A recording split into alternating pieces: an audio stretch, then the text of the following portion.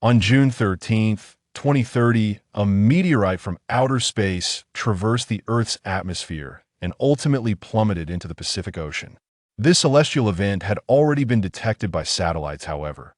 The meteorite measured merely 10 meters in diameter and landed in an uninhabited area of the Pacific, garnering little attention outside of astronomy enthusiasts. After all, it was just a meteorite, not one capable of obliterating the Earth, and thus it was deemed inconsequential. Naturally, news media seized the opportunity to report on this event. That very evening, they captured images of the meteor streaking across the sky and published them online, attracting over 1 million views and inciting fervent discussions. After all, meteorites are a rarity. What appeared to be an unremarkable news item soon spiraled into a month of bizarre incidents worldwide. Individuals inexplicably lost their sanity, attacking others with fervor, while animals mysteriously perished as if afflicted by some contagion. Some creatures underwent alarming mutations. Docile animals sprouted fangs and began assaulting humans. Fish floundered ashore, seemingly sensing an impending crisis and seeking to escape the ocean. These reports compelled public concern. Was it possible that the careless disposal of waste by a certain nation had precipitated such a calamity, plunging humanity into chaos? Of course, none of this had any bearing on Shun Feng, a quintessential recluse. His life revolved around video games and anime, attending classes when necessary, and remaining sedentary in his dormitory otherwise. Even during mealtimes, he shamelessly relied on his roommates for food. This behavior irked his companions not because of the lack of monetary compensation for meals, but due to his overwhelming laziness. Nonetheless, Shen Feng remained grateful to his roommates despite their grumbling. A few flattering words would suffice to ensure their continued support. Under ordinary circumstances, Shen Feng would not venture outside, however. Today, he was forcibly dragged out of his dormitory by an upperclassman. The reason was quite simply had unwittingly joined the anime club as a freshman, expecting to encounter like-minded enthusiasts. Unfortunately, he failed to recognize that true aficionados were often engrossed in the realms of anime, and who in their right mind would join such a club? Upon entering, he discovered that most members were merely casual viewers, far beneath his extensive knowledge of the medium. Regrettably, once one joins, exiting the club proves to be a formidable challenge, leaving him trapped aboard this proverbial pirate ship. As Shun Feng strolled through the streets, he glanced up at the overcast sky and, with a hint of resignation, remarked to the upperclassman beside him, "It seems that rain is imminent. Shall we postpone our outing until tomorrow? I fear that should we get soaked, you may find it difficult to resist my charms." Hearing this teasing remark, Chong Jinny raised an eyebrow and playfully smacked his shoulder, saying, "You lack ambition. The club elections are approaching. If you perform well now, I shall wholeheartedly support your candidacy for president next semester." Just imagine the accolades. Shun Feng muttered, "Accolades? With only one follower by my side? Had I known, I would never have joined the anime club. Life would be so much simpler in solitude. Enough of your complaints. We have a considerable list of supplies to procure today. You, my friend, shall be our laborer. I assure you, the next president will be none other than you. The others are simply too lackadaisical, and you are the only one worthy of cultivation." Chong Jinny insisted. At that moment, the rain began to pour, intensifying rapidly. Chong Jinny hurriedly led Shun Feng to seek shelter, and the two found themselves standing beneath the awning of a clothing store, observing the rainfall. She expressed her displeasure. "It's your fault for predicting rain. Now, who knows when we shall complete our shopping?" Shun Feng shrugged nonchalantly. "Ah, but it was I who suggested we wait until tomorrow. Yet you insisted on today, and now blame me for your misfortune." With little else to do while waiting, the two idly scrolled through their phones. Just then, both received a text message simultaneously. "Attention citizens, due to unusual rainfall, avoid getting wet at all costs, as there is a risk of turning into zombies. Seek safe shelter and either self-rescue or await assistance." Shen Feng glanced at the message, unimpressed. Is this a new low for pranks? Trying to scare people with zombie tales? If I believed that, I would truly be a fool. However, at that moment, Chong Jinny gripped Shun Feng's sleeve in alarm, pointing at the people on the street. Shun Feng, look, what has happened to them? Why are they standing still? Following her gaze, Shun Feng was struck by a bizarre sight. Passers-by had inexplicably discarded their umbrellas and stood frozen in the center of the street, rain cascading down upon them. Their skin gradually turned a pallid gray, devoid of blood, resembling lifeless husks. The transformation was alarmingly swift mere moments ago. These individuals were vibrant, yet now they appeared as if they had lost all vitality, their eyes vacant and devoid of dreams. As Shen Feng prepared to observe further, a chilling scream echoed nearby. Ah, help me! The duo turned towards the source of the cry, witnessing a group of ashen-skinned individuals encircling a burly man, blood streaming down as they feasted upon him. Shen Feng's heart sank. Could the earlier message have been true? Was it possible that exposure to the rain could indeed lead to zombification? Panic surged within him as he surveyed the crowd. Hundreds had been drenched. If they all transformed into zombies, it would spell disaster. Grasping Chong Jianyi's hand, he urged, "We must flee." Having watched the Resident Evil series, Shen Feng was no stranger to zombies. To survive, they needed to distance themselves from the undead. Unexpectedly, their flight startled the immobile zombies, and in an instant, dozens of ashen-skinned figures began converging upon them, eager for a feast. The two found themselves confined beneath the awning, with limited space to maneuver. While the street was overrun with zombies, escaping was akin to navigating a hellish labyrinth. Shun Feng clutched Chong Jianyi's hand as they sprinted, but suddenly, two zombies emerged from a nearby children's clothing store, blocking their path. These figures appear to be former store employees, having remained dry yet still metamorphosed into zombies. Shun Feng, disregarding caution, kicked one aside and shoved the other, pressing forward. Feeling a glimmer of reassurance as he easily pushed the zombies aside, Shen Feng noted that their strength and speed were not particularly formidable. It seemed that as long as they avoided being grabbed or bitten, they would remain safe. In that moment, Chong Jinny exclaimed in distress, "Shun Feng, there's no cover ahead. How do we escape?" It dawned on them that their frantic dash had successfully evaded many zombies, yet the street had reached its end. Continuing forward would undoubtedly expose them to the rain. Shen Feng cast a glance at the senior beside him. Today, she had donned a short-sleeved shirt and jeans for her outing, her fair arms exposed to the elements. If she were to dash outside, she would undoubtedly be drenched by the rain. Contemplating this, Shun Feng promptly removed his jacket and draped it over her head, inquiring, "Shall we continue running?" Chong Jinny followed Shun Feng's lead, feeling a sense of reassurance as she touched the jacket resting on her head. However, once they left the street, she was taken aback to discover that a multitude of wandering zombies lurked not far down the road. Causing her heart to race, there seemed to be an overwhelming number of them. Shen Feng was equally stunned with so many zombies around. Where could they possibly escape? It appeared that any direction they chose led to certain doom. Fortunately, at that moment, a large iron gate swung open nearby, and a man clad in work attire shouted, "Hey, young couple over there, hurry inside if you wish to survive." Without hesitation, Shun Feng ushered the senior into the shelter, the zombies trailing behind them at a sluggish pace. Just as they reached the threshold, the iron gate slammed shut, leaving the zombies to wander aimlessly on the street.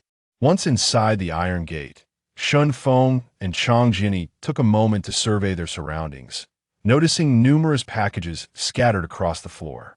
They soon realized they were in a sorting center for deliveries. Behind the gate lay a vast hall, where the conveyor belts continued to operate, yet no one was sorting packages anymore. Within the sorting center, about 10 individuals were present. 8 of them were employees clad in uniforms, while others had rushed in to escape the rain, only to find themselves trapped as passers-by, transformed into zombies. A woman began to weep sorrowfully.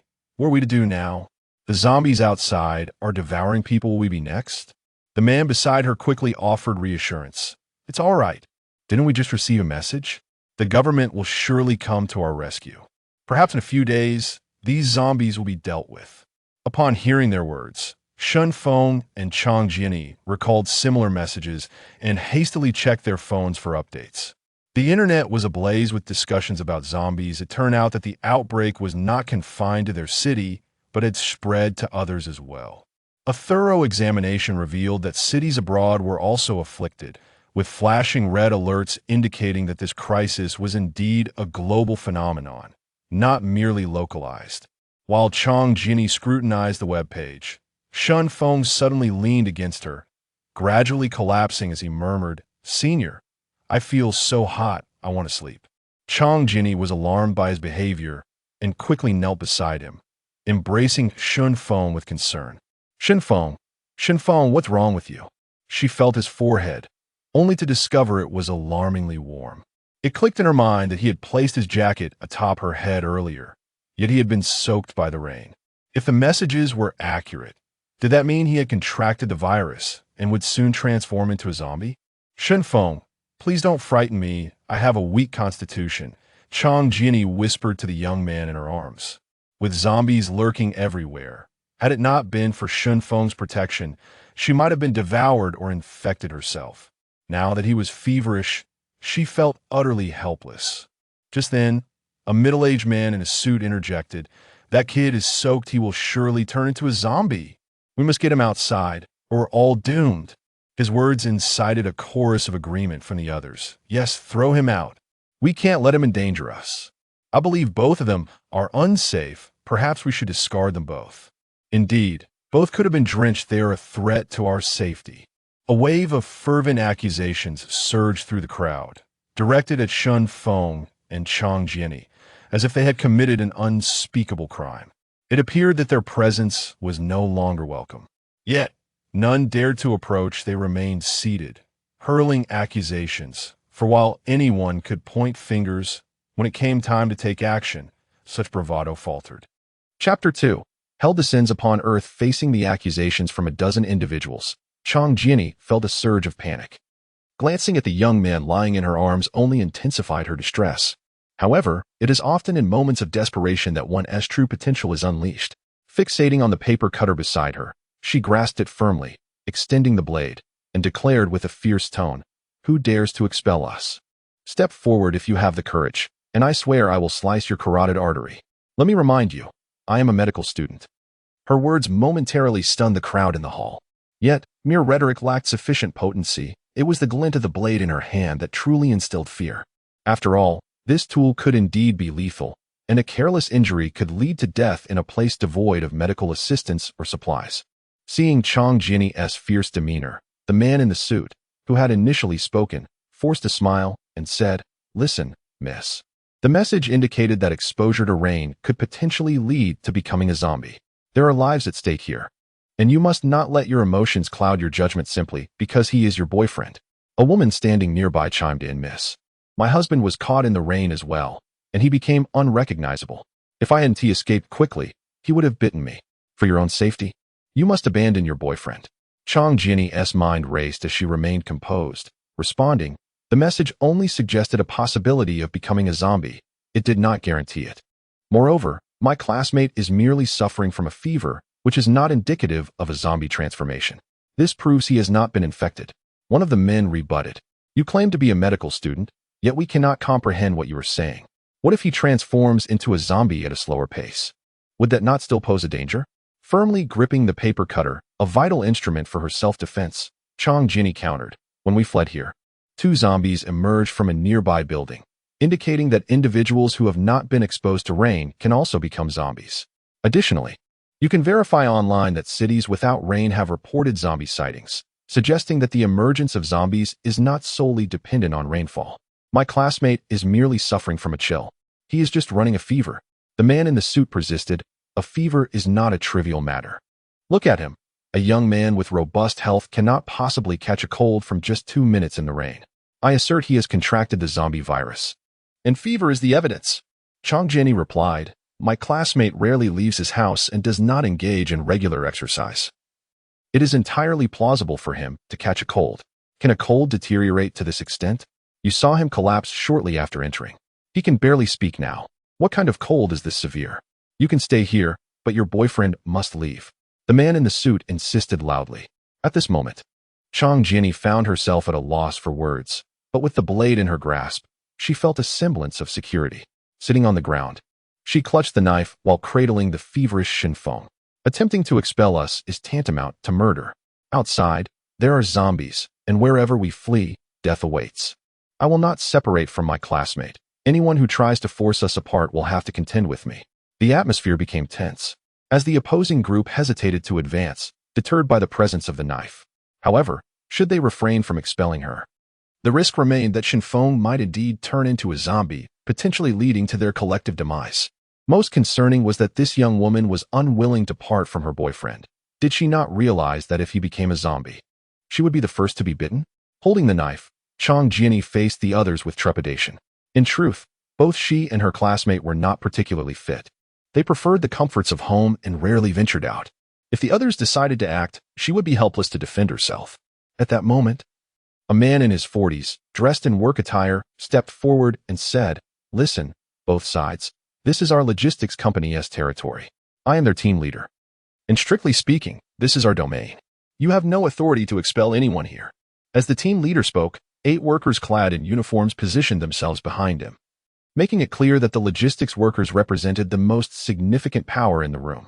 Their refusal to expel anyone meant that others lacked the authority to do so. Upon hearing this, the man in the suit's expression darkened, while gratitude welled up within Chang Jiani. She was astonished that someone would stand up for her during such dire times. It was a reminder that there are still good people in the world. With the workers' support, she and her classmate could remain. However, the team leader's subsequent statement sent a chill through Chang Jiani, as he declared, "But we cannot simply ignore the danger. Here's the deal. There are some storage rooms on the 2nd floor. You can choose one to stay in. If he transforms into a zombie, we will confine him. Sound reasonable?" Surrounding voices quickly chimed in.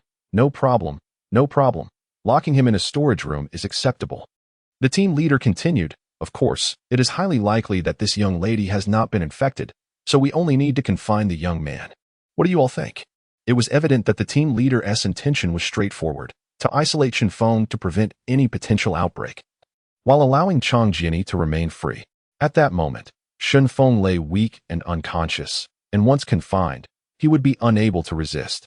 Before others could voice their agreement, Chang Jiani asserted, "No. Regardless of where we go, I must stay with my classmate. You cannot separate us." In her eyes, her classmate had braved the rain to lend her his coat, sparing her from getting soaked, while he, in turn, had succumbed to a fever from exposure. If they were to separate him, she would be left utterly defenseless. The team leader's eyes flickered with resignation as he said, "If that is your stance, then there is no other choice. For our safety, you both must go to the storage room. Think carefully. It could mean death." As he spoke, several workers approached, armed with folding stools and table legs. Should Chang Jiani refuse, they would resort to force.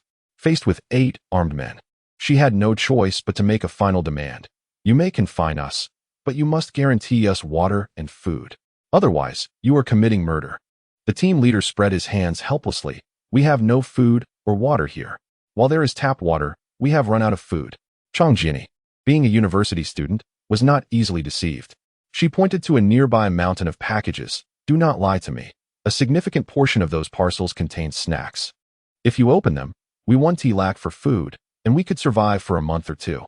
In short, if you do not provide food and water, we will not comply." In today's world, online shopping is swift, and many people procure snacks this way. Thus, food would not be lacking in a logistics center, as it could easily be obtained by unpacking the deliveries.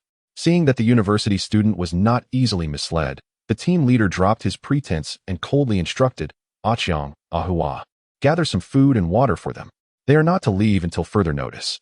Honestly, if you refuse to walk the path of heaven, you have barged into hell."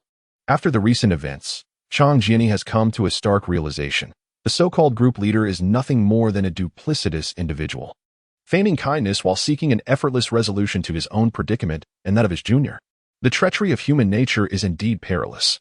Yet, She finds herself with no better alternatives, either to venture outside or ascend the stairs to be confined.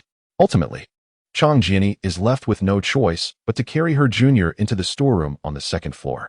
Qiang and Ahua each lugged 2 parcels, tossing them inside before shutting the door behind them.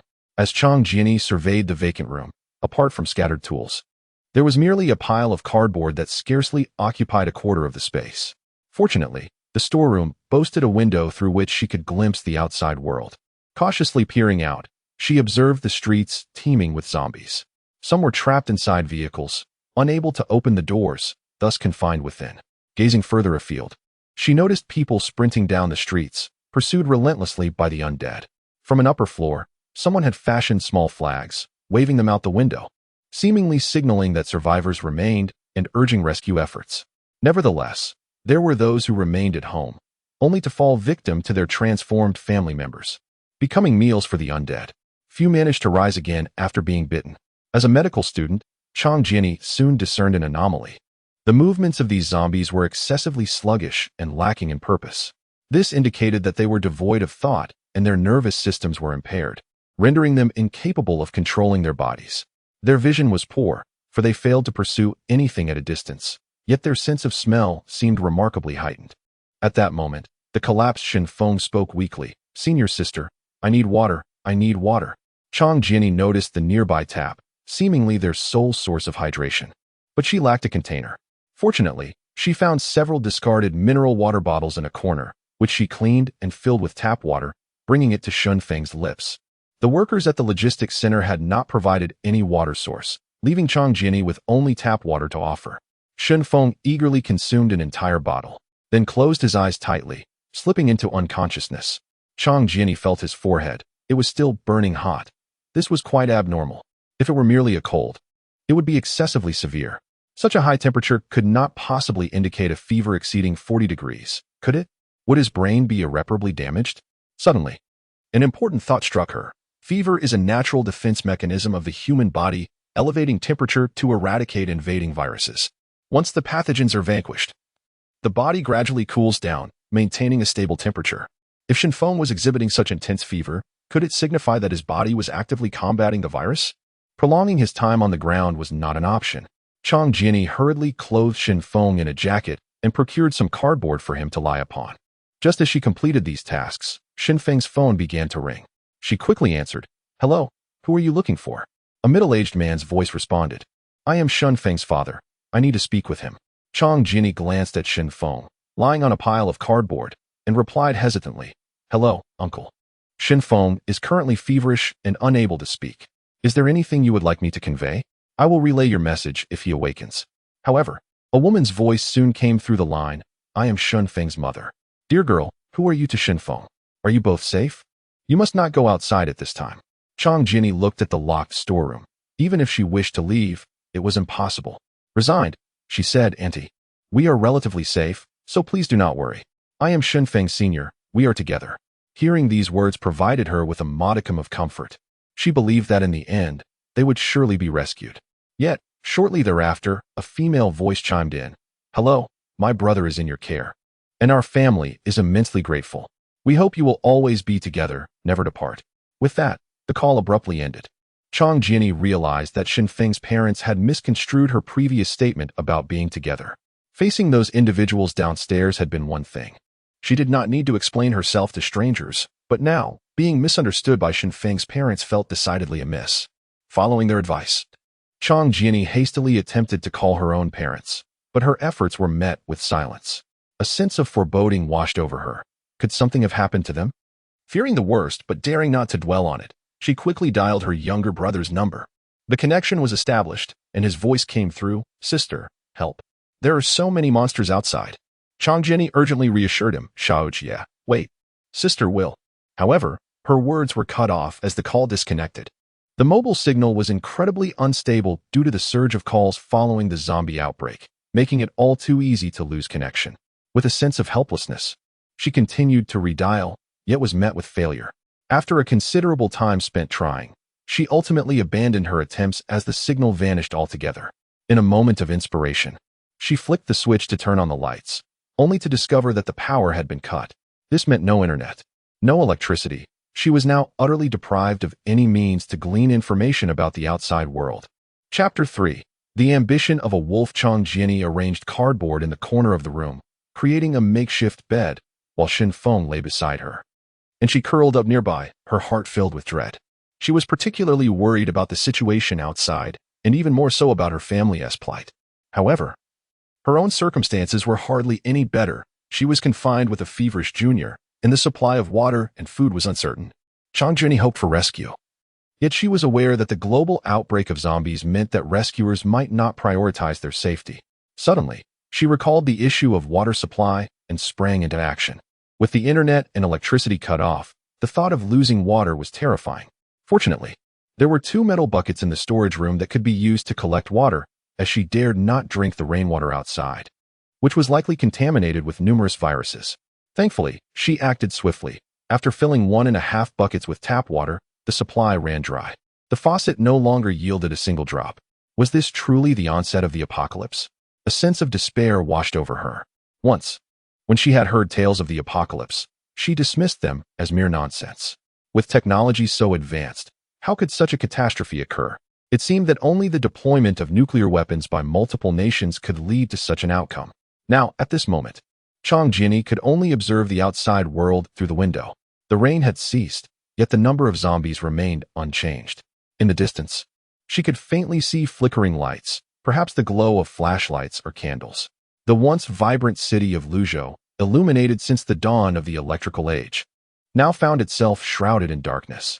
"Senior, I want water," Shen Feng murmured as he awakened, though still weak, his eyes barely opening.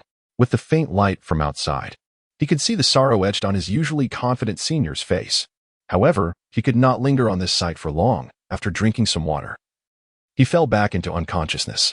Shen Feng felt as if his head would explode, his body ablaze with fever and racked with intense pain. He sensed death approaching, yet inexplicably.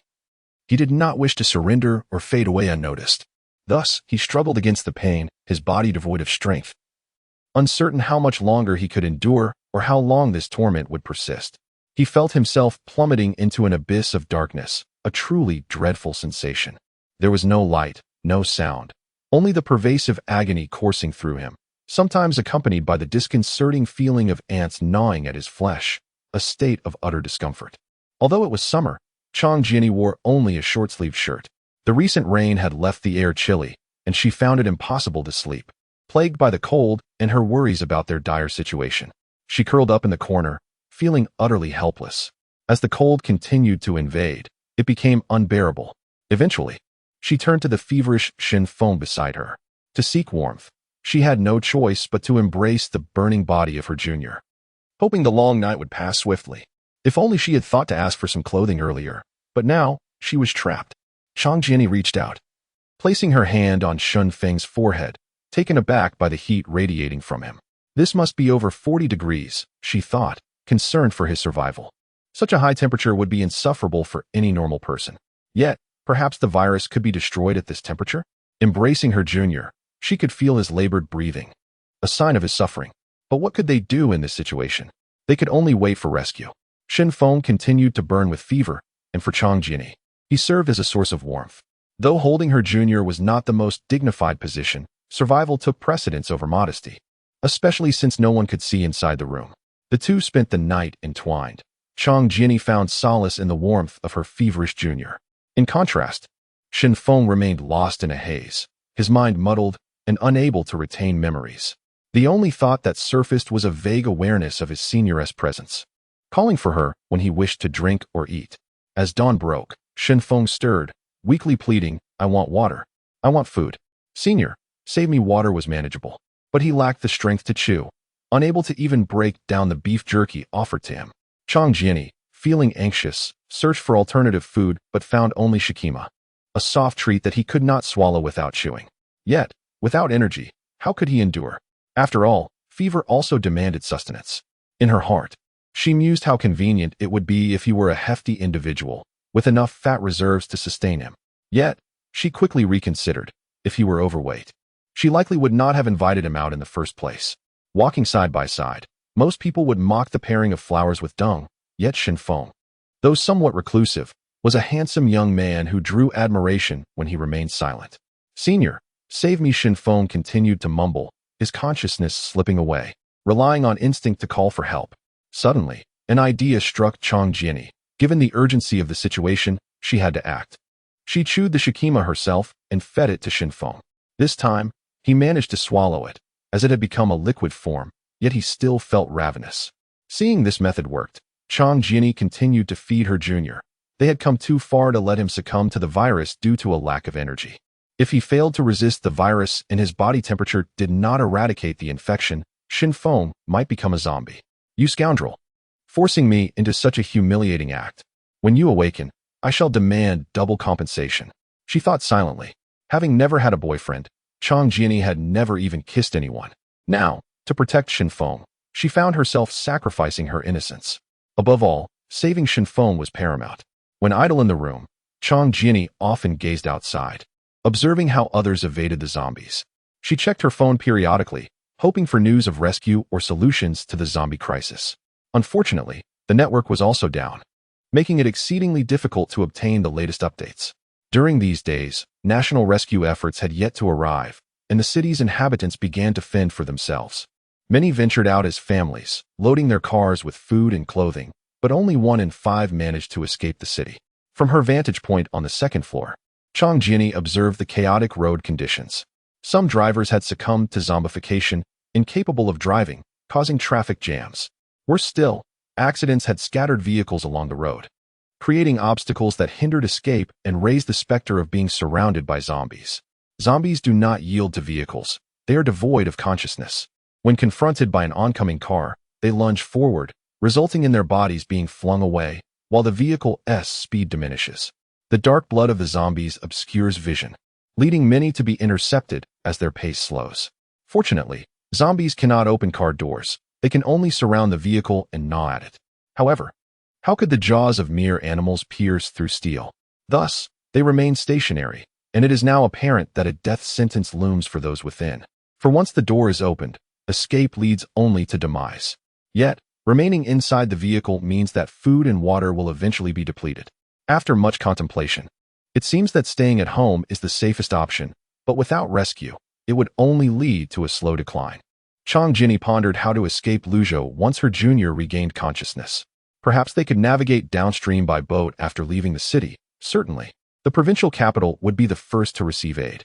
Reaching Yuzhou would signify salvation, yet her brother remained within the city. It would be unconscionable to abandon him. Should she bring her junior to the school to search for her brother before departing? Yet, that seemed perilously reckless. On the 4th night following the outbreak, Chang Jiani clutched her junior as she drifted into sleep. Suddenly, she was roused by faint noises.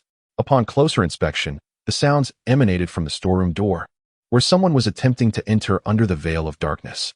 Over the past few days, Chang Jiani and Shin Feng had remained confined within their room, the door securely locked, rendering any exit from within impossible. Yet now, someone was stealthily attempting to gain entry. Chang Jiani's mind raced with fear regarding the identity of the intruder, whoever it was posed a threat. She dashed to the door, bolted it, and braced herself against it, demanding who was out there. She had initially believed that she and her junior were the targets of the outside group and had not locked the door. But who would have thought that someone sought to slip in at such a moment? What were their intentions? Did they wish to commit murder to eliminate future witnesses? A deep voice responded from outside, "Sister, don't be alarmed. It's me, the team leader, Zhou Changquan. You must be cold after so many sleepless nights. I brought you some clothes, designer pieces, no less. You'll look splendid in them, so please open the door." Zhou Changquan was indeed the leader of the logistics center, the very one who had suggested confining Chang Jiani and Shin Feng. If he truly intended to deliver clothes, why not during the day? The timing of his visit raised her suspicions. Upon realizing it was the logistics leader outside, Chang Jiani's guard was instantly raised. This was the man who orchestrated their confinement and now sought to employ deceit. "Don't be nervous, sister. During the day, I would have been met with disapproval from others who fear the zombies. I'm just a kind-hearted person who can't bear to see you suffer. So I'm quietly helping you. To be honest, I'm here purely to deliver clothes," Zhou Changquan whispered, while he claimed his intentions were innocent. Opening the door would lead to anything but simplicity. Chang Jiani was not easily deceived. She replied, "Leave the clothes at the door, and I will retrieve them once you leave. I will not permit you to enter."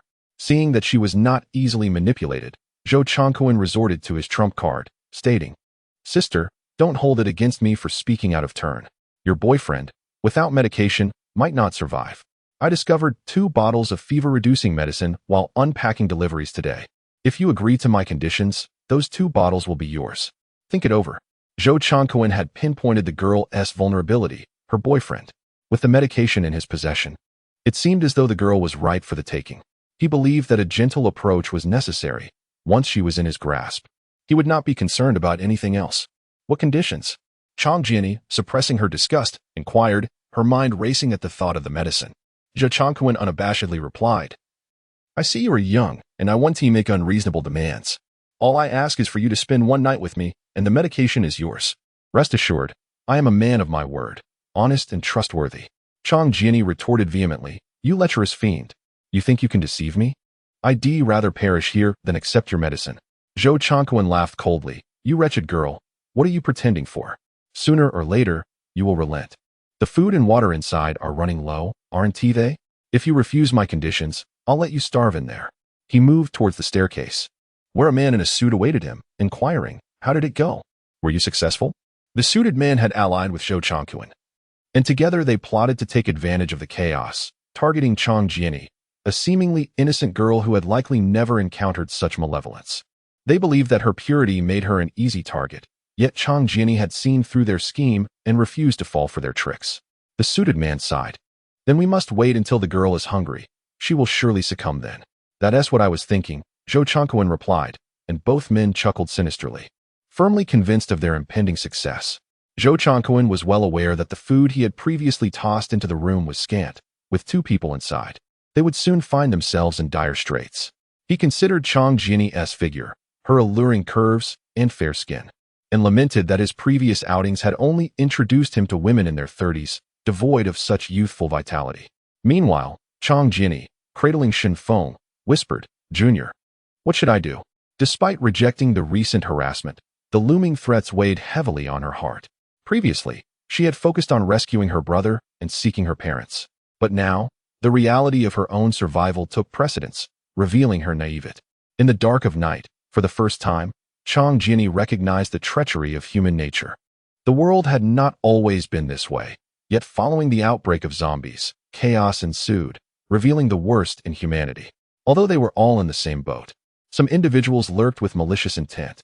Fear gripped her as she imagined the possibility of someone breaching the door, leaving her vulnerable to the predatory intentions of those oily middle-aged men.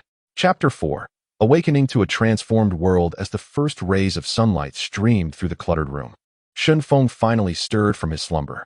After a profound 4-day coma, he gradually regained consciousness on the 5th day, his body temperature returning to normal. He had never felt such comfort in his body, yet the memories of the torment endured just days prior made him feel as though he had narrowly escaped death. Suddenly, Shen Feng was struck by a heavy sensation enveloping him. He glanced down and felt a rush of warmth in his nostrils, nearly causing a nosebleed.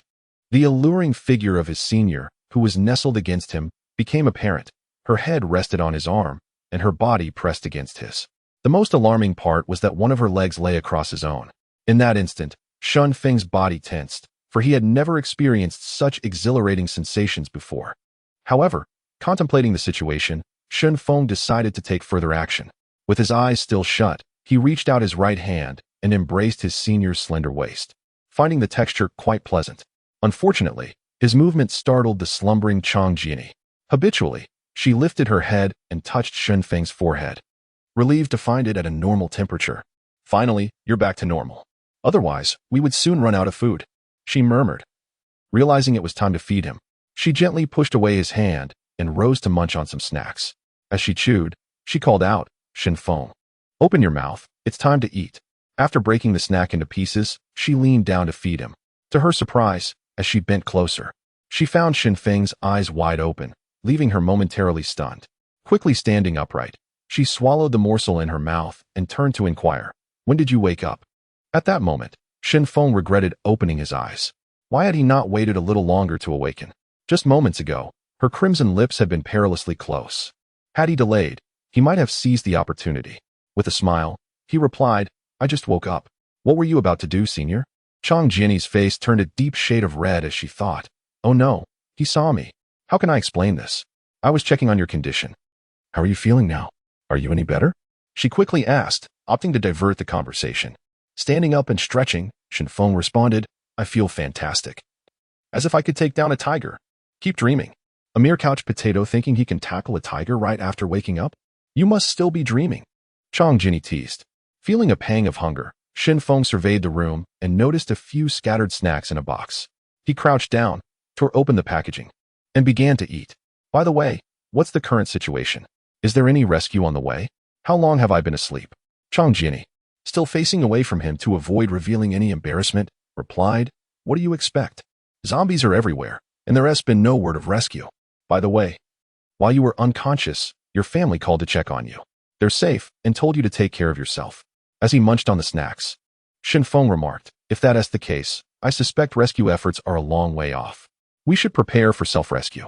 With zombies rampant worldwide, the government will prioritize rescuing major cities. We can't expect help in our small town. But don't worry, Senior, I will protect you. Of course. After taking care of you for 5 days, you must protect me." Chang Jinny replied, matter-of-factly. Having finished the snacks, but still feeling hungry, Shenfeng inquired, "Senior, is there any more food?" Turning around, Chang Jinny was taken aback to find the food supply completely depleted. "That was our last food. How could you eat it all? What are we supposed to do now?" Shenfeng felt a twinge of embarrassment, realizing his gluttony. "I'm sorry, but don't worry. I'll go out and find more food right away." Chang Jinny paused, revealing their dire predicament. "We're trapped here, and those outside say you're going to turn into a zombie." And then, as she spoke, her feelings of injustice surged. When she recounted the events of the previous night, where someone had forced her to bed, tears streamed down her face, and she sank into a corner, sobbing uncontrollably. Shenfeng, upon hearing her plight, felt his chest tighten with rage. He had not realized that his senior had risked herself to protect him during his unconsciousness, and now, the outside world had targeted her, a vulnerable soul. This was intolerable. With a resounding thud, Shenfeng slammed his fist into the ground, cracking the tiles beneath him. Scanning the area, he spotted a crowbar in the corner. He seized it and headed towards the door, determined to seek vengeance. His senior had been his savior, and he could not stand idly by while she was mistreated. Chang Jinny, startled by the commotion, grasped his arm. "Don't go. You can't. There are too many. And you can't fight them." The door was made of alloy, making it difficult to break down, but the lock was another matter. If he could just destroy the lock, escaping would be straightforward.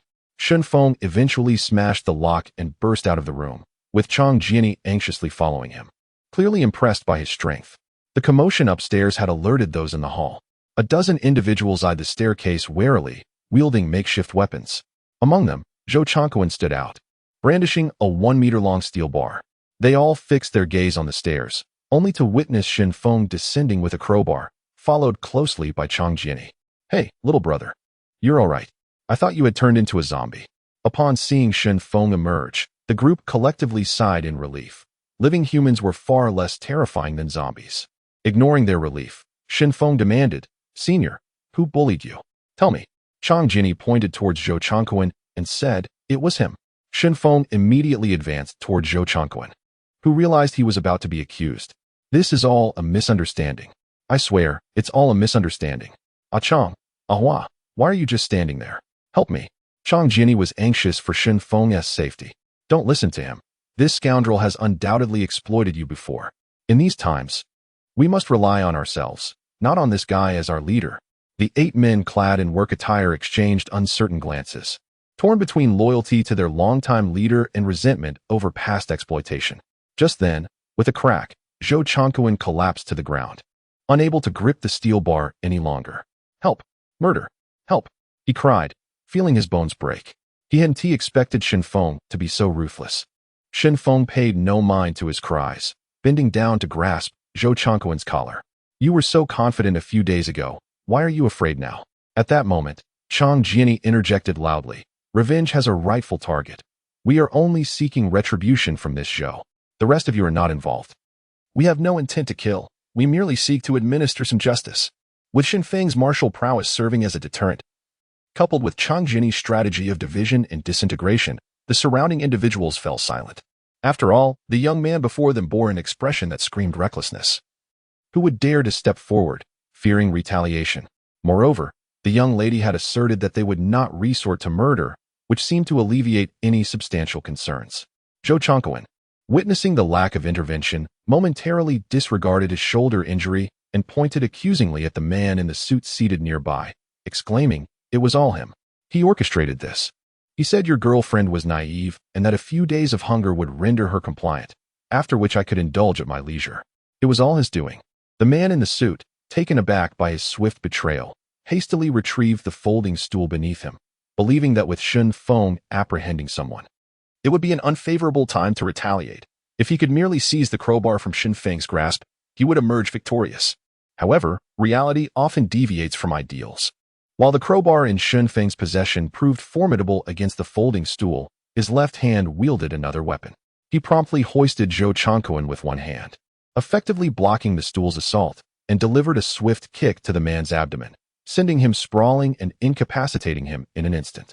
Chang Jiani, witnessing this spectacle from behind, was astonished. She had not anticipated that her junior, freshly recovered from illness, could exhibit such vigor and strength, effortlessly lifting an adult. Zhou Chongquan, having endured the blow from the crowbar followed by the impact of the stool, writhed in agony and pleaded for mercy. "Brother, I truly repent. I will never dare again. Please spare me." Though Shen Feng harbored murderous thoughts, he hesitated, seeking counsel from his senior. To his surprise, Chang Jiani discreetly produced a paper cutter from her belongings and handed it to him, suggesting, "You should castrate them. I believe that would be an adequate resolution." Shen Feng, dismayed, protested, "I can't do that." As a mere recluse, he was ill-equipped for such actions. Thus, he began to evade the task.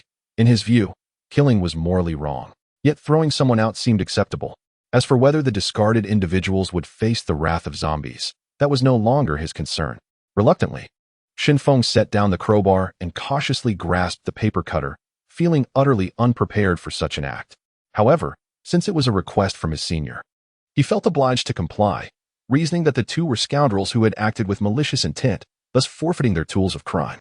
Suddenly, a man positioned by the heavy iron gate shouted, "Zombies have surrounded us. The commotion you caused earlier must have attracted them. They are already clawing at the door." Shen Feng swiftly redirected his focus, saying, "Senior, the situation at hand is paramount. We must set aside our grievances for now. Rest assured, once the zombies are dealt with, I shall avenge you." With that, he delivered a kick to Zhou Chongquan's groin and followed up with a strike to the groaning man in the suit. At this juncture, Shen Feng approached the heavy iron gate and peered through the gaps, observing over 50 zombies encircling them, scratching at the door as if aware of the presence of prey within, eager to feast upon those trapped inside. Chang Jiani expressed her concerns, stating, "Shen Feng, these zombies have changed significantly since 5 days ago. Their vision and hearing have sharpened, and their mobility has increased. Previously, some could break through their encirclement, but the instances of that occurring have dwindled in recent days." Chapter 5. The battle begins as Shen Feng gazed upon the throngs of zombies beyond the iron gate. A tingling sensation crept over him, a sense of dread at the sheer number of the undead. What should he do in the face of such a multitude? After a moment's contemplation, he turned to his senior, asking, "Have you ever killed an animal?" Chang Jiani nodded, responding, "If we're talking about lab mice, I've dispatched dozens. I've also killed rabbits." "Why do you ask?" Shen Feng replied, "There are far too many zombies outside. I have never taken a life before, so I thought I might ask if zombies have any weaknesses." "Weaknesses, you say?" Chang Jiani pondered carefully before continuing. "When I killed the mice, I snapped their cervical spines. Generally, for vertebrates, severing the spine is lethal. However, I'm not sure if zombies are classified as vertebrates." Vertebrates. The realization struck Shen Feng. The spine is indeed crucial for nerve conduction. Thus, severing the head would ensure the death of any vertebrate, rendering it incapable of resurrection. Zombies, having been once human, undoubtedly share this vulnerability. But the sheer number of zombies outside was daunting. Shen Feng felt a pang of uncertainty, though his strength and speed had vastly improved. As the saying goes, 2 fists cannot contend with 4 hands. He was not afraid of a fair fight, but the opposition showed no chivalry. "Let us remain silent," Chang Jiani suggested hastily. "These zombies lack intelligence, and they will eventually disperse."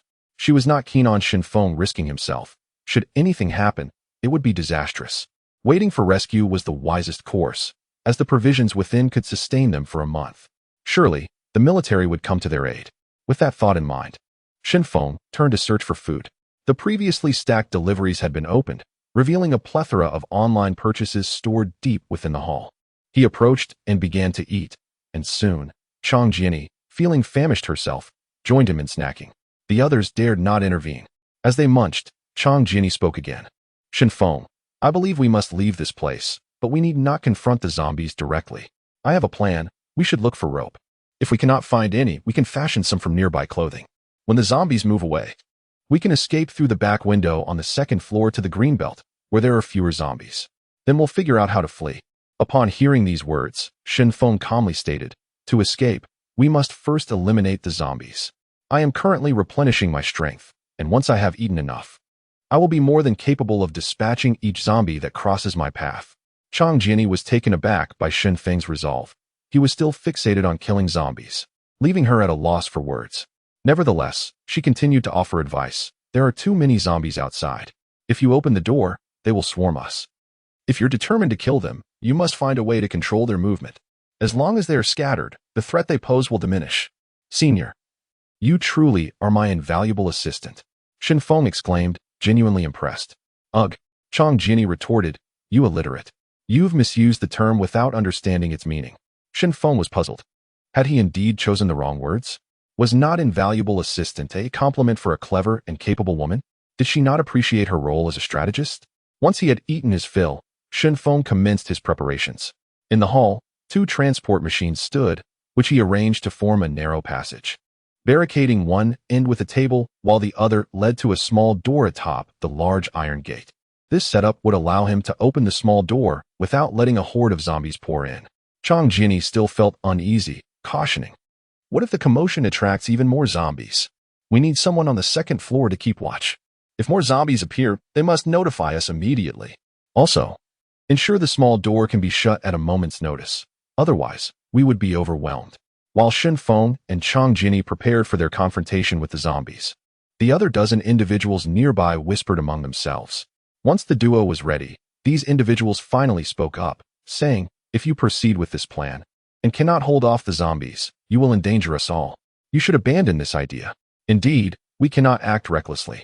We should patiently await rescue from the government. Just as Shenfeng was about to counter this argument, Chang Jiani stepped forward, chastising, you cowards. Waiting for rescue. Do you even know when it will come? What if it never arrives? If we run out of food, how will we face the zombies? If you wish to survive, join us in combating the undead. If not, then remain silent and stay out of the way. Shenfeng nodded in agreement, affirming his senior's wisdom. He then seized the man in the suit nearby, binding him to the table with duct tape. The suited man, initially believing himself to be safe, now trembled, asking in a quavering voice, what are you going to do? Are you planning to murder me? I have done nothing wrong, merely offered suggestions. Please, do not be so cruel. As he bound the man, Shenfeng reassured him, do not worry, I will not kill you. You will serve as bait to lure the zombies. If fortune smiles upon us, after I have dealt with them, you will remain unharmed. Hearing this, the suited man became even more terrified. To be lucky enough to survive? What if luck did not favor him? At that moment, he spotted Shou Changkuan lying nearby, feigning death, and shouted, that fellow Shou over there has a broken hand. He is even less useful. Use him to attract the zombies instead. I can be your subordinate. I can help you. Shenfeng dismissed his pleas, saying he is useful. His task will be to open the door and draw in the zombies. Do not worry about him. He is in greater peril than you. As for having a subordinate, I have no need. The suited man found himself helplessly bound to the table, his legs spread apart, hands braced against the surface. Despair washed over him. When the zombies surged in, he feared he would be the first to perish. Upon hearing that he was to open the door, Shou Changkuan immediately attempted to flee, only to be tackled by Shenfeng, who yelled, you think you can run? Did you consult me first? For your past misdeeds, today you shall make amends. Chang Jiani, feeling apprehensive, turned her attention to the dozen or so individuals surrounding them, rallying, listen to me. We all wish to survive and escape this dreadful place. But relying solely on Shenfeng and me is insufficient. Who among you desires to live? If so, step forward. We need your assistance. When we leave Luzhou, we will take you with us. Otherwise, you may as well resign yourselves to death here. Shenfeng hurled Shou Changkuan into the narrow passage formed by the transport machines and approached his senior, whispering, "There are too many people. It will be difficult to escape. The target is too conspicuous." Chang Jiani replied quietly, "Trust me, the specifics can be explained tonight. For now, facing so many zombies alone is far too precarious." Motivated by Chang Jiani's words, a woman stepped forward. "You promise to take me with you? Then I can go upstairs to keep watch. If zombies approach, I will alert you immediately." Upon hearing this, the others inwardly cursed her cowardice. "I could keep watch too, and it's not dangerous at all." Soon, the first person stepped forward, followed by others who inquired how they could assist. Of course, a few truly terrified individuals remained hidden, expressing their unwillingness to help. Inching toward the staircase, ready to flee at the first sign of danger, Chang Jiani glanced around, observing that 8 delivery workers had stepped forward, accompanied by 2 men and 2 women who also chose to engage. The remaining 4 were paralyzed by fear, yet the numbers were sufficient. It could be said that the majority of their fighting strength stood by her side, greatly enhancing their safety. Subsequently, Chang Jiani began to issue commands. "You too. Stand by the door. You are the strongest. If I instruct you to close it, do so immediately. The rest of you, my junior, will take the lead," while the others spread out on either side, armed, targeting the zombies' necks. 2 of you hide beneath the conveyor belt, tasked with dragging the zombie corpses inside. Upon hearing her directives, everyone understood their roles. In truth, Chang Jiani's palms were slick with sweat. This was her first time leading, and she was uncertain if her commands would prove effective. "Sister, you just command from a distance. I will fight at the forefront," Shen Feng declared with a smile. At that moment, he wielded a crowbar, with confiscated steel bars nearby, standing at the very front of the conveyor belt, nearest to the entrance. This was the most perilous position. Positioned in the middle of the conveyor belt was Zhou Changkui, nursing a shoulder broken by Shen Feng, now forced to use his left hand to hold the key. "Zhou, I want to make it difficult for you. Just open the door, and the past will be forgotten. There's a gap beneath the table over there. Once you open the door, slip through, and you will surely survive," Shen Feng stated earnestly. Zhou Changkui had no choice but to obey, silently vowing, "As long as I survive today, you little rascal will regret it. And that girl over there, I will make you regret it beneath my legs." Trembling, Zhou Changkui clumsily unlocked the door with his left hand, pulling the latch, and in an instant, the door swung open, allowing a ravenous zombie to surge inside. Zhou Changkui cried out in alarm before turning to flee, darting beneath the table at the end of the corridor, only to find himself entangled, having to crawl through the legs of a suited man, his humiliation palpable. Shen Feng, focused atop the conveyor belt, swung his crowbar as the zombies rushed in, targeting their necks with precision. With each strike, a zombie crumpled lifelessly to the ground. Chang Jiani, nervously watching from the side, found her worst fears unfounded. The zombies were sluggish and weak, falling one by one under Shen Feng's relentless assault. The sound of cracking echoed as they fell, and scarcely a zombie escaped Shen Feng's vigilant guard. Occasionally, any that slipped through would meet their end at the hands of those positioned behind the conveyor belt. However, a problem soon arose. As each zombie entered and was dispatched, their bodies piled up at the entrance, rendering it impossible to close the door. Chang Jiani shouted urgently, "The 2 of you handling the corpses, what are you doing?" One of the men beneath the conveyor belt replied, "There are too many bodies. We can't drag them all." Meanwhile, a young man on the opposite side, hands clasped over his head, stared in horror at the nearby corpses, exclaiming, "I'm scared. I've never seen a corpse before. Will they turn into ghosts?" Chang Jiani quickly commanded, "Someone take him away, and the 2 older sisters, go move the bodies. We cannot block the door." The 2 elder women were unfazed, having dealt with enough blood and flesh while cooking. They steeled themselves, crawling under the table to begin dragging the corpses. The trembling young man was pulled out and guided to a corner to calm down. Shen Feng's eyes gradually reddened, not out of fear, but excitement. It appeared that slaying zombies had become an addiction. He swung the crowbar with fervor, his precise strikes leading to the zombies' demise. Those that remained standing were swiftly dispatched by others armed with steel bars and similar weapons, all targeting the necks of the zombies. Shen Feng's eyes grew increasingly crimson, his expression turning feral, a stark contrast to the sunny boy he once was. Ultimately, after dispatching 30 zombies, Chang Jiani commanded, "Close the door, quickly." Shen Feng expressed his discontent, asking, "Sister, why close the door? There are still over 20 zombies outside. I haven't had my fill of slaughter." Chang Jiani remained silent, slowly approaching Shen Feng, scrutinizing him seriously before asking, "Are you feeling exhilarated?" Shenfeng nodded, replying, I'm not tired. I am indeed quite thrilled. Chang Jinny looked at him with concern, reaching out to caress his cheek. Her gaze filled with worry as she said, Since you awoke, your physical prowess has indeed increased. But your mental state seems compromised. Look at how many zombies you have slain. Shenfeng, puzzled, asked, What is wrong with killing zombies? Chang Jinny shook her head, clarifying. It is not the act of killing that is wrong, but rather your mental condition. Look at everyone else. Shenfeng turned to observe the others in the hall. Their gazes upon him were tinged with both admiration and fear. Not one dared to meet his eyes, for in their view, his violent actions rendered him a veritable demon of death. Chapter 6. Midnight Conversations. Chang Jinny softly explained. Even an ordinary person might tremble when faced with a mere chicken to slaughter. Yet, here you are, confronting zombies without a hint of fear, even displaying a semblance of excitement. I have no concerns regarding your physical stamina, but I do fear for your mental state. Turning to the others, she continued. Let us conclude our efforts for today. It is unwise to leave these zombies in the hall. We must work together to dispose of them from the second floor. Be cautious not to throw them behind the building. The greenery there is our essential escape route. The group quickly acquiesced and began to transport the corpses of the zombies. With collective effort, they soon discarded the bodies onto the street, inadvertently attracting more zombies in the process. Before long, the entrance below was surrounded by a horde, but their limited intellect only allowed them to scratch at the door rather than break through, thus temporarily securing the safety of those inside the hall. With some time to spare, Chang Jinny rummaged through a pile of packages and discovered a fitting outfit. She changed in the storage room, laying a layer of clothing over the cardboard bed to ward off the cold. Although it certainly paled in comparison to the several layers of clothing the others had beneath them, resembling a rather unkempt pigsty. While not aesthetically pleasing, it certainly provided warmth. With a calm demeanor, Chang Jinny remarked, Now that the internet and electricity are down, what good is it if your phone can charge? To play games? The servers are gone. How can you play? Shenfeng chuckled. I have some offline games on my phone, perfect for the occasion. Chang Jinny playfully swatted Shenfeng, saying, Get up. This is my bed.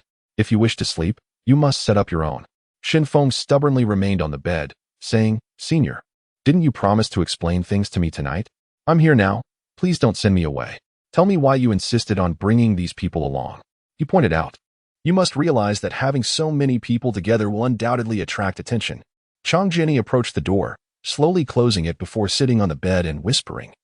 If we wish to successfully escape the city, we must utilize these individuals. Listen to me. I have been observing the outside world for days. If we attempt to flee on foot, we shall surely fall victim to the zombies' encirclement. Hence, we need a vehicle, but a small one is easily slowed down. The zombies on the road are like obstacles. Only a large vehicle, with its robust power and momentum, can crush them if we maintain our speed. Shenfeng finally understood, saying, I see now. We cannot drive a large vehicle ourselves, so we need these outsiders to take on the role of drivers. But can they even drive such vehicles? Chang Jinny replied softly, From my observations, at least 2 of the middle-aged men can indeed operate large vehicles. Moreover, with numbers on our side, in critical moments, we can sacrifice one to draw the zombies' attention away. We are young and agile, able to run faster. Do you understand? Shenfeng nodded eagerly. Senior, your foresight is commendable. Your planning is impeccable. Chang Jinny continued. This is a necessary strategy. Do not overestimate these outsiders, nor underestimate them. In crucial moments, they can serve as combatants or even as shields. However, we shall only abandon them when absolutely necessary. As Shenfeng gazed at his beautiful senior, she appeared so kind-hearted. Yet her cold-hearted strategy made him realize that he hardly knew her at all, despite his unwavering trust in her. It was almost unfathomable that she had saved him previously. What are you staring at? Do I have flowers on my face? Chang Jinny noticed Shenfeng's gaze lingering on her, feeling a bit uneasy. Shenfeng quickly redirected his attention to his phone, engaging in an offline game to distract himself from the current tension. Recognizing Shenfeng's state, Chang Jinny said, And you? Be sure to manage your emotions. Do not become overly agitated. Otherwise, if signs of mental instability arise, it may become difficult to remedy. Shenfeng nodded. I understand. I will control my emotions. It's just that I am rather particular about my sleeping arrangements. It would be difficult for me to change beds. Chang Jinny, faced with this obstinate younger student, could only draw a line on the cardboard bed with a pen, stating, If you dare to cross this line, you shall be a beast. Disregarding everything else, she leaned against the bed, turning her back to Shinfeng, preparing to sleep. Shinfeng contemplated it for a moment, deciding to remain in his half of the bed, thinking, the senior saved me. How could I be ungrateful? The following morning, Shinfeng awoke once more, only to find Chang Jiani leaning against him, which was not a breach of boundaries on his part, but rather an initiative from her. Naturally, he gently wrapped his arm around her slender waist, careful not to disturb her slumber. In his mind, he mused, I suppose this is the sensation of embracing a beauty from an anime? Quite delightful, I must say. Yet, I can hardly fathom how those characters manage to endure. This is becoming rather challenging for me. Before long, Chang Jiani stirred awake, realizing she had been leaning against her junior, and that his arm was around her.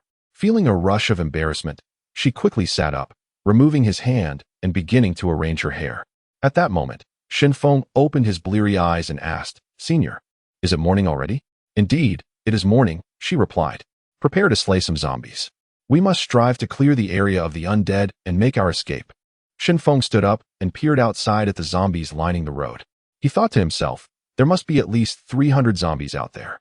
How long will it take to eliminate them? If more zombies arrive from other areas, won't that complicate matters? Chang Jiani also surveyed the horde below and noticed something peculiar, saying, Shinfeng, have you noticed that the bodies of the zombies below appear to have been consumed? Upon closer inspection, Shinfeng confirmed, indeed. Yesterday, we discarded over 30 corpses from above, and now their skulls are shattered with the brain matter missing. The only explanation is that other zombies have devoured their brains.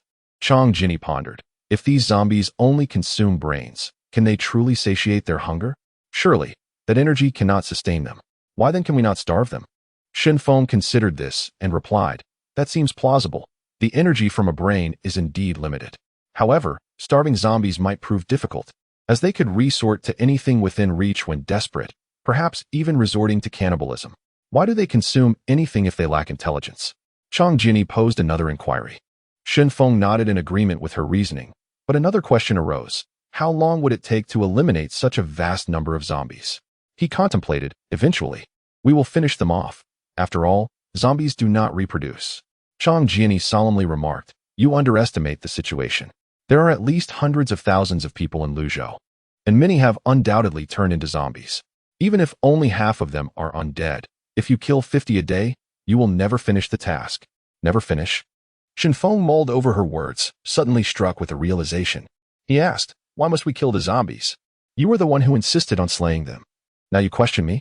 Were you not trying to demonstrate your capability to protect me? Chang Jiani countered. Shinfeng shook his head and asked earnestly, what is the ultimate purpose of our zombie-killing endeavors? Think about it. Chang Jiani contemplated for a moment and then declared, our ultimate aim is to successfully escape the city. However, the zombies obstruct our path to survival, which is why we must eliminate them. What do you mean? Asked Shinfeng. My meaning is quite simple. Since our objective in escaping is not to slay the zombies, it is not strictly necessary to kill them. If we can merely divert this horde of zombies, we can drive away, Shinfeng replied, his excitement palpable. Chang Jiani shook his head in resignation, stating, it seems our efforts yesterday were in vain. We killed over 30 zombies, yet all we've achieved is a change in perspective. Shinfeng quickly reassured him, it was not entirely futile. For we at least discovered the zombies' weaknesses. Henceforth, dealing with them should not pose too great a challenge. Subsequently, the two descended to the lower floor and relayed their plan to the group. Everyone soon grasped the logic. If they could drive away, then merely diverting the zombies would suffice. However, a dilemma arose. Who would lure the zombies? All eyes turned to Shinfeng, whose remarkable performance the previous day made him the most suitable candidate. Yet, would he truly volunteer? Without hesitation, Shinfeng sprang to his feet and proclaimed, I shall lure the zombies. Chang Jiani promptly pinched him at the waist, conveying her disapproval. Wasn't it better to let someone else take the risk? Shinfeng gently swatted her hand away and continued addressing the group. Of course, I cannot go alone. I will need bait. Thus, Zhou Changquan and Zhu Wushi, you two shall draw lots to determine who will accompany me. He assured them, rest assured, I will protect you. Zhu Wushi, the man in the suit, who had been used as bait the day before, was adamant about not going out again. He pointed at Zhou Changquan, exclaiming, he should be the one. I was the bait yesterday. Ouch, my shoulder. It hurts so much. I can't run. I'm suffering. I feel like I'm dying. Zhou Changquan lamented. Disregarding his dignity as he lay in his makeshift bed, wailing in a way that nearly attracted the attention of the zombies outside. At that moment, Chang Jianyi realized that her junior was not foolishly rushing out, but rather had cleverly devised a necessary shield. If the situation turned dire, he could use the scapegoat to draw the fire away from himself. It appeared that her junior had indeed learned well, or rather, had become just as astute as herself.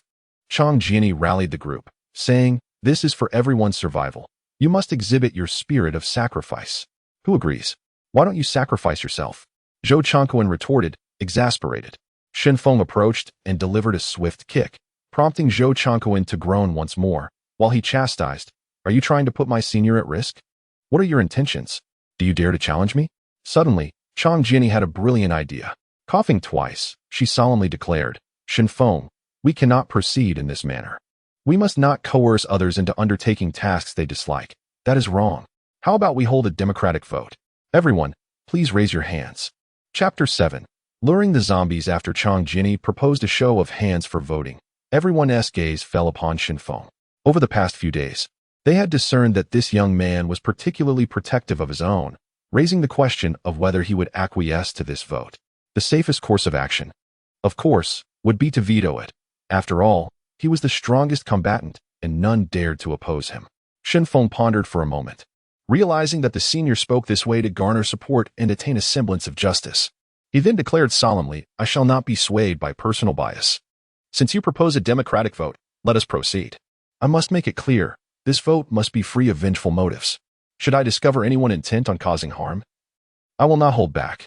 As he completed this declaration, Shen Feng waved the crowbar in his hand, seemingly reinforcing the gravity of his words. Chang Jianyi felt particularly pleased with her junior's cooperation. It was no small feat for him to grasp her intent so swiftly. She believed that at this moment, everyone had a clear understanding of the situation and had made up their minds regarding the vote. Ultimately, aside from Shen Feng and Chang Jianyi, the remaining 17 individuals commenced the voting process. As hands were raised, when it came time for Chang Jianyi to cast her vote, no one raised a hand. However, when it was Zhu Wushi and Zhou Changquan's turn, both received an equal number of votes, 16. Zhu Wushi, unwilling to concede, continued, "Isn't it true that zombies are particularly sensitive to sound? Why not use speakers to lure them? There's a portable speaker over there. If we drag it far away and play some music, wouldn't that suffice? There's no need for anyone to act as bait, is there?" Chang Jianyi interjected, "Zombies actually possess a better sense of smell, so you all need to accompany me outside. You won't need to do much, just make a small cut on your hand. Once these zombies catch a whiff of blood, they will come rushing after you." No. In our current situation, with scarce medical supplies, we cannot resort to self-inflicted harm," Zhu Wushi exclaimed. Seeing a glimmer of hope, he pressed on, "If they have such keen senses, why did all the zombies outside disperse overnight? Surely, they could smell the presence of humans inside, which doesn't add up." Shen Feng quickly intervened to deflect the senior's predicament, addressing Zhou Changquan, "All right, it's your turn. Prepare yourself to act as bait. Don't worry, I won't abandon you." Zhou Changquan turned pale, suddenly recalling something. With a defiant glare, he collapsed to the ground, closing his eyes as if succumbing to unconsciousness. "Cut that out, senior. Fetch some water and splash it on his face to see if he continues this charade." Shen Feng resolved firmly, determined to bring along one person, who might serve as a scapegoat if necessary. Realizing he could no longer maintain his ruse, Zhou Changquan reluctantly sat up and said, "Brother, I already mentioned that bringing the speaker would suffice. Why must I still act as bait? Because you made a contribution by suggesting the speaker. You offered nothing else. And since you received the most votes, it falls upon you. There's no escaping it." Shen Feng stated with seriousness. Zhou Changquan, quick on his feet, replied, "I can also contribute. I am well acquainted with the road conditions in the nearby streets. I can draw a map for you. Besides, if you take me along, I won't be able to keep up. I'll just be a burden. Being a burden gives me the perfect opportunity to dispose of you." Shen Feng thought silently. In truth, Shen Feng did not wish to harm anyone, but if he were to cast someone aside during the zombie pursuit, it could hardly be deemed a murder. The thought of this individual having once intended to harm his beautiful senior filled him with resentment. However, with so many witnesses present, it would be improper to act on personal vendettas. Thus, he begrudgingly agreed, "Fine, draw the map. But let me warn you, do not attempt any tricks. If I discover any inaccuracies, I will break your legs on the spot." Consequently, Zhou Changkue found a piece of paper and began sketching a map. Meanwhile, Shenfeng took the senior's hand and led her aside, whispering, "Senior, I have some reservations about this guy. Once I head out, remember to drop a rope from the second floor. If he fails to open the door, I'll climb up." Upon hearing this, the others nodded in agreement. Their eyes now filled with fervor as they looked at Shenfeng. They all yearned for escape. And with Shenfeng proposing the plan, taking on the most perilous task, they felt they merely needed to follow in his wake. At that moment, a few individuals who had not participated in the previous day's action approached, sheepishly inquiring, "What shall we do if you leave without us?" Shenfeng contemplated for a moment and replied, "That's easy. Senior, remember to leave them some food so they don't starve." "What does everyone else think?" "Absolutely no problem. Those who were unwilling to exert themselves yesterday now wish to join us today. What a pipe dream. I detest those who seek to benefit without contributing. I cannot abide such individuals." As the crowd began to mock and jeer, Shenfeng exchanged a knowing glance with the senior, who smiled in understanding of his intentions. Such indecisive individuals deserved a stern lesson, otherwise they would never learn. Chang Jinni stepped forward, addressing the crowd. "Let us not be too harsh on them. Perhaps they simply did not think clearly yesterday. Now that they understand the situation, it would be unkind to reject their desire to join us. How about we allow them to prove their worth? That way, we honor the spirit of forgiveness. On account of Miss Chang, we shall let it slide. Consider yourselves fortunate." The crowd, seeing Chang Jinni's intervention, chose not to press the issue further. As for these cowardly individuals, they could only express their gratitude toward Chang Jinni, some even kneeling before her in reverence, perceiving her as a towering figure of strength. Once Chang Jinni had pacified these individuals, Shenfeng prepared to set out. The portable speaker still had power, and he quickly located an abandoned mobile phone among the packages. After connecting it, he opened the small door and dashed outside into the bright morning sunshine. Shenfeng swiftly surveyed his surroundings, noticing that the zombies had heard his footsteps and were turning their attention toward him. Taking a deep breath, he shouted, "You fools! Come and catch me if you can." As he spoke, he activated the speaker on his shoulder, blasting raucous music at full volume. Instantly, even zombies 500 meters away were drawn to the noise. And within moments, countless zombies surged toward him from all directions. Shenfeng did not underestimate these creatures, despite their sluggishness. Their sheer numbers could easily compensate for their lack of speed. If he were surrounded, capture and consumption would be inevitable. From a distance, someone in a building witnessed Shenfeng's audacity and shook their head in dismay, lamenting, "This kid must be insane. It is already difficult enough to evade zombies. Yet he dares to play music outside. He is surely doomed." Before venturing out, Shenfeng had meticulously planned his route. With the speaker in tow, he dashed forward, swinging the crowbar to dispatch 2 zombies that crossed his path. Strangely, he felt an inexhaustible surge of energy coursing through him. Shenfeng raced onward, swiftly breaking free from the encirclement, but ahead lay even more zombies, necessitating careful navigation. In Shenfeng's meticulously crafted plan, he understood the necessity of locating a narrow passage nearby. By playing music, he was certain he could swiftly attract the zombies. Once they entered, he could make his escape, as the constricted space would hinder their exit, preventing them from leveraging their numbers. Thus, the conditions for his escape would be established. In Shenfeng's eyes, the distant shopping mall represented the ultimate destination. Although there were numerous entrances, none were sufficiently large. However, the vast internal space could accommodate countless zombies. The mall was replete with stairs and elevators, offering multiple avenues for escape. Despite the abundance of zombies, the intricate layout would provide opportunities for evasion. As Shenfeng gradually distanced himself while carrying the speaker, Chang Jinni immediately took charge, instructing her companions with urgency. "You all, hurry and gather the food," sealing it in cardboard boxes. "You lot, pack the clothing quickly. The rest, transfer the tap water from the barrel into bottles. Move swiftly. This opportunity is fleeting, and we cannot afford to lag." In her heart, Chang Jinni silently prayed, "Shenfeng, you must not come to harm. You are my only hope." Shenfeng pushed his speed to its limits, feeling as though he possessed the potential of an athlete. If he were to compete in a 100-meter dash at this pace, he might even secure a gold medal. Yet, the sheer number of zombies obstructing his path made it exceedingly difficult to realize his full speed.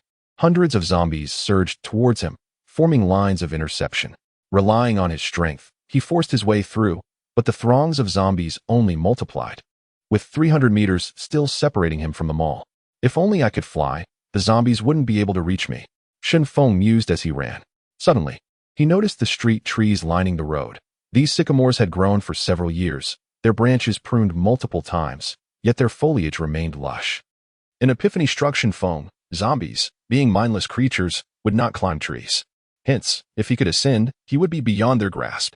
Resolutely, he secured the crowbar at his waist, tossed the speaker onto a branch, and nimbly climbed up. Although he had no prior experience with climbing trees, being somewhat of a homebody who preferred to remain indoors, this first ascent filled him with exhilaration, and he felt a rush of adrenaline. As Shen Feng advanced among the branches, he moved with the agility of a monkey, leaping from one tree to another. The mindless zombies, drawn by the heavy metal music, followed him beneath the trees. Eventually, he approached the final tree near them all, where he could look down and see dozens of gaping maws, their mouths wide open like hungry fledglings, though far more terrifying. This time, I need to jump farther. I must avoid landing among the crowd, Shen Feng thought, contemplating how well his enhanced physique would serve him. With that determination, he leapt forward, covering a distance of 4 meters, causing the zombies to abruptly shift their focus and pursue him. Chapter 8. Speed-type zombies. Shen Feng dashed into the shopping mall at an astonishing speed, only to be confronted by a hair-raising scene. There were over 1,000 zombies within the mall, all drawn to him by the music, their vacant stares fixed in his direction. Indeed, the mall was expansive, yet it was teeming with the undead. With no time to lose, as the pursuing horde closed in behind him, Shen Feng made a beeline for the nearest elevator. Although it was no longer operational, an idle elevator could still accommodate passengers. However, as he sprinted forward, 2 male zombies emerged to block the entrance, their attire suggesting they were former staff of the mall. Fuming, Shen Feng cursed. How dare you obstruct my path when you were once mere employees? Face your demise. Witnessing their ineptitude, he felt a surge of relief and mused. These zombies possess an intellect lower than that of swine. Unable to locate the stairs, they wish to pursue me? Without cunning, they are destined for extinction. Previously, Shen Feng had been apprehensive about the potential of zombies to annihilate humanity, yet it was becoming evident that these creatures, lacking both strength and intellect, acted solely on instinct and would ultimately be eradicated. After all, creatures unable to adapt to their environment shall be lost to the annals of history. Upon reaching the 2nd floor, he noticed a significant reduction in the number of zombies, though several dozen still lingered. Ascending to the 3rd floor, he discovered only a few scattered zombies, a rather peculiar sight. Placing a speaker in the corridor, he began to eliminate the surrounding zombies. At that moment, a figure suddenly plummeted from above, crashing to the 1st floor. Shen Feng, bewildered, approached the staircase to investigate, only to find that a zombie had fallen, meeting its demise upon impact, its head striking the ground with fatal force. Remarkably, these zombies cannot even navigate stairs. How utterly pathetic, he thought to himself. Then, Shen Feng devised a plan, tossing objects downstairs to generate noise and attract more zombies. The zombies above, unable to descend, crowded the railing, and a misstep would lead to their own downfall, ultimately resulting in being devoured by their kin. Observing the mall's exit, he noted a dwindling influx of zombies and surmised that the nearby hordes had been lured in, while those farther away could not hear the commotion. It was time for him to retreat. The stairs were no longer an option. His best bet was to escape through a window. Shen Feng pried open a window in a cosmetics store, secured a rope to a shelf, and prepared to descend from this treacherous place. An hour had elapsed since he entered, 20 minutes of which were spent navigating, while the remainder was devoted to attracting zombies. Curse you, foul creature. If you dare, come down and face me. Shen Feng spat, unable to contain his disgust for the grotesque zombie before him. His outburst was merely a means of venting his frustration. For this diminutive zombie posed no significant threat. It would likely fall to its own demise if it dared to leap through the window. However, as he continued his descent, a small zombie unexpectedly emerged from the window, defying gravity with its fingers embedded in the wall. What on earth? Shen Feng thought, sensing an ominous turn of events. This zombie had not fallen. Its grip on the wall was astonishingly adept. Before Shen Feng could react, the agile zombie lunged towards him, closing the distance in an instant. He swung his crowbar in defense, but the small zombie deftly leaped over him, scratching his shoulder as it went. The fabric of his shirt tore, revealing crimson lines of blood beneath. To his dismay, the diminutive zombie landed gracefully on the pavement, unscathed, and fixated its gaze on Shen Feng as he descended, seemingly preparing for another assault. Damn it, Its speed and reflexes are extraordinary. Shin Feng realized, caught off guard by the creature's swiftness, determined to descend quickly. He knew that if a confrontation were to ensue, he needed to be cautious. This zombie was unlike the others. Could it have mutated? His mind raced with speculation. But as he shifted his weight, the zombies below sprang into action, leaping upward with surprising agility, and one soared to a height of approximately 6 meters above him. Shin Feng opted to await the zombies' move rather than attack recklessly. The small zombie, without hesitation, lunged at him, aiming for his chest with its claws. Understanding that the human heart was a critical vulnerability, in a split second, Shin Feng pushed off the wall and retreated. The zombie, taken aback by his evasion, displayed a look of astonishment. Seizing the moment, Shin Feng swung his crowbar down, striking the small zombie's back with a resounding crack, sending it plummeting like a marionette with severed strings. "You grotesque fiend, continue your ambush. Once I reach the ground, your fate is sealed," Shin Feng vowed. Having likely shattered the creature's shoulder, yet it still managed to move. He needed to descend swiftly. However, as he approached the first floor's ceiling, the small zombie leaped again, positioning itself above him. Shin Feng anticipated a repeat of its previous attack and once more pushed off the wall to evade. Yet, at that moment, the zombie's claws snagged the rope. The makeshift rope, crafted from curtains, was suddenly torn asunder by the small zombie's grip, and the remaining length snapped under Shin Feng's weight. Astonished by the creature's intelligence, he was caught off guard and crashed to the ground, landing painfully on his back. For a brief moment, Shin Feng lay still, his consciousness fading as he slumped against the floor. The small zombie, having landed securely, approached him, emitting guttural sounds of triumph, eager to feast upon its seemingly helpless prey.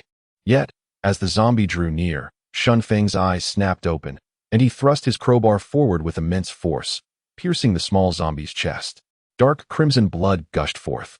But the creature remained undeterred, clawing at him with ferocity. With bloodshot eyes, Shin Feng, now fueled by desperation, relinquished his grip on the crowbar and seized the zombie's claws with both hands, using his strength to hurl the creature against the mall's wall. The impact produced a deafening thud, and the zombie's head exploded, its insides splattering across the vicinity. Now motionless, the small zombie lay lifeless, its brain obliterated beyond revival. Shin Feng, with great difficulty, rose to his feet, retrieving his crowbar from the remains of the creature, and made his way toward the logistics point. The fall from 5 meters had left him discomfort, but he was relieved to find no broken bones. "Thankfully, I can still play dead. It seems deceiving such dim-witted zombies poses no challenge," Shin Feng mused to himself. However, this was not particularly good news. For the typical zombie possessed an intelligence akin to none, they could scarcely navigate a staircase. Yet, the zombie encountered moments ago not only outpaced the ordinary ones with remarkable speed, but also demonstrated a capacity for targeting vital areas. It was evident that a faction of zombies possessed a semblance of intellect. Should all zombies be endowed with such awareness, the situation would indeed become dire, thought Shin Feng. As Shin Feng entered, Chang Jianyi immediately noticed the tattered clothing draped over his shoulder, beneath which lay several dried bloodstains. Had he encountered danger? "Are you all right? Were you injured?" Chang Jianyi inquired with concern. Subsequently, Shin Feng turned his gaze towards the others and asked, "What about you? Are you prepared?" Chang Jianyi gestured towards nearby cardboard boxes and replied, "Everything has been organized: clothing, food, water, and some electronic devices. The contents of these boxes are essential for our escape, and I have directed everyone to pack the necessary items." The senior was indeed reliable in her endeavors. "By the way, where is the driver?" Shin Feng inquired with a smile. "That's me. I am Yang Wanjia, but you can call me Old Yang. I am ready to drive at any moment." A man with sunglasses stepped forward, his skin slightly tanned, indicative of prolonged exposure to the sun. "Everything is proceeding according to plan. Let us prepare for the next course of action," Shin Feng declared. Chapter 9. Escape from the city. Chang Jianyi expressed her concern, saying, "You've just made a run. Perhaps you should rest for a while?" "No," Shin Feng replied resolutely. "It's taken considerable effort to lure the nearby zombies away. If we delay any longer, the other zombies might converge upon us." He understood that this was not the time for rest and prepared to set off immediately. "However, you must change your attire first. I've found a suitable outfit for you," Chang Jianyi remarked, giving Shin Feng a knowing glance. He understood her cue and promptly followed her to change clothes, leaving the others to wait in place. Suddenly, Shin Feng recalled something and hurriedly rummaged through his discarded clothing to retrieve some cosmetics. He grinned, saying, "Senior, look what I brought you."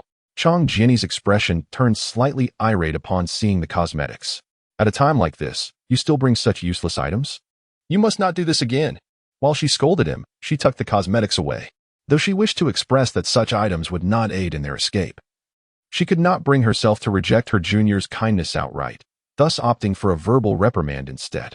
Afterward, Shenfeng set off with Old Yang, who wielded a wooden stick with nails protruding from its end, an unmistakable makeshift mace. When dealing with zombies, blunt weapons proved to be more effective, capable of delivering a fatal blow.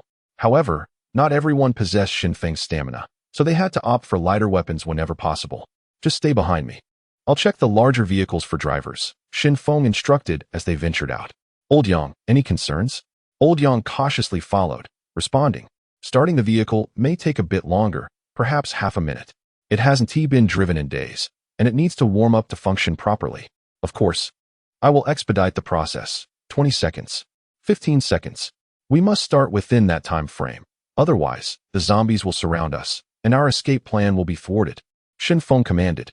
Old Yang nodded helplessly while keeping a vigilant eye on their surroundings.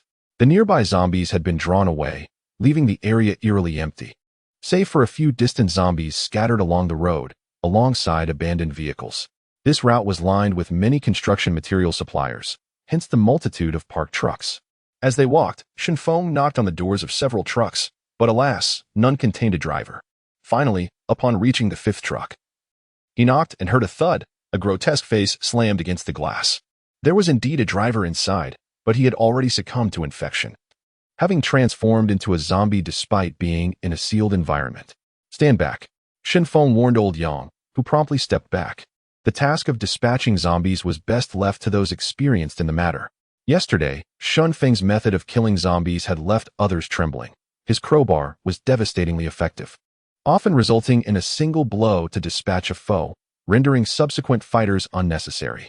As Shenfeng opened the truck door, the zombie driver tumbled out, immediately attempting to rise and feast upon the nearest prey. Shenfeng would not grant him such an opportunity. He stepped on the creature's back and, wielding the crowbar, struck down upon its neck with precision, rendering the zombie motionless. Quickly, Shenfeng bent down to search the zombie's body for keys, only for Old Yang to discover they were still in the ignition. "I found the keys. Should I start the vehicle now?" he exclaimed. Old Yang initiated the ignition, and the engine roared to life. The sound attracted the attention of zombies 100 meters away, who began to charge toward them. However, their speed paled in comparison to that of a human. While athletes could cover 100 meters in 9 seconds, these sluggish zombies would require much longer. Unbeknownst to Shenfeng, Old Yang had fleetingly contemplated fleeing alone. He proceeded to the back of the truck, opened the compartment, and found it filled with tiles, cargo meant for transport. Nonetheless, there remained ample space for several individuals. "This should suffice. We can fit a dozen people," Shenfeng murmured. "Are you ready?" Shenfeng inquired impatiently. "If the zombies surround us, I want to be able to protect you, and then you may blame me for abandoning you." All right. All right." Old Yang quickly reversed the truck. As the zombies approached, he began to retreat, inadvertently drawing more zombies toward them. The commotion also caught the attention of zombies in the nearby shopping mall, who began to shuffle in Shenfeng's direction. If zombies converged from both ends of the road, they would be caught in a deadly sandwich. Chang Jinny had been peering out through a small door, and upon seeing the truck approaching, she immediately took charge. Zhu Wushi and Zhou Changquan opened the large door swiftly. "Everyone else, prepare to unload the boxes. Remember, we have less than a minute. Hurry." Everyone, driven by the instinct to survive and avoid abandonment, began to feel the adrenaline surge through their veins, readying themselves for flight. Shenfeng exited the passenger seat and grasped Chang Jinny's arm, urging, "Senior, you should get in the truck. It's too dangerous outside." "No, if I board first, everyone else will rush in, and we'll lose all our supplies," she insisted, refusing Shenfeng's suggestion. Reluctantly, Shenfeng remained by her side, prepared to protect her while keeping a watchful eye on the encroaching zombies from the mall and the road. Suddenly, Shenfeng spotted a diminutive figure within the horde. Its limbs were short yet muscular, and its sharp claws and unsettlingly dark eyes sent chills down his spine. This zombie resembled one he had encountered in the mall, and an ominous realization struck him. A speedster among zombies? "Senior, get in the passenger seat right now. There's danger," Shenfeng whispered urgently. "No, You get in the vehicle. We can acquire supplies later. There's a fast zombie over there. Xin Feng's gaze remained fixed on the small figure among the zombies. Recalling their previous encounter and understanding the need for caution, a surprise attack could prove fatal. Chang Jiani recognized the gravity of the situation and directed everyone, get in the truck. Do not concern yourselves with supplies. Once we're inside, we'll depart immediately. Following her junioress advice, she took her place in the passenger seat but left the door ajar. Xin Feng addressed the two men nearby. Hand me your rebar, and once you're inside, close the door behind you. The men promptly complied, understanding the gravity of the situation. Xin Feng approached the truck's door and climbed atop the cabin instead of sitting down. When I'm on top, remember to close the door. I'll protect you from above. He called to the senior. With a clang, Xin Feng secured the two pieces of rebar into the truck's roof and braced himself against them. The vehicle roared to life, and old Yang, fearing encirclement by zombies, accelerated forward. The zombies in their path, oblivious to the danger, charged toward the truck, only to be crushed beneath its weight. As the zombies emerged from the shopping mall, they were still a considerable distance away, unable to catch up with the vehicle. However, at that moment, a particularly agile zombie sprang into action, leaping onto a roadside tree and then using the security bars and rooftops to propel itself forward. Witnessing this, Xin Feng could only think of 4 words: climbing walls and flying eaves. Previously, he had only witnessed such scenes in animated shows, never imagining that a diminutive zombie could achieve such feats, and astonishingly, it was keeping pace with the truck. Chang Jiani also spotted the jumping zombie on a nearby building. Startled, she quickly turned to Lao Yang and exclaimed, "Can you speed up a bit? On the expressway, you never even hit the brakes. So why are we moving so slowly now?" Lao Yang, beads of sweat forming on his forehead, replied, "There are too many zombies on the road, and we have to dodge vehicles. We simply cannot accelerate. If we get stuck, it would be the end." Currently, 20 miles per hour was their limit. If the path were clear, he could easily reach 100. Chang Jiani felt anxious, yet the vehicle refused to gain speed due to the poor road conditions. She silently prayed, "We must escape safely. There can be no mishaps. If we manage to flee, I shall offer incense to the Buddha, pay homage to the old Lord, and hold a mass for God, pleading for a smooth escape."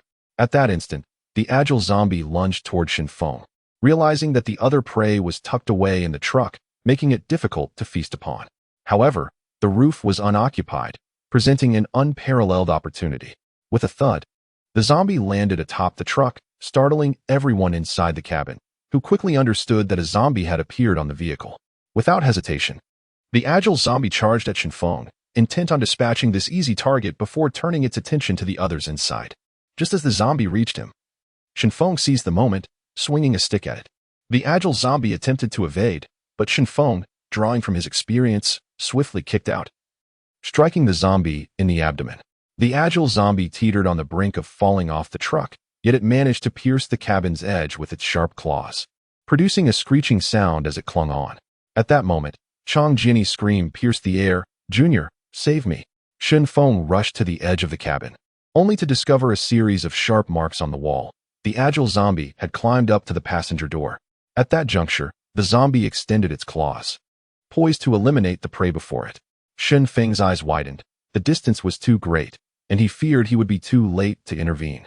Would he really have to watch helplessly as his senior was slaughtered by the zombie?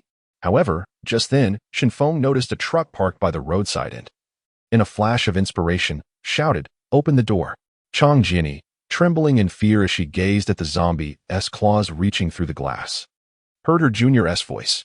Without a second thought, she pulled and pushed the door, which swung wide open. The truck surged forward, the door extending outward.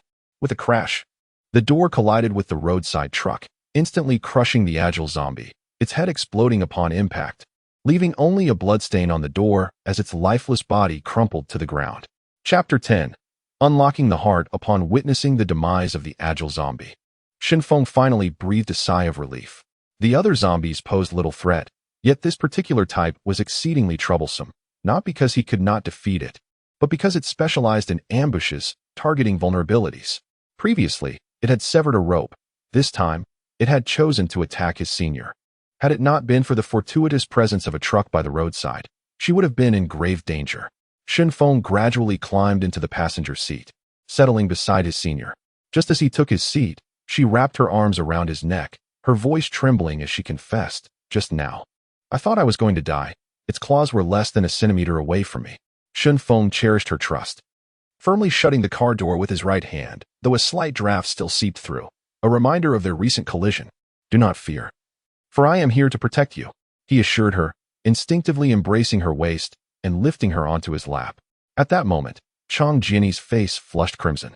The position was undeniably awkward as she found herself seated on her junior's lap, arms entwined around his neck. Quickly, she turned around to sit beside him instead, alleviating the embarrassment. Shen Feng, recognizing her bashfulness, attempted to divert the conversation. "Look outside, senior. Those people are signaling for help." Chang Jinny peered out, observing colorful flags waving from numerous residential buildings, seemingly cries for assistance. Yet, she understood that without military intervention, the city stood little chance of salvation, hundreds of thousands of zombies. And without modern weaponry, humanity would be utterly defenseless. On the road leading out of the city, zombies were still prevalent, yet under the crushing weight of the truck, they posed no real danger. However, the vehicles littering the highway were a constant source of frustration for Lao Yang, who had to navigate around them. When avoidance proved impossible, he resorted to forcefully clearing a path. Zombies in their current state of low intelligence and sluggishness pose no threat to humanity, Chang Jinny remarked. However, if other zombies were to mutate like the swift one we encountered, it would become problematic. To this, Shen Feng replied nonchalantly, "Do not worry. Can they outrun a bullet? What if zombies evolve and learn to wield firearms?" Chang Jinny pressed on. "That seems implausible. Humanity has evolved over 5 million years. How could zombies possibly advance at such a pace?" Shen Feng countered, confident that zombies would not wield weapons, for humanity had always maintained an insurmountable lead in the evolutionary race. But what if zombies inherit human memories and thoughts? Would they not then be capable of using firearms? She speculated. But if they inherit human memories and thoughts, are they still zombies? Shen Feng retorted. 19 individuals were present, each finding scraps of clothing to cushion the ground as they gathered together, eventually breaking into smaller groups to discuss their next course of action. Shen Feng gazed at Chang Jinny's delicate features and playfully suggested, "Senior, let us journey to Rongqing together. It would be a perfect opportunity for you to meet my parents." His intentions were unmistakably clear. Meeting the parents is a significant step reserved for romantic partners. Chang Jinny paused for a moment, her face displaying a forced smile before she replied, "Sure, let us go to Rongqing together." The provincial capital would undoubtedly be a focal point for military rescue efforts, and perhaps by now, it had already been saved, offering them better protection. After some contemplation, the others agreed to head to Rongqing as well, uniting them once more under a common purpose. Consequently, everyone began to regard Shen Feng as their leader, with Chang Jinny naturally assuming the role of deputy leader. That evening, they lit a fire in the wilderness to cook their meal, the nearest village a kilometer away, thus alleviating any concerns about a zombie ambush. Of course, sleeping in the truck cabin was the safest option. As Shen Feng relished the warm food, he remarked, "The vegetables from the countryside are truly delectable. Senior, you must try some." Chang Jinny nodded, smiling as she joined everyone in enjoying their meal, laughter echoing as they seemed to regain their former spirits. Shen Feng located a nearby pickup truck and had Lao Yang drive it over. He then laid out a makeshift bed in the truck bed, inviting Chang Jinny to join him for the night. She furrowed her brow, questioning, "We have left the city and there is ample space. Why must we sleep together?" With a serious tone, Shen Feng replied, "That will not do. I must protect you, closely. The wilderness harbors numerous dangers, and being together allows us to strategize our next moves, does it not?" Chang Jinny nodded, lying down in the truck bed, eyes closed as she said, "Then let us sleep, but no funny business. Should we not discuss our next moves?" Shen Feng pressed, "Let us talk tomorrow. I am tired and only wish to sleep now." She insisted, eyes still shut. Reluctantly, Shen Feng lay down. Though a sense of unease lingered in his heart, something seemed amiss with Chang Jinny. As midnight approached, she slowly opened her eyes, gazing at the steady breathing of Shen Feng beside her, a sorrowful expression crossing her face. After a moment's contemplation, she retrieved a piece of paper from her belongings, placing it gently beneath his palm before stealthily exiting the vehicle, heading down the road towards the city under the moonlight. "Farewell, Junior. I hope you find a girl who truly cares for you," she murmured, tears trailing down her cheeks. As she ventured towards the city, she knew her brother might still be alive, compelling her to rescue him. However, The city was fraught with peril, they had barely escaped. And it would be selfish to ask her junior to accompany her again. Thus, she chose to set out alone, convinced that if death awaited her, it would only be her fate. Her junior would remain unscathed. When she failed to contact her parents, unease settled in her heart. Perhaps they had met with misfortune. Yet she had successfully reached her brother, Chang Haojia, and he was her only remaining family. She could not abandon him. Who is there? Show yourself. I see you. Chang Jenny feigned composure, gripping a piece of rebar tightly in her hand. Yet, she was merely an ordinary person, lacking the speed and strength Shenfeng possessed. In this moment, her only means of self-defense was the metal in her grasp. However, the highway remained devoid of any shadows. Not even a single zombie appeared. Could it be my imagination? She pondered, doubting the footsteps she had heard moments ago, now vanished into thin air. Suddenly, a pair of arms enveloped her tightly, rendering her immobile, as a male voice whispered, "My dear, where are you off to?" Chang Jianyi struggled fiercely, shocked that someone had targeted her. "Let go of me.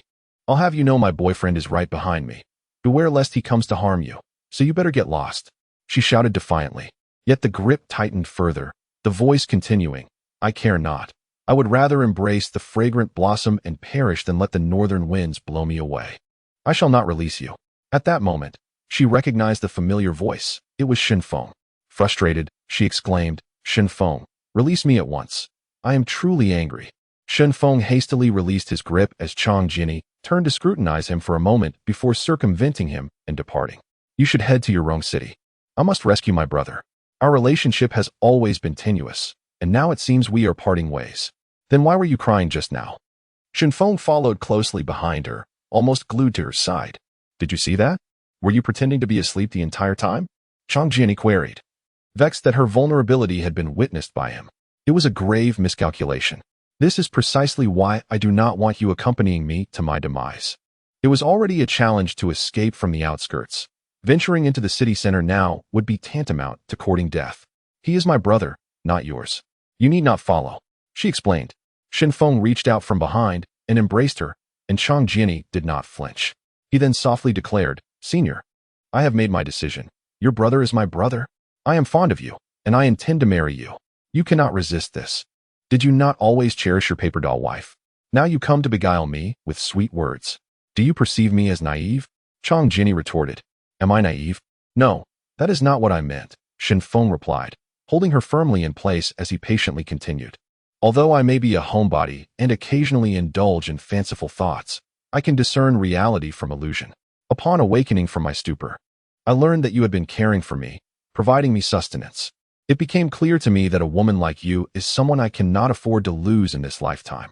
I genuinely cherish you." Chang Jianyi fell silent for a moment, then suddenly lowered her head, tears cascading down once more. She uttered no words, yet conveyed everything through her silence. Shenfeng bent down and beckoned her to lean on him, after which he carried her on his back, moving toward the perilous city ahead. Chang Jianyi's tears did not cease. She clung tightly to him, wiping her tears and mucus on his back. "What will happen to those 10 or so people now that you are leaving?" she inquired after her tears had subsided. Shenfeng replied calmly, "Why should I concern myself with them? I have no obligation to protect them. However, I did leave a note for them to set off on their own. As for the note you gave me, I tore it up without even glancing at it." Upon hearing this, Chang Jianyi playfully struck him in annoyance. "Why did you tear it up?" "That was a love letter I wrote for you." Shenfeng paused, realizing with embarrassment that the note contained not farewells, but rather heartfelt sentiments. Nevertheless, he responded, "Senior, I would prefer to hear your affectionate words directly from your lips. After all, you have yet to profess your love for me." "I cannot say it," Chang Jianyi protested, feeling too bashful to articulate her innermost thoughts aloud after having written them down. Shenfeng discovered a solitary convenience store by the roadside, where he encountered a male and female zombie, presumably a couple. He dispatched them, sending them to the afterlife together. After thoroughly checking the store to ensure it was safe, he secured the roll-up door. Inside the store, a lamp illuminated the room, revealing Chang Jianyi spreading a blanket on the floor to prepare for sleep. Shenfeng, unabashed, lay down beside her, stating, "Senior, let me hold you. It's safer this way." Shenfeng bit his lip, thinking to himself, "Strawberry-flavored lip balm." He then dutifully turned off the light and went to sleep, knowing that opportunities would abound in the days to come. With her heart unburdened, once conditions were right, Would it not be an easy matter to win her over? Chapter 11. The first destination in a convenience store adjacent to Luzhou. A young couple was preoccupied with their own trivialities, oblivious to the grand task of saving humanity. They themselves were still relying on the hope of rescue from others. Upon awakening, Shen Feng discovered that he was still embracing his senior, who appeared utterly adorable in her slumber, with her gently fluttering lashes, elegantly shaped nose, and softly tinted lips. Unable to resist, he planted a kiss on her, a surge of pride swelling in his heart. This is my woman. The senior soon stirred, breaking free from Shen Feng's embrace, and with a hint of annoyance, she rubbed her eyes and said, "Must you be so bothersome so early in the morning? Are you so unfamiliar with women?" Shen Feng muttered in response, "I am unfamiliar." Observing her junior's demeanor, Chang Jiani allowed a faint smile to grace her lips, remarking, "Being unfamiliar is perhaps for the best. Consider it my misfortune and your fortune."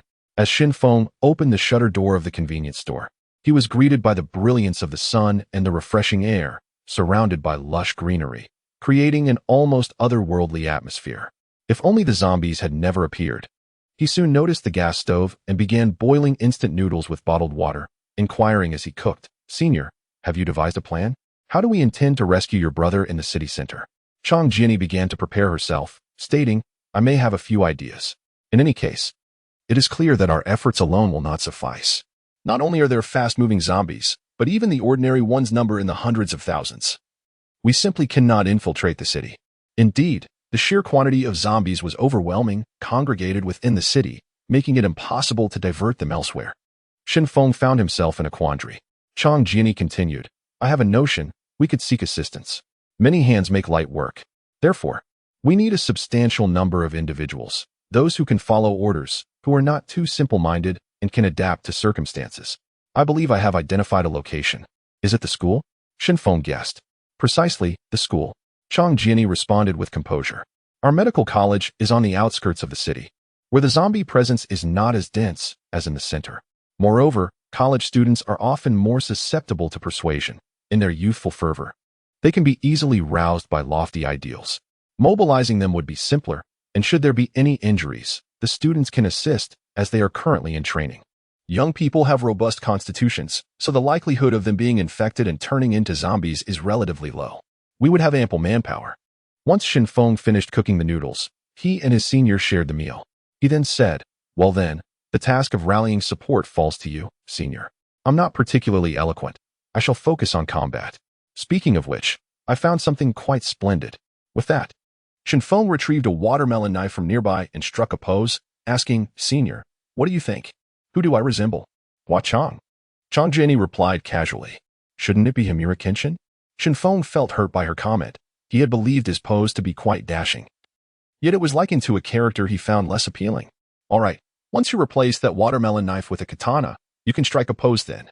Chang Jiani laughed at her junior's antics, noting that without the right prop, he resembled something rather unremarkable. After finishing breakfast, the pair packed essential supplies and set off. En route, Shen Feng discovered a relatively intact sedan, within which a zombie was angrily thrashing about.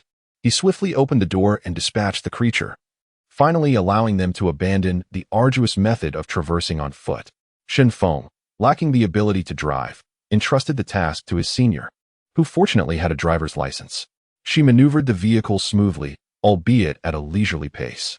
However, a slower speed meant greater safety, which was paramount.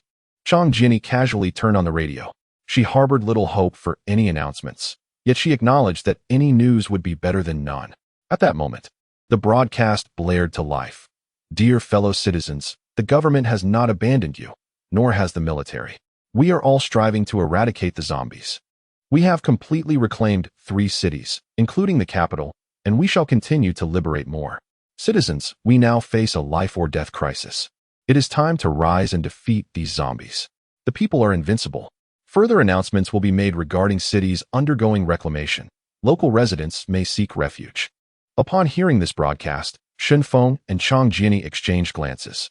It was the first time in days they had received news from above. This was indeed remarkable. It indicated that the nation had not collapsed and remained organized, actively engaged in reclaiming cities. Subsequently, the broadcast continued to list the cities being reclaimed, all major metropolitan areas. With no updates on smaller towns, which was not surprising given their lower populations. Shenfeng felt a sense of relief upon learning that Rongqing, where his parents resided, was within the reclamation zone. This news suggested they might still be alive. However, it also implied that Luzhou would not be receiving any aid for the time being. Looks like we must rely on ourselves, Shenfeng sighed. Chang Jiani, though resigned, acknowledged the truth in her junior's words. They had to resolve their current predicament independently. As they drew closer to the city, the number of zombies became increasingly apparent. Surrounding the medical college were two prosperous villages, their proximity to the school affording them various means of income. Unfortunately, these villages also harbored a significant number of zombies. Traversing through them would undoubtedly pose a danger. Fortunately, on the outskirts of the medical college, there lay a small grove of trees adjacent to the school's wall. If they could scale the wall and enter through there, they might evade the zombies lurking in the nearby villages. Shenfeng parked the car at the edge of the grove, and with his senior, they swiftly entered the thicket, prepared to proceed. However, at that moment, a male and female zombie staggered out from the woods. A closer look revealed that their clothing was disheveled, the female's attire barely clinging to her form, fluttering in the breeze. Chang Jiani scoffed, "How shameless." Seizing the opportunity, Shenfeng stepped forward and declared, "You vile creatures. You bring shame upon society. I speak on behalf of the people to execute your sentence." With that, he charged forward with the watermelon knife, swiftly decapitating the male zombie before turning his attention to the female. Instead of delivering a fatal blow, he severed her arms and kicked her to the ground. "Senior, hurry over and finish her off," he urged, standing atop the incapacitated creature. "Why can't you just kill her yourself?" "Why must I do it?" Chang Jiani replied, reluctant to approach. Despite her prior encounters with zombies, fear still coursed through her veins. "This is to allow you to gain experience. I can't be the only one taking heads," Shenfeng asserted matter-of-factly. Curious about his newfound strength, he wondered if slaying zombies granted him experience points. If that were the case, he would need Chang Jiani to share in this experience. He could not be the sole recipient of power. She needed to be capable of defending herself as well. Chang Jiani hesitated, eyeing the zombie beneath Shenfeng's foot. Still shrieking and seemingly yearning for human flesh, she silently reminded herself, "I must not lag behind. I must act. Treat it as if I were dispatching a mere rat." With that thought, she raised her crowbar and struck the zombie's neck, yet her strength fell short, and the creature continued its wailing. "Put a little more force into it. Or would you prefer to use the knife?" Shenfeng suggested. "I do not wish to see blood." Chang Jiani rejected his offer, raising the crowbar once more, this time summoning all her strength to bring it down. With a crack, the zombies fell silent. Subsequently, Shenfeng and Chang Jiani scaled the wall to enter the school. Shenfeng inquired, "Where should we begin?" After a moment of contemplation, Chang Jiani replied, "Given the zombies' exceedingly low intelligence, we need not engage them directly. It would be prudent to leverage the terrain instead. Let us head to the academic building. Adjacent to it lies an artificial lake. We shall devise a way to lure the zombies into the water and drown them." "But are there any survivors inside the academic building?" Shenfeng questioned with some doubt. "Even if no one is alive, we can clear the building to establish a base," Chang Jiani elucidated. "Ah, your plan is impeccable, truly worthy of being my astute partner." Shenfeng expressed an admiration. Soon after, Chang Jiani stationed herself in the lakeside pavilion, holding a speaker equipped with batteries, while Shenfeng took on the task of attracting the zombies. Surrounding the pavilion were wooden railings designed to prevent students from falling. However, Shenfeng managed to break a gap in one of them. Consequently, as the zombies were drawn to Chang Jiani, they would inevitably plunge into the water. Without hesitation, Shenfeng made his way to the fifth academic building, the one closest to the artificial lake. Upon reaching the first floor, he observed approximately 100 zombies wandering nearby. With a loud shout, he exclaimed, "You bunch of bastards, come and catch me. Don't you want to feast on my flesh? Come here." His voice echoed, immediately stirring the horde of zombies. 100 of them surged towards him. Though this was not the first time Shenfeng had engaged in such a perilous act, the sight of so many zombies pursuing him still instilled a sense of fear. It was crucial to acknowledge that 2 classes worth of zombies would be impossible to contend with in a conventional confrontation. Naturally, Shenfeng's outcry not only attracted the zombies, but also caught the attention of students in the upper floors of the building.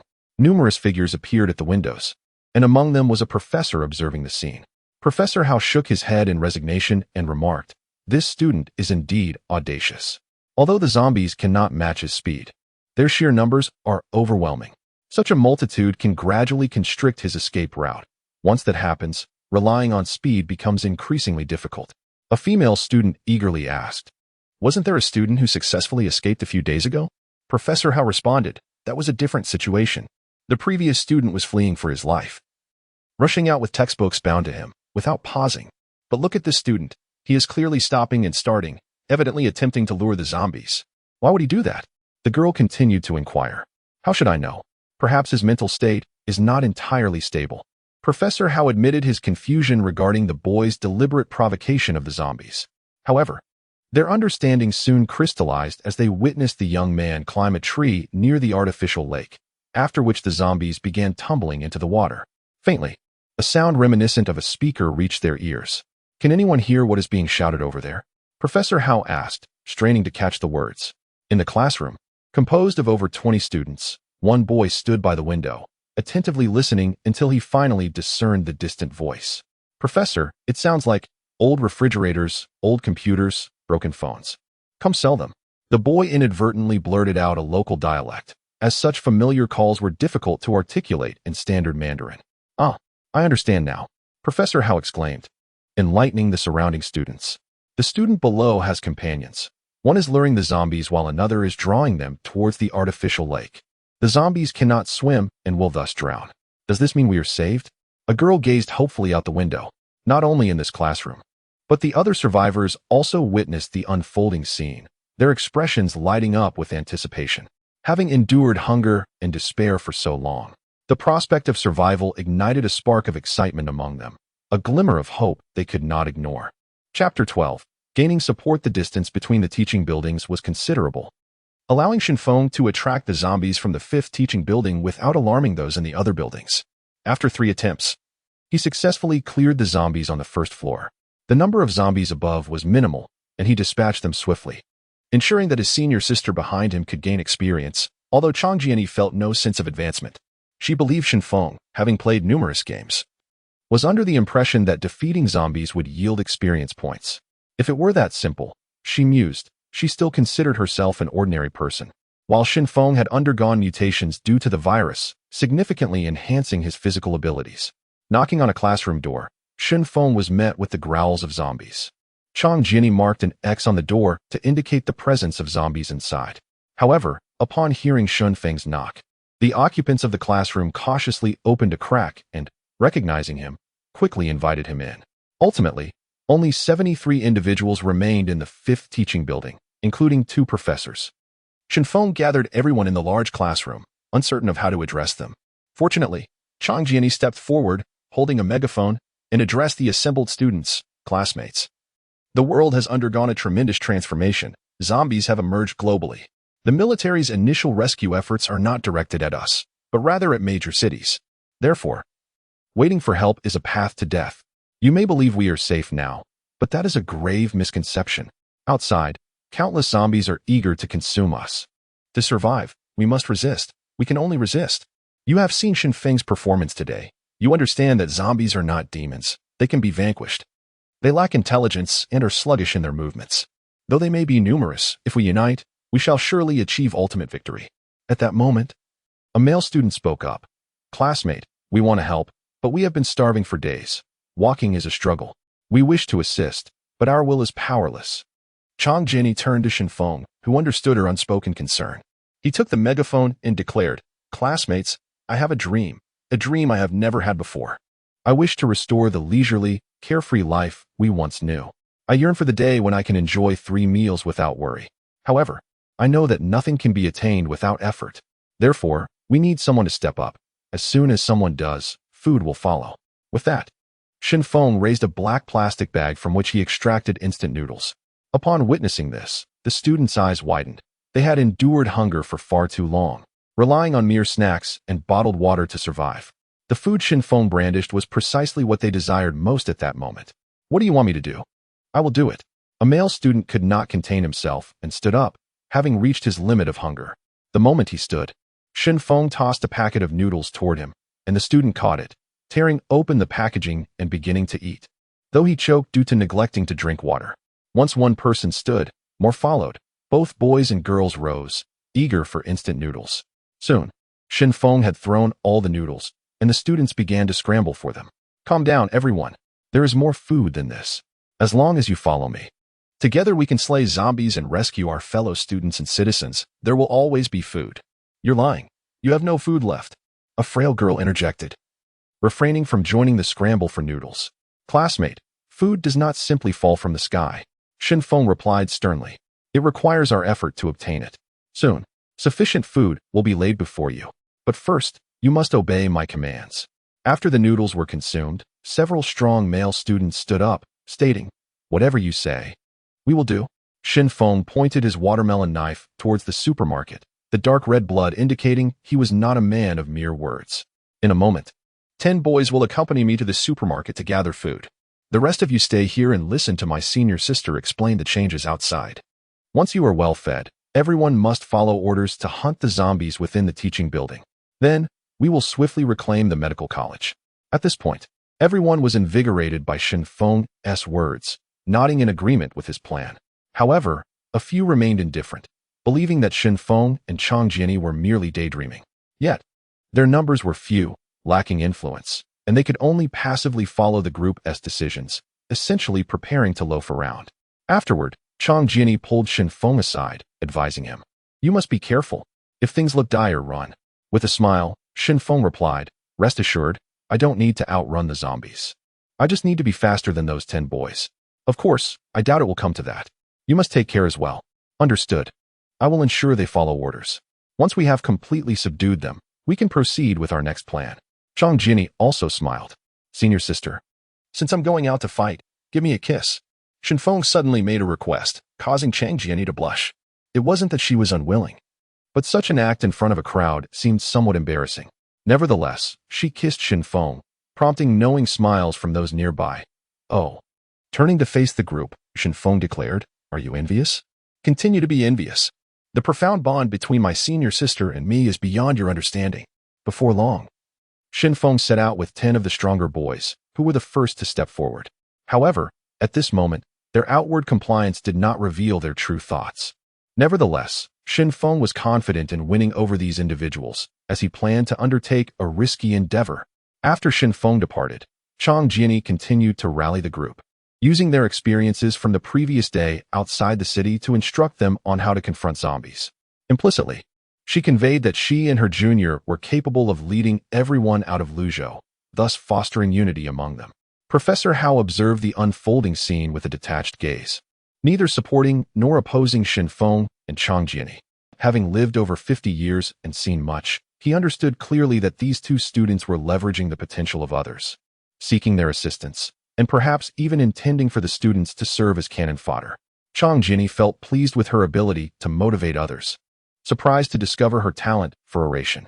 However, she soon noticed that the two older professors remained unmoved, and upon reflection, she understood they had seen much in their lifetime, and it would be challenging to motivate them. Gradually, she approached Professor Hao and asked, you are Professor Hao, the anatomy instructor, correct? What do you think of our plan to reclaim the school? I am too old. I fear I cannot be of assistance in reclaiming the school. Speaking of which, you won't abandon an old man like me, will you? Professor Hao chuckled. Not at all. Professor, your knowledge is profound. We will need your guidance if we make any missteps in the future. The same goes for Professor Chen, Changjini responded with a smile. Professor Hao and Professor Chen exchanged a glance, choosing not to speak further. After all, they still relied on these young individuals for their own survival. In times of peace, they had held esteemed positions. But now, in this era overrun by zombies, a moment's carelessness could cost them their lives. What more could they ask for but to follow orders? Meanwhile, as they walked outside, Shinfeng turned to the boys beside him and inquired, do you all understand my plan? After leaving the teaching building, Shinfeng outlined his strategy, one that appeared particularly perilous. Do you know what items we should gather? He continued. You should also consider taking candles, Shinfeng added, as we will need illumination during the night. With that, Shinfeng led 10 boys in a circumlocutory route. It was prudent to avoid traversing between the teaching buildings, as danger lurked there. Thus, they opted to pass by the administrative building towards a supermarket near the experimental building, aiming to divert the zombies in that vicinity. The 10 boys would then seize the opportunity to enter and procure food. Shinfeng understood that extraordinary circumstances called for extraordinary measures. If he wished for obedience, the best course was to undertake actions that others dared not. The success or failure of their endeavor hinged upon this moment. Shen Feng silently mused. On the 5th floor of the experimental building, a freckled girl spotted the group and exclaimed excitedly, "Senior, come look. There are people down here." Hearing her words, a girl clad in a lab coat and wearing glasses approached the window, gazing down at the gathering below. "They must be planning to go to the supermarket for supplies. Though I wonder how they intend to do it," she remarked. The younger girl gazed dreamily at the crowd below, saying, "If they rescue me, I would gladly marry one of them."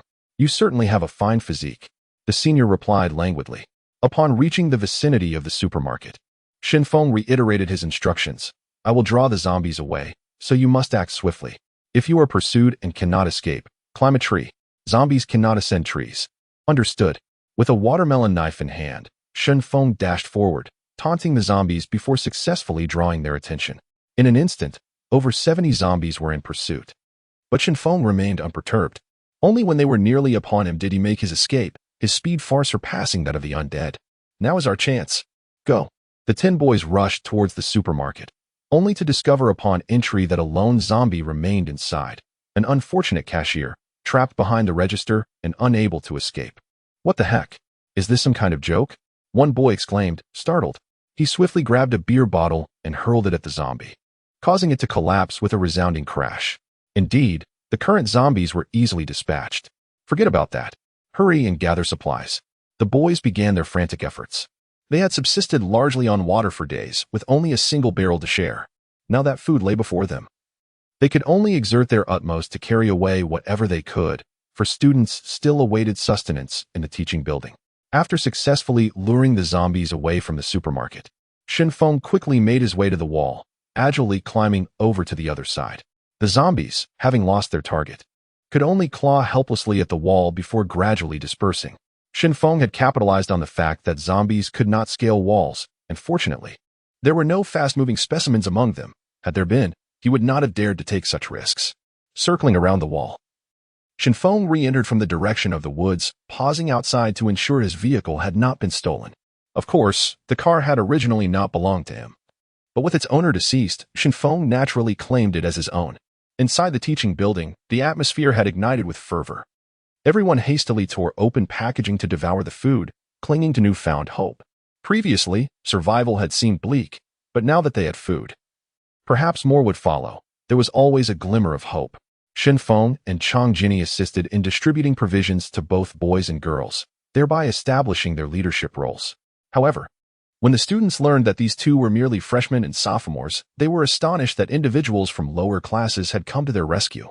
Among the 73 individuals, most were upperclassmen, and it was somewhat embarrassing for them to be aided by their juniors.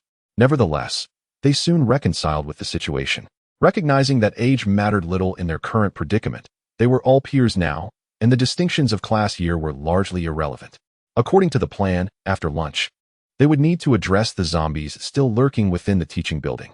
Based on previous encounters, it was estimated that over 100 zombies were confined within the classrooms. Chapter 13. Training the warriors. Reflecting on the number of zombies within the teaching building, Shen Feng couldn't help but express his astonishment. Initially, he believed that the youth's physical resilience against the virus would be robust. However, it now appeared that the infection rate among the young exceeded 50%, truly staggering. The zombie virus was indeed formidable.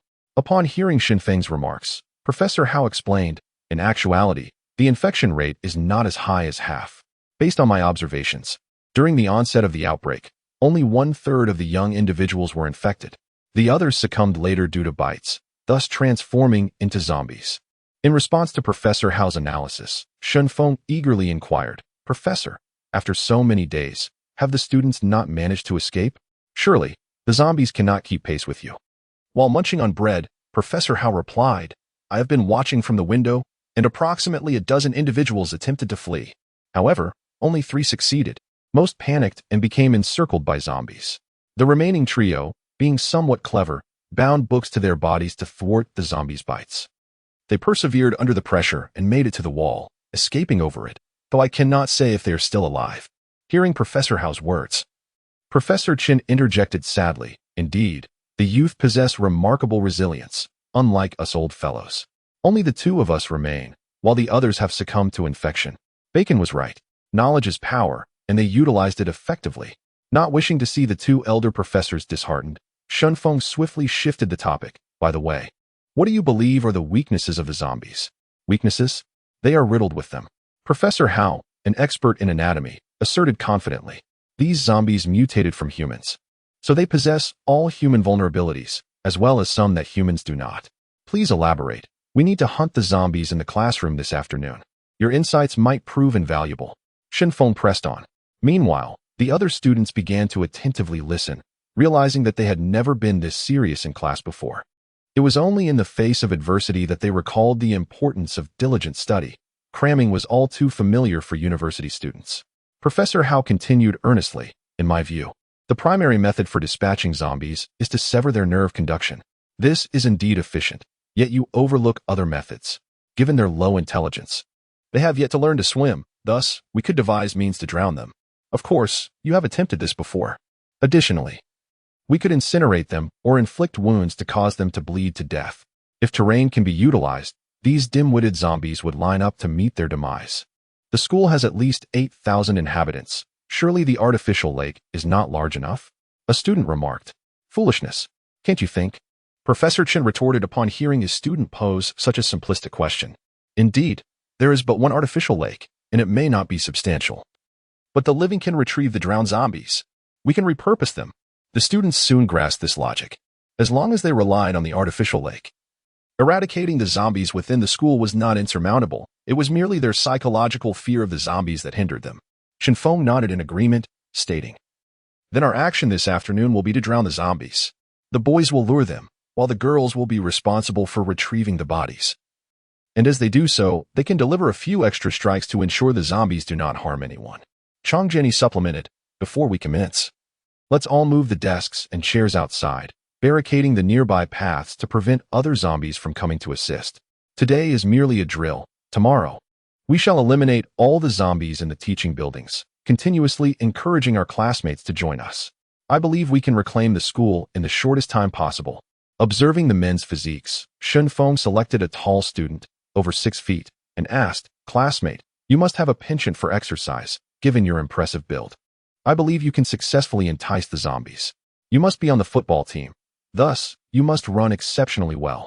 Shunfeng remarked with a smile, relieved that he would not have to lure the zombies himself. However, Renjing replied honestly, I play as the goalkeeper on the football team. Goalkeepers must train too. I have faith in you. You shall be the first to lure the zombies. Shunfeng insisted.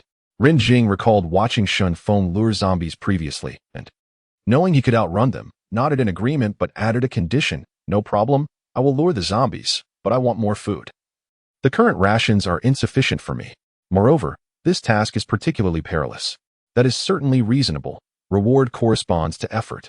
Once we clear the zombies from the teaching building, we will then target those around the supermarket. Shunfeng decisively stated, recognizing Renjing as a valuable asset worth nurturing. Subsequently, Chang Jiani began orchestrating the operation. Over 70 individuals mobilized, barricading the path from the teaching building to the artificial lake with desks and chairs, stacking them 3 meters high to ensure the zombies could not breach this man-made barrier. Given the zombies' exceedingly low intelligence, they would merely charge forth without the capability to scale these obstacles. With 3 entrances in total, once blocked, the zombies outside would be unable to approach. The ensuing actions could then proceed unimpeded. Shunfeng stood aside, observing, for he was the strongest combatant and would refrain from intervening unless absolutely necessary. The first to lure the zombies was Renjing, followed by the other boys taking turns, while the girls, under Chang Jiani's guidance, began retrieving the bodies from the artificial lake. The girls were naturally terrified of the corpses. Not just the girls, but the boys too harbored fear. Yet, for the sake of survival and addressing the crisis posed by the zombies, they steeled themselves to act. After all, the boys were tasked with combat, while the girls were responsible for logistics. The current task was already sufficiently manageable. Refusal would only invite disdain. The 2 professors observed from a distance, knowing that should anything go awry, they would have to climb trees for refuge. Renjing approached a classroom door marked with an X in chalk, inhaled deeply, and kicked it open, relishing the thrill of brazenly kicking the classroom door for the first time.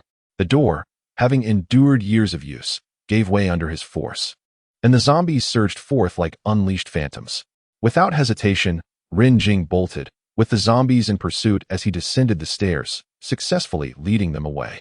However, midway, Renjing's speed surpassed the zombies, causing them to halt in place, confused by the vanishing target. Shenfeng couldn't help but scold. "Did you not claim to be a goalkeeper? How are you running faster than a forward?" Renjing retorted, "A goalkeeper must also be fit. Is it my fault I can run fast?" The boys watched intently, knowing they too would soon have to lure zombies, eager to learn from others' experiences and avoid pitfalls. Ultimately, through relentless luring, over 70 individuals successfully coaxed all the zombies from the teaching building to the edge of the artificial lake for extermination. Soon, an abundance of bodies floated atop the lake, and the girls diligently worked to retrieve them, ultimately fishing out over 30 corpses. In the end, it was the boys who came together to assist in retrieving the nearby corpses, which had accumulated into a small mound. As the students gazed upon their former classmates and teachers, now transformed into zombies, they were overwhelmed with a profound sense of sorrow. Realizing that they had ultimately caused their own demise, Chang Jinny promptly took it upon herself to address the group, stating earnestly, "I understand that you are all feeling uncomfortable. You may believe that you have killed your classmates and teachers, but I assure you that what you have slain are merely zombies. Your actions were motivated by the desire to reclaim our school, and all that you have done is justified." Subsequently, the group ventured towards the vicinity of the supermarket to lure more zombies, successfully eliminating those surrounding the store. Despite their exhaustion, they diligently cleared the supermarket of its food supplies.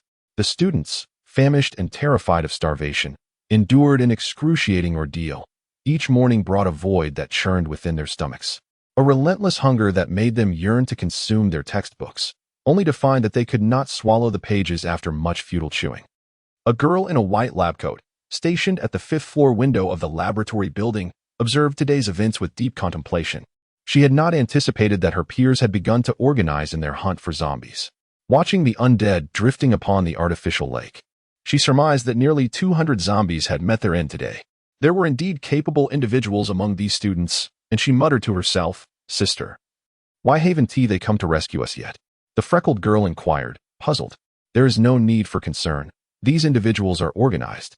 I suspect that they will eliminate all the zombies in the school with remarkable speed. Once they succeed, they will inevitably come for us. For now, we have food, so there is no cause for alarm. They will arrive in due time," the older girl replied with calm assurance. Yet, while she appeared composed, her mind was already strategizing. There are indeed extraordinary talents within this student body. What actions will they take next? After reclaiming the school, what will their subsequent moves entail? Moreover, how might she approach the core figures among them? As night fell, the grand classroom of the 5th teaching building was transformed. Desks and chairs had been repurposed as obstacles. The students, indifferent to their surroundings, tore pages from their textbooks to sit upon the floor, engaging in fervent discussions about the day's experiences, particularly the process of luring zombies, which sparked lively debate. "Look at your running speed. It's abysmal. Unlike me, who managed to outpace the zombies down the street," one student boasted. "Ha, you dare to say that? Your attempt to lure zombies today was the most disastrous, leaving the most stragglers behind. If it weren't for fungi dealing with the remaining zombies, we would have been unable to proceed with our plans." "Is it a crime to run fast?" one retorted. "Running fast? I think you're just afraid of dying. Haha. Yet you mock me? Many of you fell while trying to lure the zombies, didn't you? At least I didn't interrupt the mission." Observing her classmates engaged in lively debates, Chang Jinny leaned towards Shenfeng and whispered, "Now is your moment to shine. Whatever you say, make sure to imply that you are the leader. We must earn their support." "All right, I shall heed your advice," Shenfeng replied without hesitation, taking a megaphone in hand and standing before the group, earnestly proclaiming, "Everyone, lend me your ears for a moment. Please quiet down."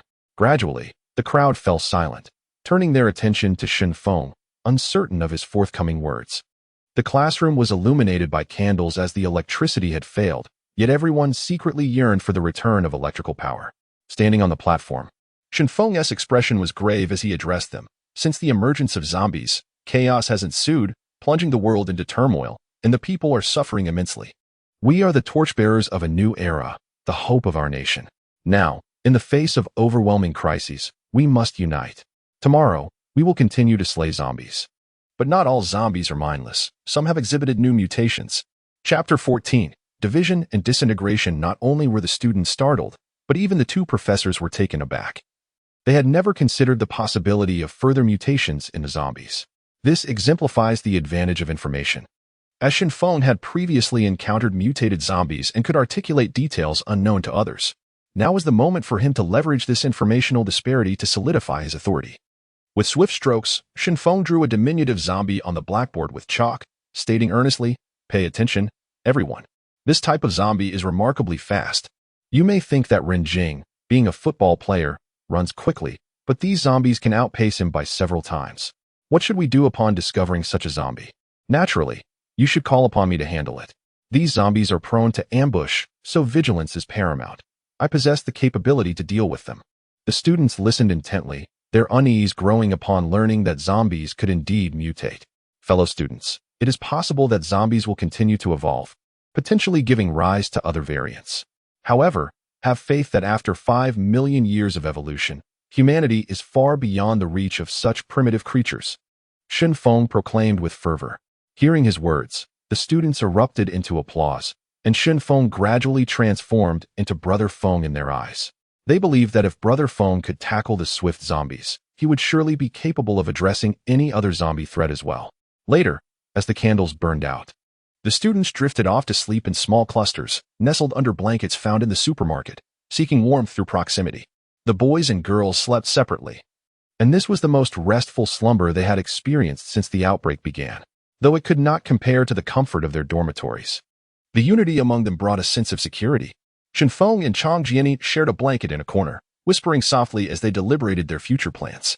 Although most of the strategies were conceived by Chang Jiani, the execution fell primarily upon Shenfeng, and the two had become inseparable. "Junior, we must seize every moment, otherwise my brother's chances of survival will diminish further, and they are already quite scarce," Chang Jiani urged Shenfeng. "In battle, it is crucial to ascertain your position. Not only must you demonstrate your combat prowess, but also exhibit control over the situation to establish yourself as a leader," she continued. "Indeed.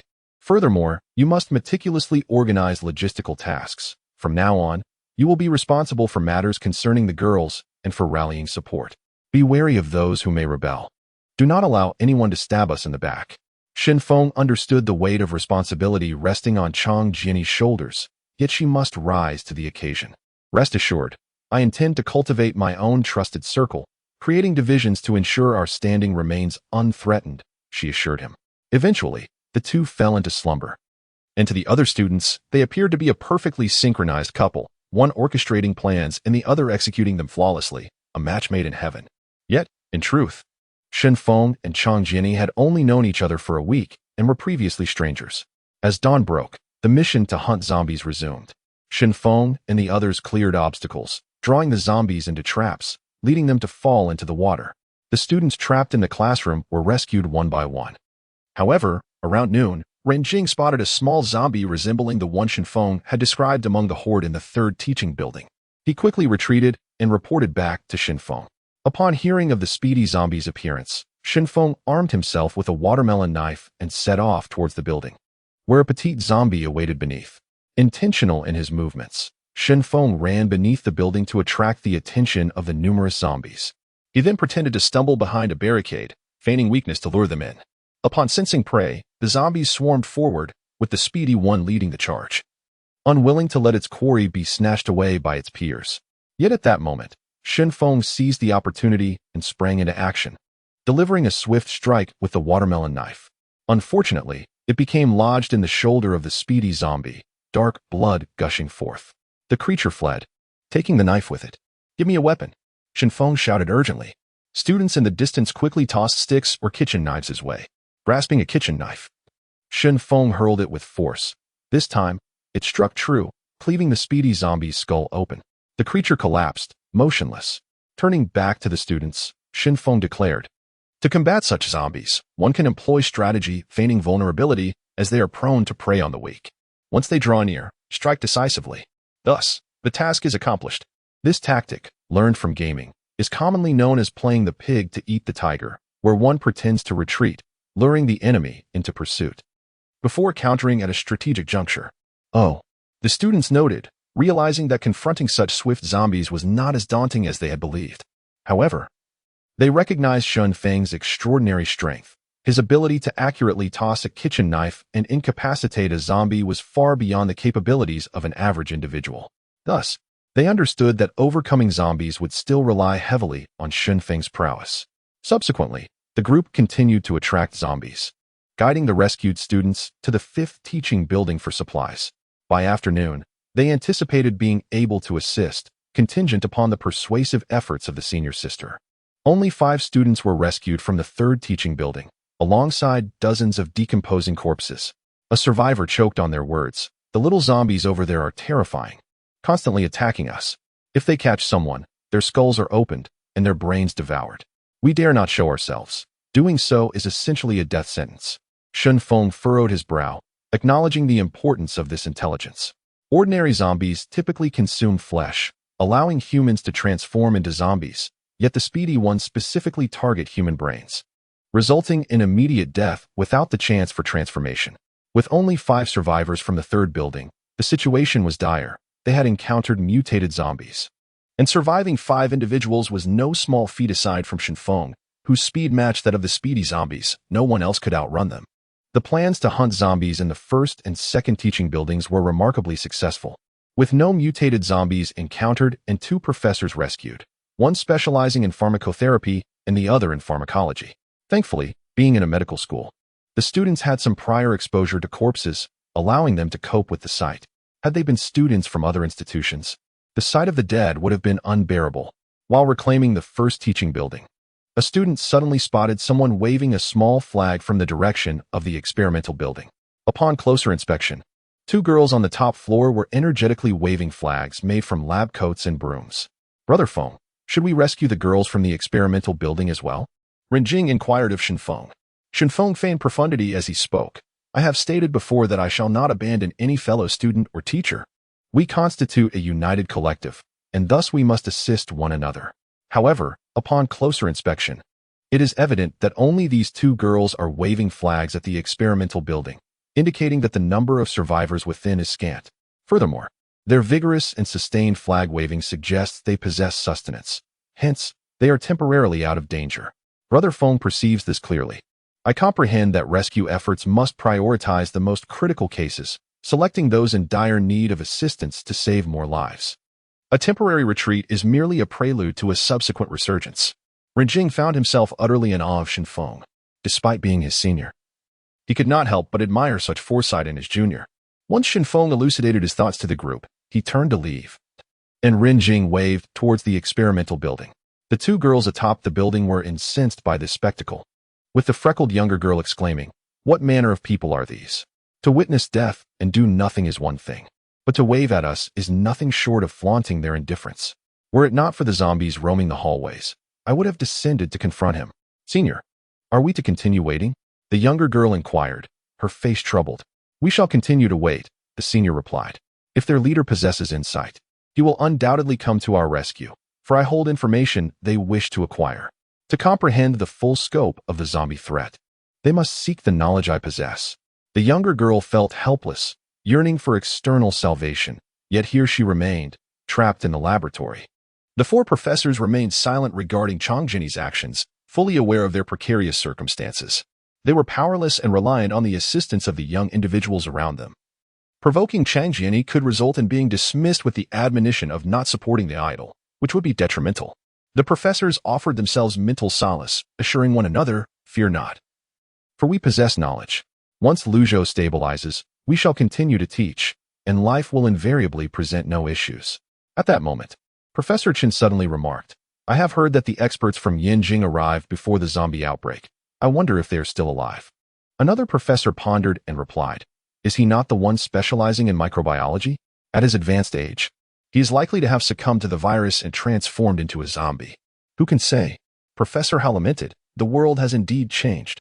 No one anticipated a global zombie outbreak. Thus, wherever humanity resides, the undead have emerged. Moreover, these zombies, upon biting a person, can transmit the affliction, leading to a complete breakdown of societal order. Survival has now become the paramount concern." Presently, Shun Feng leads a faction known as the Combat Group, while Chang Jiani commands the Logistics Group, with the former tasked with confronting zombies and the latter managing food, medical care, and mobilization. At this juncture, Confidence brimmed among the group regarding the reclamation of the school. They understood that various strategies could be employed against ordinary zombies, while Shenfeng was equipped to handle the more mutated forms. The current situation was decidedly favorable. That evening, the group accounted for their numbers, totaling 239 individuals, with approximately 800 zombies dealt with. The surface of the artificial lake was nearing saturation with the undead. It became evident that a greater effort would be necessary the following day to retrieve them, lest the zombies remain afloat indefinitely. As night fell, candles illuminated the fifth teaching building, while classrooms lacking candles resorted to dismantling desks and chairs for fuel, leaving the ceilings charred. Shenfeng and Chang Jiani, accompanied by their capable subordinates, traversed each classroom, extending warmth and concern to their fellow students, creating a scene of profound camaraderie that garnered many admirers. This was an imperative course of action. Both Shenfeng and Chang Jiani understood that to inspire these individuals to join them in battle, they must demonstrate their capabilities. And showing care for their peers was an excellent approach. Chapter 15, The Strength-Type Zombie. As Shenfeng accompanied Chang Jiani in greeting the students in the classroom, a small incident occurred. A frail girl from Shenfeng's class suddenly rushed forward, wrapping her arms around his waist and exclaiming, "Shenfeng, I am truly terrified. The zombies are too horrifying. You must protect me." Shenfeng was taken aback by the girl's boldness and turned to his senior beside him. He noticed a smile gracing her face as she remarked, "She must have experienced a great deal of trauma. We must show her ample compassion and help her emerge from the shadows." With that, Chang Jiani glanced at the two girls behind her, her trusted confidants, who promptly stepped forward to pull the girl away. They began to comfort her in turns, saying, "Dear classmate, we understand the pain you feel, but we must remain strong. A beautiful life awaits us. I know you seek solace. Feel free to share your thoughts with me. I will listen attentively and help mend your wounds." Chang Jiani continued, "Junior, let us proceed to the next classroom. There are more people needing our care." Shenfeng nodded in agreement, and the two exited the classroom. By the time they had visited all the students, it was already quite late. Chang Jiani silently walked out of the fifth teaching building, gazing at the starry sky, her smile having vanished. Shenfeng sensed that his senior was feeling jealous and hurried to explain, "Senior, there is nothing between me and that girl. Since my enrollment, I have spoken to her fewer than 10 times. I know.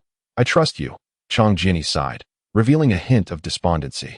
Shenfeng gently embraced his senior, standing beneath the night sky and taking in the scenery, relieved that the path to the teaching building was blocked and that they need not worry about zombie disturbances. "I can guess what that girl is thinking," Chang Jiani murmured. "If it were merely a display of fear, why didn't she voice it during the day? Why choose to act so intimately just now? The only explanation is that she covets your position as a leader and seeks your protection." It appears that everyone is not foolish. They see things quite clearly. Chang Jiani understood that the earlier girl could not have had much genuine connection with Shenfeng. She was merely seizing an opportunity to invest. Perhaps her earlier fragility was a ruse intended to evoke Shenfeng's protective instincts. Shenfeng was at a loss for words and could only hold his senior tightly, hoping she would regain her spirits. The students had already begun to change. The boys were starting to fight for survival, while the girls had learned to be prudent. The clever ones were already devising strategies. They would seek refuge and, when necessary, take extraordinary actions. That girl merely sought to feign vulnerability to garner sympathy, hoping you would protect her. If you acquiesced, she would likely cling to you, Chang Jiani analyzed. Shenfeng realized that his senior's observations were probably accurate, yet he did not wish for her to be mired in the complexities of human nature. He shifted the topic. "Senior, tomorrow I will go to rescue the students in the dormitory. Is there anything you wish to say?" Shenfeng, somewhat puzzled, inquired, "Currently, our food supplies are sufficient, and there will be even more survivors in the dormitory, correct?" His senior spoke patiently. "Listen to me.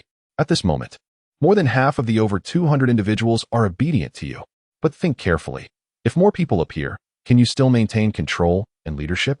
There are at least several hundred students in the dormitory, and with each dorm containing multiple small rooms, if even one dormitory remains free of zombie infection, at least 3 or 4 individuals will emerge. What if they band together against you? Therefore, we must control the food." Shenfeng began to understand. If they held the reins on food supplies, they need not fear disobedience from the others. Indeed, as Marx stated, whoever controls the means of production wields power. Chang Jiani asserted earnestly, "Combat prowess is one aspect. Leadership cannot rely solely on fighting. Strategic planning is also essential." "Understood. I shall seize the cafeteria tomorrow. Shin Feng agreed without hesitation, having grasped his senior's intentions. However, he suddenly felt an odd sensation. It seemed that Chang Jiani was increasingly consolidating her authority. Originally, her aim was to rescue her brother, but now it appeared her objectives had shifted. Was she beginning to forget her brother? Shin Feng pondered curiously. The following day, Shin Feng, leading more than 80 individuals, set off toward the cafeteria. On their way, they passed the library and eliminated the zombies within. Fortunately, no speed-type zombies appeared, making the task manageable. Most of the zombies had been lured to the artificial lake, while a few had been dispatched by the students, who had bound books to their arms and torsos. Although their movement was somewhat restricted, they felt safer against the zombies, as the creatures could not bite them. My knowledge armor is reduced to just a helmet now. Once we reclaim the school, I must find a motorcycle helmet. Then I shall fear no zombies. Li Xiang exclaimed. He was particularly fearful of death and had wrapped himself in tape, creating an improvised suit of armor. It proved effective, even when a zombie inadvertently scratched him. It managed to tear only a few pages of the book. For medical students, whose textbooks often exceeded 500 pages, losing a few pages was merely a scratch. Currently, Li Xiang donned an unusual suit of armor made from textbooks, bound tightly with tape. Except for his head, which lacked protection, his limbs and torso were wrapped in books. When Rin Jing saw Shin Feng without any armor, armed only with a serrated watermelon knife, he inquired, "Brother Feng, you are impressive, wearing no protective gear at all. Aren't you afraid of being bitten?" Shin Feng shrugged and replied, "In my view, speed is all that matters. Zombies cannot catch up. If I wear cumbersome gear, I won't be able to escape quickly." At that moment, Li Xiang pointed toward the library and asked, "Brother Feng, what about the library? Should we not arm ourselves with the knowledge within?" Li Xiang's intention was clear, to transform the library's books into armor, ensuring everyone felt secure from zombie bites, which would greatly enhance their combat capabilities. "No, we absolutely cannot touch the books in the library," Shin Feng stated sternly. "Many of the texts contain profound knowledge. If they are damaged while being bound to our bodies, accessing that knowledge later would become exceedingly difficult. After all, we are already cut off from the internet and electricity. If the physical books are destroyed, it would be a blow to human civilization." Thus, Shin Feng led the group to secure all entrances and exits of the library, preventing any damage to the collection. In his view, textbooks could be used and discarded without much consequence, as graduates sold their books by the pound every year. However, the library housed many texts that could not be found in standard curricula. Damage to these would represent a significant loss. Afterward, the group of over 80 arrived near the cafeteria. Yet, the once bustling dining hall now harbored only a smattering of zombies. Upon closer inspection, they discovered several zombie corpses on the ground. The cafeteria and its surroundings felt starkly incongruous, while more than 200 zombies lurked in the library. Only a handful remained near the cafeteria. The eerie silence suggested something was amiss. Had someone visited the canteen here and inadvertently eliminated these zombies? Rin Jing pondered. Li Xiang climbed a tree to observe the scene from a distance, then whispered, "Brother Feng, the heads of those corpses have been smashed open, yet their brains are nowhere to be found. Everyone, be cautious. There are at least dozens of bodies on the ground, a feat unattainable by mere mortals." Shin Feng promptly commanded, "Do not approach them. Make some noise to draw the zombies from the perimeter of the canteen towards us. With this number of zombies, we can handle them first." "I can do that." Li Xiang, hidden in the tree, hurled a steel rod, producing a clanging sound as it struck the ground, instantly capturing the attention of the wandering zombies outside the canteen. Upon noticing the presence of others, the zombies swiftly turned and charged in their direction. The group quickly armed themselves, ready to dispatch the incoming undead. When faced with numerous zombies, fear may grip any individual. However, when a collective stands against the horde, excitement surges through them. After all, they numbered over 80, while their adversaries were merely a handful of zombies. It was evident that the advantage lay with them. Yet, at that moment, a thunderous roar erupted from within the canteen. Suddenly, the glass on the third floor shattered, and a robust figure leaped forth. Standing at 2 meters tall, this zombie was muscular and exuded an aura of strength. Unlike the others, this zombie's gaze was sharp, fixated on the distant crowd, seemingly assessing their capabilities. "Retreat. This is a new breed of zombie. You cannot contend with it." Shin Feng brandished his watermelon knife and cautiously advanced, while his classmates hurriedly fell back. Upon first sight of this formidable zombie, Shenfeng realized it was no ordinary undead. It was clearly a mutated zombie, displaying a level of intelligence as it observed the group. With the common zombies rushing towards Shenfeng, he began to maneuver towards the side of the mutated zombie, drawing the attention of the others. Shenfeng opted for a flanking strategy rather than a direct confrontation with the powerful undead, prompting the mutated zombie to pivot, unwilling to expose its back to an enemy. This creature possesses intelligence, Shenfeng mused silently. As he circled the formidable zombie, it could no longer contain its aggression. The diminutive prey dared to prance around its vicinity. Such insolence warranted punishment, it thought. With a powerful swing, the zombie unleashed a punch. Shenfeng, sensing the impending strike, hastily dodged. However, the unfortunate common zombie behind him was not so lucky, as the powerful blow sent it hurtling away, leaving it sprawled on the ground, unable to rise again, ultimately succumbing to its injuries. What immense strength! Shenfeng was taken aback by the ferocity of this zombie, which had obliterated the innards of its fellow undead with a single blow, causing it to struggle briefly before perishing. Shenfeng continued to evade the attacks, while the ordinary zombies converged nearby, obstructing the movements of the powerful one. The mutated zombie found itself unable to land a hit on the agile Shenfeng. In the presence of the common zombies around, it was proving to be a significant hindrance. Unable to restrain its frustration, the muscular zombie began to unleash its fury upon the ordinary zombies, each punch resulting in the demise of one, as they lacked any means of defense or evasion. Taking advantage of the chaos, Shenfeng took cover and observed closely, discerning the strengths and weaknesses of the mutated zombie. Its power was formidable, yet its speed was lacking though. Compared to an average person, it was still considerably swift. Boss is truly impressive. He managed to evade those attacks. A group of onlookers watched the battlefield, finding solace in Shenfeng's apparent safety, reassured that even a robust zombie could not best their leader. Ranjing scrutinized the scene, furrowing his brow. Isn't Brother Feng's speed astonishing? He seems unlike us. His swiftness and strength far exceed those of ordinary individuals, yet he stands at only 175 centimeters. How does he possess such formidable power? Li Xiang shrugged, responding, why worry? Regardless, our leader fights for us, and his combat prowess is a boon, is it not? Ranjing considered this and nodded. Indeed, Shenfeng was one of their own, and no matter how great his power, it would not endanger them. However, at that moment, an unexpected event unfolded on the battlefield, leaving everyone astonished. Chapter 16. Amplifying strength after the robust zombie had eradicated all the ordinary zombies. Shenfeng anticipated that it would now turn its attention towards him. However, he underestimated the situation. The formidable creature unexpectedly bent down, seized a fallen zombie, cracked open its skull, and began to devour the pallid brain within. Shenfeng was taken aback, revolted by the sight of this creature consuming its own kind. He had initially thought that the zombies on the ground had been slain by humans, but it became evident that they had been dispatched and devoured by the muscular zombie. Seizing the moment, Shenfeng resolved to launch a surprise attack. He silently maneuvered behind the robust zombie, undetected, and when he reached its rear, he leaped forward, aiming the watermelon knife at the back of the creature's head. Yet, at that instant, the strong zombie abruptly dropped its meal, crouched down, and shielded its head with its arms. The knife struck its forearm with a clang, but due to the force applied, it became lodged in the zombie's muscular arm. Shenfeng struggled to extract the knife, but it was firmly ensnared. The strong zombie, in pain, promptly turned to counterattack. With his weapon trapped, Shenfeng had no choice but to retreat, gradually being cornered by the menacing creature. It dawned on him that this muscular zombie was not merely consuming brains.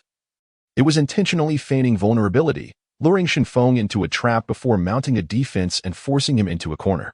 Could it be that zombies also feign weakness? There was no time for further contemplation. Shenfeng had to evade continuously. When escape seemed impossible, he resorted to a desperate maneuver, slipping through the creature's legs. This spectacle did not go unnoticed by the students at a distance, who began to murmur, praising Shenfeng's remarkable agility. Look at that evasive roll. Brilliant, one exclaimed. He just evaded that sweeping kick with such finesse. Despite his evasions, Shenfeng's movements were swift and deliberate, showcasing a skill that few could rival. Most would have succumbed to the onslaught by now, underscoring Shenfeng's exceptional prowess. Suddenly, Ranjing posed a question. Why is there such a powerful zombie in the cafeteria? This sparked agreement among the others, nodding in affirmation of Li Xiang's insightful remark. In the center of the battlefield, Shenfeng continued his evasive maneuvers. yearning to retaliate, but lacking a weapon. His only tool was ensnared in the strong zombie's arm. Could he truly breach the creature's defenses with bare hands? A single misstep might lead to his own demise. Amidst the tense skirmish, Shenfeng spotted some steel bars not far away, items that Li Xiang had previously used to attract the zombies, now ripe for repurposing as a weapon. With determination, he rolled towards the steel bar, grasped it tightly, and faced the strong zombie head-on.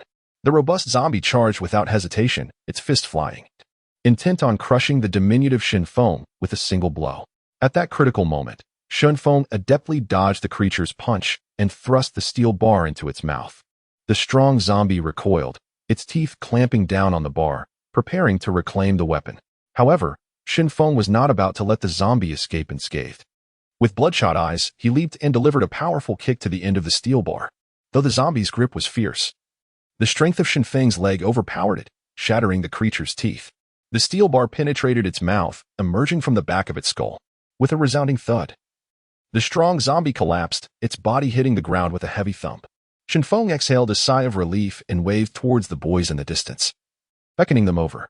Come here, it's all clear now. The boys rushed forward, astonished at the sight of the towering corpse.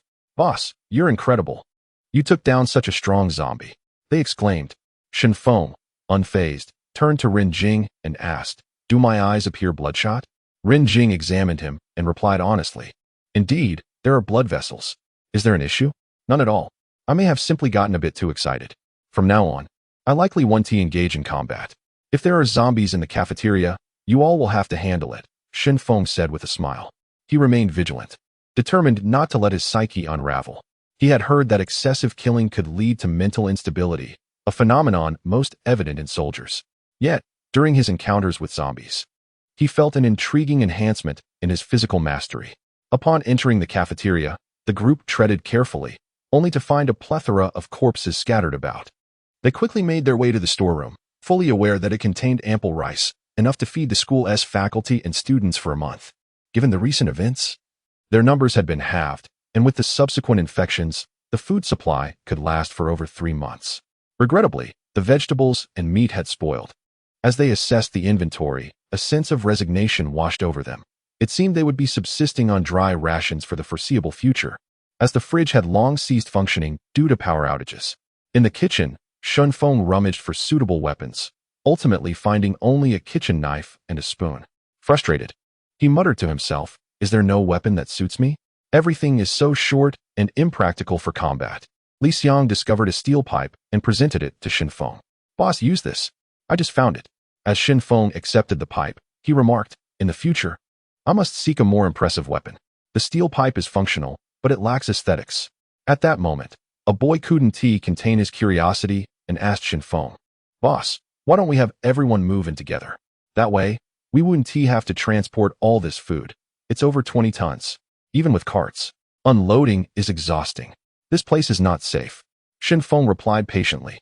Look around. The dormitory and administrative building are nearby. What if the zombies from there approach us? Moreover, this area is not fortified. If we were surrounded, escape would be futile.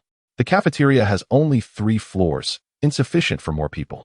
In contrast, the teaching building can accommodate many once we clear the tables and chairs.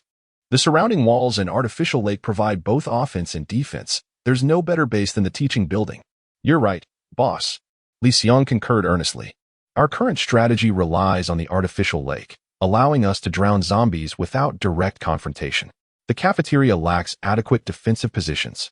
Although transporting food is laborious, it ensures our future food supply remains secure. Enough of this. Shenfeng interrupted their debate, standing firm. You need not worry. The 20+ tons of rice will not be transported solely by our 80-odd people. The remaining individuals will assist shortly. Both boys and girls must come and help. Isn't the girl supposed to be retrieving the bodies? Ren Jing inquired, unable to contain his curiosity.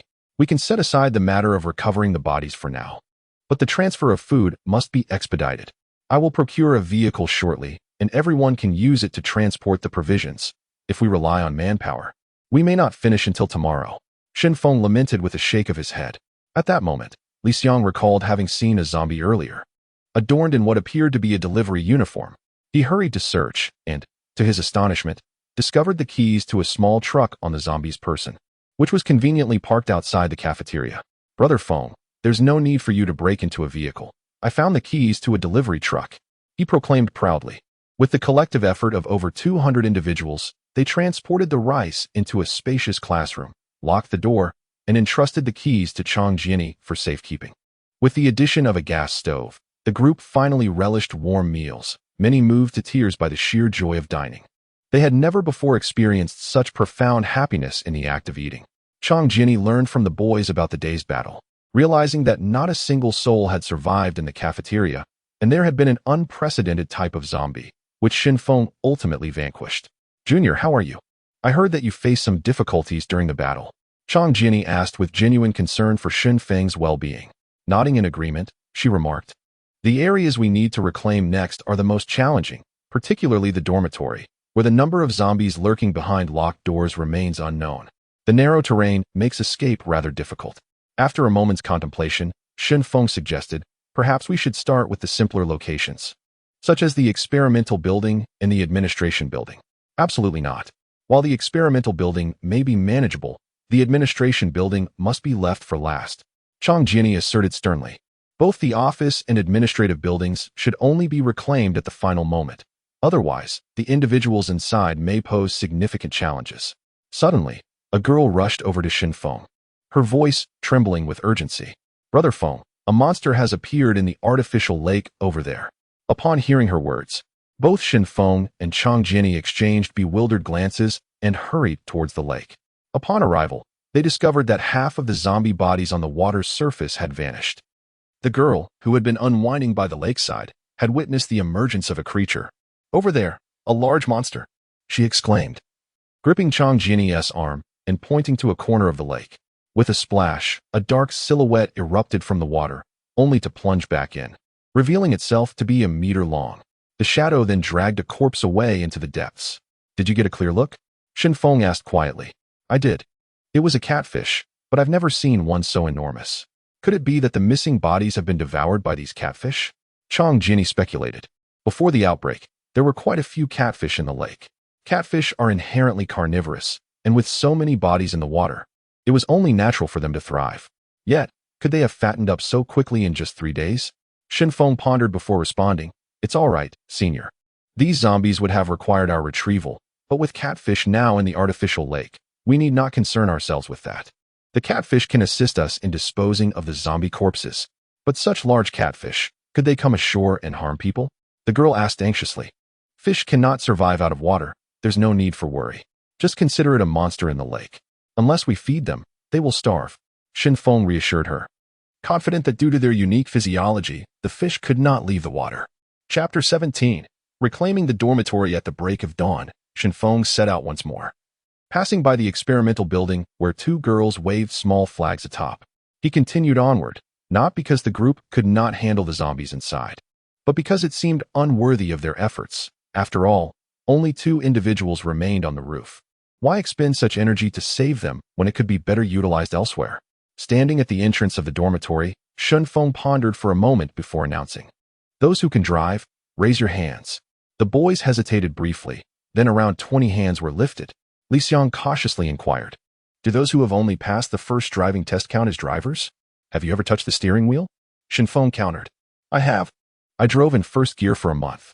Li Xiang replied proudly, "That counts." Xin Feng nodded, for in this chaotic world, who cared about licenses? Although he himself could not drive.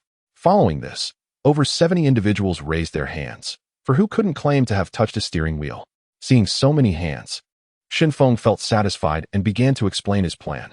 "First, we will seal the main door of the dormitory to prevent the zombies inside from escaping.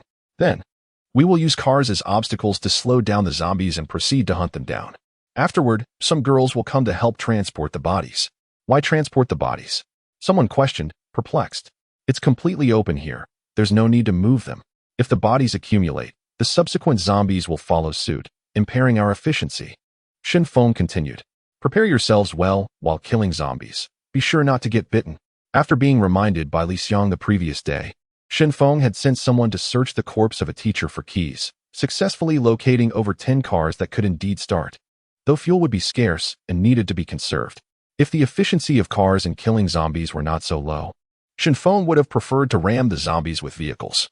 However, the distance to the artificial lake made luring the zombies into the water difficult. Thus they resorted to manual hunting. There were 2 boys' dormitories and 2 girls' dormitories, with only a road connecting them. The group first positioned 3 cars to block the road between the dormitories, preventing any zombies from providing support, and then concentrated their attack on the first dormitory building. The students on the upper floors heard the commotion below and hurriedly looked down, initially thinking they were being rescued. To their astonishment, a swift boy dashed to the dormitory door and affixed a U-lock, cursing, "You heartless bastards! Afraid of zombies, so you lock them up? Are you trying to kill us?" However, the students below proceeded with their next actions. Multiple cars linked together to form a narrow passage, with gaps filled with furniture as barriers. Remarkably, these students stood atop the cars on either side. At the end of the passage sat a boy on a portable speaker. Did these individuals intend to rescue them? The boys above felt a surge of excitement. They had survived on scant rations, hoping for military aid that had never arrived, their strength waning. Now, witnessing the organized crowd below, they felt a renewed hope for survival. "Hang in there, you must save us," they shouted. "We've had many classmates bitten. Do your best. I want to get out of here." The boys above began to cheer for those below, certain that if they were rescued, they would be eternally grateful. Shinfeng, seated atop the speaker, could hardly restrain himself from the din of voices above. He picked up a megaphone and called out, "Everyone up there, stop shouting. We will definitely rescue you, so quiet down. The zombies will be attracted by the noise. Be careful they don't hear you and come knocking on your door." The boys quickly silenced themselves but leaned out of the windows, unwilling to miss the unfolding scene below. Subsequently, Renjing, quick on his feet, took charge of opening the dormitory door and sprinted away, leaving no opportunity for the pursuing zombies to catch up. Of course, should he be caught. The U-lock in his hand would serve as an excellent weapon, crafted from pure alloy that no zombie could withstand. Zombies prioritize targets emitting the most noise, prompting them to surge towards Shinfeng's location. At this moment, those stationed at the front could no longer contain themselves and began attacking the zombies. One by one, the undead fell, leading to Shinfeng's furious rebuke. "You fools over there, stop. Don't you know to extend the battle line? Wait until the zombies are right in front of me before attacking." The students closer to the dormitory door finally ceased their assaults. In recent days, killing zombies had demanded precise strikes, so they found it difficult to resist the urge to attack upon sighting one. This resulted in the zombies at the entrance being slowed, their advance significantly hindered. Fortunately, these university students had undergone military training and understood the importance of discipline. They did not flee. Had they been adults from outside, they likely would have long since abandoned the fight, a lesson Shinfeng had learned from a previous experience at the logistics center, where a young man had hesitated to move a corpse, nearly causing a disaster. The zombies advanced rapidly, their gaze fixed solely on Shinfeng, the source of the loudest noise. However, the narrow passage allowed only one zombie to pass at a time, and the students beside him tightened their grip on their weapons, ready to strike at a moment's notice. Finally, the zombies were within 50 centimeters of Shinfeng.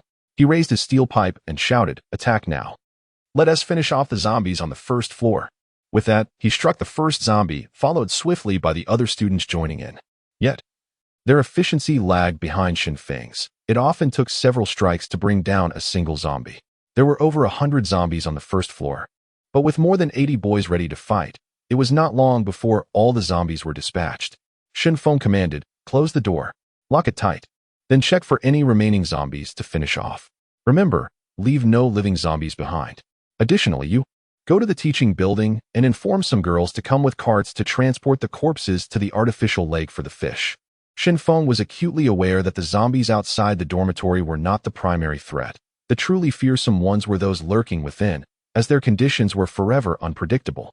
At this juncture, many surviving students burst from their doors, prompting Shinfeng to shout, "Don't rush. We will not abandon any of our classmates. Stay inside your dorms. Be cautious, for there may still be zombies in other buildings." Initially, everyone wanted to rush downstairs, but hearing that there might still be zombies inside the dormitory dissuaded them. Ultimately, a dozen boys charged out, hugging their classmates and weeping, before being led away by one individual towards the teaching building for safety. The subsequent task of clearing the zombies from inside the dormitory proved more challenging, requiring them to inspect room by room. Li Xiang was best suited for this task, as he had once opened a door only to have a zombie leap out and bite him. Fortunately, His knowledge armor had shielded him from harm. Li Xiang felt a wave of relief wash over him, and after dispatching the zombie, he repeatedly expressed his gratitude. Thank you, Newton, for your protection. I appreciate the efforts of Einstein, Mendeleev, and Luxembourg, as well as Pauli, Rutherford, and Faraday. Your knowledge has shielded me from injury. The process of clearing zombies was excruciatingly monotonous, as it necessitated a continuous cycle of knocking, opening doors, and eliminating the undead. The crowd was divided into groups of 10, totaling 8 groups, while Shen Feng remained uninvolved, continuously directing the efforts. The boys were rescued one after another, but upon reaching the 5th floor, they were astonished to discover that not a single zombie remained alive on this level. Ren Jing sensed the impending danger and hurriedly sent someone to notify Shen Feng. However, he arrived too late, finding 2 classmates already slain upon his arrival. On the 5th floor, a speed-type zombie had devoured all the surviving students. Ren Jing's team had initially overlooked this particular zombie, which lay concealed behind the firefighting equipment. It struck unexpectedly when the group was distracted, claiming the lives of 2 classmates. Step back. I will handle this. You cannot manage it. Shen Feng felt a profound sorrow over the loss of his classmates. Yet as a leader, he had no time to mourn. The speed-type zombie, having easily dispatched its victims, disregarded Shen Feng entirely and charged at him. The corridor was exceedingly narrow, and seizing the opportunity, Shen Feng swung a steel pipe down, killing the zombie. In the confined passage, the zombie had limited maneuverability, and Shen Feng anticipated its position, delivering a fatal blow. Subsequently, the classmates surged forward, unleashing a torrent of punches and kicks upon the lifeless speed-type zombie, their anguished shouts echoing in the air. They could not accept the death of their comrades, who had fought alongside them, sharing perilous experiences and forging bonds. Shen Feng also felt the weight of grief. Yet as the leader, he could not display indecisiveness. He chose to silently withdraw, grappling with confusion. Were these individuals merely pawns in his plans? If they perished due to his strategies, was he truly saving lives or extinguishing them? Chang Jiani bluntly stated, in these chaotic times, death is a commonplace occurrence. You must learn to accept it. Though this was indeed a harsh truth, her words felt callous, as if she were indifferent to the loss of 2 classmates. Shen Feng, feeling provoked, retorted, if I were to die, would you be so cavalier about it? At that moment, he questioned whether Chang Jiani's seemingly heartless remarks suggested that she viewed everyone as expendable, only valuable as long as they served a purpose. How could one be so detached from the deaths of 2 comrades who had fought side by side?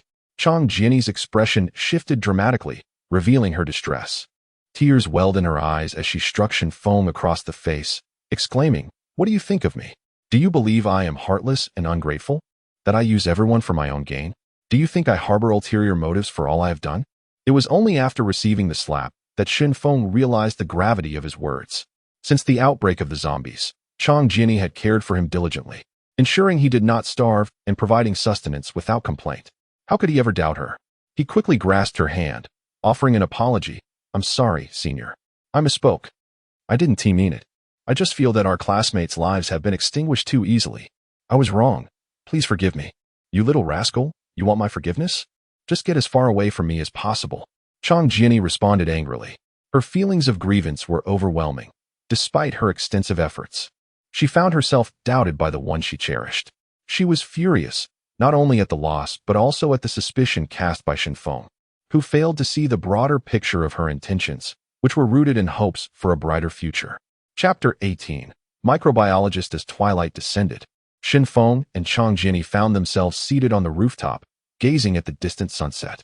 In this moment, Chang Jiani nestled against Shen Feng, their previous misunderstandings now clarified. Following their candid exchange, both understood that the earlier friction was merely a result of Shen Feng's inadvertent slip. Chang Jiani spoke softly, Shen Feng, you must realize that you are now my sole support and my only concern. If you were to be hurt, it would pain me deeply. Therefore, I will stand by you, regardless of what transpires. You can trust me implicitly, and I will offer you my unwavering support. Shen Feng felt a twinge of guilt and replied, I misspoke. I should not have doubted your affection, senior. It's just that I find it perplexing that you seem unconcerned about rescuing your brother. Why is that? With a sigh, Chang Jiani explained. Of course I worry about my brother, but the environment he's in is exceedingly perilous. It has been 12 days since the outbreak of the zombie apocalypse. Can a young elementary school student truly survive in a city overrun by the undead? I am not naive. My ability to remain composed is due to you. I do not wish for you to risk your life for my brother, so we must be thoroughly prepared. This elucidation clarified the necessity of a gradual approach in their plans. Yet Shin Feng lamented, I understand, but the pace is frustratingly slow. Do not fret. Every great endeavor begins with difficulty. I have devised a plan. After we reclaim the school, we will have the support of thousands, all vigorous university students. Then, we shall swiftly reclaim the nearby vocational schools and sports academies to garner further youthful support, and only then proceed to rescue. Chang Jinny stated, her strategy extending well beyond the immediate horizon. Suddenly, a voice called from the rooftop entrance, Boss and sister, dinner is ready. Are you finished? Shin Feng and Chang Jinny hurried downstairs. Today, they had rescued over 200 students. Had it not been for the casualties on the 5th floor, they might have saved even more. These fortunate souls had not contracted the virus and were now eagerly watching Shin Feng in the large classroom, as they were required to listen to either his speech or Chang Jinny's before being allowed to eat. Thus, they could only wait impatiently for Shin Feng to conclude his address, their hunger growing. Shin Feng stood before them, envisioning a brighter future and painting a picture of restored happiness and comfort, encouraging them that by joining him in combating the zombies, they could reclaim their lives. In reality, the call to arms was obligatory. The boys were to fight while the girls managed logistics, for idlers would only receive half rations, hardly enough to satiate their hunger. Finally, at the sound of a command, they were allowed to eat, and the atmosphere transformed into one of warmth and camaraderie as everyone queued for their meals. After dining, Shin Feng and Chang Jinny, adhering to their routine, began to offer words of encouragement. Currently, 400 students resided in the 5th teaching building, with some rooms packed with food and essential supplies, clearly unable to accommodate more. They planned to designate the 4th teaching building as another stronghold after rescuing more individuals the following day. At that moment, they approached 4 professors and inquired directly, Professors, are you able to eat enough? How is life treating you? Do you need assistance? Professor Chen, upon seeing their presence, recognized these 2 young leaders and promptly replied, We can eat well. Thank you for your hard work. Professor Hao nodded in agreement, adding, We have no issues with eating and sleeping, and we are fortunate not to be engaged in combat. The 4 professors were indeed spared from the rigors of fighting and transporting supplies. Given their advanced age and health issues, including hypertension and heart conditions, they were acutely aware of their limitations and readily offered their car keys for student use. However, at that moment, Professor Zhang could not restrain himself and interjected, We are fine, but what about the other teachers? And, cough cough, Professor Hao immediately coughed, signaling Zhang to refrain from speaking out of turn. Given the current circumstances, it was unlikely that these 2 would willingly share power or rescue the office staff until later. Chang Jinny, unfazed, smiled and explained, Professor, I understand your concerns. We wish to expedite the rescue of the teachers, but we must proceed step by step. The students are anxiously awaiting us in the dormitories. We should prioritize assisting them. Professor Zhang found her grandiloquent words displeasing, retorting, It's well and good to rescue students, but the 2 girls in the laboratory have been signaling for help for 3 days, and I see no action from you. It seems you prioritize numbers over the contributions of those rescued. It appeared that in this crisis, the teachers had not proven to be more useful than the students. Chang Jinny replied with a smile. Indeed, it seems the role of the teachers has not surpassed that of the students during this ordeal. How dare you speak back? You must have no respect for teachers. This is a sign of declining morals. Professor Zhang exclaimed, his face flushed with indignation.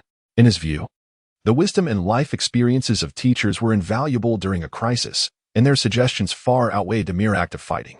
Seeing the conversation spiraling out of control, Professor Hao stepped in to mediate, saying, Let me clarify. Professor Zhang is concerned for his colleagues. Please do not take offense. And as for you, Chang Jinny, we truly appreciate your care and have no complaints. Shin Feng smiled, saying, Professor, you think too much. We are not offended. It's only natural. Chang Jinny nodded in agreement. Professor Hao led the 2 aside to prevent further conflict. Professor Chen looked at Professor Zhang with exasperation, saying, Old Zhang, you know these 2 are the current leaders. If you openly challenge them, you risk retaliation. Professor Zhang scoffed, They dare not. I have taught for over 30 years, and I have countless students. If they were to act against me, my students would surely rise in my defense. Let us see how they win over hearts and minds. They would not dare to act against me now. Once they were away from the group, Professor Hao continued, Shenfeng, I wish to share something I had previously withheld, thinking it of little significance, but now I feel it pertinent to inform you. There is a microbiologist in the laboratory building. A microbiologist? Could they not provide insight into the origins of the zombie virus? Chang Jenny quickly grasped the implications. Although they had long suspected the zombies were infected by a virus, they lacked scientific validation, and the broadcast had offered no explanation. Professor Hao nodded. However, this elderly professor is over 60 and hails from Yanjing. It is highly likely that she may have been exposed to the virus. Nonetheless, she brought along a doctoral student who may be of assistance to you. I see. Thank you. Shenfeng responded earnestly. Subsequently, Shenfeng and Chang Jinny began to deliberate together. The truth was that everyone remained shrouded in uncertainty regarding the zombie virus, and the peculiar mutations of the zombies only added to the enigma. Without clarity, they would be utterly at a loss for future actions. As dawn approached the next day, it was decided that the zombies within the laboratory building must be eradicated, as the assistance of a microbiologist was deemed essential. If the professor has succumbed, finding the doctoral student would still be advantageous, Jinny remarked. Shenfeng nodded in agreement, recognizing that a microbiologist would undoubtedly possess invaluable insights regarding the virus, particularly as it was crucial to ascertain the origin of the zombies. Unfortunately, the university had its own microbiology professors, yet fate had been unkind. They had all contracted the virus on the very day of the outbreak, transforming into zombies. When morning finally arrived, Yuren Shu slowly stirred awake. The sensation of being confined within the laboratory was far from pleasant. She could only find rest atop the laboratory table. With a resigned sigh, she pondered, how did I end up in such a desolate place? If only I were in Yanjing, I would have surely been rescued by now. Regret washed over her as she recalled her mentor's invitation to conduct experiments in Luzhou. She had accompanied him with the hope of enjoying the scenery. But before she could immerse herself in the local culture, the zombie crisis erupted. Gradually, Yuren Shu donned her white lab coat and glasses, making her way to the window. She gazed vacantly at the distant teaching building, where the faint tendrils of smoke signaled the preparation of a meal. Meanwhile, the meager provisions available to her in the lab were hardly worth mentioning. Her junior, with freckles adorning her face, awoke and, rubbing her eyes, inquired, Senior, has anyone come to rescue us? Observing the rising smoke, Yuren Shu replied with a hint of despair, No, not yet. I surmise they must have first subdued the majority before attempting to rescue the few of us left behind, and we happen to be among that unfortunate group. The younger student approached the window, suddenly spotting a crowd below, and exclaimed, Senior, look, are those people coming to save us? I suspect they are merely on a mission to eliminate zombies, Yuren Shu responded, leaning against the window frame while watching the approaching figures with a sense of futility.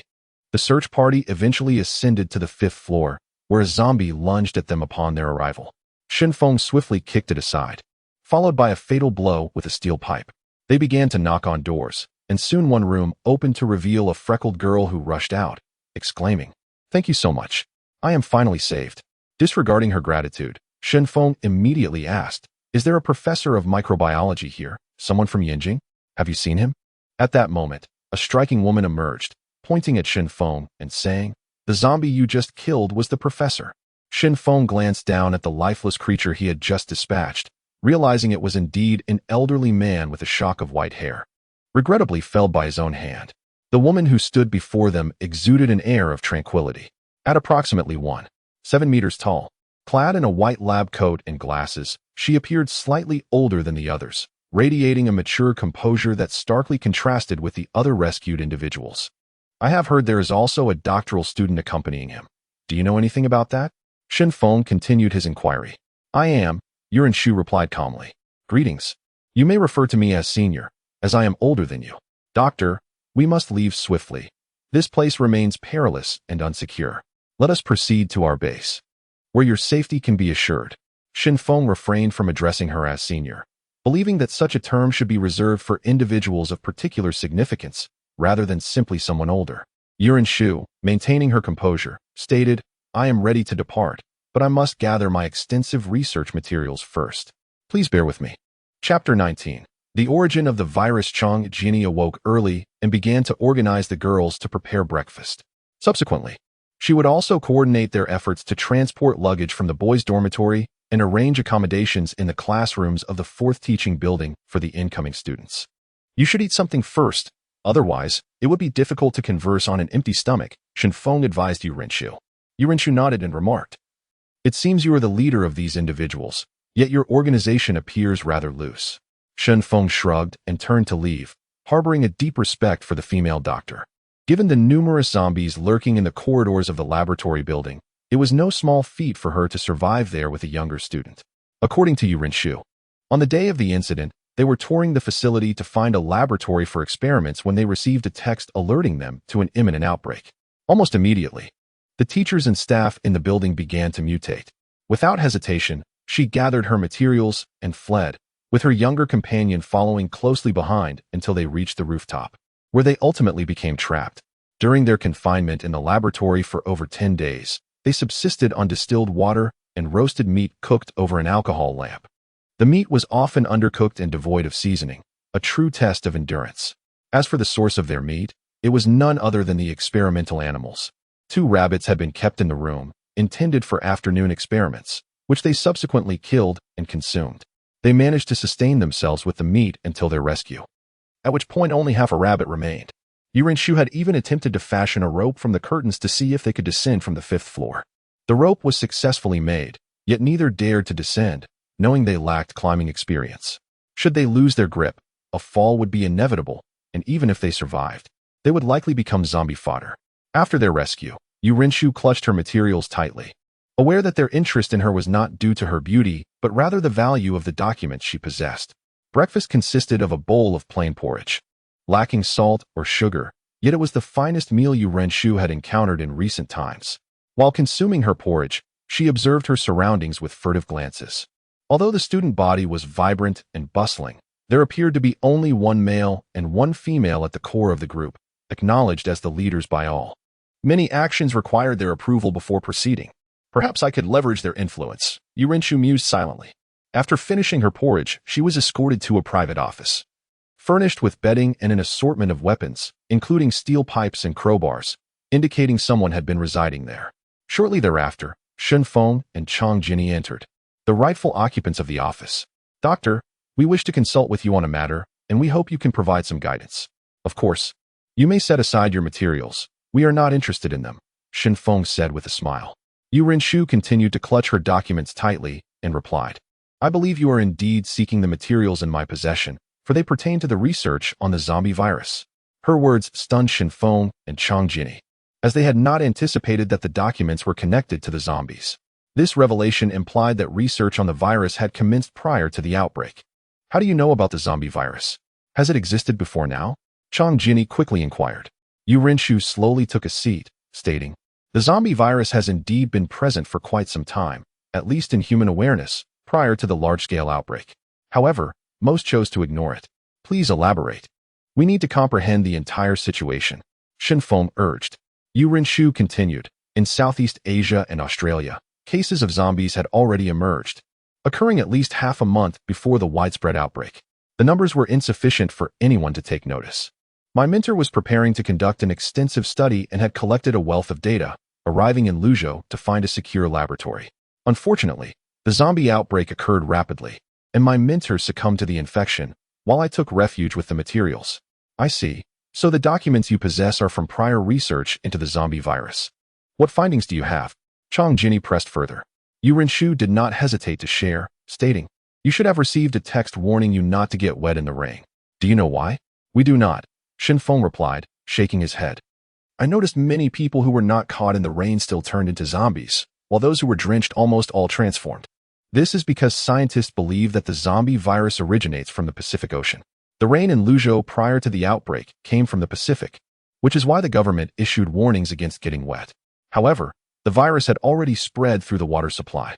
I suspect it began circulating at least a month earlier, but the viral concentration was too low to induce any changes. Once the concentration reached a critical point, it would erupt, hence why those who were rained upon became zombies. And those who avoided the rain were also at risk," Yu Renshu explained. "In that case, we must be cautious about our drinking water. If it becomes contaminated, it could spell disaster, Shenfeng said anxiously. There's no need for concern. As I mentioned earlier, the virus has already spread. Have you not seen the reports online? Zombies have appeared in nearly every part of the globe. Thus, the water supply is no longer safe. The current survivors are not fortunate. Rather, they possess antibodies that can offer some resistance to the virus, Yu Rinshu stated firmly. Shenfeng fell silent for a moment, then suddenly asked, if you assert that we already have antibodies, why was I infected after being caught in the rain? The viral load in rainwater differs from that in the water supply. This is something you should. Yu Rinshu began to explain slowly, but suddenly realized a crucial point and fixed her gaze on Shenfeng. You mean to say you were infected after being caught in the rain, yet you are still alive? Is there a problem? Shenfeng queried, perplexed by the sudden spark in the female doctor's eyes, wondering if there was more to this situation. The doctor excitedly grasped Shenfeng's hand, asking, were you unconscious after the rain? Did you notice any changes upon waking? How do you know that? Shenfeng quickly inquired, yet this question only confirmed her earlier assumptions. Chang Jinni frowned and pulled Yu Rinshu's hand away, saying, Doctor, please keep your distance. He is my boyfriend. Yu Rinshu smiled lightly, unfazed, and replied, actually, this aligns with my mentor's research findings, which I secretly observed. The zombie virus contains a unique protein that can alter the physiology of animals. Of course, only a sufficient quantity of protein can induce such changes. The same applies to humans. However, they cannot withstand a lethal dose of the virus. Thus, those who become infected after exposure to rainwater and survive are 1 in a million. Those individuals possess enhanced physical abilities. They are the evolved ones. The evolved ones. Thus, my strength and speed are a result of having an abundance of viral proteins within my body, Shenfeng murmured. Chang Jinni furrowed her brow and inquired further. How do you know this? Just over 10 days ago, there was no widespread outbreak of zombies. How could you be aware of the evolved ones? Is there some secret that has been concealed? The broadcast has not mentioned anything about the evolved ones. Although there had been no outbreak of zombies previously, it was possible to derive conclusions by simulating the characteristics of the virus and creating relevant data models, Yu Rinshu explained.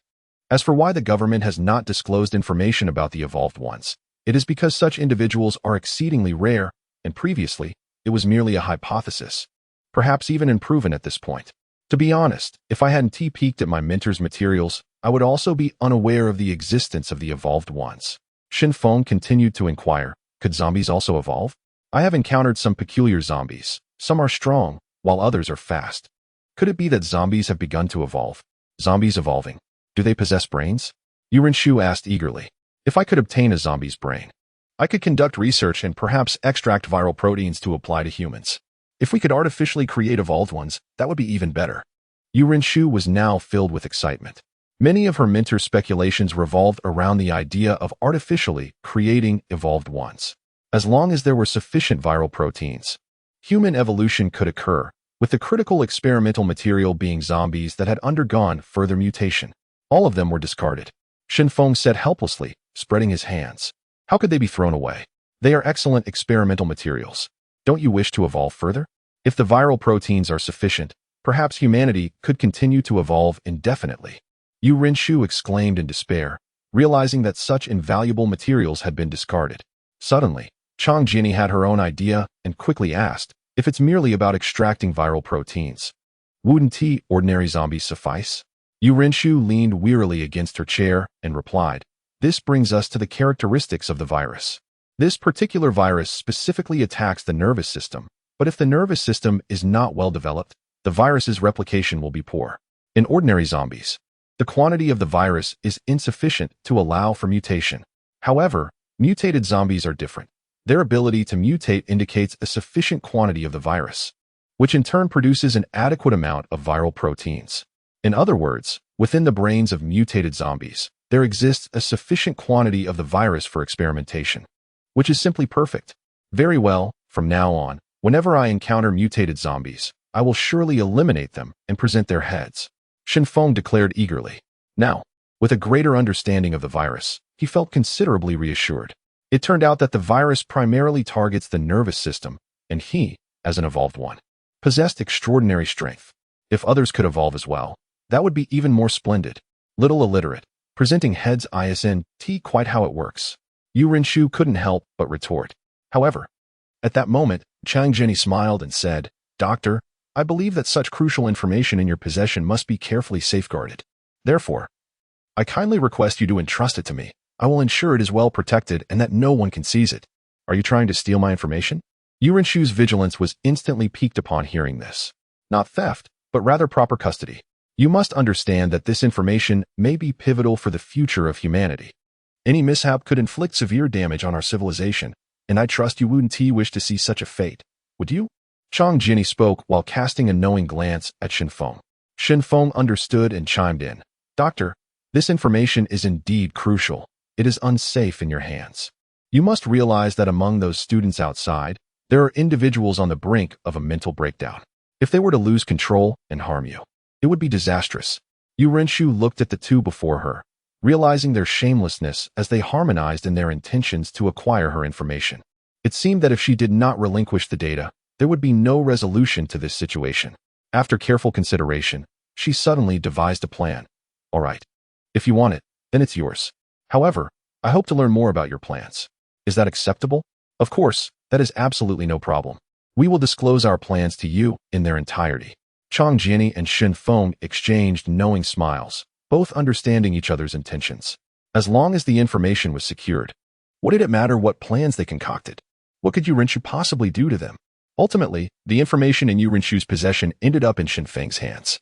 He entrusted the materials to the senior student for her own study, while he prepared to head to his destination to confront the zombies.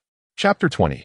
A midnight misunderstanding. When Shenfeng set out with over 200 individuals, Yu Renshu expressed her desire to join. "I want to go too." Shenfeng did not refuse her. After all, the doctor did not need to engage in combat. She could merely observe from the sidelines. Moreover, there was a possibility that she might offer some insights during the battle. Subsequently, Shenfeng led the group on a detour to the cafeteria, intending to check if the brain of the formidable zombie from yesterday's encounter was still intact. Upon arrival, they discovered that the zombie's head had been cracked open, and its brain devoured. Clearly, they had arrived too late. Nearby, Li Xiang spotted a dog hole in the wall and exclaimed, "Brother Feng, there's a dog hole here." Yu Renshu couldn't help but retort, "It seems even dogs know what is valuable, yet you remain oblivious." Shenfeng shrugged, unfazed by her sarcasm, understanding it was merely a jest. He continued, "In fact, there was another zombie killed in the dormitory building yesterday, so there might still be a mutated zombie's brain." Upon hearing this, Yu Renshu urged, "Let's hurry and take a look. We should start our research as soon as possible." They then proceeded to the boys' dormitory, where they located the speed-type zombie slain the day before. Fortunately, the dormitory was relatively enclosed, and no wild dogs had come to feast upon it, preserving the integrity of its brain. However, Ren Jing couldn't contain his anger upon seeing the creature that had slain his comrade, and he kicked it away. Yu Renshu quickly intervened, saying, Hold on. Let me decapitate its head first, then you can kick it." After securing a knife, she began to chop off the zombie's head. The sight shocked the onlookers. How could such a beautiful girl commit such an act without a flicker of emotion? All the while smiling, Ren Jing pulled Shenfeng aside, whispering, "Brother Feng, there's definitely something off about this woman. Otherwise, ordinary people would be fleeing in terror. Yet she chooses to conduct research instead." Shenfeng replied earnestly, "Don't be absurd. This is the spirit of a true researcher. Regardless of the subject, one must pursue their work with unwavering resolve to yield results that benefit humanity. It may be a bit eccentric, but we must support her." Reluctantly, Ren Jing regarded the bespectacled woman, feeling a chill run down his spine, yet he remained silent. Shenfeng then began to slay more zombies, with veteran team members demonstrating techniques while the new recruits learned. The new members practiced, and if mistakes were made, the veterans offered corrections. By the end of the morning, they had rescued another survivor from the boys' dormitory. No mutated zombies were discovered, resulting in a total of around 250 survivors. Moreover, the new recruits fashioned makeshift armor from textbooks, allowing them to defend against zombies, as the creature's teeth could not penetrate through 500 or 600 pages of books. It became clear to everyone that the teachers were right. Arming oneself with knowledge indeed made one formidable. During lunch, Chang Jinny suddenly pulled Shenfeng aside, speaking in hushed tones. "Be wary of Yu Renshu. That woman is quite cunning. I just noticed some missing pages in the documents she carries. She likely anticipated someone would try to seize the information and tore out the crucial parts, leaving only what she knows. Shen Feng was taken aback by Yu Rinshu's cleverness, realizing she had predicted his actions and preemptively destroyed vital information. However, he was not overly concerned. At present, she was merely one individual. And as long as she had no accomplices, she posed little threat. As afternoon arrived, the group decided to reclaim the girls' dormitory, ultimately rescuing 200 female students, many of whom were Shen Feng's classmates. They were astonished to see Shen Feng as their leader, never having imagined this normally quiet individual possess such strength. While dispatching 3 zombies in the dormitory, Shen Feng silently wished, "I hope you do not encounter such calamities in your next lives. May you find peace." As his followers multiplied, a sense of overwhelm washed over him. Managing so many students was proving to be quite challenging. For now, they followed him due to his reputation. But what would happen when someone more authoritative appeared? Would he lose his power? The slain zombies were disposed of in the artificial lake, feeding the fish. Over these days, the catfish population had exploded. It was unclear how many had previously inhabited the lake, but it was estimated that at least 2,000 now swam within its waters, each one plump and round, with the shortest measuring at least 30 centimeters in length.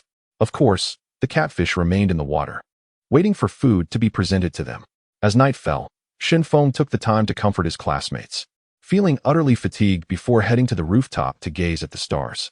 Suddenly, Chang Jianyi approached him mysteriously, saying, "Wait for me in the room. I have a surprise for you." Immediately, Shen Feng felt invigorated by the prospect of a surprise. What could it be? Was it possible that she was preparing something special for him? His heart raced with anticipation, knowing that in recent days, he had only been able to briefly touch his senior at night, as she was too exhausted for anything more during the day. But now, with her promising a surprise, it seemed she was ready for something more. His heart swelled with excitement, driven by her words, and at that moment, all he desired was to share an intimate moment with her. The doorknob turned, and the door creaked open, revealing a graceful figure entering the room.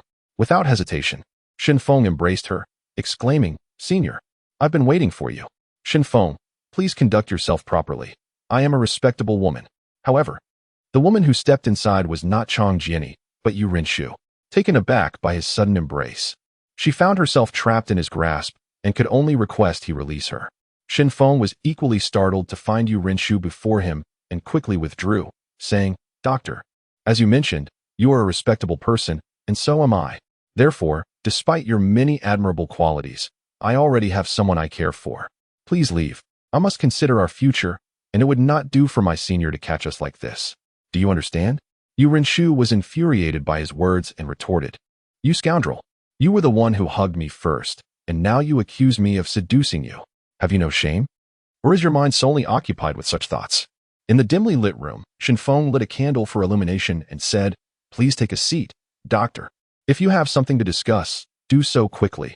I have a private matter to discuss with my senior shortly, and time waits for no one." Yu Rinshu pondered for a moment, suddenly realizing that the misunderstanding arose from her entering his room at this hour, leading to her being mistaken for Chang Jianyi. What else could these two do together? It seemed she had come at an inopportune moment, but her own matters could not wait any longer. From her belongings, Yu Rinshu produced a test tube, sealed with a rubber stopper, containing a pink liquid within. "Behold, this is the viral protein extracted from the brain of a mutated zombie. Originally, there were 2 vials, but I consumed 1. Thus this is the remaining vial." Yu Rinshu spoke softly. Shen Feng took the potion into his hands and, filled with suspicion, inquired, "Is that so? Why did you drink it? Were you seeking to enhance your self-defense capabilities?" "Come on, brother, I concocted the potion." Yet there were no test subjects available, leaving me with no choice but to test it on myself. Is my character not noble? You don't even have the decency to commend me. Do you think I am merely lining my own pockets?" Yu Rinshu retorted. Shen Feng silently regretted his oversight, utterly astonished that the evolutionary potion had indeed been successfully created. However, he quickly asked, "What do you feel now? Has your body undergone any other changes?" Under the flickering candlelight, Yu Rinshu tossed her long hair back, pointing to her ears as she proclaimed, "First and foremost, my hearing has enhanced. I can perceive the distant chatter of students. Moreover, I feel an overwhelming surge of power coursing through me. I have transformed." Shen Feng finally felt at ease, examining the test tube closely before suddenly furrowing his brows, declaring, "Something is amiss. This evolutionary potion presents an issue." Yu Rinshu immediately grew anxious, fearing her plan had been unveiled, and cautiously asked, "What seems to be the problem?" "The potion I crafted is entirely safe. The viruses within have been eradicated, and the extracted crystals are exceptionally pure." Shen Feng replied gravely, "I am relying on my extensive gaming experience for this assessment. Generally, experience potions appear green or blue, while stamina potions are red. Therefore, I suspect you have miscreated the potion. What do you think?" Realizing his mistake, Shen Feng quickly added, "I was jesting. I sensed the atmosphere was a bit tense, so I spoke casually. I assure you, my misjudgment is not a result of excessive gaming. Speaking of which, I am curious. How can one zombie's brain yield 2 potions? Is it not obvious? The zombie's tolerance to the virus is not akin to that of a human. Naturally, when humans utilize evolutionary potions, they must reduce the dosage." Yu Renshu could not help but explain. "It is ingested. The viral protein will not be digested," Yu Renshu elaborated. Shen Feng nodded, gesturing for Yu Renshu to depart. He had already made up his mind. He would administer the evolutionary potion to his senior sister shortly. This way, she too would become an evolved being, undoubtedly enhancing her self-defense capabilities.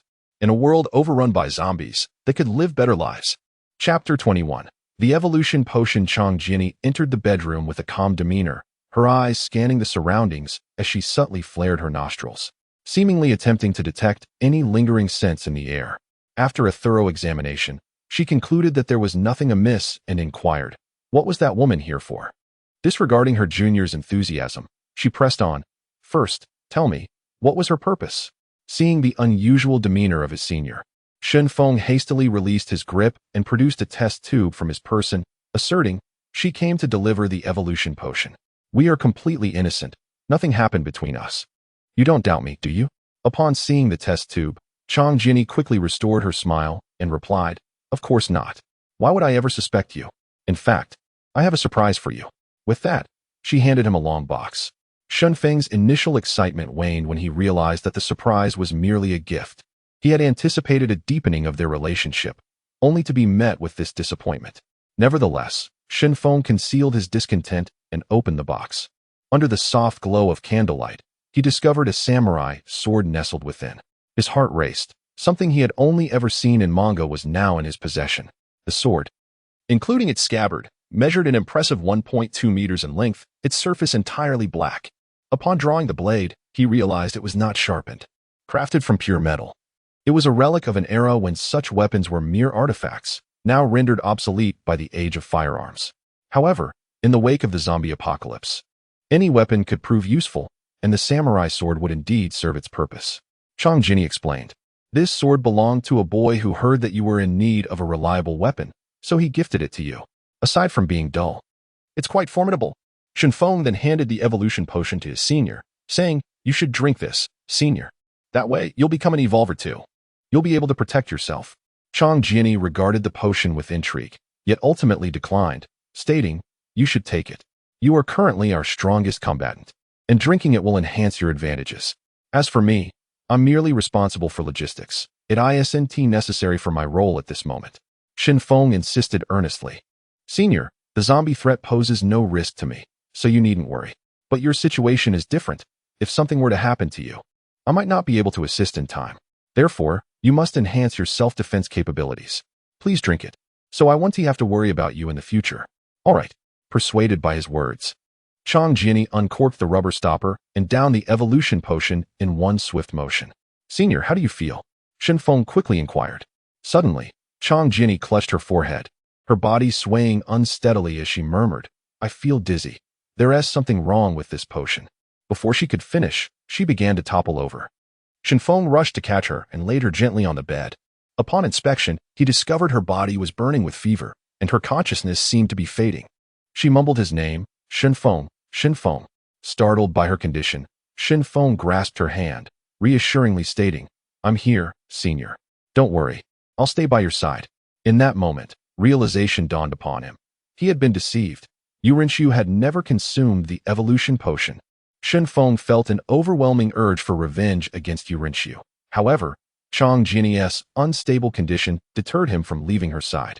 Thus, he subdued his desire for vengeance and held her tightly, silently praying for her recovery.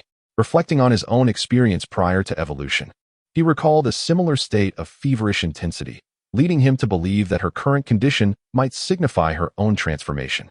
Ultimately, Shenfeng spent the night without rest, cradling Chang Jiani as her temperature gradually returned to normal. At 4 in the morning, her body finally cooled to a stable temperature, allowing him a moment to catch a brief nap. Shenfeng. Upon awakening, Chang Jiani felt invigorated, her control over her body significantly enhanced. Eager to share her joy, she began to rouse Shenfeng. As he opened his eyes and saw her unharmed, relief washed over him. However, he was soon taken aback by the sight of her performing a complex acrobatic maneuver, her body bending backward as her head emerged between her legs, a display of extraordinary flexibility. Then, Chang Jiani leaned forward, her leg effortlessly rotating until she completed a split. Shenfeng was certain that the previous version of her could never have achieved such a feat. "So what are your thoughts now?" she asked, amused by his astonished expression.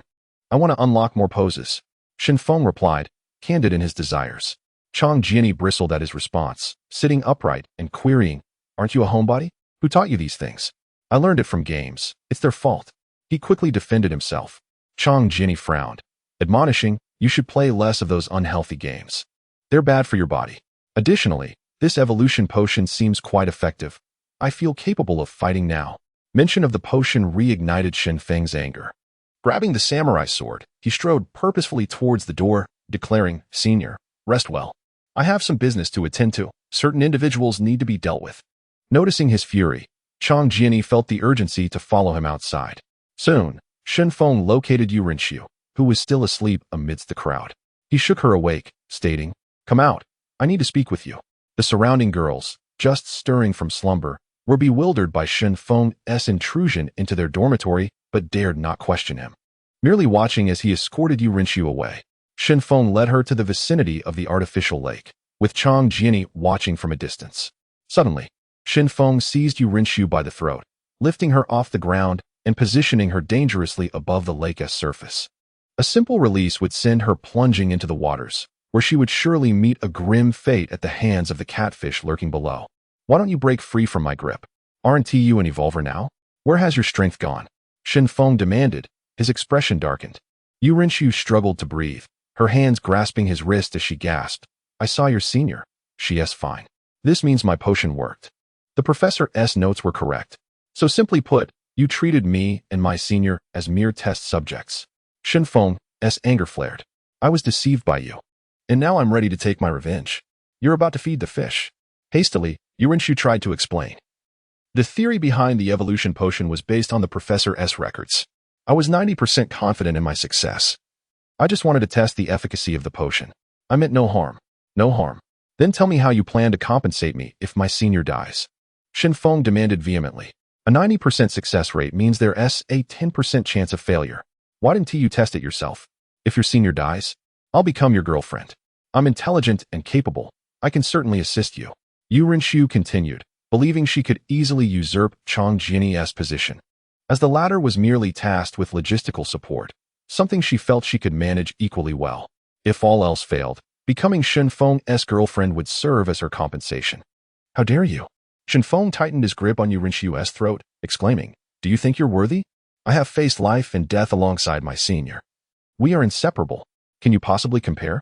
I perceive that your intentions are solely to exploit us, and now I shall show you the taste of death." Yu Rinxiu was rendered speechless, her face flushed crimson, and her breathing became distinctly labored, the calmness she had previously displayed dissipating entirely. Chang Jiani hurried over and urged, "Junior, do not be so agitated. I am unharmed for now. Release her at once, or you risk choking her to death." Shenfeng harbored a desire to extinguish the life of this loathsome woman immediately. Yet, with his senior by his side offering counsel, he was compelled to regain his composure. He then cast Yu Rinxiu aside, declaring, "Today's events cannot simply be brushed aside. You shall reconsider your compensation." Chang Jiani let out a sigh of relief, fearing that if her junior succumbed to his rage and committed murder, his reputation among the student body would undoubtedly suffer. Thankfully, he heeded her advice, which alleviated the tension, at least for the moment. Of course, she had not anticipated becoming a test subject herself, feeling a flicker of trepidation at the thought of potential repercussions should anything go awry. Yu Rinxiu gasped for fresh air, having just emerged from a harrowing brush with death. She had never before perceived breathing as such a delightful experience. However, she soon found herself contemplating how to respond to Shun Feng's inquiries. Let us strike a bargain. I shall take charge of crafting the evolutionary potion, and in return, you must grant me one favor. Yu Rinshu hastily proposed. Speak. Shen Feng, suppressing his simmering fury, demanded. Chang Jinny nodded and quietly interjected. Junior, she speaks the truth. The evolutionary potion is indeed valuable.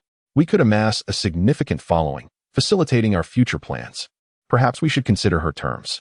Shen Feng agreed, inquiring, what are your demands? I trust they will not be excessive, or I shall cast you into the depths to feed the fish. Delusional. You might as well perish. Shen Feng retorted, I cannot even reach Rongqing, let alone Beijing. You may as well dream. Chang Jinny, however, remained composed and suggested, let us approach it this way. While we cannot guarantee travel to Beijing, we can endeavor to assist you, and all you need to do is focus on the potion's creation. Should you refuse, we can do without the evolutionary potion. Left with no alternative, Yu Rinshu realized that refusing would only result in Shun Feng's wrath, leading to her being tossed into the lake. Thus, she acquiesced.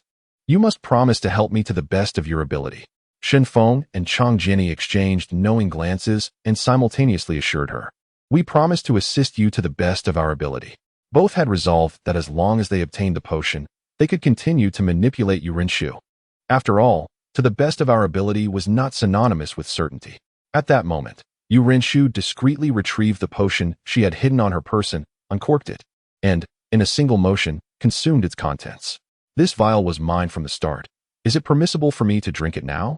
No sooner had the words escaped her lips than she succumbed to unconsciousness, collapsing to the ground, her body ablaze with feverish heat. Clearly, she was oblivious to the potential reactions following her consumption of the potion.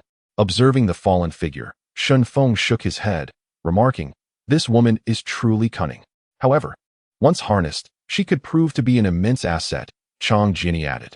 Shen Feng gazed at the unconscious woman and lamented. What sort of man would desire such a woman? She may well remain unmarried her entire life. Who would appreciate a backstabber? Chang Jinny quickly advised, Junior, let us keep the potion matter confidential for now. You should scout for suitable candidates, and once we acquire the new potion, we can cultivate trusted individuals into evolvers. As for you, it is imperative to enhance your own strength, lest you be surpassed by others. Shen Feng nodded in agreement. Subsequently, Chang Jinny lifted Yu Rinshu and escorted her to the female dormitory, stating, the doctor has caught a chill. Please tend to her, and may she recover from her fever. Once she awakens, summon her to find me. Chapter 22. Tank zombies at present. 3 dormitories had been reclaimed, leaving only the final female dormitory unaddressed. The vicinity of this dormitory was obstructed by vehicles, and the intellectually impaired zombies could not surpass these barriers. Renjing, Li Xiang. You two drive and barricade all the exits of the school. Do not allow the zombies outside to enter. As for this side, I will handle it with my team, instructed Shen Feng. Currently, he placed utmost trust in these 2 individuals. Though they were somewhat timid, they adhered strictly to directives, allowing Shen Feng to feel reassured in delegating tasks to them. The school possessed 3 exits. Typically, the main gate was guarded by a retractable barrier, while smaller doors were designated for student ingress and egress. However, with the power outage, the retractable gate was inoperable, and securing the smaller door would suffice to prevent ordinary zombies from entering. Shen Feng, accompanied by the male students, gathered at the base of the female dormitory. Strangely, there were only a few scattered zombies on the first floor, an unexpectedly low number, prompting Shen Feng to feel apprehensive. Everyone, be cautious. There may be mutated zombies here. If you encounter any, retreat immediately. Previously, in the cafeteria, he had witnessed robust zombies, where the brains had been devoured, leaving a multitude of corpses, explaining the scarcity of zombies. Upon closer inspection, Shen Feng discerned that the dormitory contained few bodies, yet there were numerous bloodstains on the floor, likely dragged, suggesting that the zombies had been dealt with. These stains were dark red, rendering it indiscernible whether they belonged to humans or zombies. Brother Feng, do you think someone inside the dormitory has organized a hunt for the zombies? Otherwise, how could the corpses have vanished? Inquired Wu Kai, a bespectacled student clad in heavy protective gear. Shen Feng recognized him as someone who typically exercised extreme caution, always apprehensive of zombies lurking about. It is unlikely that the girls organized the killings, Shen Feng analyzed. Their innate combat abilities are inferior to those of males, and with limited supplies in the dormitory. They cannot possibly have ample food left. Moreover, observe that the main door remains open. If there were truly an organization, why would they leave the door ajar? That would compromise their safety. Wu Kai nodded thoughtfully and then asked, "So where have all the zombies gone? Could it be that our previous actions drew them away?" "I am uncertain. I don't believe so. I will proceed ahead. You all follow closely. If you encounter any unusual zombies, report immediately and retreat without taking risks," Shen Feng declared, brandishing his katana as he entered the female dormitory. Upon sighting him, 7 or 8 zombies charged forward, and Shen Feng unsheathed his sword, engaging them in combat. Although the katana was not sharpened, its sheer weight was sufficient to inflict damage. Targeting the zombies' necks, he swiftly severed their spinal cords. The students behind him quickly followed his lead as he commanded, "Form groups of 10, follow your group leaders, and heed their commands." With over 200 individuals, Shen Feng could not manage them all directly. Thus, he selected the most loyal among them to serve as leaders, significantly enhancing management efficiency. Additionally, any individuals with ulterior motives would reveal themselves amidst the turmoil of battle. Soon after, the groups of 10 surged into the dormitory, and upon entering, they began knocking on doors. "Classmates, is anyone there? We have come to rescue you." An eerie silence enveloped the first floor as no one responded. Many dormitory doors stood open, revealing chaotic interiors, as if a battle had transpired. "What should we do, Brother Feng?" Wu Kai asked, noticing the absence of inhabitants on the entire floor. After a moment of contemplation, Shen Feng replied, "You take a group of people with me upstairs. The rest should withdraw from the female dormitory." Wu Kai grimaced but relayed the command, secretly chastising himself for his earlier words. Had he not spoken up, he might have avoided this perilous venture. Shen Feng led 10 individuals to the second floor, instructing as they walked, "Not quickly. If there are zombies, retreat immediately. We must ascertain if there are survivors." They commenced knocking on doors, calling out, "Classmates, classmates, open the door. We are here to help. Is anyone alive?" Indeed, many doors on the second floor were ajar, yet the rooms revealed neither occupants nor zombies, the atmosphere profoundly quiet. At that moment, a door creaked open, revealing a gaunt girl whose cheeks were hollowed, a testament to her starvation over the past days. "Classmate, why did you take so long to open the door?" "We've been knocking for 2 minutes." Wu Kai expressed his frustration. The girl cautiously peered outside, relieved to see no one, then explained, "I was afraid to open the door because there is a monster here. It knocks on the door, and many classmates who opened it were eaten. I only dared to open when I heard you speaking." Shen Feng urgently inquired, "What kind of monster? What does it look like?" Stepping out of her room, the girl described, "It is a colossal creature, blocking the light in the hallway as it passes. It knocks on the door, standing quietly outside, and if someone opens it, it immediately grabs them to devour them. It not only eats humans, but also zombies." While she spoke, a strange sound echoed, thud, thud. It originated from the upper floor, heavy and foreboding, indicative of a massive entity moving. Dust cascaded down as it walked. "The monster is coming," the girl exclaimed, her face contorted with terror. "Quickly, we must evacuate." Shen Feng shouted, "I can't move. Please don't leave me behind. I don't want to die." The girl pleaded, her frailty evident, making it unrealistic for her to flee alongside them. "Wu Kai, carry her," Shen Feng commanded decisively. Wu Kai, unable to protest, hurriedly complied, hoisting the girl onto his back as they swiftly retreated toward the stairs. However, as they reached the staircase, the creature emerged from above, descending slowly. Its skin was a grimy gray-black, humanoid in shape, yet enormous, towering at 3 meters tall. As it passed through the stairway, it had to lower its head, its flabby flesh folded in layers, instantly filling the corridor upon its appearance. A new type of zombie. Shen Feng gasped, initially believing he would reclaim the last building effortlessly. Yet now, it became evident that a new kind of zombie was pursuing them, one he had never encountered before. It dawned on Shen Feng that the scarcity of girls and zombies in the final dormitory was likely due to this mutated creature having devoured them. It was unfathomable that within just a few weeks, the entire dormitory's population, whether human or animal, had been consumed by the mutated zombies. "Go ahead. I will hold them off," Shen Feng declared, drawing his sword and addressing those around him. Wu Kai and his companions dared not linger, recalling the last incident when a delayed retreat cost them 2 comrades to the swift zombies. The present situation mirrored that of before. Should they falter in their escape, disaster could ensue. Feng fixed his gaze upon the colossal zombie, uncertain of its capabilities, and thus refrained from a reckless assault. With his blade drawn, he stood ready to strike swiftly upon discovering the creature's vulnerability. In Feng's eyes, the zombie was riddled with flaws. Its movements were sluggish, devoid of defense. Descending from the upper floors, it could only manage a slow, deliberate pace. At that moment, he caught sight of the creature's visage, obscured by layers of fat, rendering it incapable of even bending its head. Should it attempt to lower its gaze, the thick layer of flesh on its neck would hinder its movement. Without further ado, Feng initiated a tentative attack, lunging forward to thrust his blade into the zombie's abdomen. Although the blade was dull, Feng's formidable strength permitted it to penetrate the creature's flesh. However, this assault bore no fruit, as the zombie reached out to grasp him, seemingly unfazed by the wound inflicted upon it. Feng swiftly withdrew his blade, retreating to avoid capture, while the zombie pursued him relentlessly. The wound, obscured by a thick layer of fat, bled not. Instead, white adipose tissue oozed from the opening. Is the fat truly that dense? Feng pondered, perplexed by the creature's remarkable resilience. The portly zombie continued its descent, each footfall resonating like thunder.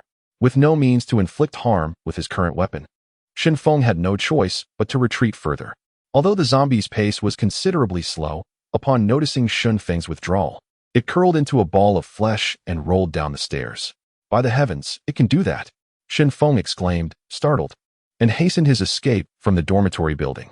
Outside, Wu Kai and the others awaited, and upon seeing Feng rush out, they inquired, "Boss, have you dealt with the monster?" Feng tossed his katana to Wu Kai and commanded the others, "Everyone, retreat to the road and discard any longer steel rods on the ground. Wu Kai, secure my blade." Grasping a steel rod over a meter in length, Feng fixed his attention on the dormitory's entrance. Shortly, the hefty zombie emerged, struggling through the doorway, nearly getting wedged. The boys in the distance beheld the enormous creature and began to murmur. "This monster is like a meat shield. With all that fat, it must be tough." One exclaimed, "I reckon it resembles a tank. Such a massive form could crush anything in its path." Another added, "Isn't this creature female? It's quite exaggerated. Its movements are so unsteady." Feng confronted the zombie, which approached with an insatiable hunger. "I must strike a fatal point. Otherwise, I cannot breach its defenses." Feng mused silently. Yet, the zombie's vulnerabilities were alarmingly few. Though it appeared to lack any defense, the thick layer of fat absorbed all damage inflicted. Feng charged at the creature, deftly evading its grasp as he plunged the steel rod into its chest before quickly retreating. "Well done, Feng Gu," cheered the boys in the distance, applauding what they believed to be a victory. However, the zombie continued its attempts to seize Feng, who skillfully evaded once more, retrieving another steel rod. "Is this zombie truly that substantial?" The boys gasped, bewildered by the unfolding scene. Yet, Feng had anticipated such a scenario. He pressed on with his assault. The plump zombie's speed was woefully inadequate, rendering it incapable of capturing Feng. He recognized his advantage. Though the damage dealt was minimal, relentless attacks would eventually yield results. Soon, the zombie's body was peppered with steel rods, each inserted with the swiftness of Feng's movements. Nonetheless, even transformed into a porcupine, the tank-like zombie remained standing, as the rods were thwarted by the layers of fat and muscle, failing to reach its vital organs. Chapter 23. Finding the generator. Feng felt a twinge of regret. It was during his anatomy class that he had secretly played games, neglecting the knowledge he ought to have acquired. Now, as he faced the need to apply this knowledge, it eluded him. If given a second chance, he would devote himself to his studies. A lack of academic diligence had left him ill-prepared for battle, he reflected silently. At that moment, Feng contemplated leaping to strike the zombie's eyes, but the absence of a leverage point in midair posed a significant risk. Should he be caught, the consequences would be dire. "Boss, attack her lower body. She's unsteady," Wu Kai called out from a distance. "What good will attacking her lower body do? The primary issue is inflicting damage." Feng thought with exasperation. The suggestions from his companions were often impractical. However, at that instant, Feng noticed that the rebar he had utilized for his attack had become lodged. The cushioning effect of the fat had absorbed much of his force, and even after penetrating the fat, the muscle had trapped it. Therefore, to ensure the rebar penetrated fully, a greater force was imperative. "I, too, must learn to drag my feet," he resolved. Now, Let us take action. Shenfeng swiftly maneuvered to the rear of the tank zombie, which was struggling to turn. In that moment, he thrust the rebar between the creature's legs, and instantly, the force caused it to lose balance and topple. With a resounding thud, the tank zombie crashed to the ground, and the rebar embedded in her back was forced deeper by her own weight, piercing through her insides. The tank zombie, now acutely aware of the excruciating pain, began to writhe on the ground. Yet, with each roll, the rebar embedded itself further. Shenfeng dared not linger. The sheer bulk of the tank zombie could easily crush him if it fell upon him, so he quickly retreated. However, the final throes of the tank zombie were explosively violent. As it thrashed about, its limbs flailed uncontrollably, uprooting the small trees beneath the dormitory building.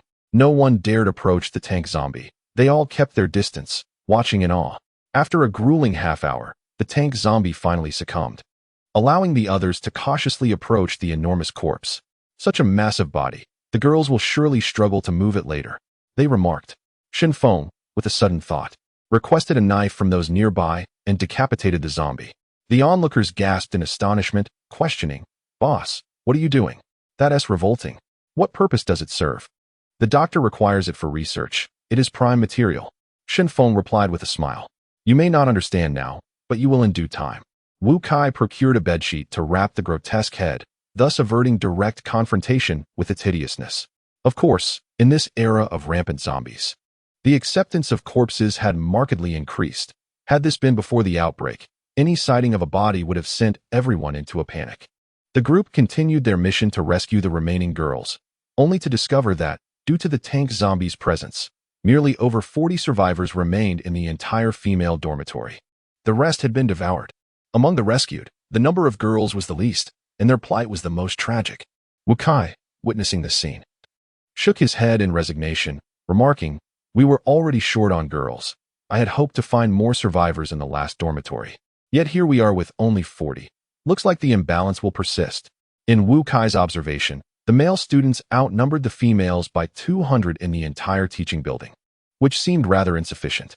Shenfeng, overhearing this, casually remarked, "The current disparity is merely temporary. In the future, we will venture to vocational schools and technical colleges, where we shall encounter many more companions." Shenfeng was well aware of Wu Kai's underlying concern regarding the scarcity of girls and the potential difficulties that could arise from it. "Boss, do you still wish to rescue others?" Wu Kai could not restrain himself from interjecting. "We've already saved everyone in the school. Our food supplies are sufficient. Why should we go after more? In 3 or 4 months, the government will surely come to our aid, won't they?" Shenfeng chuckled lightly, offering no response, merely patting Wu Kai's shoulder. "Brother Feng, we have located the school's electrician. He had been hiding in the storage room, and when we went to block the door, he emerged," Rin Jing announced with a grin. "An electrician? With the power plant down, what use is an electrician now?" Shenfeng expressed little interest in the electrician. Yet, at that moment, the electrician spoke up. "Actually, there are 2 diesel generators in the school. While they cannot power most buildings, they can supply electricity to one entire structure." "Where are the generators?" Shenfeng's interest peaked. His power bank had run out, and he hadn't used his phone in days. The knowledge of a generator instantly captivated him. There's one in the administration building and another in the office building. These generators were set aside for use during a power outage, hence their locations. "To retrieve them, we must go to these 2 places," the electrician explained. "Those 2 places? Huh, let me think about it." Shenfeng hesitated. Rescuing the leaders now might complicate matters, but the generators were confined to these 2 sites. Rin Jing chirped, "Brother Feng, it's fine. There are only a few hundred zombies over there. We can create advantageous terrain with our vehicles and resolve the situation swiftly. Remember, we have over 200 people now." Shenfeng's concern was not the zombies, but rather the living individuals inside. The administration building housed the leaders. If they opposed him, it could pose a challenge. He could not simply eliminate those who disagreed with him, lest he be branded a murderer and further, a tyrant. Li Xiang added, "Brother Feng, let us expedite our efforts to reclaim the entire school. If we leave zombies roaming, no one will dare stray far from the teaching buildings. Everyone has been relying on you these days." Upon hearing this, Shenfeng suddenly realized that his ability to lead these classmates stemmed from his capacity to guide them out of danger. Hesitation now could lead astute individuals to discern his uncertainties, which would be detrimental. Thus, it was far more prudent to act with transparency and conviction. All right. The group nodded in agreement. However, over 30 individuals had lost their weapons. The rebar remained lodged in the tank zombie, leaving them to seek alternative armaments. Most rushed into the girls' dormitory, tearing the mops from metal handles to fashion makeshift weapons. Shenfeng led the way to the administration building, utilizing vehicles to reshape the terrain into narrow passages, drawing the zombies toward them. Without being in large groups, these zombies posed significantly less threat, and tackling them one by one would prove relatively simple. The remaining leaders within the administrative building were elated upon witnessing the demise of the zombies below, believing that help had finally arrived. However, they were perplexed to see that those vanquishing the undead appeared to be students, wielding an assortment of makeshift weapons. Shenfeng lifted his gaze towards the towering administrative edifice, already devising a strategy in his mind. Once the zombies had been eradicated, 5 individuals emerged from the building. 4 were leaders, and the 5th was a young student. Li Xiang recognized the youth and approached Shenfeng, saying, "Brother Feng, that young man is the student council president, who is particularly adept at currying favor with teachers and leaders, utterly shameless." "How shameless?" Shenfeng inquired casually. "He presents one facade in front of teachers and another before students, showering the former with flattery while adopting an arrogant demeanor towards the latter, as if he were desperate for everyone to know he is the president. Moreover, he is said to come from a wealthy family and looks down on others."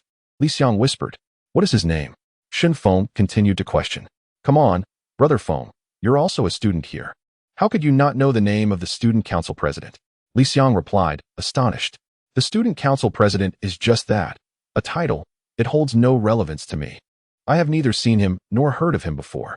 Shenfeng stated candidly, admitting that as a reclusive individual, he had never encountered the council president, even during the opening ceremony, when he had merely been preoccupied with his phone. "His name is Li Tianxiao, quite despicable," Li Xiang muttered. At that moment, Li Xiang assisted a feeble leader as he stepped forward, pointing at the students not far away, exclaiming, "What are you standing there for? Can't you see Dean who is in a weakened state? Hurry and carry him to receive treatment." This condescending attitude immediately irked the boys. After their arduous efforts to slay zombies and rescue these leaders, they were met with such disdain. Many boys turned their gaze toward Shenfeng, eager to see how he would respond. To their surprise, Shenfeng slowly stepped forward and declared, "I see that you are still capable of walking. Therefore, 2 of you shall escort these survivors to the base. The rest will seek out the generator." Li Tianxiao, witnessing Shenfeng's demeanor, became infuriated and pointed an accusatory finger at him, saying, "You must be the leader, right? Why don't you hurry and take Dean Hu for treatment? If something were to happen, would you take responsibility?" Truly lacking in decorum, Shenfeng's expression remained inscrutable, yet inwardly he felt a surge of joy. He had initially believed that the rescued leaders were adept at power struggles, but now it seemed they were merely ineffectual. Such arrogant remarks, ordinarily a means of claiming credit, were likely to engender animosity at this critical moment. With no doctors or special accommodations available, this was merely a self-rescue effort by the students. So it was best for these leaders to fend for themselves. "Renjing, you take them to the base," Shenfeng said with a smile. Dean Hu, sensing the situation, extended his hand, saying, "Young student, what is your name? On behalf of the school and the people, I thank you for your assistance." Tianxiao can be quite hot-headed. I hope you do not hold it against him. Shenfeng did not reciprocate the handshake, but instead maneuvered around them, addressing his fellow students. "Quickly search for the generator. We still need to rescue the teachers from the office building." At this moment, Shenfeng completely disregarded the rescued leaders. His sole objective was to locate the generator, not engage in idle chatter with them. As long as these individuals posed no hindrance to his plans, their presence was inconsequential. Renjing, undeterred, clasped Dean Hu's hand and said, "Dean Hu, let us go to the base. Don't worry, there will be plenty of rice." Shenfeng turned to watch the group depart, filled with derision. "Representing the school and the people? Do we need your representation?" Li Xiang observed the departing group, murmuring, "I truly wish I could knock some sense into that Li Tianxiao. We saved him, yet he remains so arrogant. I can't fathom how someone with such low emotional intelligence became the student council president. Do you genuinely dare to commit such an act?" Shenfeng countered. Startled by the question, Li Xiang quickly replied, "Brother Feng, I was merely jesting. How could I ever resort to violence?" Wu Kai leaned in, whispering, "Brother Feng, I would." At this moment, Wu Kai recognized that with no immediate rescue in sight, Shin Feng was their greatest ally. It would be prudent to curry favor with him for potential advantages. Shin Feng patted Wu Kai on the shoulder, smiling. I was only joking. The zombies remain our common foe. Do not take it to heart. A mere buffoon can never achieve anything. Wu Kai felt a tinge of disappointment. It seemed his efforts had been in vain, and he regretted not simply staying in the background. Chapter 24. The name must be right and the words must be smooth. Chang Jiani was currently organizing the girls to transport their luggage in order to accommodate the potentially rescued girls. However, she later learned that only about 40 girls had survived. Ren Jing quickly approached Chang Jiani and whispered, Sister, Feng Go asked me to tell you to give these 5 individuals a separate room and ensure they do not wander around carelessly. Understanding his intent, Chang Jiani nodded and replied, Understood, I will take care of it. Subsequently, Li Tianxiao sought out Chang Jiani and said, I hear you are in charge here. We need food and medical treatment immediately. Please arrange it without delay. A smile graced Chang Jiani's face as she responded, All right, follow me. We have prepared a separate room for you, so you won't have to sleep in a communal setting. As for the food, it will be delivered to you shortly. Upon hearing this, Li Tianxiao finally calmed down and remarked, That sounds reasonable. I thought the students here were utterly disrespectful. The 5 individuals were then escorted to a separate room, which was already set up with bedding. Soon, bottled water and bread were delivered. However, just as they were about to step outside, they were astonished to discover that the classroom door had been locked without their knowledge. Li Tianxiao was instantly furious, exclaiming, What on earth are these students trying to do? Are they attempting to confine us? The students outside have completely lost their respect for authority since the outbreak. And now they are locking us in? Do they intend to rebel? As he muttered angrily, he pondered how to regain the students' obedience. Senior sister, has Yurinchu awakened? If she has, bring her over. We 3 need to find a place to hold a meeting. I have an immature idea regarding our next steps. Shin Feng said with a smile, having already contemplated what to do next. Could you 2 just finish your business in one go? I haven't even eaten yet. Yu Rinshu complained, clearly displeased. Shin Feng led Chang Jiani and Yu Rinshu to the rooftop, a spacious area ensuring no one could eavesdrop, and then stated, I intend to establish a society. I haven't thought of a name yet, so senior sister and doctor, you are both knowledgeable. Please help me come up with one. Why? Chang Jiani could not help but inquire. Shin Feng, not concealing anything, explained, I was reminded today that our authority stems from our control over food. Additionally, we are leading everyone in combating the zombies, yet it still lacks legitimacy. So, why not engage in actions that are justified? Chang Jiani fell silent, contemplating the potential of this idea. Yu Rinshu, astonished, remarked, I thought you were merely brave but lacked wisdom. It seems you are quite the strategist, capable of devising such a brilliant plan. Have you been pretending to be a fool all along? While Chang Jiani was deep in thought, she gently nodded and said, That is indeed a feasible approach. Establishing a society would legitimize the leadership structure. However, will the students agree? Shin Feng replied with a smile. They have no choice but to agree. At this moment, we control the food supply. Moreover, among the combatants, they tend to listen to me quite obediently. If we paint a grand vision for them, promising a better life and a chance to elevate their status, they will surely join. Chang Jiani then added, I will have some people mingle in the crowd to stir enthusiasm when it comes time to join. In a moment of excitement, they will all agree. Shin Feng recalled the most pressing matter and quickly said, I mentioned that I need your help to think of a name for this society. I have considered several names, but they all sound unappealing. There is one more name I'm unsure about. Perhaps it will fit. What name? The senior sister inquired. Shin Feng explained. The name I chose conveys the idea of working together, hence I thought of calling it the Covenant Society. What do you think? Don't be ridiculous. Chang Jiani immediately covered Shin Feng's mouth and whispered, Are you trying to get us killed? Do you want to be censored? How about calling it the Heavenly Society? Yu Rinshu suggested. I fear the vengeance of Nie Feng and Bu Jingyun. Chang Jiani retorted with annoyance. Then you think of a name. Shin Feng said helplessly, not expecting the term he had chosen with such effort to be unusable. Chang Jiani shook her head and replied, I haven't thought of one yet. Please consider it carefully. It should sound imposing and not evoke laughter. How about Suicide Squad? Shin Feng said, spreading his hands in defeat. Yu Rinshu gently shook her head. No, that name is ominous. Does it imply that all who join will perish? At that moment, Chang Jiani thought of a good name and suggested, What about Self-Help Society? It implies that we are aiding ourselves, which could attract those in need of protection. Senior sister is right. That will be the name, Shenfeng decisively concluded. In the afternoon, the boys were moved to the first teaching building, which had larger classrooms, and many began to set things up. The girls were also mobilized to prepare a sufficient amount of food. Normally, they only had rice to eat, with pickled vegetables as the only accompaniment. But today, the girls began slicing ham and adding some rehydrated ingredients, actually starting to cook. Suddenly, the teaching building was filled with the fragrant aroma of food. A few elderly professors sat on a distant bench observing the scene and began to discuss among themselves. The atmosphere today seems unusual. The food is so good. Is there some sort of celebration? Professor Chen inquired. Professor Hao glanced around to ensure no one was listening before whispering. Did you know? This morning, 4 leaders were rescued from the boys' side. There is also a student council president among them. But these individuals have been confined. I suspect it is related. Confined? How could that be? Professor Chen was taken aback. At that moment, Professor Zhang spoke up. How could it not be? 5 teachers were also rescued today.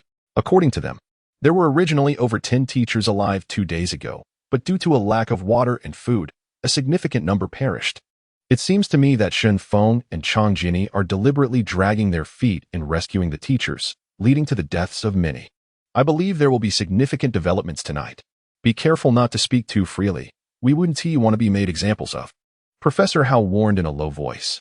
Professor Zhang snorted, saying, I'm just waiting for an opportunity to expose them. If tonight presents such a chance, I will certainly stand on stage to criticize them. The other 3 professors exchanged glances, feeling exasperated by Zhang's obstinacy. Given Shen Feng and Chang Jinni's current standing, could criticism resolve anything? With so many students supporting them, their status was unshakable. To oppose them now would be akin to courting disaster. Professor Hao reflected. In this current situation, we have no idea when aid will arrive. If only the military could clear out the zombies, order would surely be restored. How difficult it is. Professor Chen then began to shake his head. You may not be aware, but Shen Feng possesses a radio that allows him to listen to broadcasts daily, keeping him informed about the outside world. However, only those with close ties to him are privy to the content of these broadcasts. In fact, just a couple of days ago, I was quietly informed by my diligent student that Rongqing has been recaptured. Has the provincial capital truly been reclaimed? Professor Zhang inquired hastily. Not quite. The military lacks the manpower to simultaneously reclaim multiple provincial capitals, and they are already stretched thin. Furthermore, they must maintain order within these cities while defending against the surrounding zombies. Therefore, for the time being, the army will remain inactive. The government is also encouraging us to take measures for our own survival, Professor Chen replied with a sense of resignation. Professor Hao, however, found the situation perplexing and asked, isn't the pace of recovery rather slow? I recall in previous wars, numerous cities could be reclaimed in a single day, as if the zombies would surrender en masse. These low-intelligence beings cannot even climb a tree. Do you expect them to capitulate? We can only eliminate them while reclaiming territory, Professor Chen retorted. In earlier conflicts, the goal was often to force the enemy's surrender, but the current situation is different. The zombies lack any organization.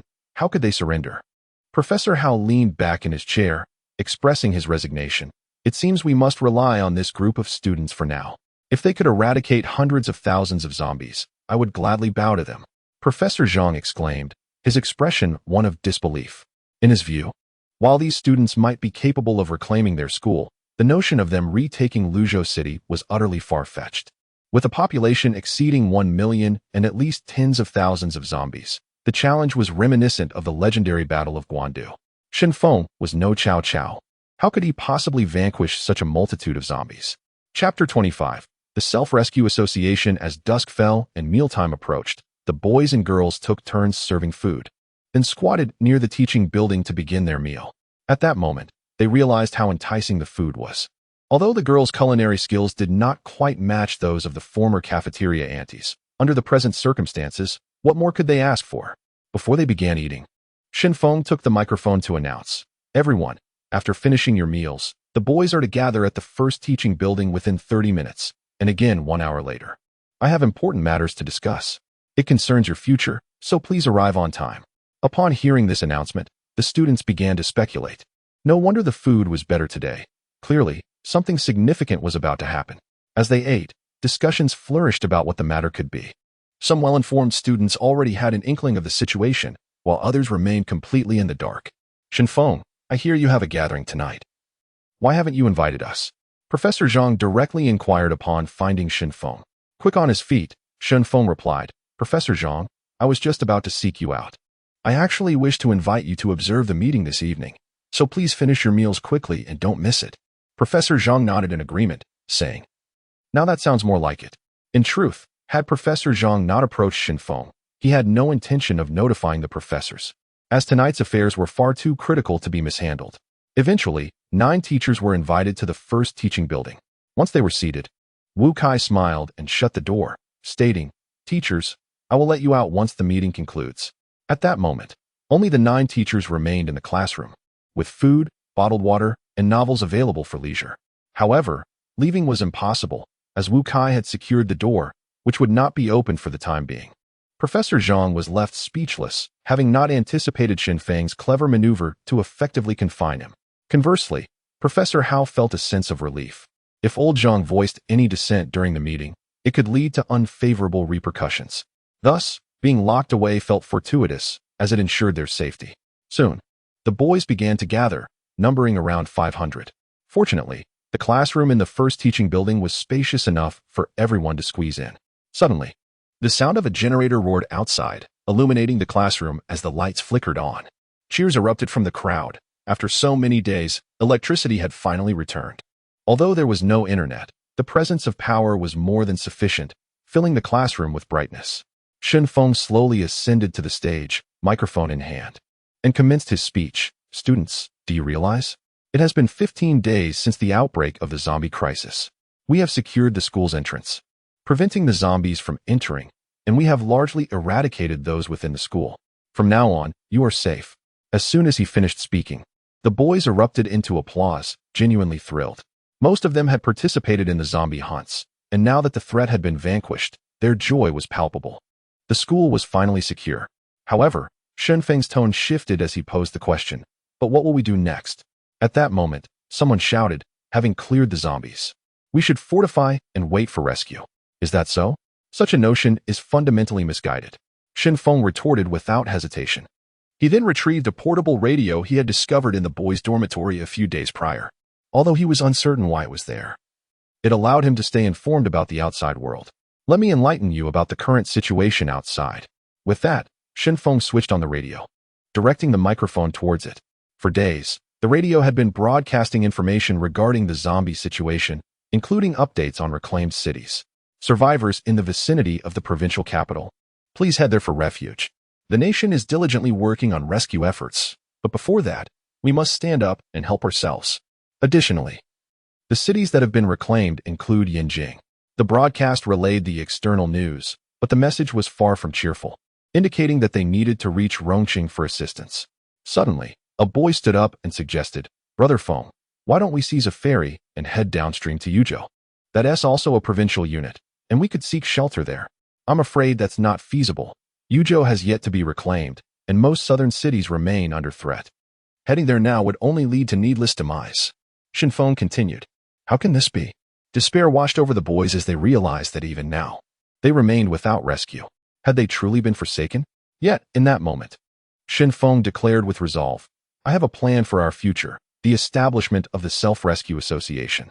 With a population of hundreds of thousands in Luzhou, we must protect our city, even if it means facing an endless horde of zombies. We must strive to save ourselves. Have I not made it clear? We need to take action and become the heroes who rescue Luzhou. Applause erupted among the boys, though doubts lingered in many hearts.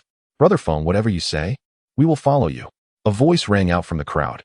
Shenfeng smiled and said, There's no need to be overly excited. The association I'm forming is voluntary. Those who do not wish to join may refrain, but for those who opt out, rations will be halved daily, as our precious food must be reserved for the fight against zombies. Now, I ask all who wish to join the association to raise their hands. In an instant, a large group of individuals stood, hands raised. Seeing this, the other boys quickly followed suit, and soon, nearly everyone had their hands up. However, a small number remained seated, observing coldly. In truth, the first to raise their hands were the members of the combat group, drawn by their experiences with Shenfeng during the zombie hunts. The rest, who had not interacted much, were swept up in the enthusiasm. The few who refrained likely either understood Shenfeng's intentions or were simply afraid to engage in battle. Very well, those unwilling to join may leave. Afterward, we will handle matters of the Self-Rescue Association behind closed doors. Shin Feng continued.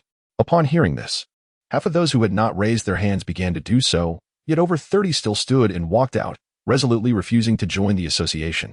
Once they departed, Shin Feng signaled, and Chang Jinny entered with 2 girls, each carrying large boxes filled with red cloth strips. From this day forth, I shall be the president of the Self-Rescue Association, with Chang Jinny as the vice president. Henceforth, refer to us as president and vice president. Furthermore, members will be identified by the red strips. Everyone must wear a red cloth on their arm. Only those adorned with red will receive full rations. Others will have their provisions halved. Shin Feng proclaimed loudly. The boys gradually lowered their hands, approaching to collect the strips and tie them to their arms. This would serve as proof of their membership, providing a measure of psychological comfort. However, thoughts soon turned to the daunting task of reclaiming Luzhou, and many began to falter. After all, Luzhou was said to harbor at least hundreds of thousands of zombies. How could they possibly hope to defeat such overwhelming odds? Everything is going smoothly. Shin Feng smiled at Chang Jinny. With a hint of resignation, Chang Jinny replied, all the unfavorable elements have been confined by you. How could things not go well now? You boast about reclaiming Luzhou, but when you fail to achieve it, I shall see how you handle that.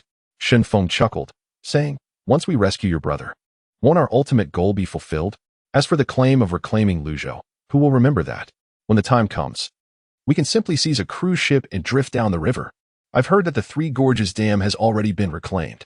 Since we cannot go to Yuzhou, we can head to the Three Gorges. Perhaps we might even float downstream directly to Jinling. I've heard that Jinling has also been reclaimed long ago. Indeed, Shin Feng had not lied. Yuzhou had not been reclaimed, yet there were ways to escape downstream, either to the Three Gorges or Jinling. In any case, there are numerous cities along the Yangtze River, and many have been reclaimed. All right, let us proceed to the next step, Chang Jinny urged. Noticing that everyone had donned their red cloths, Shin Feng began to announce, next, I will declare the departments to which you belong. Based on your previous performances, you will be divided into the combat group and the mobility group. The leader of the combat group is Ren Jing, and the leader of the mobility group is Li Xiang. The combat group will engage in battles against the zombies, while the members of the mobility group will be responsible for transporting food and medicine. Once the divisions were established, the meeting was adjourned. The female students began to gather, as Shin Feng needed to reiterate what he had discussed with the boys. Naturally, the girls had little choice. Their survival depended on forming teams, and they dared not separate. Under half threats and half inducements, over 300 girls essentially agreed to join, with only 5 choosing to leave. Thus, a significant portion of the students within the school had joined the Self-Rescue Association. Although they were a disorganized crowd, having some structure was far better than none. The girls were primarily divided into logistics and medical teams, with the logistics team being larger in number. The medical team consisted of around 20 academically proficient girls, who had little to do daily aside from dispensing a few fever-reducing medications. They were not skilled in any other tasks. Subsequently, the professors were released. Observing the red cloths adorning the arms of nearly all the students, they fell silent, knowing Shin Feng had accomplished what needed to be done. At this point, any opposition from them would be futile. Soon after, Li Tianxiao and the leaders were also granted the freedom to move about. Upon hearing this news, Li Tianxiao hurried to rally the students, insisting they must oppose Shin Feng and Chang Jinny. However, the students he mobilized merely glanced at him and replied, "You want us to oppose the president and vice president? What authority do you have?" This retort left Li Tianxiao momentarily speechless. He quickly declared, "I am your student council president. You must listen to me. Remember my face. My presence signifies that the student council has a mission, understood? What nonsense. This is the first time I've heard of a student council president commanding others." One student retorted before turning away. Dean Hu, witnessing this scene, shook his head helplessly, stating, "The die is cast. I truly wonder how Shin Feng conceived of this strategy to establish a faction. How can we now impose constraints on them in the guise of students?" However, at that moment, over 30 boys approached Li Tianxiao and the leaders, directly stating their purpose. "Shin Feng and Chang Jinny are constantly withholding our rations. We demand justice." They insisted that the leaders must intervene. The 30 boys present were clearly those who had not agreed to Shin Feng's plan. They were unwilling to risk their lives or have their food supplies curtailed. They had come here to seek the leader's support to rectify the situation. Then why are they withholding your rations? Dean Hu inquired, realizing that he had little authority, as no one heeded him. Why should I even be considered a leader? The boys quickly responded, because we refuse to follow orders to fight or transport supplies. They have cut our food. Li Tianxiao immediately patted his chest and assured them, rest assured, we will handle this matter. Just stick with us, and we will overthrow Xin Feng's regime. Dean Hu and the others exchanged glances, shaking their heads in silent agreement. These more than 30 boys were utterly useless. They did not wish to fight or transport supplies, which essentially meant they wanted to sit idly and eat. Having such students as subordinates would lead to failure. Nevertheless, having someone willing to take orders was better than having no one at all. Chapter 26. The Expedition to the Technical School after the establishment of the Self-Help Association. Xin Feng issued his first command, to stealthily procure steel bars from the construction site outside the school. He realized that the students were armed with nothing more than wooden sticks, occasionally embellished with nails to serve as makeshift weapons. Such armaments were evidently insufficient to vanquish zombies. As a single, decisive blow was imperative, otherwise, the horde would inevitably overwhelm them. For this purpose, blunt instruments were the most effective choice. However, he acknowledged that such weapons also had their drawbacks, particularly the considerable physical exertion they demanded. Li Xiong opened the door and set off in his vehicle, followed by several others. Despite their lackluster driving skills, the desolate state of the roads meant that as long as they avoided ditches, their journey would be relatively unproblematic.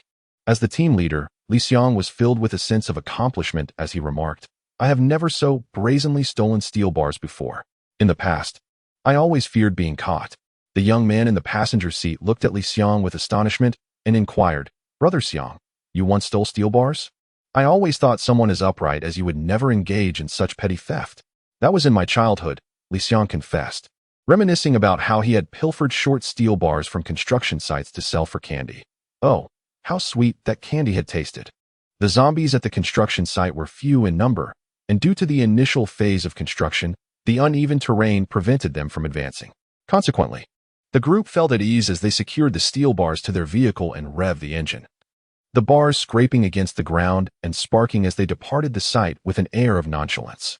Meanwhile, Xin Feng had chosen a spacious room to serve as his office, where he was currently engaged in conversation with Ren Jing and Wu Kai. In his hands, he held 2 bottles of a pink serum, poised to administer it to them. However, before that, he felt it necessary to elucidate the origins of the evolutionary serum. In truth, the zombie virus could infect 9 out of 10 individuals. The stronger one's immunity, the more difficult it became for the virus to take hold. Similarly, the viral proteins within a human body would diminish. These proteins were essential for human evolution. Xin Feng patiently elaborated on the source of the serums, eliciting excitement from the 2 men before him. Is it true that you evolved because you consumed this serum, President? Ren Jing inquired eagerly. No, I evolved naturally. Xin Feng responded casually, adding, the reason I chose both of you is that you possess keen situational awareness. Ren Jing, you execute tasks effectively, and Wu Kai, you are willing to assist me in less than savory endeavors.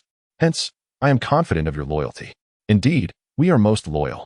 Ren Jing and Wu Kai nodded fervently. Both were eager to attain the strength Xin Feng had demonstrated in previous battles, where they had relied on him to confront the mutated zombies. If they could consume the serum, perhaps they too could wield the power and status he currently possessed. Once one became an evolved being, the world would be theirs for the taking. Their hearts raced at the prospect, and any mention of loyalty was underscored by a deep sense of camaraderie. Your consumption of the serum must remain a secret. No one must know. I shall bestow the serum upon the loyal. But those lacking loyalty, Xin Feng's eyes gleamed with a cryptic smile. Then let us take care of it. Wu Kai interjected, fully aware that sometimes he needed to handle tasks his leader preferred to avoid. Go ahead, but remember, after consumption, you will fall unconscious for 5 to 6 hours. And upon awakening, you will be evolved. Xin Feng instructed. How do you know it lasts 5 to 6 hours? Ren Jing asked casually, only to be elbowed by Wu Kai, who reminded him that this was not a question he should ask. Perhaps someone had previously consumed the serum and had to disclose it. Afterward, the 2 departed with the serum, leaving Xin Feng to lean back in his chair, contemplating the need for more evolved beings while pondering the loyalty of these individuals. He mused that he was still unaware of how he measured against other evolved beings. Perhaps he should find an opportunity to compare their abilities. Chang Jiani examined a convoluted map, exclaiming in frustration, "There's no choice. This elementary school is in the city center and far from the Yangtze River. Regardless of how we set out, we will encounter a multitude of zombies. There's no option for a shortcut, nor can we engage in a swift resolution." Resting his chin on the shoulder of his senior, Shen Feng surveyed the location of the elementary school. Nestled in the heart of the city, it was surrounded by numerous residential complexes. Reaching it would necessitate traversing through throngs of zombies, rendering any rescue mission nearly impossible. Unlike the university, which was located on the outskirts and could be secured by merely closing the gates, the city was teeming with people. Rushing in would plunge them into a sea of civilians. Therefore, we should clear the surrounding zombies first before attempting a rescue, Shen Feng asserted. "I have conceived an excellent plan, but our primary objective remains to reach the technical school and rescue the students inside. Some of them are learning to operate excavators, and I intend to rally them for a significant undertaking." Chang Jiani grasped his arm beneath his clothing, urging, "Stop fooling around. In a couple of days, we will move to a better location. You can pursue your ambitions then. We shouldn't be seen by our classmates here. However, it's still a 10-kilometer trek to the elementary school, and there are bound to be numerous zombies along the way," Chang Jiani lamented. Shen Feng shook his head lightly, replying, "Not all zombies occupy the roads. My plan involves constructing barriers to eliminate a substantial number of zombies and temporarily clearing a path forward. After we rescue your brother, we can proceed with subsequent actions." Chang Jiani set down the map and contemplated for a moment before stating, "If we rely on construction to eliminate zombies, we will require a considerable workforce. The manpower from our school and the technical school is insufficient for large-scale construction. We need thousands of individuals. The technical school likely has a few hundred students. Beyond that, I cannot think of any other places with greater numbers," Shen Feng admitted, feeling particularly helpless. While strategies to eliminate zombies existed, the shortage of manpower was a critical issue. They could muster only 400 fighters against the hundreds of thousands of zombies in the city. "Wait, the villagers might be able to aid us," Chang Jiani suddenly exclaimed, as a crucial thought struck her that could potentially alter their current predicament. With a generator now operational at the school, they could utilize certain electrical appliances, such as cutting machines. Soon, the steel bars were transformed into shorter rods, providing the boys with weapons. Afterward, Shen Feng stepped forward, wielding a katana as he gathered the boys and declared, "The mission to reclaim Luzhou is about to commence. However, before that, we must enlist more companions. Our immediate goal is to rescue the students and teachers from the technical school. Slaying zombies is secondary," Shen Feng clarified. "The two of you need to handle the remaining zombies within the school and cannot set out with us just yet. But rest assured, with me here, I can still guide you." Shen Feng was acutely aware that these two were likely seeking a secluded spot to evolve in private, probably in one of the classrooms in the second teaching building, where few would venture. However, this is not the opportune moment to reveal the evolution serum. It must remain confidential for the time being. Initially, Shen Feng considered Li Xiang to be quite loyal and suitable for utilizing the serum for evolution, but his timidity rendered him unfit for battle. Thus, the decision was made to temporarily forego this option, awaiting a more favorable occasion in the future. On the construction site, several trucks were present, yet among the students, none possessed the capability to operate them. Hence, they remained haphazardly stationed. The group set off in the vehicles belonging to the school, extracting gasoline from other cars for their journey. With over 400 individuals embarking, the vehicles were nearly at full capacity.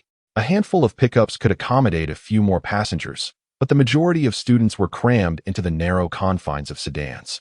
Nonetheless, as per Shen Feng's strategy, once they arrived at the vocational school, they would devise a means to procure sufficient vehicles. The vocational school was not exceedingly distant from Shen Feng's institution, merely around 2 kilometers away, and they arrived swiftly.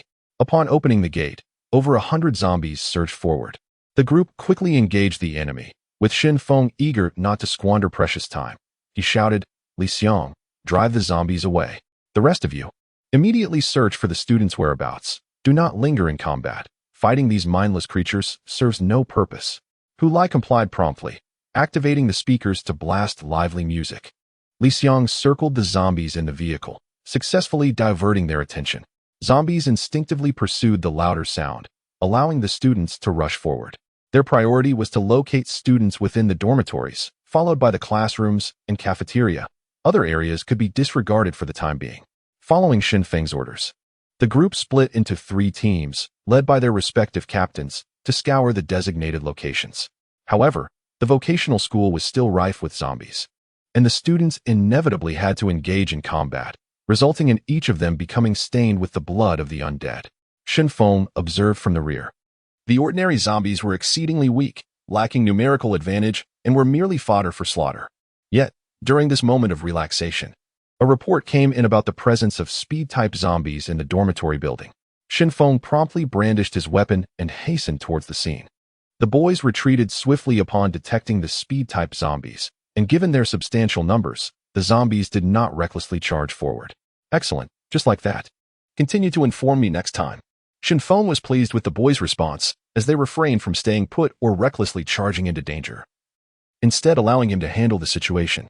Chapter 27. The Fear of Death. Luo Qing was a student at a technical school, and the reason for her attendance was quite simple. She had failed to gain admission to a high school. In truth, she felt it was not a significant issue, for many university graduates struggled to secure employment. Thus, she did not place much importance on her academic credentials. Moreover, life at the technical school was rather relaxed, devoid of the relentless studying and examination pressures faced by high school students. Classes were attended when necessary, and there were even opportunities to linger in the dormitory and sleep, with teachers seldom monitoring their activities. Many students at the technical school were merely passing the time, and Luo Qing was no exception. She often pondered. Her parents had sent her to school simply because of her youth, providing her with something to occupy her. "Do you have any food? I'm starving." A girl squatting beside Luo Qing whispered softly. Luo Qing shot a resentful glance at the distant, tightly closed room and replied, "All the food is in the hands of those damned people. How could I possibly have any food right now?" This had occurred several days prior when she was dining in the cafeteria. Suddenly, zombies appeared, plunging the entire cafeteria into chaos. In that moment, Luo Qing saw many classmates rushing into the kitchen, and she followed suit. She witnessed firsthand individuals who had been bitten by zombies gradually transforming into one of them, leaving her utterly at a loss for what to do. Fortunately, there were about 20 individuals who had also rushed into the kitchen for safety, including a teacher and 2 chefs, while the rest were students. Under the teacher's guidance, they barricaded the door with tables and chairs, managing to fend off the zombies' relentless pursuit. However, Luo Qing did not notice the hushed conversation between the teacher and the 2 chefs, after which all the food was moved to a more secluded room. It was only when she grew hungry again that she realized the kitchen held no provisions whatsoever. At that moment, the teacher stood up and addressed the students with grave authority. "Students, our food supplies are limited.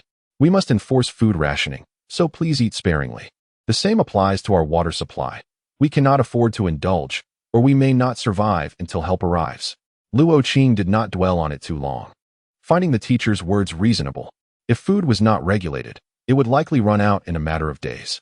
However, in the following days, she and her classmates observed that the teachers and chefs often had grease on their lips, despite the announced food restrictions.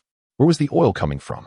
The students received merely half a bowl of rice each day and the same quantity of water, leading to their gradual weakening. With such scant sustenance, they could not sustain their energy levels. Yet curiously, the teachers and chefs remained robust. At this point, even the dimmest of minds could comprehend the situation. The food had undoubtedly been embezzled, for they had never questioned why it was entrusted solely to the 3 of them. A courageous boy stepped forward to demand, "Why are you still able to endure? Have you been sneaking food?" Yet, the teacher and chefs vehemently denied any wrongdoing, asserting that adults possessed greater stamina, thus allowing them to last longer. The explanation was indeed flawless, but the students clearly did not believe it. Lacking evidence, they had no choice but to acquiesce. They had resolved that if they discovered proof, they would rise up in rebellion and seize the food for themselves, believing it to be the safest course of action. One evening, while dining, the boy consumed his half bowl of rice and then concealed himself outside the hidden door. When the teacher opened it, he forcefully kicked the door wide open. To the shock of the students, they discovered the teacher and chefs indulging in a hot pot meal in the innermost room. The supposed scarcity of food had merely been a pretext. There were at least 5 bags of rice in that room. How could they claim there was not enough food? The boy began to furiously accuse them, asserting that the teachers and chefs were conspiring to starve everyone. The teacher, realizing the truth had been unveiled, lost all semblance of dignity and retaliated with a kick.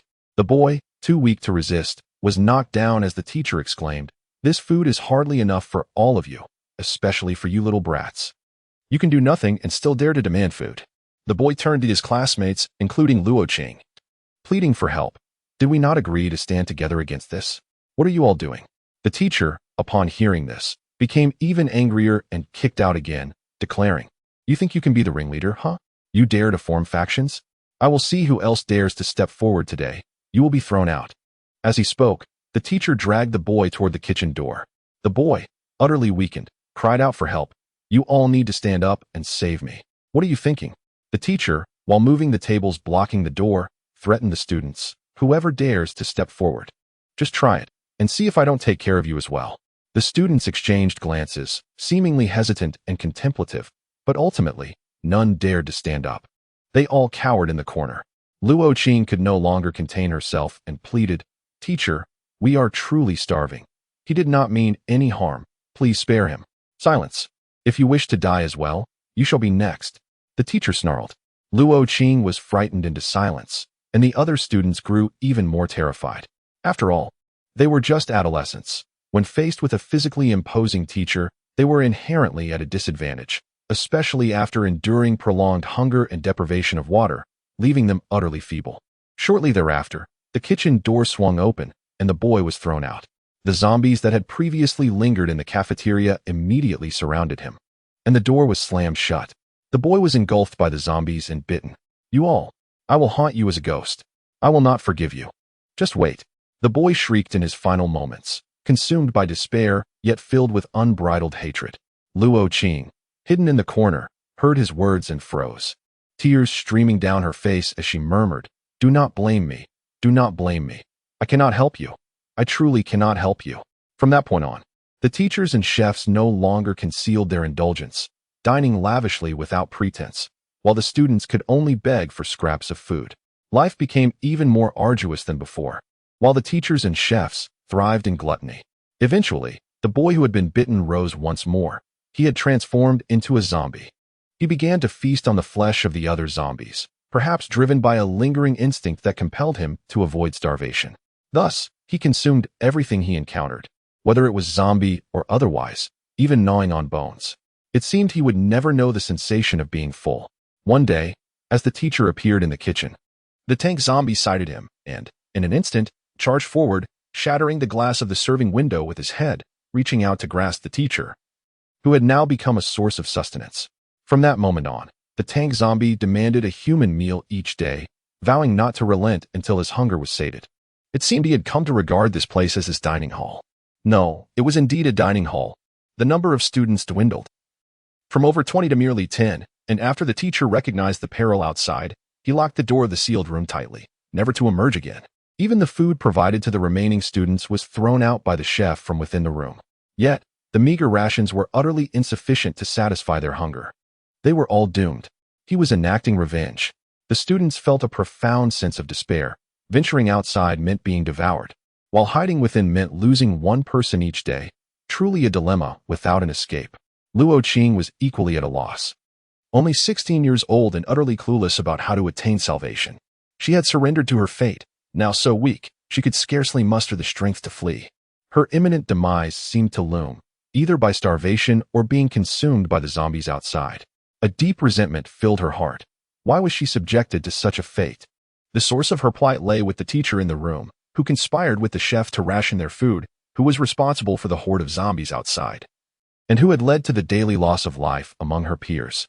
Luo Qing gradually succumbed to a semi-conscious state, oscillating between moments of lucidity and slumber, her stomach no longer protesting, having reached a point of hunger so profound that it rendered her apathetic. In the haze of her half-dreams, she heard a cacophony of sounds, resembling the clamor of a crowd.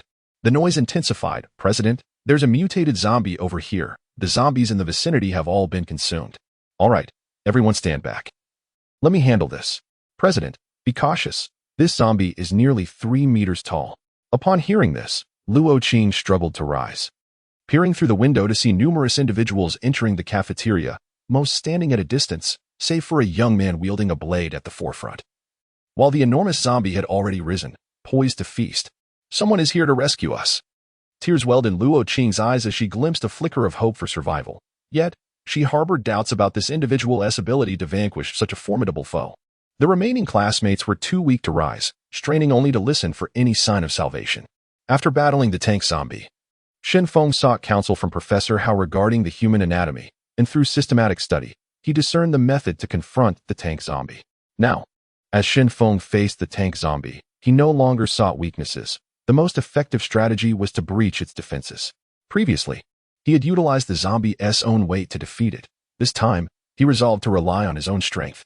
The tank zombie launched the first assault, spotting a multitude of humans before him and charging eagerly to indulge. However, just as it advanced, Shen Feng crouched and lunged, driving his blade forcefully into the tank zombie's body. This time, he did not thrust straight in. Instead, he angled the blade upwards, leveraging the zombie's momentum to plunge the katana beneath its ribcage. The sword traversed through a layer of fat, piercing muscle, and directly into the heart of the tank zombie. Had the katana been thrust straight, it would have been obstructed by the sternum and ribs, while the zombie's abdomen was shielded by a thick layer of fat. Thus, to deliver a fatal blow, one had to bypass the bones and penetrate through the less fatty regions, precisely targeting the heart. The difficulty of this maneuver was nearly insurmountable during combat. Nevertheless, at this moment, Shen Feng, as an evolved being, managed to accomplish this feat. Pleased with his technique, Shen Feng muttered to himself, "At this rate, I shall either become Kenshin Himura or Zoro. At the very least, I could aspire to be Zatoichi." The others, unable to voice their thoughts on Shen Feng's self-admiration, merely observed in silence. In their eyes, his swordsmanship was commendable but hardly comparable to that of legendary swordsmen. Yet, they refrained from voicing their opinions, instead showering him with flattery, proclaiming him the greatest of all. Just then, Luo Qing mustered every ounce of strength and crawled through the shattered window, crying out, "Help me. Please, I beg you." Chapter 28. The blaze of the undead. The floor of the cafeteria was stained with blood and litter, a clear indication that both the zombies and humans within had been devoured. At that moment, a disheveled girl burst from the kitchen, her entire being reeking of a foul odor, suggesting she had not bathed in quite some time. Her cheeks were sunken, her eyes devoid of life, and her lips cracked, revealing the toll of prolonged hunger. Luo Qing, summoning all her strength, rushed to embrace Shen Feng, exclaiming, "Save me." Upon witnessing a living student in such dire straits, Shen Feng urgently instructed those around him, "Quickly, fetch water and food." A nearby boy promptly handed over provisions, and Luo Qing's eyes sparkled at the sight of sustenance. As she gulped down water and devoured bread, she breathlessly remarked, "There are still classmates in the kitchen, they." In her haste, she soon choked. Yet her message was clear. There were survivors in the kitchen. We must hurry in and rescue them. The rest of you, search the storeroom. There must be supplies in the cafeteria. Shen Feng continued. Subsequently, the boys split into two groups to retrieve the students from the kitchen. But these students had suffered severe dehydration and lacked the strength to even speak. Consequently, they had to be carried out and given diluted saline before being offered bread or rice balls once they regained consciousness. At that moment, three individuals emerged from the kitchen. One was dressed in a suit and glasses, clearly a teacher, while the other two wore chef's attire. They approached with enthusiasm, expressing gratitude. "We are finally saved. This zombie has consumed many of our students, and your actions in slaying it are truly righteous." Upon seeing these three, Luo Qing's eyes filled with hatred as she pointed at them, declaring, "These three are scum. They denied us food and led us to our doom. One of them even killed someone himself." The teacher, enraged by her words, advanced and kicked Luo Qing, retorting, "Had I not provided you with food, you would have starved long ago." However, as the teacher's foot swung, Shen Feng stepped in front of Luo Qing, preventing her from being struck. "Hold on. The discussion isn't over. Furthermore, it seems inappropriate for a teacher to strike a student," he stated. Noticing Shen Feng's youthful demeanor, the teacher dismissed him, saying, "What do I have to discuss with you? Bring your superior. I wish to speak with them. You cannot handle this matter." "Your superior? I don't have one. But you certainly exhibit arrogance," Shen Feng replied, delivering a swift kick that sent the teacher flying. The two chefs stood in shock, unable to comprehend the sudden violence displayed by the young man. "Bring a few people to bind these three. They have gorged themselves while allowing the students to starve," Shen Feng commanded. At that moment, he surmised the grim reality. The students appeared emaciated, while the teacher and chefs were rather plump, clearly indicative of the abuse inflicted upon the students. After finishing her meal, Luo Qing recounted the harrowing experiences of the past fortnight. And when she reached the part about the teacher throwing boys to the zombies, she broke down, her tears flowing uncontrollably. Shenfeng, upon hearing her distress and glancing at the unconscious students, felt a headache coming on. With so many burdens, the situation seemed increasingly complicated, and dealing with these three scoundrels was far from convenient. Just then, Yang Chong approached Shenfeng and whispered, "Brother Feng, it seems these students we rescued aren't worth the trouble. When their companions were dragged out, they didn't even dare to stand up. Moreover, they failed to uphold the agreement. I doubt they can be of any use." Shenfeng and Yang Chang stepped aside, and Yang Chang continued, "We have already saved over 300 students by the dormitory. We don't necessarily need these 10 or so. Besides, the teacher is no good, and the students are of little value." Yang Chang's implication was clear. He did not intend to save these students, believing they would bring no significant advantages. Shenfeng was taken aback that such sentiments could emanate from a fellow student. While the teacher and chefs were indeed culpable, could they abandon the students merely for their silence? After all, these students had been too weak from hunger to act. "Yang Chong, sometimes one cannot be so ruthless," Shenfeng remarked, patting him on the shoulder. Yang Chong sighed. "Brother Feng, do you think I lack compassion? You know as well as I do that with so many students, and only 50 vehicles, it would take at least 2 trips to transport everyone. These few require an entire vehicle, which could be better utilized for transporting supplies. In the short term, they are of no use, so abandoning them is reasonable. If I forsake these students now, does that mean I should abandon you when you become useless in the future?" Shenfeng posed the question. Yang Chong fell silent, realizing he had been overly extreme. Abandoning those temporarily deemed useless could very well lead to his own abandonment in times of need. At that moment, Li Xiang and Hu Lai rushed into the cafeteria, announcing, "Brother Feng, the zombies are approaching. We must prepare to evacuate." "How many zombies?" Shenfeng inquired. "About 500 or 600. They are almost here, and there is no space left to lure them," Li Xiang replied anxiously. "Under normal circumstances, we could simply fight. But with over 300 students waiting, their lack of combat ability poses a grave risk if the zombies catch up." Shenfeng pondered the terrain of the technical school, the teaching building, football field, basketball court. Suddenly, an idea struck him, surrounded by barbed wire. The football field would serve as an excellent battleground. Li Xiang hurriedly departed. Meanwhile, the technical school's students anxiously awaited below the cafeteria. When they learned they could finally depart, they rejoiced, only to be met with confusion upon seeing their teacher and 2 chefs bound. At this juncture, Shenfeng emerged with members of the self-defense group, instructing, "Students, please remain calm and board the vehicles in an orderly fashion. The zombies are imminent. Swiftly make your way to the base of our self-defense group. Follow commands and refrain from wandering." Then, he leaned closer to Yang Chong and whispered, "I will lure the zombies to the football field. Once the majority are inside, you must close the gate." "What about you, Brother Feng?" Yang Chong asked, unable to contain his concern. "Your worry is unwarranted.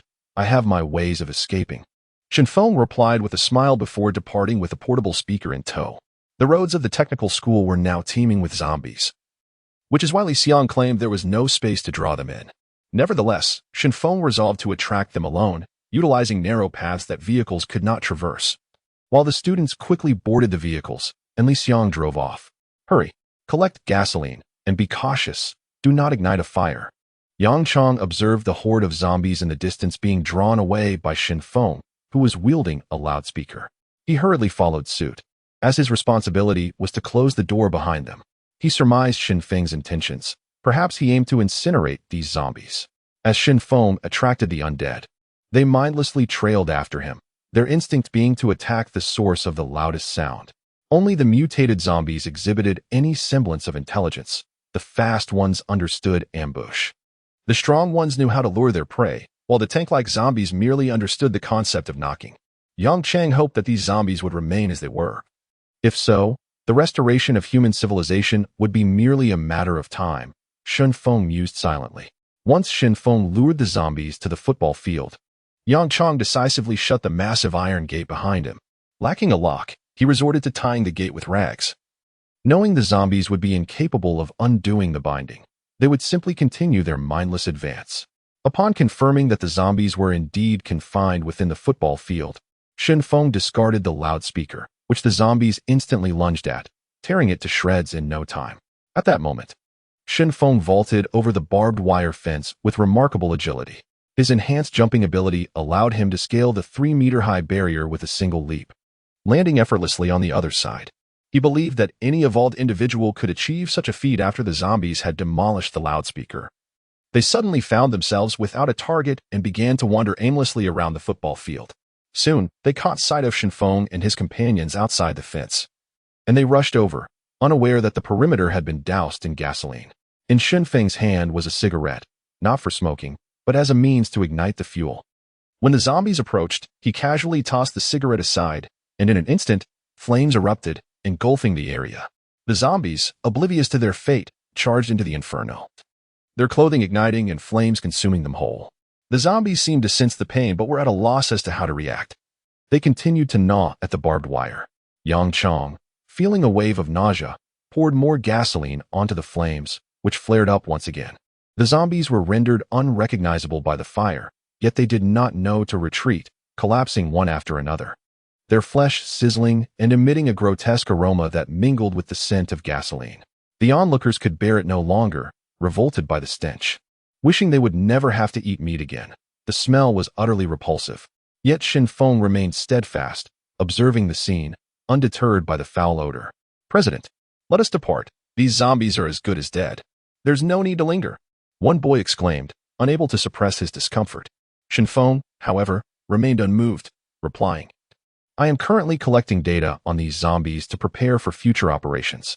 If you find it distasteful, you may leave. I wish to observe a little longer." With the president having spoken, the others dared not voice any dissent, thus they continued to watch. Finally, the barbed wire glowed red-hot, collapsing under the weight of the charred corpses of the zombies, utterly unrecognizable and incapable of posing any threat to the living. Chapter 29. In the name of justice, Chang Jiani quietly led Shenfeng aside and inquired, "How do you intend to deal with those 3 scoundrels? Allowing them to continue living seems quite unacceptable for the students of the technical school." Shenfeng replied softly, "In truth, I had intended to eliminate them, but I realized I lacked the authority to enact such judgment. That would be vigilante justice. Should I proceed in such a manner, it would imply a rebellion. Thus, I am contemplating whether to let them serve as fodder for the zombies. You have already established a gang. Why do you still fear taking justice into your own hands? Let me make it clear. The moment you formed that gang, you were already rebelling." Chang Jiani exclaimed, exasperated. She had never anticipated that her junior, who had boldly undertaken significant actions, would hesitate over trivial matters. At that moment, she began to doubt Shenfeng's mental acuity, as he was fiery when undertaking grand endeavors, yet indecisive over minor issues. "Is that so? I was already considered a rebel. Then I have nothing to fear. I plan to use the deaths of these 3 to instill fear in the students of the technical school," Shenfeng mused, setting aside his concerns and formulating his next steps. Chang Jiani advised, "There is no need to rush this matter. You should check on Ren Jing and Wu Kai. They have awakened and have become evolved beings." Shenfeng hastily sought out Ren Jing and Wu Kai, issuing orders. "There are still scattered zombies within the school. You 2 will lead a team to eradicate them and dispose of the bodies in the water, understood?" Ren Jing and Wu Kai hesitated, asking, "President, is it truly necessary to eliminate these scattered zombies? As long as we ensure that no zombies appear near the teaching building, the rest should not concern us. They pose no threat. It seems that you have become evolved beings and no longer wish to heed my command, have you?" Shenfeng's face betrayed his dissatisfaction as he directly questioned, "I will ask once more. Will you go or not?" "Of course we will go. We never said we wouldn't." Ren Jing quickly clarified, "We merely have some uncertainties, but we will go and eliminate the zombies." Watching the 2 gradually depart, Shenfeng felt a twinge of helplessness. After becoming evolved beings, Wu Kai and Ren Jing seemed to have undergone a change in mentality. Previously, they would act immediately upon receiving orders. Yet now they began to question his decisions.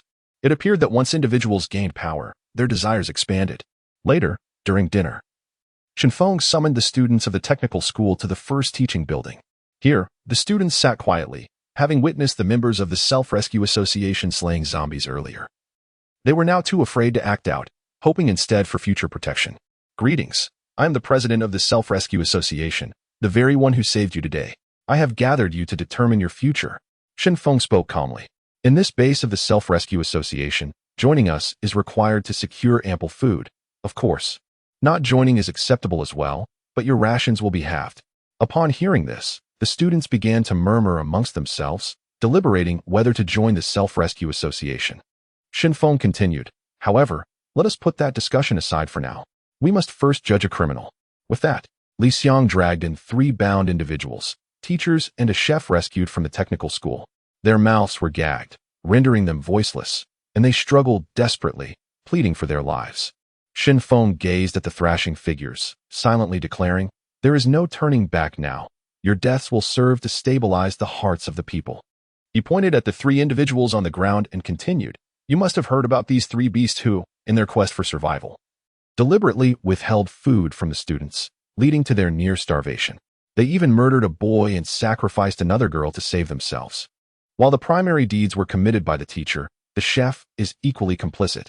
I am not a member of your school and possess no authority to judge him, but I will uphold justice. Now, you shall pronounce the punishment for these 3.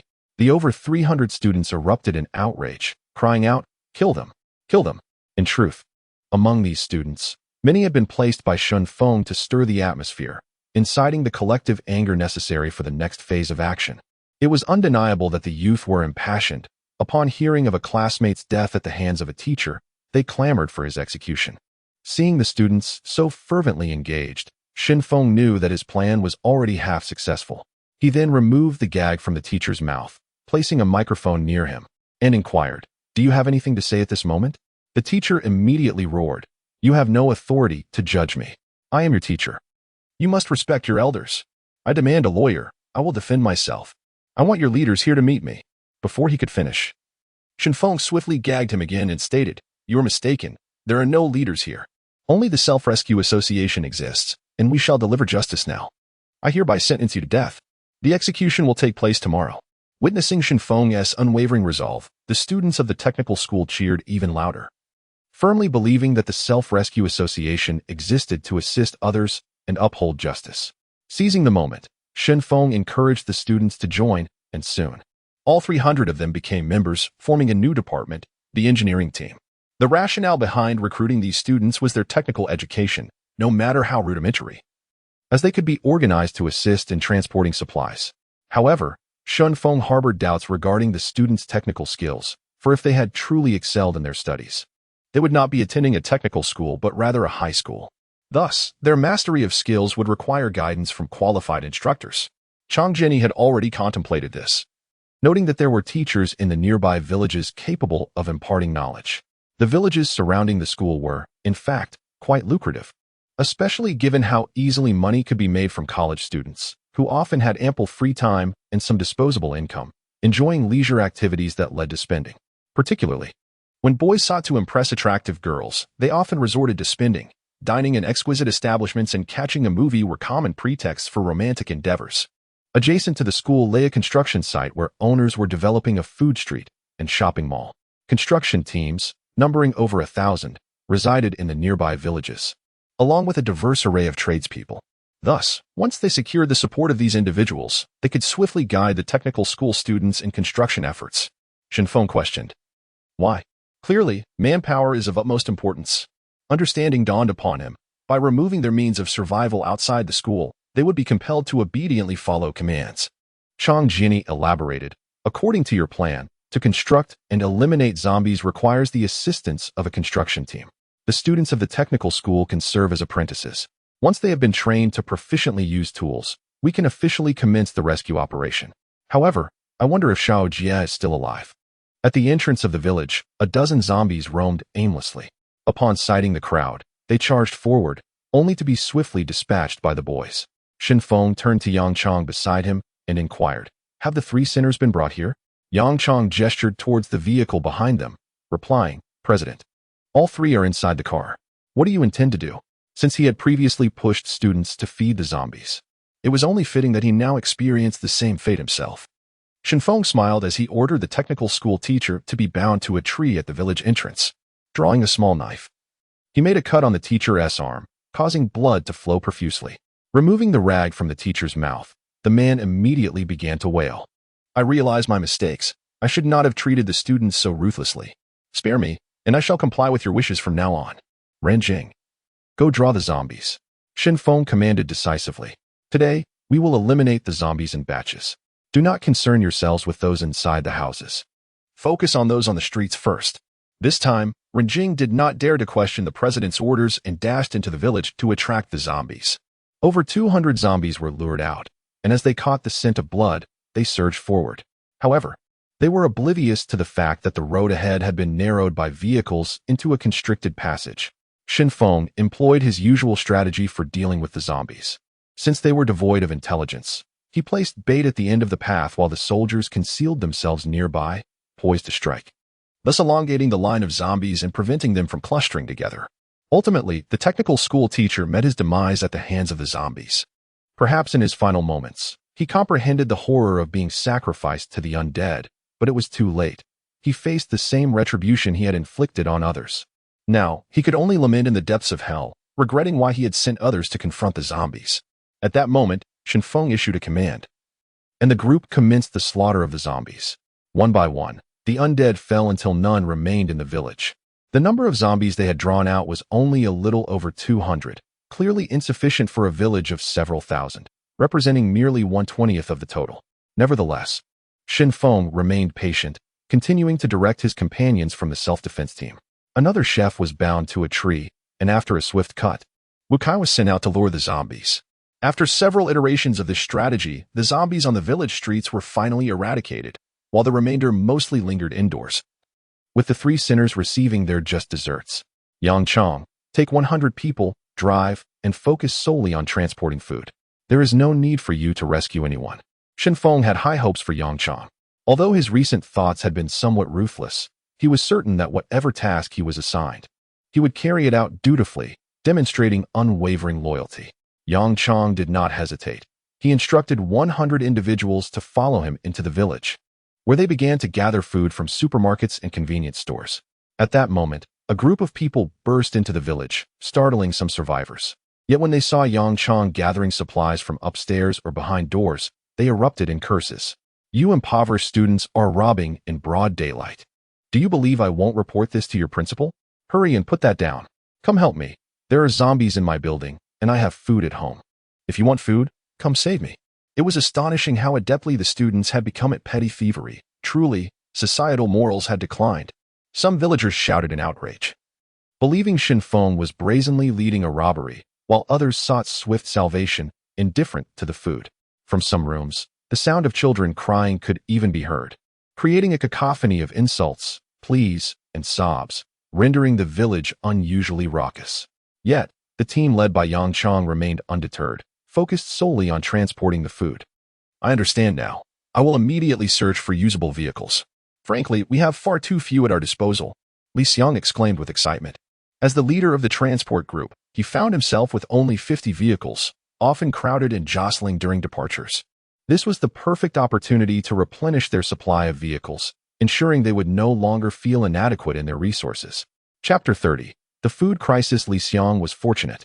He initially thought he could only rely on chance to find a vehicle.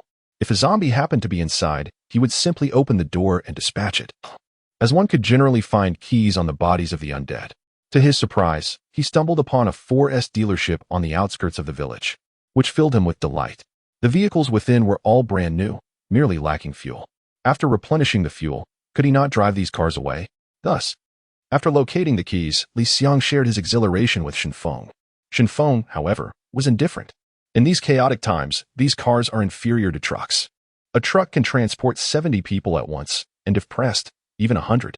Though these vehicles may appear stylish, they accommodate far fewer passengers, barely worth mentioning. Li Xiang stealthily produced a key from his pocket and handed it to Feng, saying, "President, this is the key to that purple sports car inside. I believe it suits you perfectly, smooth, stylish, exuding an air of grandeur and nobility. No one else deserves it, only you." "Really? You mustn't be flattering me." Feng replied with a smile. "How could that be? I assure you, every word I utter is heartfelt and sincere," Li Xiang promptly declared. In his heart, Li Xiang couldn't help but grumble, thinking it absurd for the vice president to drive around for leisure. Wasn't that a role reversal? Nevertheless, he quickly acquiesced and prepared to take the car. At that moment, Feng called out to Li Xiang, speaking in a hushed tone. "Meet me on the rooftop of the 5th teaching building at 11 tonight. Do not tell anyone. I have something intriguing to show you. Li Xiang nodded, albeit dazed, and drove off. He was filled with trepidation, wondering if the president's secretive tone meant he had taken a liking to his intelligence and capability, perhaps wanting to impose some hidden rule upon him. But he was male. Did the president truly have such peculiar tastes? In reality, after slaying 2 mutated zombies the previous day, Shen Feng had instructed Yu Renshu to concoct a potion. By morning, he had received 4 bottles. Shen Feng consumed 1, but felt no discernible change. He showed no signs of evolution. Thus, he retained 3 bottles. Recognizing Li Xiang's potential, he resolved to use 1 on him, albeit cautiously. This would signify that Li Xiang would not betray him lightly. This task was undoubtedly more challenging than reclaiming the school. Shen Feng gazed upon the village's architecture, his head throbbing. At that moment, some villagers, witnessing the undead being vanquished, began to cry out for help. There are zombies in my house. Please, come save me. Shen Feng casually remarked, throw down the keys. How else can we get inside? Upon hearing this, the villagers hastily tossed their keys from their windows, desperately hoping for swift rescue. Shen Feng then took up a megaphone and addressed those peering from the windows. We are members of the Self-Rescue Association. To receive assistance, you must surrender all your food supplies. We are implementing food control to ensure no one goes hungry, but we will not permit you to hoard food privately. Upon hearing this, the villagers who had just been pleading for help fell silent. They had already observed the individuals below transporting food. That was acceptable, as it was merely store supplies. However, if they were to relinquish their own provisions, how would they survive thereafter? As Shen Feng and his team began to withdraw, a woman clutching a child could no longer contain herself and exclaimed, I am willing to give up my food. Please, come save me. Shen Feng turned to Ren Jing and instructed, quickly go and rescue her, but remember to collect the food. Ren Jing nodded vigorously, seizing the keys and rushing into the house. The boys trailing behind him struggled to keep pace with their leader, casting puzzled glances. How had Ren Jing become so swift? Had he taken some sort of enhancement? Indeed, Ren Jing's speed far exceeded his usual capabilities. Though he could conceal his strength, he was still markedly faster than the average person. The villagers, now disregarding their previous hesitations, began calling out, we are willing to surrender our food. Hurry and save us. A smile spread across Shen Feng's face as he instructed everyone to commence the rescue. In truth, none of them wished to part with their food, as it was their lifeline. For the villagers, who had survived thus far on these provisions, the prospect of trading food for assistance was a daunting trial. Yet, if the zombies were not eradicated, they would ultimately face entrapment. With that realization, all could do was bow their heads in resignation. Shen Feng had anticipated that in a village housing thousands, there would surely be mutated zombies lurking about. However, as he traversed from one end of the village to the other, he encountered none, leaving him somewhat exasperated. He had intended to create more evolution potions, but now it seemed the appearance of mutated zombies was entirely unpredictable. Shen Feng spent the entire day in the village, alternating between transporting food and dealing with the undead. The terrain was particularly complex, devoid of any discernible pattern, necessitating a search from one building to the next. Upon entering some homes, he found them deserted, with only zombies remaining, indicative that entire families had been turned. During lunch, the meals prepared by the female students from the school were delivered by Li Xiang, who was now in high spirits, commanding a convoy of vehicles, including several luxury cars, truly an impressive sight, though few were present to witness it. Had this been before the zombie outbreak, driving a line of luxury cars would have undoubtedly attracted numerous admirers and incited jealousy among men. Alas now, the aesthetic appeal of these cars paled in comparison to the practicality of a Wuling Hongguang. Once rescued, the villagers were organized to head to the school for refuge. Some, however, were reluctant to leave their homes. Yet, with their food supplies taken, they had no choice but to follow. Old man, let us go? This place is unsafe. We are doing this for your own good. Don't be stubborn. Ren Jing urged an elderly man. Yet the old man refused to leave his home, adamant even after his provisions were seized. He stated firmly, my family has lived here for generations. I will not leave. Take the food if you must, but I shall remain. Ren Jing, feeling helpless, reported this to Shen Feng, who instructed him, when we evacuate, toss half a bag of rice to this old man, but ensure no one sees you. Shen Feng would never genuinely allow anyone to starve. However, if the matter of food retention were to be discovered by other villagers, it would likely lead to mass refusal to leave. The villagers were already united. Once the threat of zombies was neutralized, who would heed another's command? They would undoubtedly guard their own plots of land. The construction team was eventually located, with over 200 survivors among them. Being robust individuals, their chances of infection by the virus were significantly reduced. However, an unexpected turn of events occurred. The construction team banded together, refusing to leave the village and even attempting to seize the Self-Rescue Association's food supplies. They shouted, "This food doesn't belong to you. Why should you take it all? Put it down." The sight of over 200 strong men forming a united front left the gathered students at a loss. They were capable of handling zombies but felt powerless against such a multitude of people. Moreover, an outbreak of conflict would not bode well for anyone. When Xin Feng arrived at the scene, he found the two groups in a standoff. He quickly inquired about the situation, to which Yang Chong replied through gritted teeth, "President, we rescued these people and even provided them with lunch. Now, not only are they uncooperative, but they also wish to rob us of our food." Xin Feng turned his gaze toward the construction team and asked, "Is this true?" Upon hearing the youth referred to as the president by the construction crew, they understood that this young man was the leader. One of the burly men stepped forward and spoke, "Brother, my name is Wang Xiang. You have saved us all, and we are indeed grateful. However, let us be clear, gratitude for saving lives does not equate to the right to take what is not yours." The grain in question was originally in the shop. Now that the owner is deceased, what gives you the right to carry it away? Do you believe it is inappropriate for us to take the grain? Xin Feng asked coldly. He had not anticipated that a crucial aspect would falter with the construction crew. He had intended to rely on their expertise for the next phase of his plan, yet he overlooked the fact that they, too, would band together. It was evident that the construction crew sought to seize the grain for themselves, and they would not heed his commands in the future. Xin Feng smiled slightly and remarked, "You just stated that the grain is essentially ownerless. Thus, it is first come, first served. We have already acquired it, and if you wish to take it back, would that not be a case of ingratitude?" Wang Xiang retorted without hesitation, "You have already transported enough grain to last you a year. Surely, you can spare a little for us?"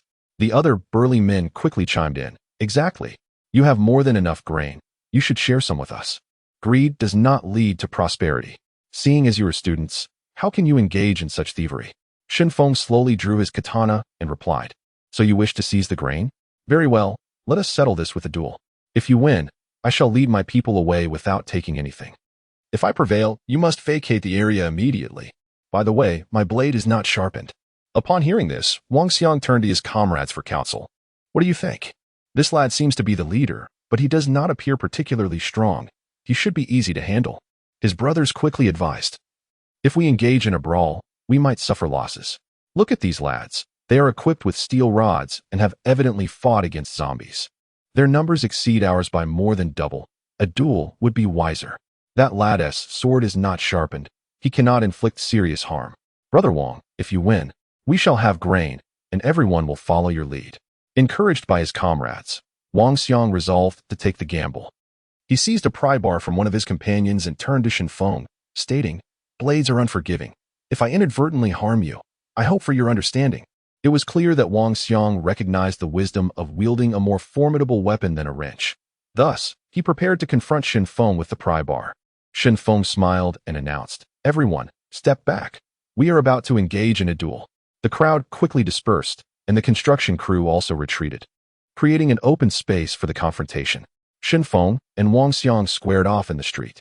Wang Xiang raised his pry bar and charged forward with vigor. However, at that moment, Xin Feng moved, shifting to Wang Xiang's side. The latter, unable to remain stationary, followed suit, delaying his strike. Xin Feng circled Wang Xiang, who eventually could no longer contain himself. He aimed a blow at Xin Feng, but the latter had anticipated the movement, halting just in time to deliver a swift cut. Xin Feng did not exert his full strength, for his opponent was merely a man and not a zombie. With a sharp crack, Wang Xiang felt a searing pain in his arm, rendering him incapable of holding the pry bar, which fell to the ground. His arm hung limply, clearly indicating that Xin Feng had broken it with his unsharpened sword. "It appears I have won. Brothers, continue to transport the grain. If anyone else wishes to challenge us, let them come," Xin Feng declared with a smile. For him, dueling an ordinary man posed no challenge whatsoever. Even against a seemingly strong opponent, it was trivial. He merely sought to gauge his combat abilities against humans and found them quite satisfactory. Chapter 31. Using others' weapons among all those present. Only Ren Jing and Wu Kai discerned Xin Feng's actions. At that moment, Shenfeng's swift movement with the knife was nearly imperceptible to the ordinary eye. However, as evolved beings, Ren Jing and Wu Kai were capable of perceiving Shenfeng's maneuvers, yet they found themselves unable to match his incredible speed, leaving them feeling somewhat despondent. What astonishing swiftness! They realized that their own speed did not surpass that of their leader, and they could not even attain his current velocity. They were taken aback by the realization that, despite their evolution, they might not reach the heights achieved by their leader. It became clear to them that even among evolved beings, disparities existed. Not all were equally powerful. Subsequently, the group resumed transporting supplies, now unhindered by any opposition. The construction team, however, huddled together, contemplating their next steps. The prospect of seizing food was evidently futile, yet survival remained paramount, necessitating a search for any remaining provisions in the village. Shenfeng then led everyone in the direction of the school. Along the way, Yang Chong expressed his frustration, saying, "President, you cannot fathom how infuriated I was at that moment. I genuinely considered rallying the brothers to fight back. Those individuals cowered in the face of zombies, feeling triumphant after slaying just one, yet they only dared to turn their aggression towards their own kind. Perhaps that is the essence of a mouse brandishing a gun in its nest." Shenfeng chuckled in response. "President, you merely broke one of his arms. That was too lenient. If he recovers, he will surely dare to strike at us again." Yang Chong remained aggrieved. "We are all human. We cannot resort to murder." Shenfeng maintained his smile. However, at that moment, Shenfeng had already devised a plan for the ensuing events. The absence of the construction team was unsustainable. Yet having them band together was equally detrimental. The question was how to obtain a compliant construction team. The answer would have to wait until nightfall. Shenfeng had formulated a strategy regarding the construction team, but the time was not right to act. It was prudent to wait until the depths of night, when silence prevailed, to proceed discreetly. "We shall address this matter tonight," Shenfeng resolved. Choosing not to discuss it further, Chang Jianyi understood that there were deeper implications and promptly arranged for dinner. The villagers were settled in the second teaching building, having lost their food supply and now reliant on the self-aid group for sustenance. Yet, they too formed tight-knit circles, perhaps believing that only those they knew could ensure a better existence. As night fell, individuals gradually succumbed to sleep, for with the absence of electricity, what else could they do? Meanwhile, Li Xiang quietly arose and made his way to the rooftop of the fifth teaching building, careful not to disturb anyone along the way.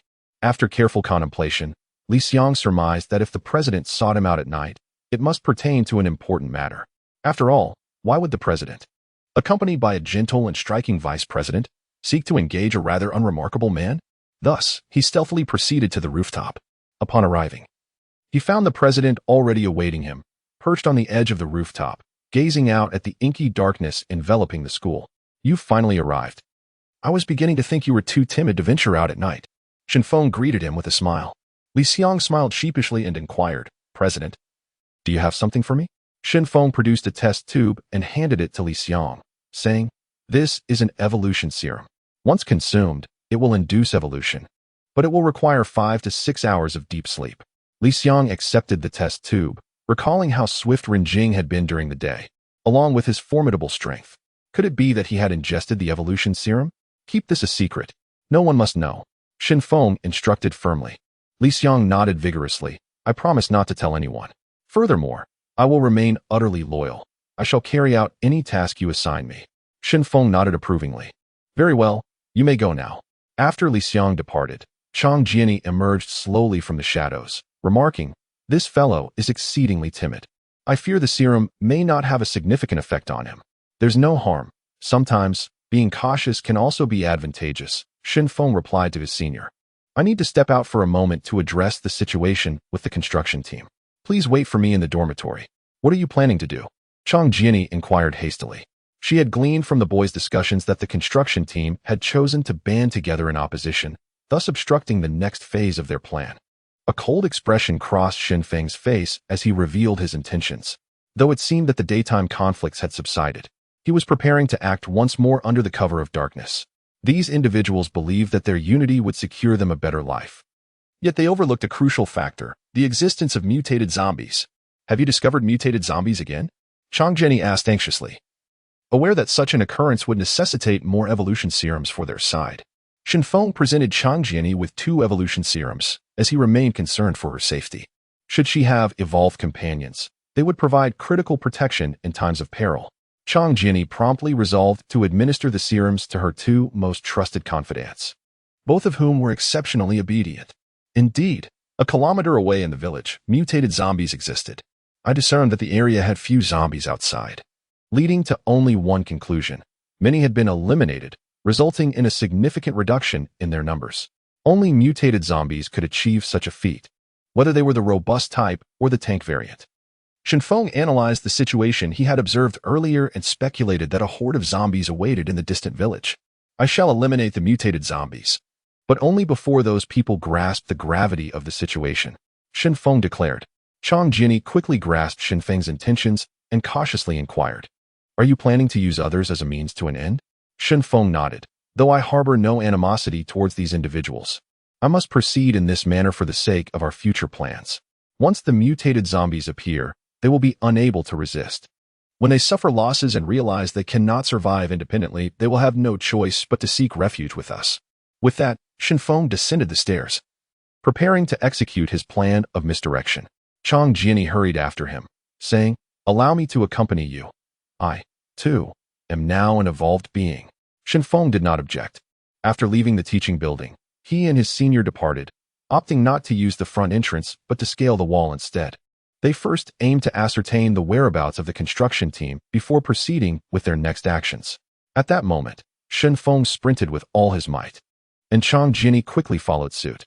In an instant, they dashed forth like leopards, vanishing into the darkness, unnoticed by others. The city, devoid of the illumination from streetlights, took on an eerie and frightening quality. In the wilderness, some animals still roamed, but in the city, only humans were active. People were reluctant to venture outside, and few homes possessed candles. Thus, the loss of electricity meant humanity was shrouded in darkness. While some chose to light fires in their homes, the meager glow served little purpose, prompting many to retire for the night. When Shenfeng arrived at the outskirts of the village, he finally came to a halt. Chang Jinni, breathless, caught up and asked, "Why did you run so fast? Are you feeling fatigued, senior?" Shenfeng found it rather peculiar that after just 10 minutes of running, senior sister Chang Jinni was already exhausted. Breathing heavily, she leaned on him and remarked, "You run too swiftly. It's quite challenging for me to keep up. It's truly strange how remarkable your stamina is." Shenfeng was equally bewildered and replied, "I cannot fathom it either. Perhaps it is due to our differing levels of evolution." Subsequently, Shenfeng and Chang Jinni stealthily entered the village, commencing their search for the construction team's location. Eventually, Shenfeng spotted a flicker of flames at the center of the village and began to scale the walls to reach the rooftop, from where he could clearly observe the source of the fire. Within the village, the zombies had largely been eradicated, and the construction workers felt secure enough to settle in, oblivious to the state of the outside world. They remained in this safe haven, awaiting further information before planning their next move. Having evolved, Shenfeng's senses had sharpened. Standing atop the building, he gazed towards the distant flames and soon discerned the construction crew preparing a meal. Everyone was present, and Wang Xiang had his arm in a splint to prevent improper healing of the bone. However, at that moment, Chang Jinni pointed towards the group and exclaimed, "Shenfeng, look over there. There is an old man." Following her gesture, Shenfeng's gaze fell upon the ground where an elderly man lay, his body marred by wounds and soaked in blood. He lay motionless, evidently deceased. A pack of beasts. Shenfeng seethed with anger, recognizing the old man as the one who had stubbornly refused to leave earlier that day. In a moment of compassion, he had instructed Renjing to leave behind half a bag of rice for the old man, only to discover that he hadn't perished at the hands of zombies, but rather from the cruelty of humans. Shenfeng, observing the group of people 300 meters away, recounted the day's events, striving to suppress the fury bubbling within him. Finally, with a cold smile, he declared, "Given the circumstances, I need not feel remorse. These individuals are devoid of sympathy." He then turned to Chang Jinni and cautioned, "You stay here and wait. I will lure the zombies away. If danger arises, make your escape. Generally, zombies cannot catch up to you."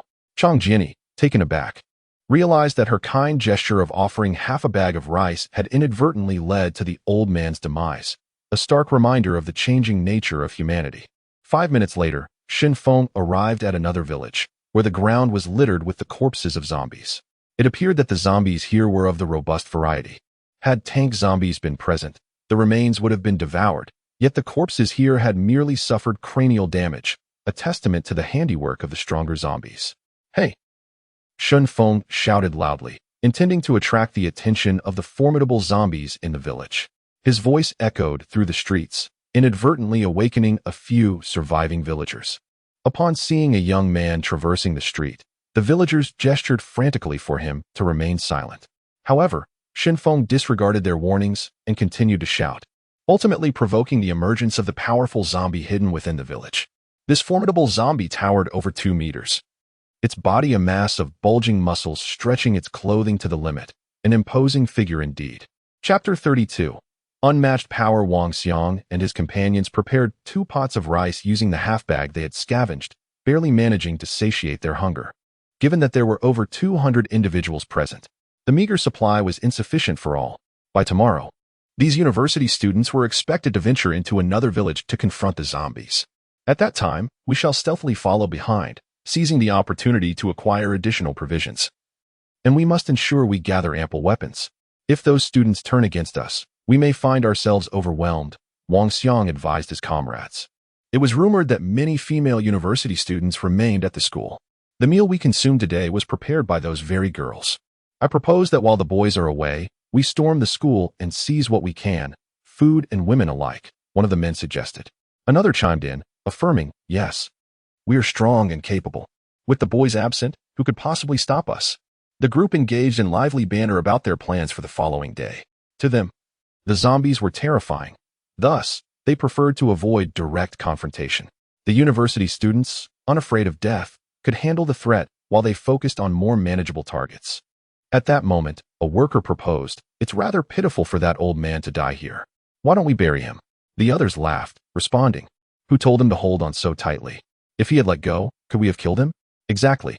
It's merely half a bag of rice. Why cling to it so desperately?" Little did they realize that the old man's grasp on that half bag of rice symbolized his hope for survival. It represented the price he was willing to pay to remain in the village rather than venture into the school, even if it was deemed insufficient to feed so many. Just then, one of the workers pointed towards the distant rooftop, exclaiming, "Someone! It seems there's a woman up there." The nearby workers gathered around, but from afar. The rooftop revealed nothing but a tranquil starry sky.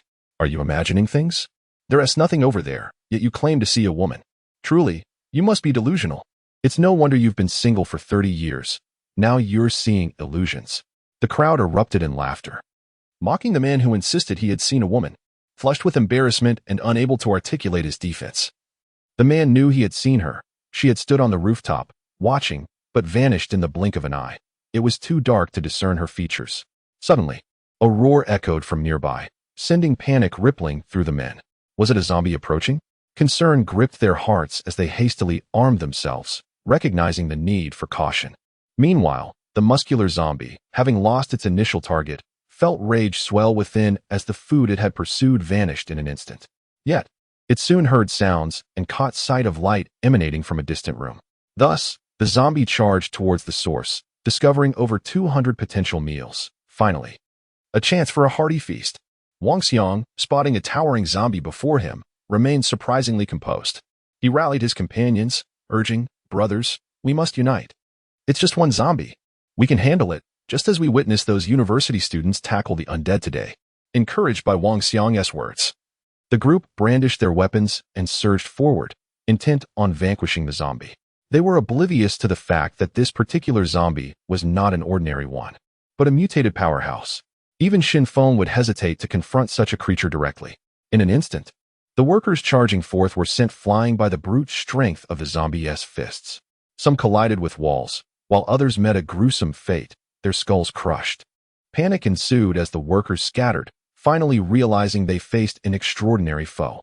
The formidable zombie began its relentless pursuit of the fleeing humans, possessing a basic level of intelligence that informed it to eliminate its prey before consuming it. If it killed one and ate it, the others would surely escape. Thus, it chased those who lagged behind, swiftly bringing them to their demise. "Shin Feng, I believe I've been exposed," Chang Jinny lamented. Shin Feng shrugged nonchalantly. "It's fine. These people are not evolved beings. The darkness obscures their vision, so they likely cannot discern your face. Therefore, there's no risk of exposure. Rest easy." Chang Jinny then inquired, "But if this crowd is slaughtered, our plan will falter. What do you intend to do? I'll observe a bit longer, Shin Feng replied coolly. It's merely bullying to kill an old man when so many are present. Now, let the zombies enact justice, teaching these individuals that they too can be victimized. Once a significant portion of them has perished, I will step in to eliminate the zombie.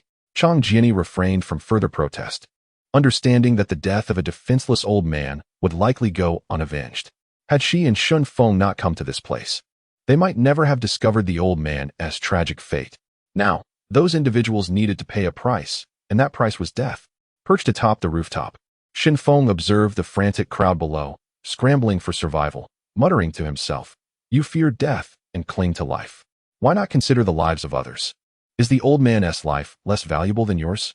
If not, why commit such violence? Is it the absence of legal constraints that emboldens you? Or has morality ceased to govern your actions?" The relentless pursuit by the muscular zombie appeared boundless. Most chose to evade. But this zombie possessed an uncanny ability to locate its prey, swiftly eliminating them one by one, resulting in a dwindling number of workers. When cornered with no avenue for retreat, some opted to fight back. However, their weapons proved ineffective against the creature, ultimately leading to their demise. As Shin Feng witnessed the declining number of workers, he recognized it was time to intervene. With over 100 already dead, further loss could jeopardize their subsequent plans. Opting for stealth, Shin Feng leaped from the rooftop as the muscular zombie passed beneath, his katana poised to strike at the zombie's nape. With a swift motion, the blade pierced through the zombie's neck with immense force, severing its spinal cord. Afterward, he retrieved a dagger, decapitating the zombie and claiming its head.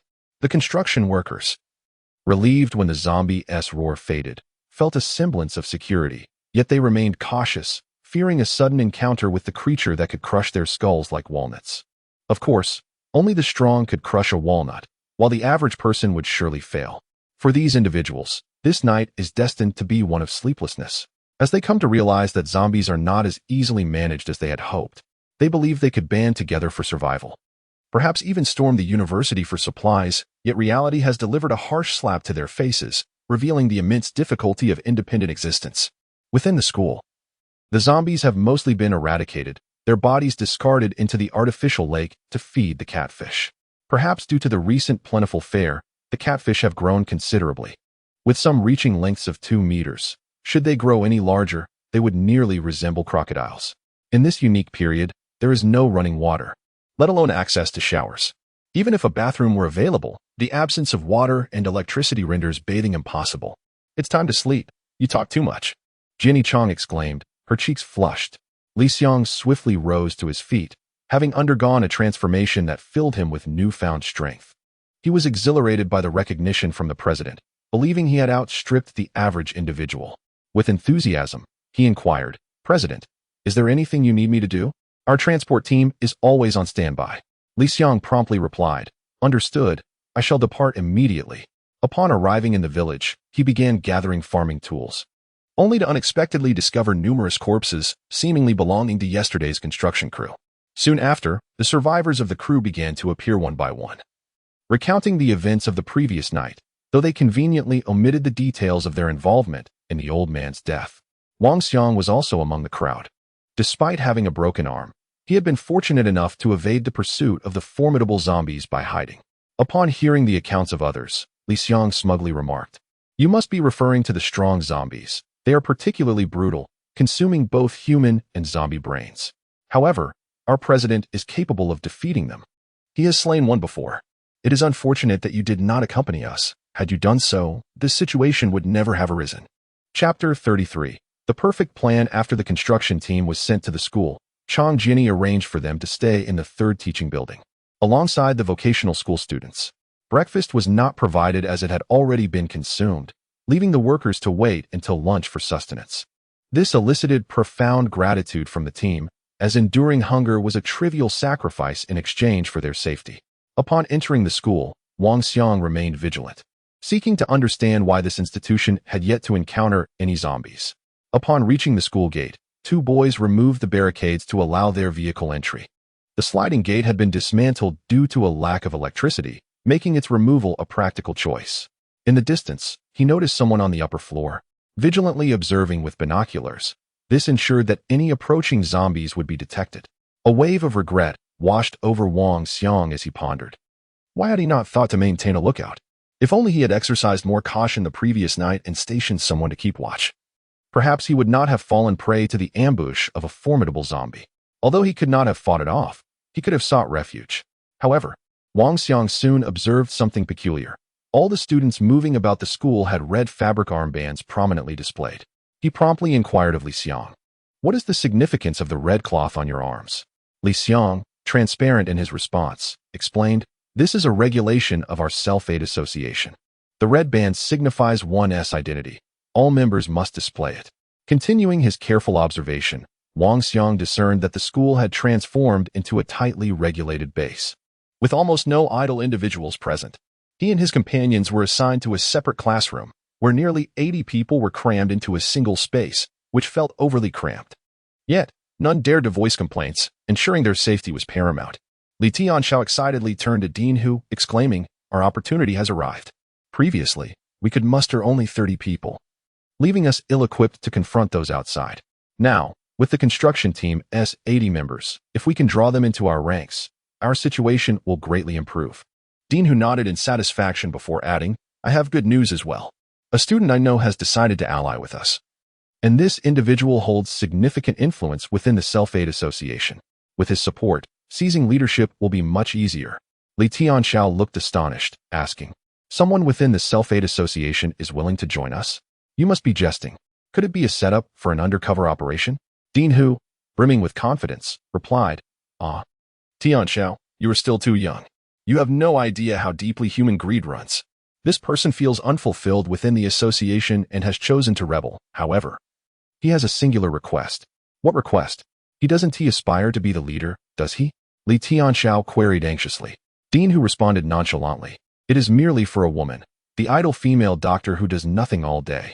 I suspect he harbors feelings for her, yet lacks the courage to confess. Thus, he has decided to collaborate with us in this rebellion, provided we deliver the doctor to him. Certainly, that poses no problem. She is but one woman," Li Tianxiao assured him confidently. At this moment, Dean Hu had already devised a strategy, stating, "Indeed, we may not be able to overpower the boys, but we can bide our time. When they venture out, we will seize the opportunity to abduct Chang Jiani. Shen Feng is closest to her, with a hostage in hand. We need not fear his disobedience. We will compel him to relinquish command, and our plan will be a success." Li Tianxiao nodded eagerly, "Yes. If we cannot contend with those boys, surely we can with a group of girls." In a secluded room, 5 individuals conspired on how to usurp command. They had once held esteemed positions prior to the outbreak, and now they could hardly accept a life of mediocrity, nor could they abide being directed by a mere freshman. It was time for retribution. They reflected on their recent experiences, meals reduced to half of what others consumed, and how they were no longer viewed as authoritative leaders. Nonetheless, the most pressing concern was how to persuade the construction team to assist them, a matter on which Li Tianxiao remained indecisive. Dean Hu, at ease, declared, "Tianxiao, when courting the favor of others, one must offer what they desire. This principle should be clear to you. Thus, as long as we can provide what the construction team seeks, success is assured. Rest assured, I will seize the opportunity to persuade them." At noon, Chang Jiani entered the construction team's quarters, directly asking, "Is there anyone skilled in operating excavators or bulldozers? If so, come with me. The rest of you stay here." The workers exchanged glances, unsure of what to say, perplexed by her intentions. "A better standard of living, where you can eat whatever you desire," Chang Jiani added. Soon, a dozen workers raised their hands, eager for an improved lifestyle, and were promptly led away by Chang Jiani to a room in the 5th teaching building, where they would be monitored. They could eat, but leaving was not an option. As everyone began their meal, tranquility reigned, seemingly as it always had. Yet, at that moment, Dean Hu stealthily entered the construction team's room, addressing those present, "Gentlemen, does anyone recognize me? I am the dean of this school, with the principal and vice principal deceased. My authority is paramount. Hello." The workers were bewildered by the elderly man's sudden appearance, but upon learning he was in charge, they dared not dismiss him. Dean Hu continued, "I am here to clarify a matter." "Wait, why are there fewer of you?" Wang Xiang explained, "During the day, a girl entered and took away those skilled in operating excavators and bulldozers." Dean Hu frowned, realizing their combat strength had diminished by another 10. Nevertheless, he pressed on, "Brothers, I understand your desire for a better life, but such circumstances do not materialize without effort. I have a plan that requires your assistance. Once we succeed, you may claim whatever you wish." The workers began to murmur, uncertain of the old man's true intentions. "What exactly do you intend to do? Please be more explicit." "I assure you, I will not speak carelessly," Wang Xiang cautiously inquired. After ensuring no one was eavesdropping, Dean Hu revealed, "We must seize command here. I care not for the self-aid association. It is but child's play. These youngsters know nothing. Only by following me can they hope to survive. However, I lack sufficient manpower. This is where you come in. Don't jest. We cannot contend with those boys. If it comes to a fight, you must face them yourself." Upon hearing the plan, Wang Xiang shook his head vehemently. After a single duel the day before, he had barely registered his opponent's movements before suffering a broken arm. Those boys were clearly formidable. Engaging them now would be utterly unwise. Director, who did not anticipate the timidity of those before him, and continued, "Based on our observations, we have indeed discerned the patterns of the boys' movements. Hence, if we act when they depart, success is assured. The students from the vocational school are situated too far from the fifth teaching building and are, in essence, naive children, making them relatively easy to control. Moreover, you surely cannot be outmatched by a group of girls, can you?" Upon hearing that they only needed to contend with girls, the workers suddenly comprehended the opportunity at hand. Indeed, this was an opportune moment. Previously, they had refrained from taking action due to the boys' presence. But what if those boys were to leave? Wouldn't that present an opportunity? "What can you offer us?" Wang Xiang inquired eagerly. "When we seize control of this school, whatever you desire, I shall provide," Director Hu proclaimed, thumping his chest. Upon hearing this assurance, the crowd felt a stir of excitement. They had endured a prolonged period of trepidation, yearning for a stable life. Now, with the prospect of seizing the school, wouldn't that ensure their sustenance? Moreover, it was evident that ample provisions already resided within the institution. If they could take control, they would truly become masters of their fate. "We require food and shelter. Living in classrooms is unacceptable. We demand dormitory accommodations at the very least. Furthermore, many of us are bachelors, and you must provide us with wives. Only then will we follow you," Wang Xiang exclaimed in exhilaration. Thus, Director Hu responded promptly, "Prepare to act tomorrow. However, I must caution you not to harm a woman named Chang Jiani, the one who lured away your companion. Understand? She is Shun Feng's woman. If she is harmed, the value of our hostages diminishes. I will ensure their safety. You need not worry," Wang Xiang assured him. "Indeed, we shall strike together tomorrow. I have over 30 subordinates, all of whom are discontent with Shun Feng's actions. Additionally, we will have inside assistance tomorrow. You can rest assured that dealing with a group of girls will be a mere trifle." At that moment, Director Hu brimmed with confidence, believing his plan to be impeccable. Once they commenced their actions, success was inevitable. Wang Xiang envisioned mountains of food and the allure of young college women, and excitement surged within him. It seemed that fortune favored the bold, and now, opportunity was knocking. He also contemplated his own ambitions. Why must he simply follow orders? Once they occupied the school, wouldn't the outcome depend on who wielded greater strength? In that moment, he envisioned himself as the master of this new domain. Both parties harbored ulterior motives, convinced that their plans would elevate them to the pinnacle of life. Yet they failed to consider one crucial aspect. The girls, too, possessed the capacity for combat, their skills obscured by domestic duties such as cooking and cleaning. Chapter 34. Seizing power. As Yang Chang was lost in slumber, he was abruptly roused by a voice beside him. Irritated, he muttered, "What is it? Can't a person get some sleep?" The young man hastily replied, "Yang Chang, the president wants you to come over right now." The mention of the president piqued Yang Chang's interest, and he quickly gathered his wits, donned his clothes, and made his way to Shin Feng's office. Upon arriving, Yang Chang discovered not only the president, but also the vice president, both engrossed in a map, deliberating the next target for their offensive. "President, I have arrived. May I inquire what the matter is?" Yang Chang asked eagerly. Shin Feng slowly lifted his gaze and replied, "I summoned you to discuss our forthcoming operation. Shortly, I will lead a team to the hotel 5 kilometers away to eliminate the zombies there. What is your opinion on this?" "What do I think? Of course, I will accompany you," Yang Chang exclaimed, somewhat puzzled. "Whatever the president commands, I shall obey," he asserted without hesitation. Shun Feng smiled, leaning closer to whisper, "I possess a serum that can transform you into an evolved being. However, you understand that nothing is ever that simple." At this moment, I require you to pledge allegiance to me. If you can accomplish the task I set forth, the serum shall be yours." After outlining the plan, Yang Chang listened intently, his expression shifting from one of determination to a brooding intensity. Finally, he declared, "Rest assured, I shall show no mercy towards traitors. I have already reserved that serum for myself." With that, Yang Chang exited slowly, preparing to act on Xin Feng's directive. Leading his subordinates out of the school, Chang Jiani looked at Xin Feng, her gaze resolute, and said, "You can proceed with confidence. I will manage things here. Focus on your plans outside.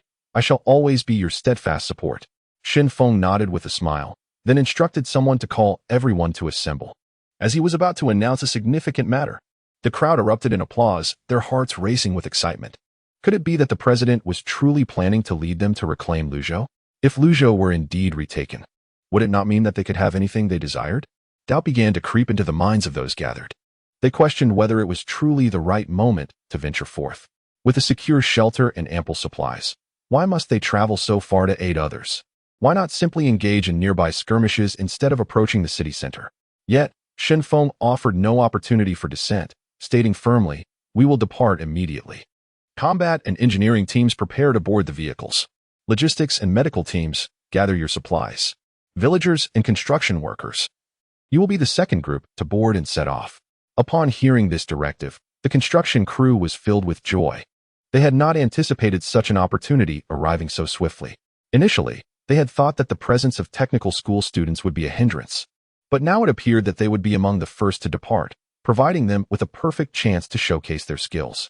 Next, Xin Feng called Wu Kai forward, saying, "You have a special task, to remain here and maintain order.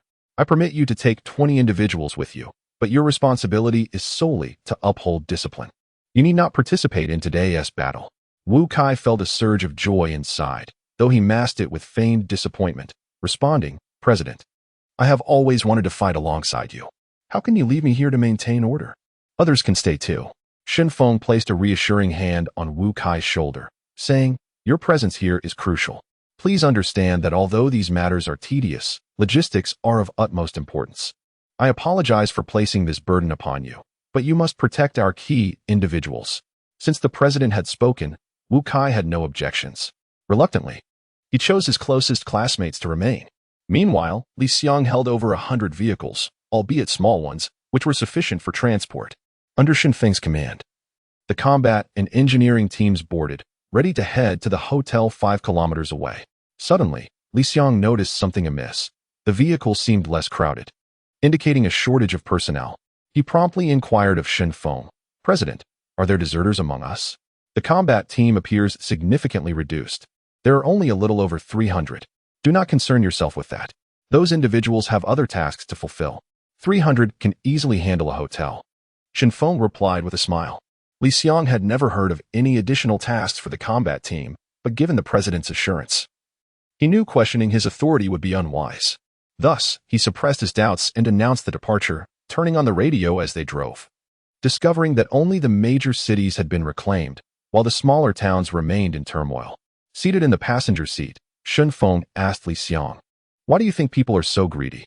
It was an ambiguous question, seemingly a fleeting thought from Xin Feng. Yet, he continued, "Often, it is greed that leads to one's demise." After the convoy left the school, the female students, under Chang Jiani's direction, began gathering their belongings. Though they were uncertain of the rationale behind relocating their base, the decision made by the president and vice president was final. It was non-negotiable. Historically, decisions had rested solely with Xin Feng and Chang Jiani, leaving others to follow their orders. At that moment, Li Tianxiao sought out Wang Xiang, anxiously stating, "This opportunity is fleeting. If we do not act now, we may never have another chance. Are you content to remain under someone else's thumb?" Wang Xiang replied swiftly, "What about the villagers? If they oppose us, we could face severe consequences. There are over 600 villagers there."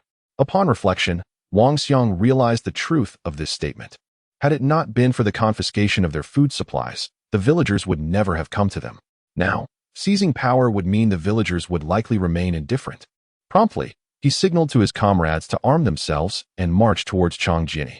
Seeing Wang Xiang mobilize, Li Tianxiao rallied over 30 young men to join him, all brandishing weapons.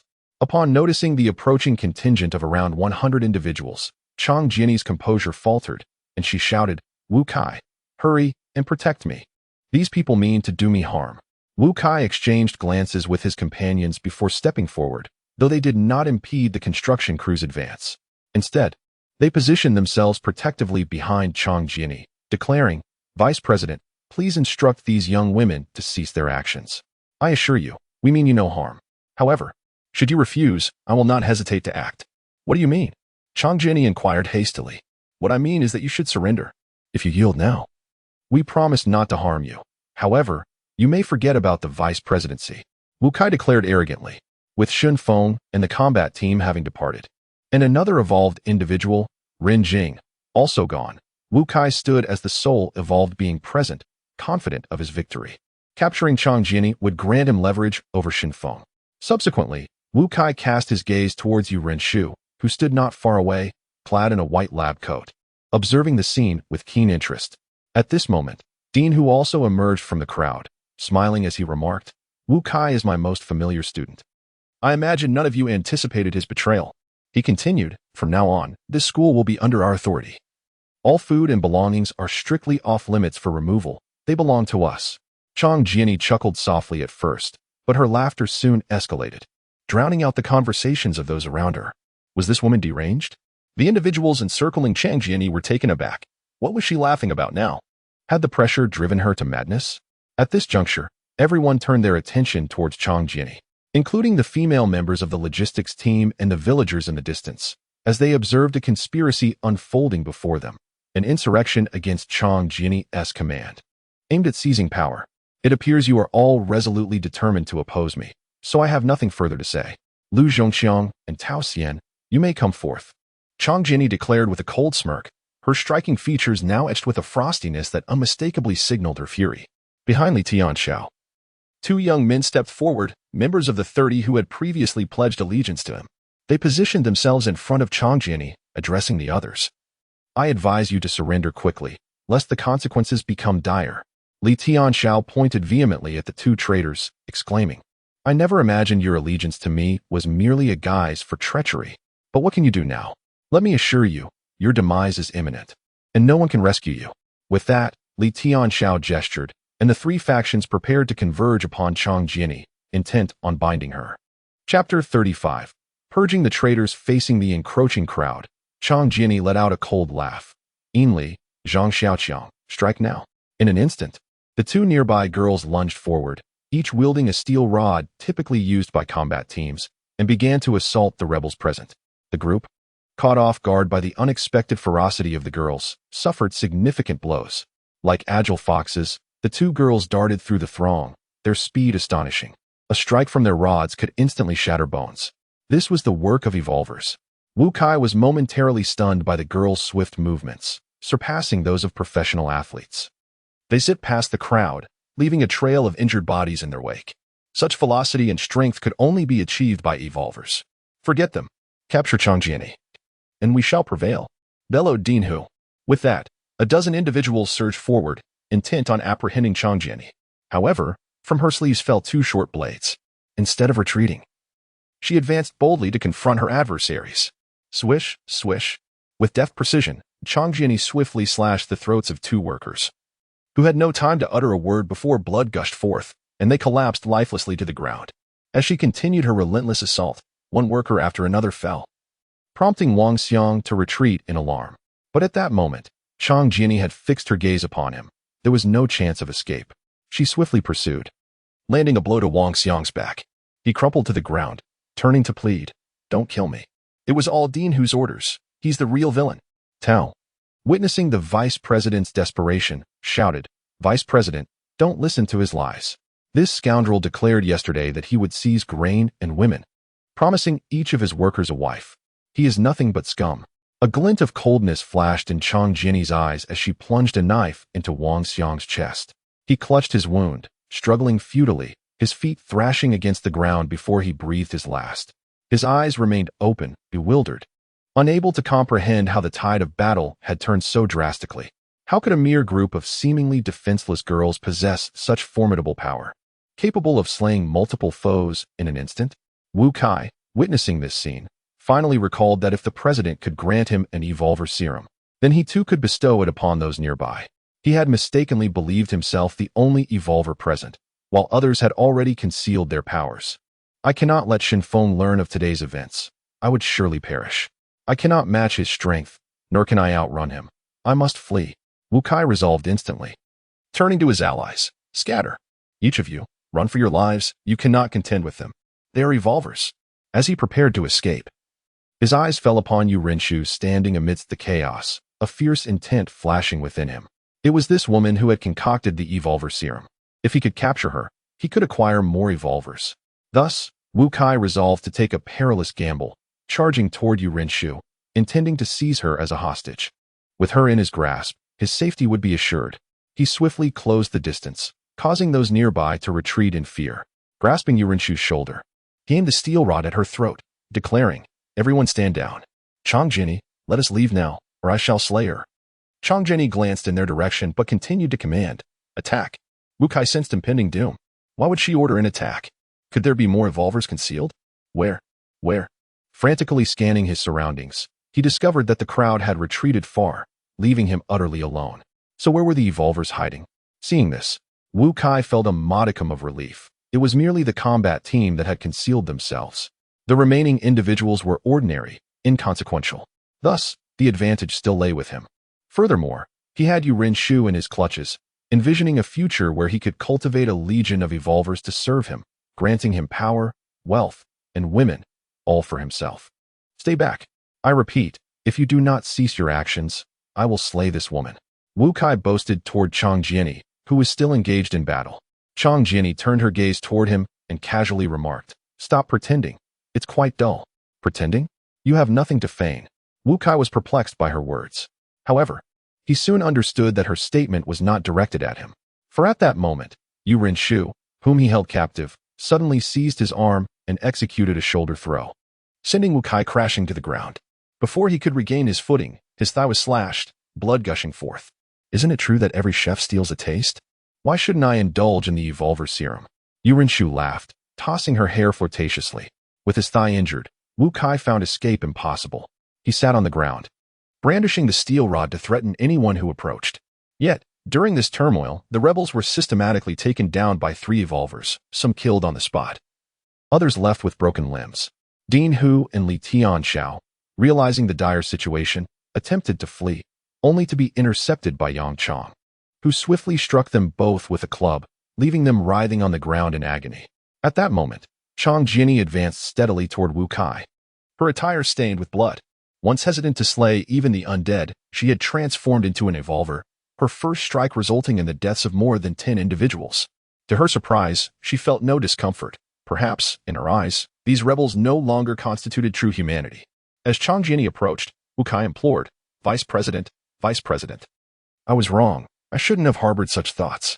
I merely strayed for a moment. Spare me. I can assist you in battle. Once I heal, I can slay the undead." Too late. Changjini hurled the short knife she held.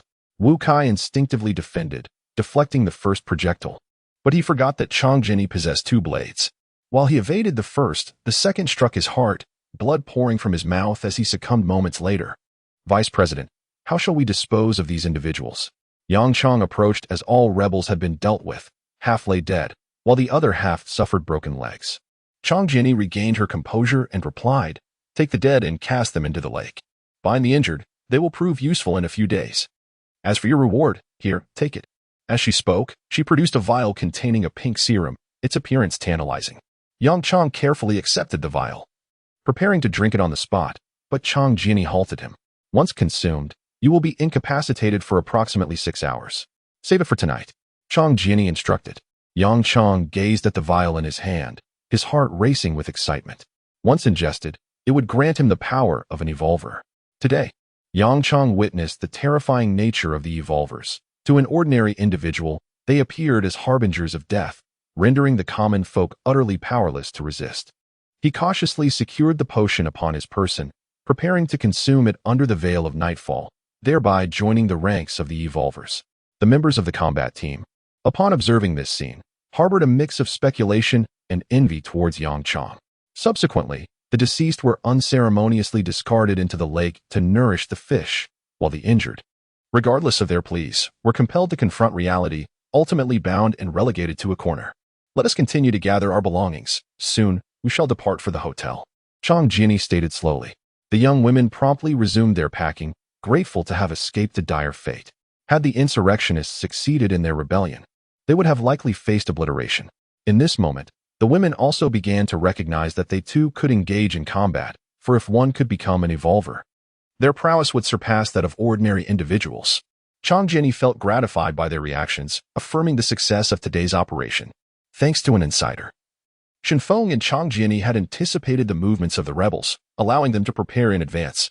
Executing the rebels on site served as a significant deterrent to the remaining individuals. After all, in the days to come, Shenfeng and Chang Jinny would embark on their subsequent plans, necessitating the early elimination of any factors that might hinder management. Prior to today, Shenfeng was concerned whether Li Tianxiao and others would dare to take action, prompting him to evacuate the vocational school students, thus laying the groundwork for the rebellion. To encapsulate today's endeavor in a single phrase, it would be drawing the snake out of its hole, deliberately igniting unsettling elements only to extinguish them. Simultaneously, Shenfeng and his team arrived at a hotel 5 kilometers away, which would serve as the forthcoming battleground. Quickly, clear the hotel of zombies to prepare for the incoming guests, Shenfeng declared upon disembarking. He noted that the surrounding zombies seemed insufficient in number. However, this was of little concern, as there were 700 individuals present, capable of self-defense unless confronted by an overwhelming horde. Ren Jingyi led the charge, swiftly entering the hotel.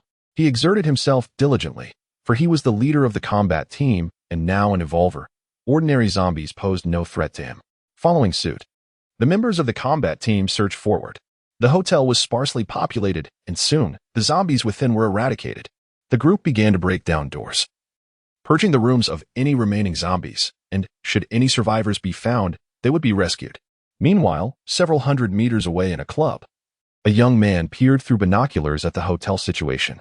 A cigarette dangled from his lips as he muttered, "What is going on with those young people over there?" Over 100 vehicles and 700 individuals have disembarked. The hotel exterior can hardly accommodate them. What could their purpose be? At that moment, a man in a tailored suit approached, appearing to be in his 40s, his countenance exuding authority. A young, beautiful woman clung to his arm. The suited man inquired, "What is the situation? Is there a rescue underway?" The young man, observing, quickly turned, responding, "Boss, no one has come to rescue yet. But there are over 700 people seemingly attempting to seize the hotel. Hand me the binoculars. I need to examine this closely," the boss commanded, taking the binoculars to scrutinize the distant hotel. Chapter 36. A pair of newlyweds. The man in the suit, Ho Lianghua, was observing the crowd in the distance through binoculars. Analyzing, these individuals are merely a bunch of youngsters. There's no need for concern. So what if there are over 700 of them? We have more than 200 people here. They cannot possibly breach our club. However, he pondered, could there truly be so many? Did they not fear being targeted by the zombies? A woman beside him furrowed her brow and inquired. Ho Lianghua playfully caressed the woman's waist and replied with a grin, "Let them fend for themselves. In this moment, we should focus solely on our enjoyment. At worst, we can wait for the right moment to move to the provincial city. After all, we are on the outskirts, where zombies are particularly sparse." How annoying.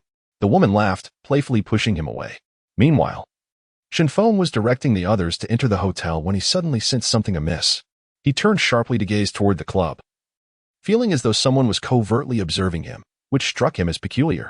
Nonetheless, Shenfeng had little interest in the club and resumed his focus on the hotel. It seemed that the living had retreated to the 9th floor, barricading their rooms with furniture to evade the zombies. Shenfeng quickly grasped that the survivors within the hotel were also striving for survival, opting for self-preservation. Subsequently, the group decided to clear the furniture blocking the staircase and soon encountered a dozen vigilant individuals in the hallway. They immediately inquired, "What are you here for? Are you here to rescue us?"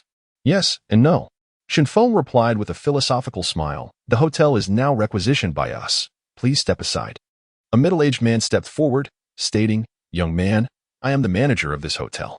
I have never heard of such a requisition. Are you mistaken?" Shenfeng dismissed the manager's words and approached the survivors, declaring, "When I say requisition, I mean it. You have no right to refuse. However, I do not wish to eradicate you. Choose a room for yourselves and keep to yourselves." At that moment, a young woman supporting an elderly man approached, prompting those around to quickly clear a path. It was evident that this elderly man held considerable respect among the survivors.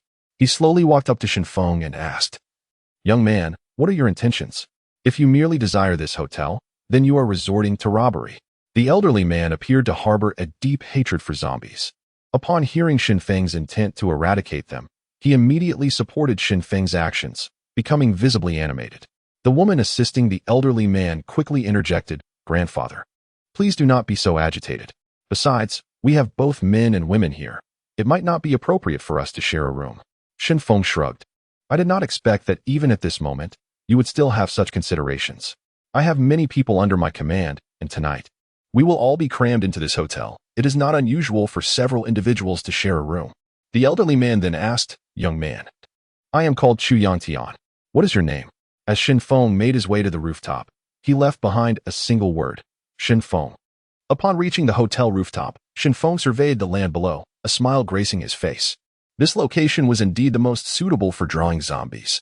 Behind the hotel lay a construction site, which, despite the absence of workers, still harbored excavators and bulldozers.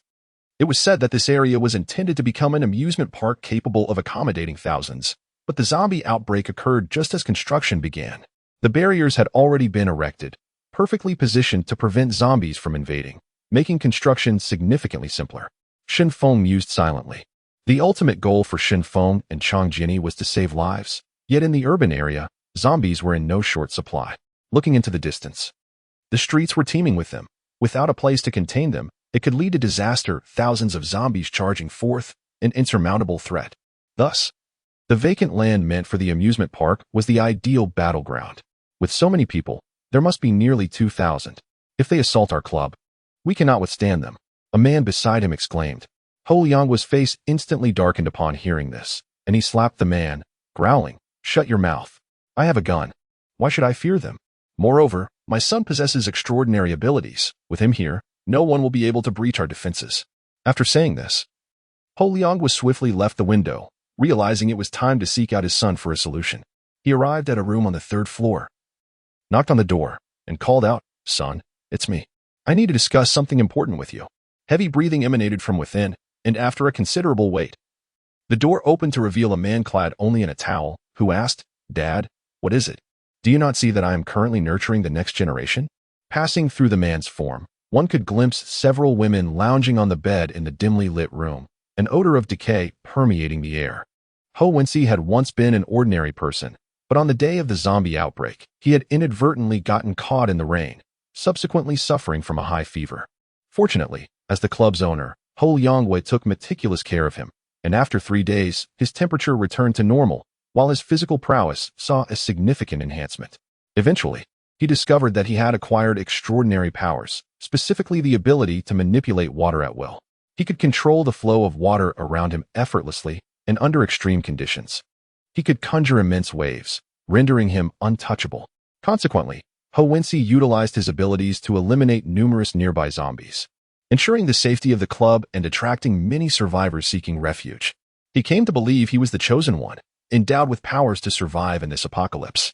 Hence, while he exterminated zombies, he also seized the opportunity to claim women he desired. "Son, a group of people has arrived at the hotel, around 2,000. Do you think you can contend with them?" Ho Liangwa asked, anxiety lacing his tone. 2,000. Upon hearing this, Ho Wensi furrowed his brow, contemplating carefully before replying. "Even if there are 2,000, I am unafraid. I can simply manipulate the water to suffocate them." That is reassuring. Ho Liangwa felt a wave of relief wash over him. As long as his son believed he could handle the threat, there was no cause for concern. Ho Liangwa and his son had always been inseparable, especially after the early death of his wife, which led him to dote on his son excessively. Now that his son had gained extraordinary abilities, he felt even more at ease, convinced that together they would navigate through this turmoil. In the meantime, Ho Liangwa felt the weight of his firearm, the ammunition dwindling, yet he knew that as long as he was armed, the people below would not dare to revolt. "Sister, what is this?"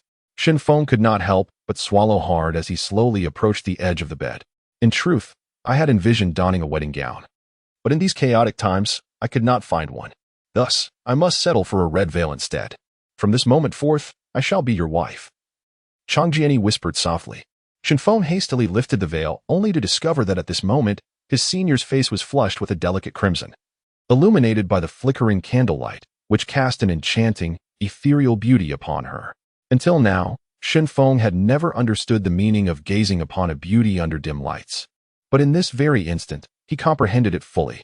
Beneath the soft, golden glow, every glance and every subtle movement of his senior brimmed with allure.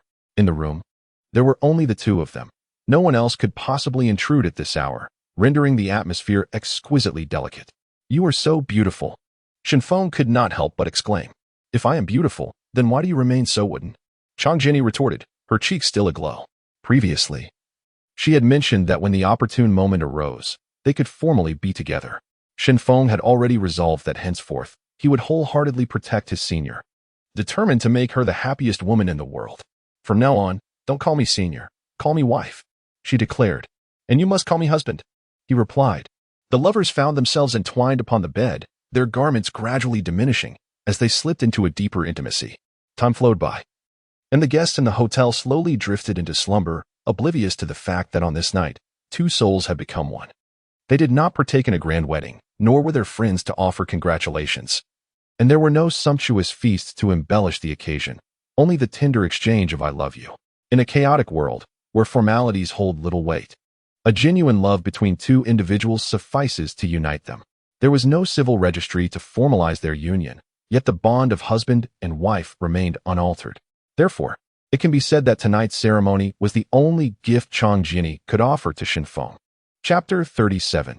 Creating favorable terrain, the two newcomers indulged in a night of revelry, only succumbing to slumber as dawn approached. However, their rest was short-lived. Changjiani awoke with a start and glanced at her watch, exclaiming, "Shenfeng, arise. It is 7 o'clock, and we must prepare for the plan." Shenfeng slowly opened his eyes, observing his senior sister dressing.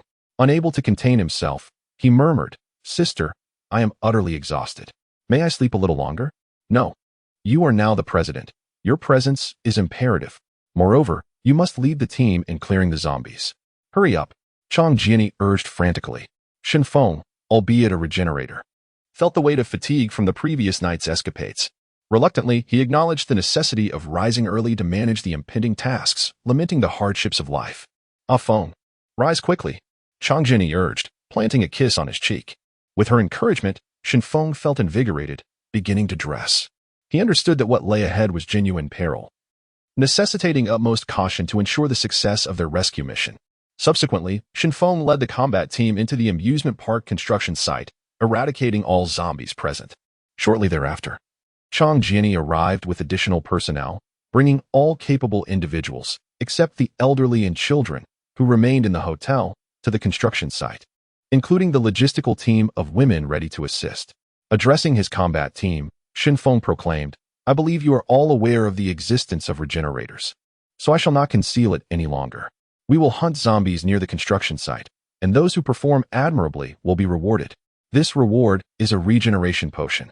Drink it, and you will gain strength akin to mine." The combat team erupted in cheers, filled with newfound hope of becoming regenerators, which would significantly enhance their survival capabilities, thus elevating them far above ordinary individuals. Changjiani then addressed the others, stating, "I possess a blueprint. You are all to work tirelessly today without dissent, for it is in pursuit of our future safety against zombie incursions." The previously detained construction workers were brought forth to follow the blueprint specifications. Upon viewing the plans, the workers were perplexed, having never encountered such a design. The blueprint depicted a vast pit surrounded by numerous ramps, leaving them to ponder the purpose of this construction. "Do not concern yourselves with its purpose, simply execute my design. The rest will be tasked with digging the ramps. Deeper is better. We must complete this today. Failure to do so means no sleep tonight," Changjiani commanded sternly. The assembled workers dared not oppose her, recalling her bloodied rampage from the previous day. Thus, they resolved to labor diligently. Heavy machinery like excavators and bulldozers stood idle, their operators having succumbed to zombification. Now, the construction team took on the roles of drivers, beginning their excavation. Nearby, vocational students, having learned a semblance of machinery operation, joined the workers, albeit with limited proficiency. When the construction team grew weary, they would rotate with the students. Soon, the site buzzed with activity, Excavators dug fervently.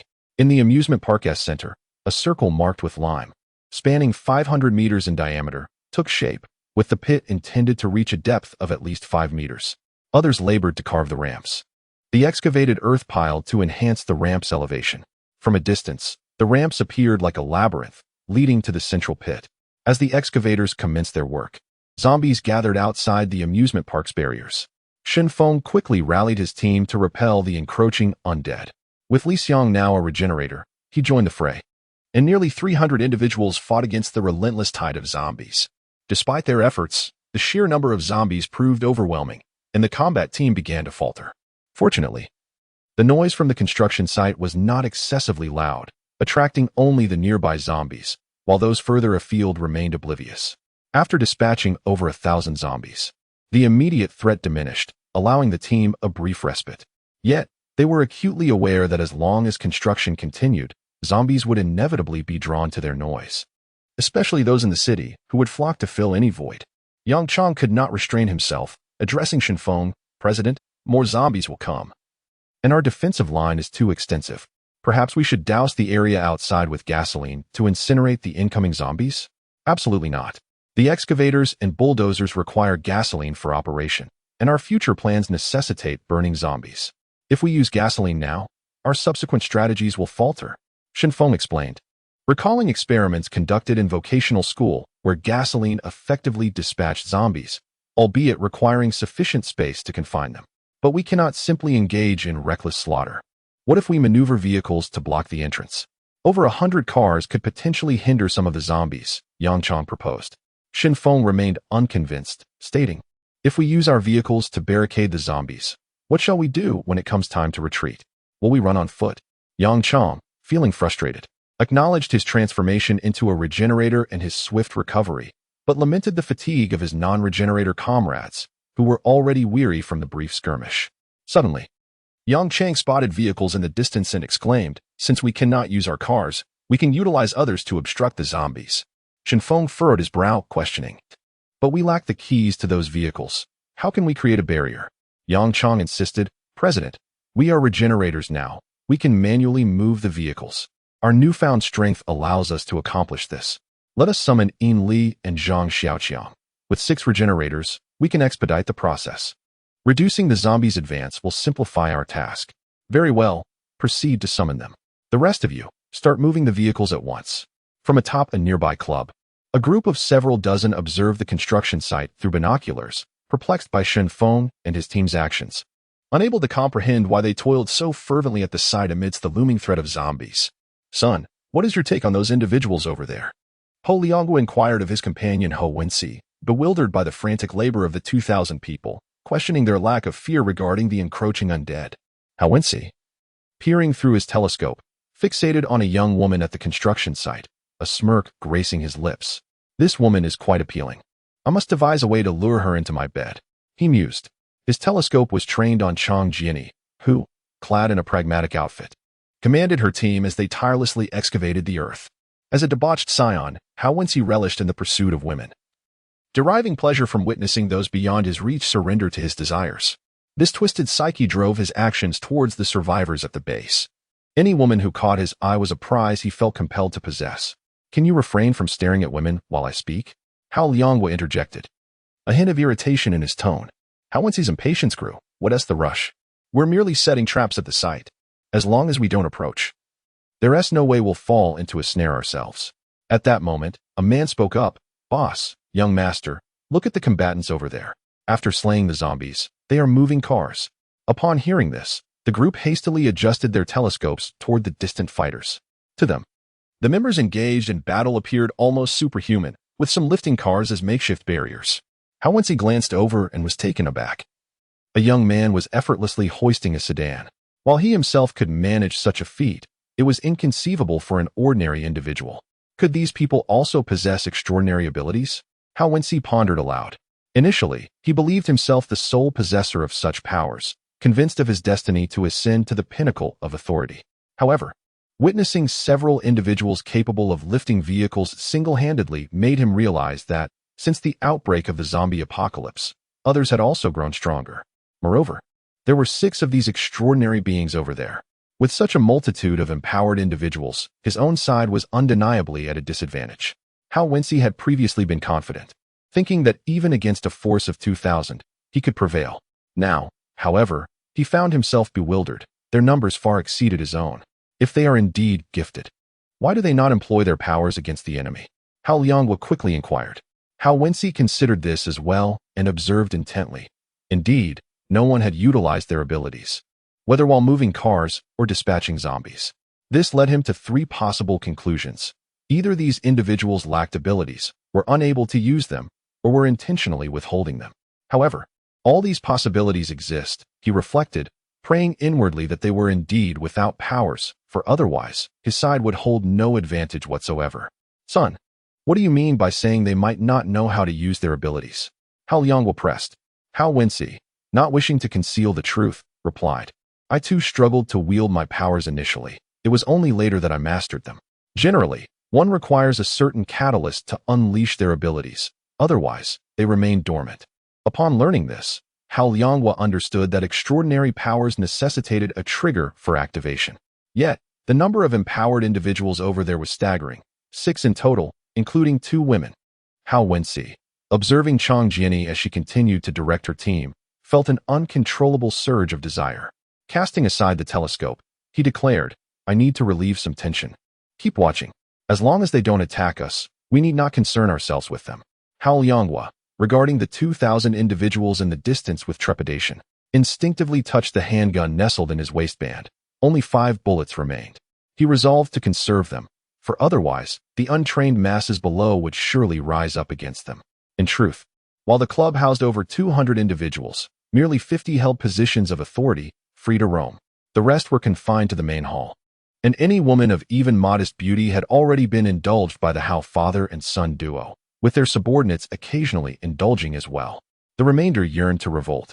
Yet with Hao Wensi's powers and Hao Liangwa's firearm, no one dared to act, preferring to endure in silence. Nonetheless, their hearts brimmed with curses for the two, fervently wishing for divine retribution to befall these wretches. Chapter 38. The echoing bell with vehicles serving as barriers. The speed of the zombies indeed diminished. However, the relentless waves of their assault began to wear down the combat team, their once vigorous strikes with steel rods growing noticeably sluggish. Fortunately, as noon approached, the workers on the construction site paused for lunch, providing a temporary respite. The zombies, no longer hearing any noise, gradually dispersed. Yet, in just one morning, 2,000 of them had been slain, leaving the combat team with sore arms and a grim realization. If the afternoon continued in such a brutal manner, they would surely reach their breaking point. The thought of a strike loomed ominously, knowing full well that such defiance would likely be met with force. Remembering the terrifying presence of the president and vice president, they gritted their teeth and pressed on, hoping to one day evolve themselves, which would greatly enhance their combat prowess. As they ate, Shinfeng surveyed the progress of the construction site and couldn't help but frown. In the span of a morning, they had barely achieved a quarter of their projected goals. At this pace, even working through the night would not guarantee completion. The most pressing issue was that the combat team was nearing exhaustion. They could manage perhaps one more afternoon of fighting. Chang Jiani approached Shinfeng, inquiring, Do you think the plan can continue? The combat team is far too few, and diverting manpower to fight will only slow our progress further. Shinfeng furrowed his brow. 20 days have passed since the outbreak. Your brother's current situation is uncertain, neither safe nor perilous. The plan has already been set in motion, and we cannot abandon it midway. Otherwise, we may never have another chance. Chang Jiani gazed at the uneven terrain of the construction site, feeling a profound sense of helplessness. Time and manpower seemed to conspire against them. What should they do next? She then glanced at the distant workers who were eating. She knew they were not slacking. They were genuinely laboring. Even several professors from the school were on site, their suits now soiled with dirt. Meanwhile, the hotel was filled with the elderly and infirm, whose presence would be of little use at the construction site. Vice President, what troubles you? At that moment, Yurinshu joined Shinfeng and Chang Jiani. Her clothes caked with mud, evidence that no one was exempt from toil, not even the female doctor. Shinfeng appraised Yurinshu's attire. She was no longer in her lab coat, but wore a knitted top, casual pants, and sports shoes. While not ostentatious, the outfit suited her well. Noticing her junior staring at another woman, Chang Jiani coughed lightly and remarked, The construction progress is too slow, and the combat team, is utterly fatigued. Do you have any solutions? Yu Rinshu seemed unfazed by Shen Feng's gaze and slowly replied, I see that you wish to create advantageous terrain to deal with the zombies. However, they will continually impede your efforts. Have you considered that we may not need to eliminate the zombies? As long as they do not disturb us, we can proceed. Are you suggesting we lure them away? Shen Feng shook his head. That's impossible. The amusement park is flanked by the city on 3 sides, so zombies will approach from all directions. Furthermore, the noise from the construction site is too loud to attract their attention. Not loud enough, indeed. So why not devise a way to create a greater commotion? Yu Rinshu continued. If the zombies are drawn to a louder sound, the pressure on the combat team will significantly lessen, and they can join the construction efforts. Upon hearing this, Shen Feng recognized that Yu Rinshu's idea held merit, though it was not without peril. Luring zombies within the city could easily lead to encirclement, an overwhelming tide of the undead that would be nothing short of a nightmare. So, who will lure the zombies? Are you volunteering? Shen Feng retorted. Of course not. A gentleman does not stand beneath a perilous wall. I am merely offering you a suggestion. Yu Rinshu produced a map and pointed to a location about 1 kilometer away. There is a temple, and what can produce sound within it? A bell. Both Shen Feng and Chang Jiani realized the implication. Temples typically housed bells, which were seldom rung to avoid disturbing the public. Yet, in this dire situation, it would be the perfect tool to draw the zombies. The moment the nearby undead heard the sound, they would undoubtedly flock to that location. Chang Jiani frowned. But once we reach the temple, the zombies will instantly surround it. How will the bell ringer escape then? Yu Rinshu shrugged, leaving the map behind as she departed. Leaving a parting remark. I am only responsible for the suggestion, not the follow-up. So, do not ask me about the rest. I know nothing. Chang Jiani hurriedly clung to Shen Feng, pleading, don't go. If we cannot complete the construction today, we can continue tomorrow or the day after. Please do not take such risks. What are you worried about? Shen Feng feigned nonchalance. I have attracted zombies before. It's not a difficult task now. Chang Jiani tightened her grip around Shen Feng's waist, fearful that if she let go, he would leave immediately. She lamented, I fear becoming a widow. Previously, we attracted zombies on the outskirts, where their numbers were manageable. But now, you're venturing into the city. If you ring that bell, you might become surrounded. How will you escape then? Even as an evolved being, you cannot withstand thousands of them. Shen Feng quickly reassured her, I understand the danger, but our opportunity is fleeting. Each day we delay, your brother suffers. I am not without confidence. The sword you gifted me is now sharpened. I can certainly fight any zombies that come my way. As for the ordinary ones, I can navigate among the trees with ease, do not worry. But there are no trees in the temple. Do not deceive me. It is truly dangerous to lure the zombies now, Chang Jiani said, distressed, not wanting to see her husband risk his life. Fine, luring the zombies is secondary. The most important thing is that you must protect yourself. You cannot die, or my life would hold no meaning. Chang Jiani finally relented. Fully aware that Shen Feng was determined to embark on this perilous venture, unable to do anything but watch. Afterward, Shen Feng issued a few commands to the combat team before setting off, his sword now honed and ready. When he struck the zombies, it would be akin to slicing through vegetables. However, no matter how sharp a blade, prolonged use would eventually dull it, and there would come a time when it would break. Shen Feng hastened toward the temple, maneuvering through the treetops. Though the zombies below could see him, they were unable to catch up. He deftly moved among the branches, eluding their grasp. Fortune smiled upon him. He encountered no mutated zombies along the way. After 20 minutes of navigating the treetops, Shen Feng finally arrived at the temple's entrance and swiftly scaled the wall to enter. On the elevated platform of the Buddhist temple stands a pavilion, within which resides a grand bronze bell. Upon beholding this magnificent bell, Shen Feng finally exhaled in relief, realizing that his journey had not been in vain.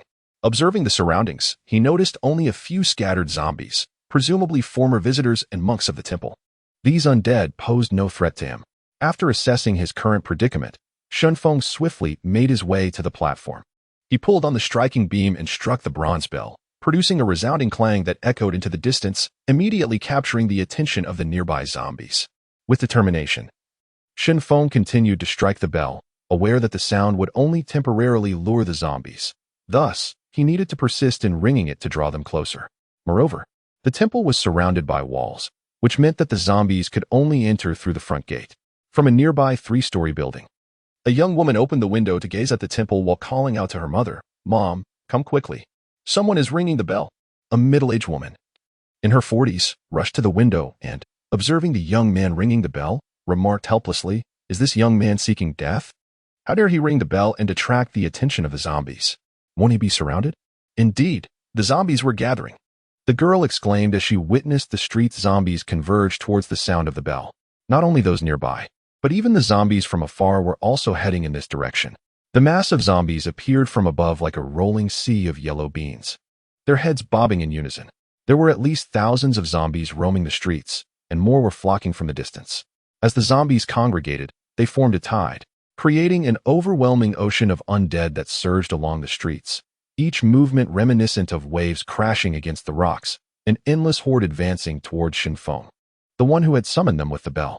The bell's toll reached the vicinity of the construction site, where the zombies, upon hearing the sound, mindlessly trudged toward the temple, alleviating the threat surrounding the site.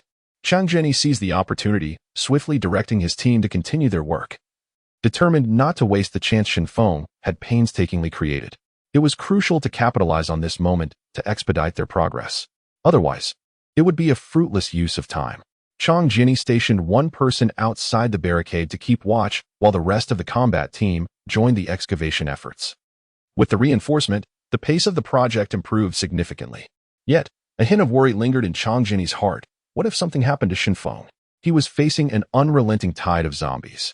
Fortunately, his fears did not materialize, for the bell continued to ring, albeit with occasional interruptions.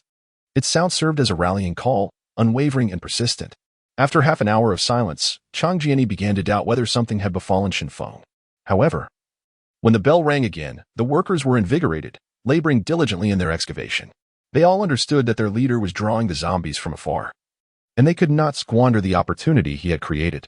Quite bold, but I wonder if you can survive. Yuan Shu mused inwardly upon hearing the bell. In truth, when she proposed the idea, she had speculated whether Shinfeng would send someone to the temple. It now appeared he had taken it upon himself. Such leadership in the face of danger, being the first to confront the threat, was precisely why he had become their leader. Subsequently, Yuan Shu glanced at Chang Zhenyi, who was directing the efforts, silently reflecting, what a perfect pairing of talent and beauty, with clear divisions of labor. Shinfeng dares to take risks, while I remain steadfast in my plans. It seems our collaboration will be seamless. Chapter 39. A narrow escape as Shinfeng struck the bell. Hordes of zombies surged relentlessly through the temple's entrance, relentlessly assaulting him. Though he could decapitate a typical zombie with a single blow, the sheer number of adversaries compelled him to proceed with caution. The most perilous moment arose when a speedster zombie appeared behind him, having concealed itself beneath the high platform. Taking advantage of Shinfeng's momentary distraction, it lunged forward for a surprise attack. Fortunately, he sensed the rush of air and narrowly evaded a fatal blow, though it still left a deep scratch on his waist. Swiftly, he turned and dispatched the speedster zombie. Under normal circumstances, he would have taken the time to sever its head for later, but now, he had no choice but to continue ringing the bell while battling the relentless zombies. The overwhelming numbers had already shattered the threshold of the temple's entrance. With a resounding clang, Shinfeng struck the bronze bell once more, its deafening toll echoing through the air. He understood that he could not afford to cease his efforts, for if he did, the zombies would disperse, leaving the construction site vulnerable to danger. The zombies continued to appear, climbing the high platform with newfound agility. They were no longer the sluggish creatures that could not navigate stairs. Their mastery of movement had evidently evolved, and their attacks had become markedly swifter. It seemed that these creatures were capable of gradual learning and adaptation. If they remained mere shambling corpses, they would pose no real threat, but should they continue to mutate, the consequences could be dire. Unbeknownst to him, the ground beneath the high platform was already cloaked in zombies, with Shinfeng having dispatched nearly 200 of them. Yet, in the face of the seemingly endless tide of zombies in the distance, those 200 felt utterly insignificant. Taking a moment to glance at his watch, he realized that only 2 hours had elapsed. If this continued, the zombies infiltrating the temple would only grow in number and strength, and Shinfeng could feel fatigue creeping into his bones. Before long, his eyes were bloodshot, and his breathing had become labored. He sensed a strange energy stirring within him, threatening to erupt, which caused a dull ache in his head, an ominous sign.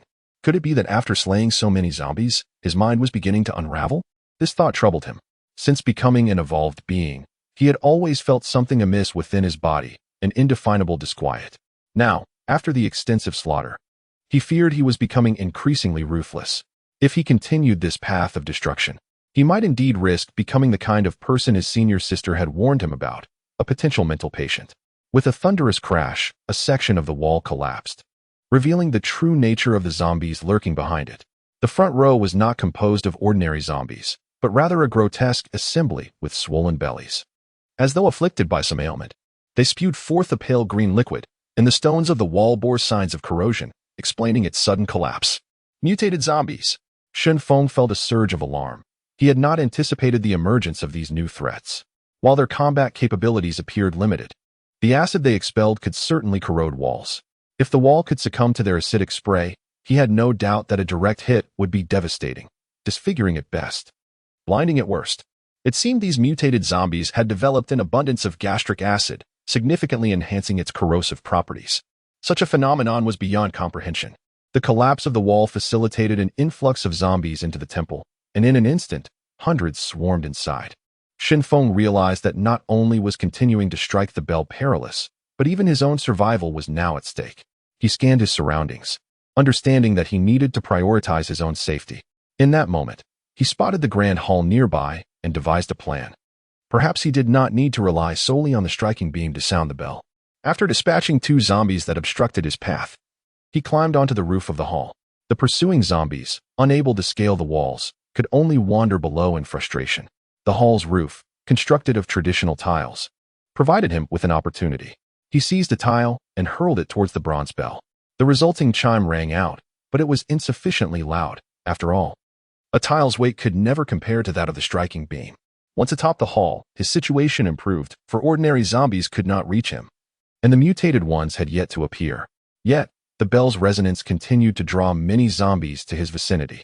The creatures, lacking intelligence, merely followed the sound. As Shen Feng threw tiles from the roof, he inadvertently lured them to the high platform, where they could only futilely gnaw at the bell, incapable of causing it any harm. As he continued to throw tiles, he contemplated his next course of action. The path he had taken was clearly no longer viable, as it was teeming with zombies, and they would not disperse anytime soon. He needed to find a shortcut, otherwise he risked being torn apart by the horde. Shen Feng possessed considerable strength, able to hurl tiles or bricks with the precision of a baseball, each projectile striking the bronze bell with accuracy. Soon, a significant portion of the tiles atop the hall had been dislodged, allowing him a clear view of the golden Buddha statue within. From his vantage point, the statue's eyes were closed, as if unable to bear witness to the suffering of the world, a deliberate design choice by the sculptor. Typically, depictions of Buddhas and Bodhisattvas are portrayed with downcast eyes, seemingly indifferent from afar, but once one kneels and gazes upward, it appears as though the Buddha is watching them, a subtle psychological cue conveying that the divine is ever observant. Though Shen Feng lacked a profound understanding of Buddhism, he felt compelled to utter a prayer of sorts as he had disturbed the sanctity of the temple. Buddha, may you grant me your protection. If I manage to escape today, I shall return to restore your tiles.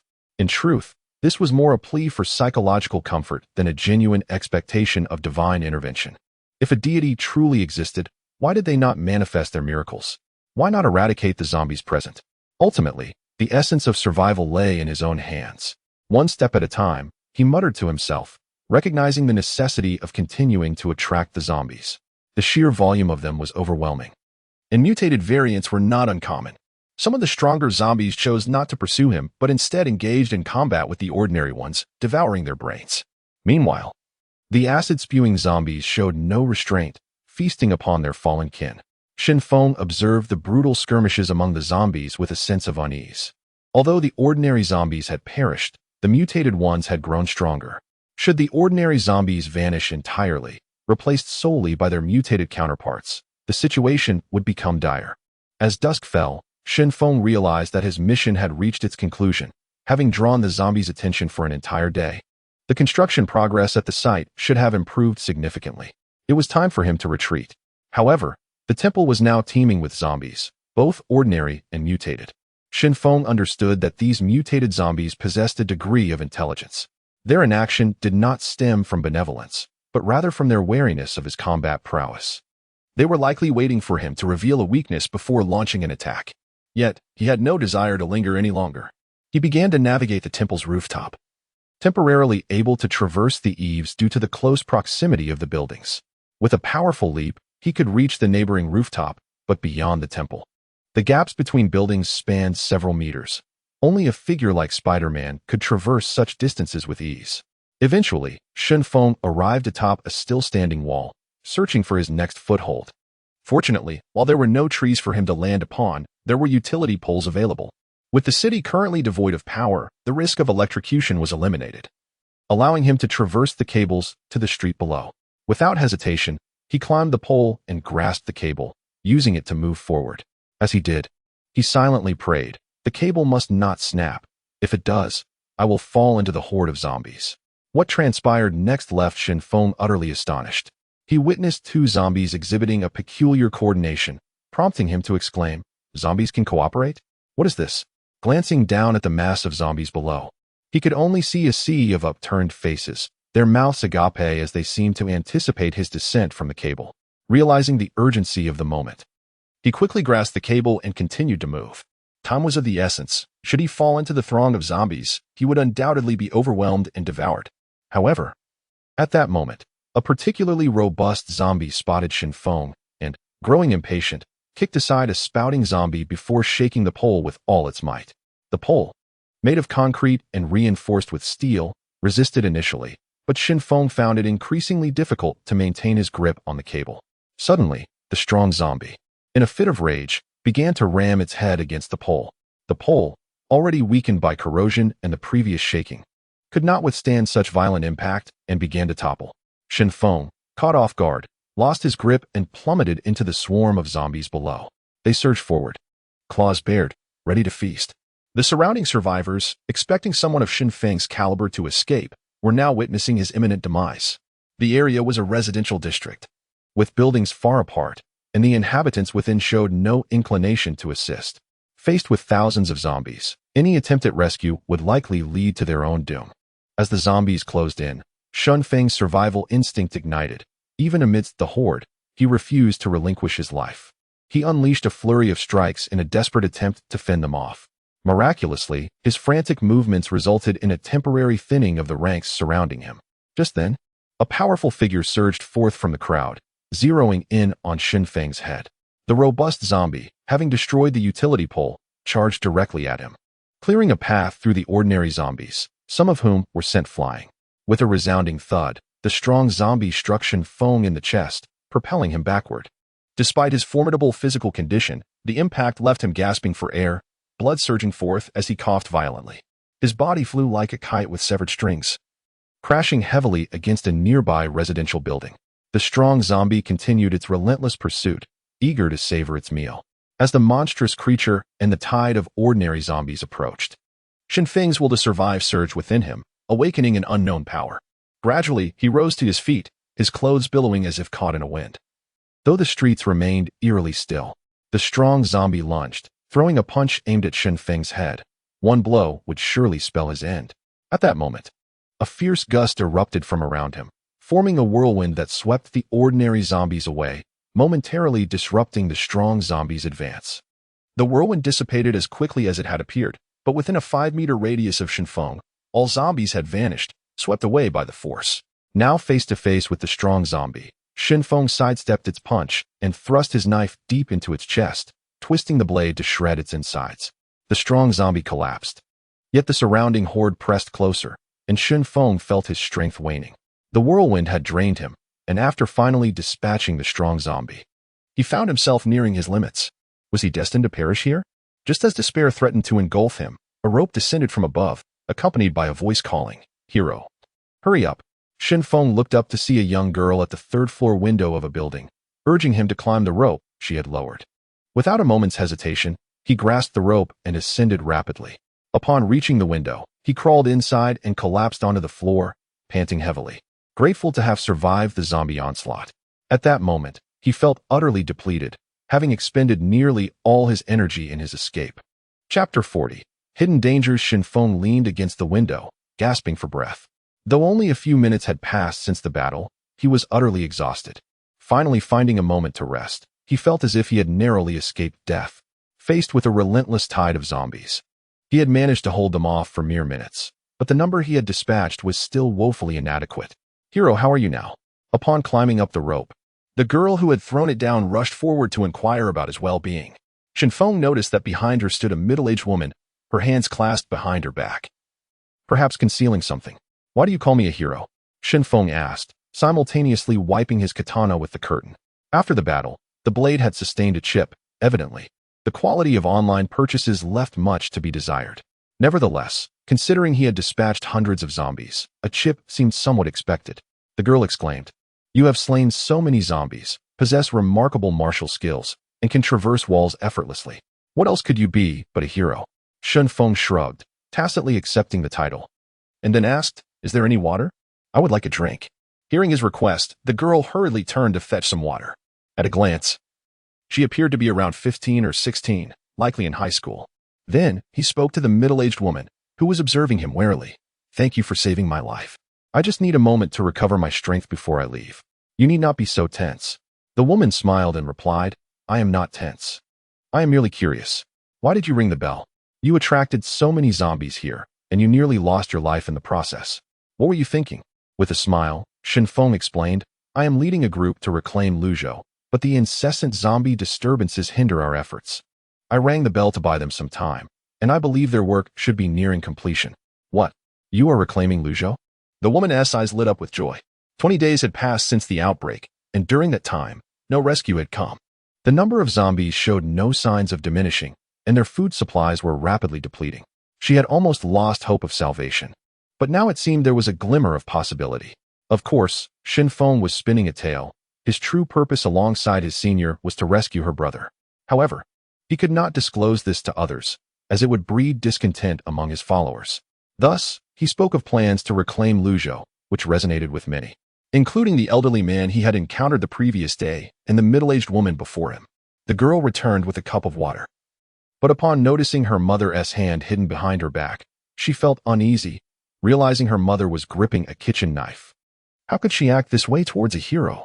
Reluctantly, she said, "Mom, the hero must be hungry. If you're holding a knife, why not go prepare some food?" "You child." The middle-aged woman sighed. She had wielded the knife for their protection, yet upon seeing the handsome youth, she felt compelled to betray her instincts. With a smile, she exited the room, truly intending to cook a meal for Shenfeng. Afterward, Shenfeng accepted the cup of water from the girl and drank it down in one gulp. "I am Shenfeng. What is your name? I owe you my gratitude today." Truth be told, had it not been for this girl's timely assistance in throwing down the rope, he would likely have been torn apart by the zombies. The girl quickly replied, "I am Su Xing. How are you so strong, hero?" Leaning against the wall, Shenfeng continued, "I am not a hero. I am merely a fortunate individual who has acquired sufficient strength. Tell me, have you two been waiting here for rescue all this time?" Su Xing nodded eagerly. "We believe help will come, so my mother and I dare not venture outside." "Hero, earlier, I felt a gust of wind around you. What was that technique?" "I wish I knew." Shenfeng thought silently to himself. Suddenly, an idea struck him. He turned to Su Xing and asked, "Do you have a mirror? May I borrow it?" Su Xing promptly handed over her small mirror. As Shenfeng gazed into it, particularly focusing on his eyes, he noticed the blood vessels gradually receding. He began to ponder, could the power within him be a blessing rather than a curse? Could it be that he could unleash skills after accumulating anger? Recalling his frequent gaming experiences, where one needed to build up rage or energy to unleash skills, he wondered if the redness in his eyes during the zombie slaying indicated that he was capable of using such powers. Shenfeng remained in Su Xing's home for some time, and after regaining his strength, he prepared to depart. The recovery speed of evolved beings was remarkable. After merely half an hour, he felt revitalized. However, the enticing aroma of the meal being prepared by Su Xing's mother wafted through the air. Shenfeng dared not partake, considering that the woman had concealed a knife earlier. What if she had sinister intentions with the food? Thus, he resolved to leave immediately. He handed his katana to Su Xing, saying, "I cannot repay your kindness now, but I shall find a way in the future. I must leave. My wife is waiting for me at home. Take this blade. Should you ever require assistance, seek out those with a red cloth tied to their arms, and they will guide you to me." Su Xing nodded in agreement. Shenfeng then climbed through the window onto the rooftop and began sprinting across the buildings. Although there were no street trees around the residential area, he knew that at the end of the street, there were indeed trees. As he moved, he observed that most zombies were rather dull-witted, and the further he got from the city, the fewer zombies he encountered. It appeared that previous actions had drawn the zombies away, leaving the construction site relatively unscathed. Meanwhile, Chang Jinny was perched on the hotel rooftop, scanning the direction of the Buddhist temple in search of Shinfeng. As darkness fell, her heart sank. She regretted not firmly preventing him from ringing the bell earlier. Even if it meant delaying their excavation efforts, why take such a risk? While searching for Shinfeng, she suddenly noticed several figures on a building a few hundred meters away, peering through binoculars at the hotel. Her instincts kicked in. Why were they hiding? If they were ordinary survivors, they would likely greet her, yet they remained in the shadows, possibly plotting something sinister. Were there survivors gathered in that club? Why the need for espionage? Chuang Tian, the elder, spotted Shinfeng returning, who was now covered in blood, zombie blood, no less, but he walked steadily into the hotel. The onlookers gazed at him with intense admiration. Few could emerge from such a horde of zombies alive. This man will surely save Luzhou. He must, Chuyang Tian exclaimed, gripping his granddaughter's arm in excitement. Chuyang Yan was taken aback by her grandfather's fervor, but soon realized that a person capable of surviving such odds was indeed worthy of admiration and loyalty. Seeing his senior in such a state, Shenfeng quickly reassured her. It's all right. I'm fine now, aren't I? Yuan Shuyan slowly approached and said, let us not discuss anything else. You are indeed quite brave. Subsequently, the crowd began to disperse. At that moment, Shenfeng turned to Yuan Shuyan and said, Doctor, I need to speak with you. Please, follow me. However, upon witnessing this scene, Chang Jinny's face flushed immediately as she inquired, what do you intend to do? There are still outsiders present. Yuan Shuyan, too, spoke loudly. President, please maintain decorum for the sake of our mutual well-being. Shenfeng pointed to the imprint of a fist on his chest and addressed Chang Jinny. Senior, I've sustained an injury here. Please, could you massage it for me? As for the doctor, I have some inquiries regarding the evolutionists. Although Shanfeng's injuries were not visible at first glance, once he removed his bloodstained shirt, a distinct imprint of a fist was revealed on his chest, a result of a powerful blow from a robust zombie that nearly incapacitated him. Chang Jinny quickly urged Shenfeng to sit and began to tenderly massage the bruise on his chest, clearly indicating the pain he must have endured from the blow, as the imprint remained persistent. Meanwhile, Yuan Shuyan was baffled by what Shenfeng wished to inquire about. Shenfeng extended his hand towards Yuan Shuyan and asked, Doctor, can you feel this? He unleashed a surge of power from within, conjuring a small whirlwind in his palm. Yuan Shuyan reached out to experience it and was taken aback, exclaiming, Is this wind? Did you create this wind? Shenfeng nodded solemnly and replied, Indeed, it is the wind I conjured. When I found myself in peril today, I uncontrollably released a whirlwind that swept the surrounding zombies away. I do not comprehend this phenomenon, which is why I sought your counsel. Wind? Why would there be wind? Yuan Shuyan pondered aloud. The professor's materials did not mention anything about wind. However, there are records from Australia indicating that certain evolutionists can summon flames at will. She speculated. Perhaps my ability to manipulate wind stems from the alteration of my body by the viral proteins. Yet, why haven't you experienced any such changes? Shenfeng continued to probe. Yuan Shuyan contemplated deeply and responded, This situation exceeds my expectations. But I will venture a bold hypothesis. Your ability to wield wind may be a consequence of the zombie virus's influence, and the concentration of viral proteins within you might be superior to ours. It is possible that our own viral protein levels are insufficient, which is why only you can command the wind, while we cannot. It appears that a thorough understanding of the virus will require considerable time, Shenfeng lamented. At present, the information at his disposal was woefully inadequate, aside from knowing that the virus originated from the Pacific Ocean and that viral proteins could facilitate human evolution. He also understood that zombies were capable of evolution. Now, being able to manipulate wind was likely a result of the virus. At that moment, Chang Jinny noticed the absence of Shenfeng's katana and quickly inquired, Where is your sword? She eagerly asked about the day's events, prompting Shenfeng to recount his experiences. Recognizing the need to grant the couple some privacy, Yuan Shuyan discreetly excused herself and left the room. Meanwhile, Chang Jinny began to ponder. First, someone could summon flames, and now Shenfeng could control wind. Could it be that evolutionists are acquiring even greater powers? She had never envisioned that humanity could wield such extraordinary abilities. Chapter 41. The Illusion of the Path. The secret passage. After recounting the events of the day, Shenfeng's narrative elicited a deep sigh from Chang Jinny. She reflected on the multitude of dangers Shen Feng had encountered, gaining a clearer understanding of the terrifying nature of the zombies. Faced with an almost endless horde, even the evolved could only endure for mere minutes. For ordinary individuals, an encounter with zombies would spell certain doom. However, good news emerged as well. During midday, they were untroubled by the undead, and the fortifications Shen Feng had planned were completed. Pulling back the curtains, one could see that the amusement park they intended to construct behind the hotel was already excavated.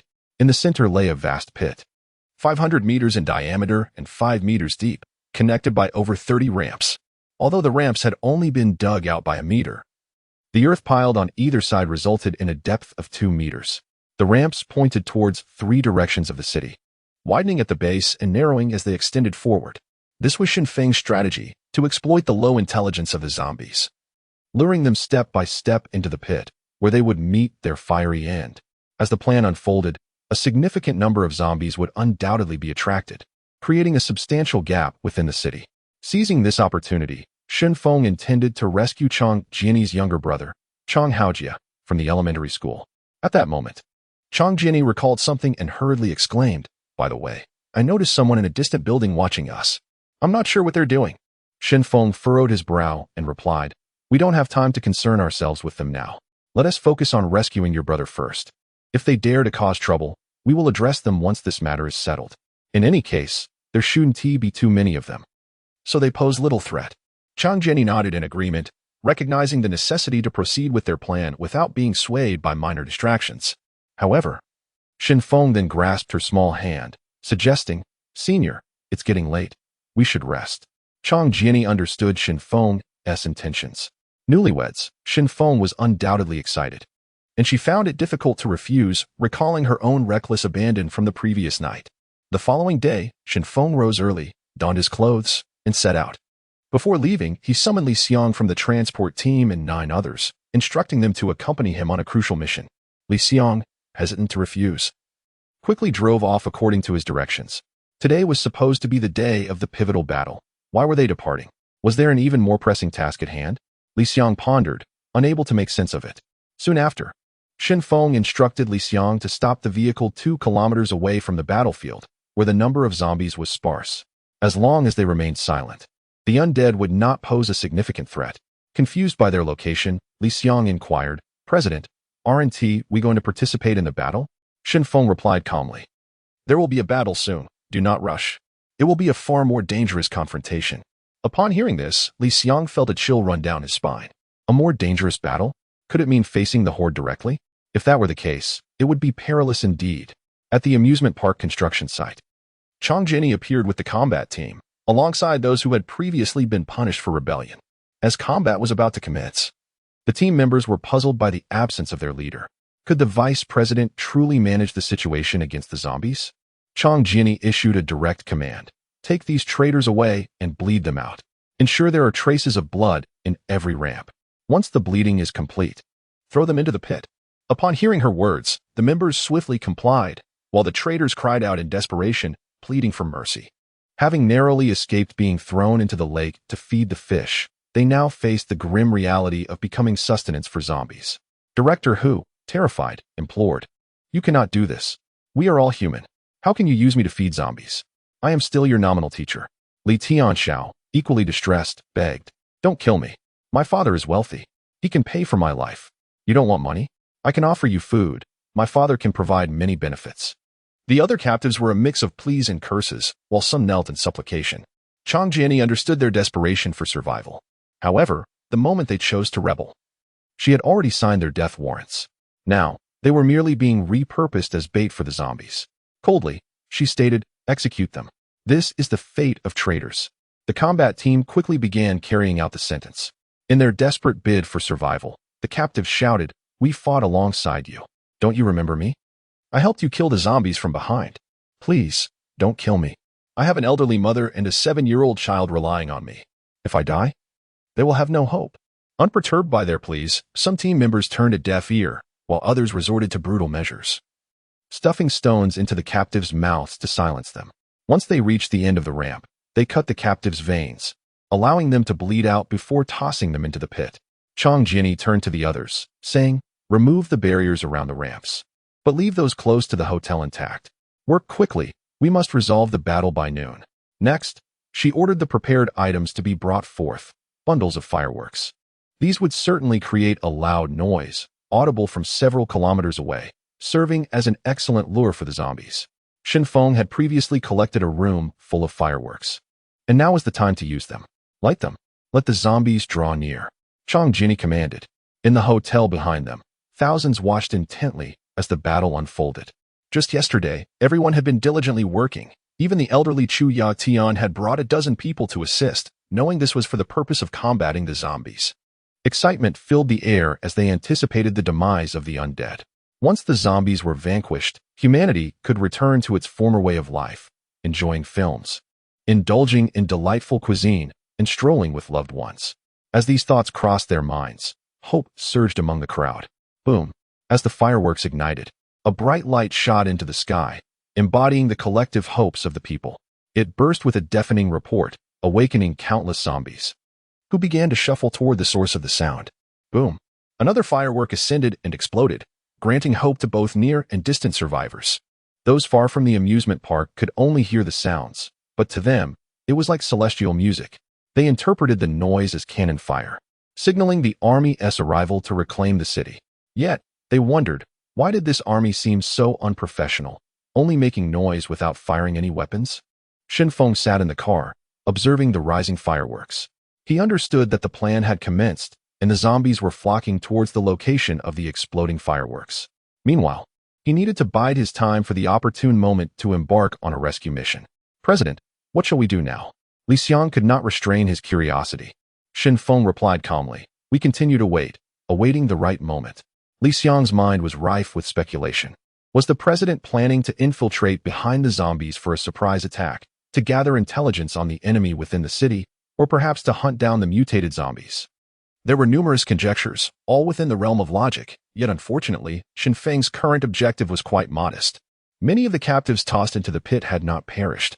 They ultimately fell victim to the onslaught of zombies, and their lives had reached a terminus. The fireworks continued to illuminate the night sky, while Chang Jinni stood at the edge of the pit, watching as zombies continually fell below. The construction of the ramp was meticulous. A funnel-like opening pointed towards the city. Any zombies curious enough to investigate would inevitably end up in the pit. In the club, Ho Wensi observed the scene through binoculars. Upon witnessing the fighting style of Chang Jinni and her companions, he gritted his teeth and remarked, "These people have audacity and strategy, employing such methods to eliminate zombies." Silence. How could I possibly let go of what I desire? Ho Wensi coldly retorted. Those women are far too feeble, lacking in uniqueness. I prefer women like her. Do not be deceived by her current protection. When the opportunity arises, I shall have her. Ho Lianghua felt powerless. Ever since his son became an ability user, he could no longer restrain him. Now, he sought to maintain his own safety, but his son clearly intended to venture into danger. Suddenly, Ho Wensi recalled something and hurriedly inquired, "Father, do you still have the medicine?" "Yes, I have plenty. I shall fetch it for you shortly." Ho Lianghua quickly responded. A sinister smile spread across Ho Wensi's face. He understood that it was impossible to take a woman from the opposing side without incurring their wrath, especially one who seemed to be a leader. There was only one way to accomplish this, through subterfuge, graceful and captivating, with a beauty that enchants. She truly appeals to my tastes, Ho Wensi murmured, unaware that she had become a target. Chang Jinni continued her efforts to lure the zombies, with the fate of success or failure resting upon this pivotal moment. Chapter 42. The illusion of the path and the deception of the hidden passage. Shenfeng continually scrutinized the map in his hands, while the horde of zombies steadily advanced toward the construction site. After estimating the time, he surmised he would not be able to depart for another hour. By then, the zombies in close proximity would have been lured to the construction site, allowing him to set off and rescue others without encountering obstacles from the zombies on the street. He then handed the map to Li Xiang beside him, instructing, "In a moment, follow the route I have outlined, aiming for the elementary school here. Do you understand?" Li Xiang glanced at the map, furrowing his brow as he questioned, "There's a closer path here. If we are pressed for time, why not take that route directly?" "Of course, I'm not questioning your decision, just curious about the reasoning." Li Xiang grasped Shenfeng's considerations. But suddenly a realization struck him. Why were they heading to the elementary school? As he observed Shenfeng's profile, a daring conjecture formed in his mind. Could it be that their mission was not to engage in battle, but rather to rescue? He had heard that the vice president had a younger brother whose fate was uncertain. Might the students they aimed to save include the vice president's brother? Not only that, once Li Xiang's thoughts began to flow, they could not be halted. He began to ponder when the plan to rescue the vice president's brother had commenced. It seemed to have started during the excavation work yesterday, yet upon closer inspection, the workers had been recruited beforehand. Even the excavator driver belonged to the previous construction crew. Could it be that this scheme had been in motion since Shenfeng assumed the presidency? Perhaps it had taken shape the moment he entered the school? The more Li Xiang contemplated, the more he felt they had all fallen into a trap devised by the president and vice president. These two had meticulously calculated the involvement of all participants in the plan. Thus, when the president spoke of reclaiming the entire Luzhou, was that merely a slogan or a genuine ambition? It was a chilling thought. Nearly 2,000 individuals were acting in service of a covert agenda, all under the banner of righteousness. If his suspicions were correct, Shenfeng and Chang Jinyi were exploiting their over 2,000 followers for their own ends. Was this not treating others as mere cannon fodder? Such a ruthless plan. Could it truly be orchestrated by these two? One miscalculation, and it would not only be the two of them who perished, but over 2,000 lives could be lost to the zombies. At that moment, Shenfeng patted Li Xiang's shoulder, startling him from his reverie. Stammering, he asked, "President, is there something you need?" Shenfeng smiled and remarked, "I noticed your seriousness and wanted to check if you had any questions about the situation. It's merely a slight detour. No need for such gravity, is there?" "Oh, I was just casually examining the map, for future reference," Li Xiang replied with a sheepish grin. Shenfeng shrugged nonchalantly, reclining in his seat. Yet he admonished Li Xiang, "If I haven't awakened in 50 minutes, do call me." Following this, Shenfeng settled into the passenger seat for a brief rest. If the plan unfolded flawlessly, they would encounter little danger. However, should any zombies remain unenticed, they would face a formidable horde, and a battle would be inevitable. With survival uncertain, beside Shenfeng lay a steel pipe, his current weapon of choice, as his previously favored katana had suffered significant damage. The pipe, though unremarkable in appearance, proved sturdy and reliable. Meanwhile, at the construction site, everyone anxiously monitored the vast pit. 10 minutes had elapsed, yet the zombies had not filled the pit's depths. Those that had fallen in could not escape, and at this point, the plan remained successful. However, it was not just ordinary zombies that had been drawn in. Mutated zombies had also appeared, primarily speed and strength variants. In the distance, a tank zombie was spotted, fortunately in limited numbers. 6 evolved individuals were present, and when a speed variant charged forward, it was swiftly overwhelmed by their combined efforts, ultimately dispatched with its head severed and body discarded into the pit. Yurinchu tossed the severed head into a box, unwilling to carry the grotesque object any longer. At that moment, she observed an unusual phenomenon. The fallen zombies were being consumed by their brethren, who feasted on their brains. She mused aloud. Could it be that zombies increase their viral load by consuming brains, thereby evolving into mutated forms? Chang Jinyi surveyed the swarm below, estimating around 5,000 zombies. Yet the first layer of the pit remained unfilled due to the persistent gaps among them. If they continued to accumulate densely, the pit could potentially accommodate tens of thousands of zombies. Pour the gasoline, empty every last drop, Chang Jinyi commanded. Yang Chang hesitated, inquiring, "Vice President, shouldn't we wait a moment? If we pour the gasoline now, what if more zombies fall in later? Wouldn't that extinguish the flames? Is it that simple?" Chang Jinyi replied slowly. "Do you think gasoline can be easily extinguished?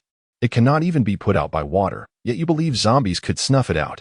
If we do not pour it now, later we may not be able to, and will only burn the top layer of zombies." Yang Chang understood and promptly took action to douse the zombies with gasoline. As it splashed over them, the zombies emitted furious roars, but they could not escape the pit to attack those before them. Ultimately, the gasoline was entirely poured, though much was absorbed by the earth. When ignited, the soil would also burn. Chang Jinyi gazed into the distance, realizing the zombies appeared to stretch infinitely. In truth, when thousands of creatures congregate, they become indistinguishable to the naked eye. Regrettably, Chang Jinyi lacked a drone, preventing her from surveying the far-off streets. In reality, the zombies within a 5-kilometer radius were already converging toward their location. In fact, the intelligence of mutated zombies was not particularly remarkable. Even these evolved forms charged forward one after another, and despite the strong zombies being besieged by 6 evolved individuals, they faced inevitable demise. After several attempts, The mutated zombies realized they could not overcome their adversaries, retreating to feast on the brains of ordinary zombies. Understanding how to avoid danger seems to be a sign of normal animal behavior, Urinshu contemplated silently. At this juncture, the mutated zombies, recognizing the threat, ceased their charges, demonstrating an awareness of their limitations. Once they discerned they could not prevail, they halted. This instinct to evade danger was akin to the behavior of ordinary animals, such as a fox leading its young to safety upon sensing peril. One could only hope that the evolution of zombies would never keep pace with humanity. Otherwise, if humans lost their intellectual advantage, extinction could follow. Although she had acquired 5 mutated zombie heads, Urinshu found little joy in her success. As time elapsed, Li Xiang promptly awakened Shenfeng beside him. Subsequently, 10 vehicles entered the desolate city, which had transformed into a barren wasteland in merely 20 days. Weeds sprouted on the streets, while vehicles lay haphazardly on the roads, unattended by any maintenance personnel.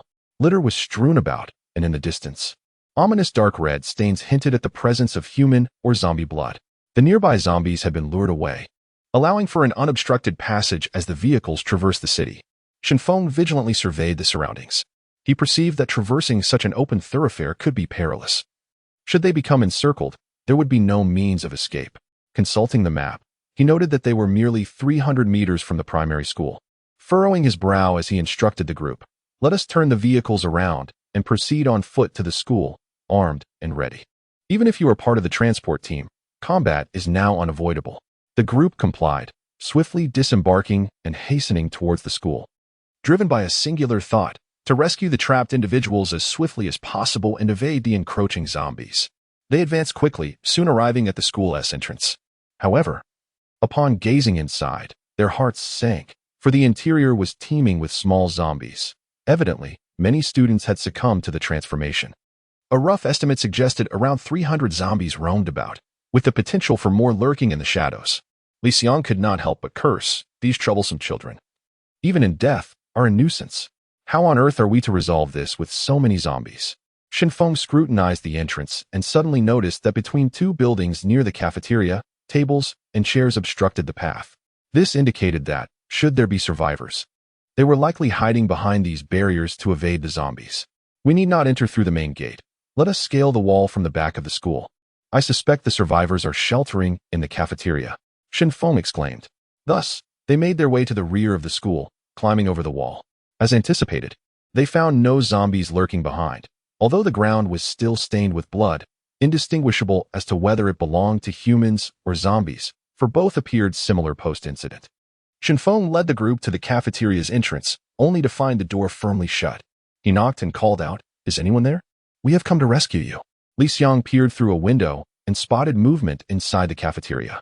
He raised a steel rod and shattered the glass, prying open the security bars. "President, I will enter through here and unlock the door. Just wait for me." He then slipped into the opening and discovered numerous individuals hidden within the rooms, students and teachers alike. Without further ado, Li Xiang opened the door from the inside, allowing the group to swiftly enter the cafeteria. "What do you want?" demanded a male teacher, pointing at them. "We are here to rescue you. You must come with us now, or it will be too late," Shenfeng asserted. The male teacher, clearly skeptical, retorted, "We do not trust you. You are neither military nor police. Why should we believe you?" Ignoring the skepticism, Shenfeng advanced further, encountering 4 male teachers and 3 female teachers, along with over 20 students. Beyond this meager assembly, there appeared to be no others, given their young age. The elementary students were ill-equipped to face the calamity. Unlike the older vocational students, who might muster some resistance, the young ones could only cry in despair.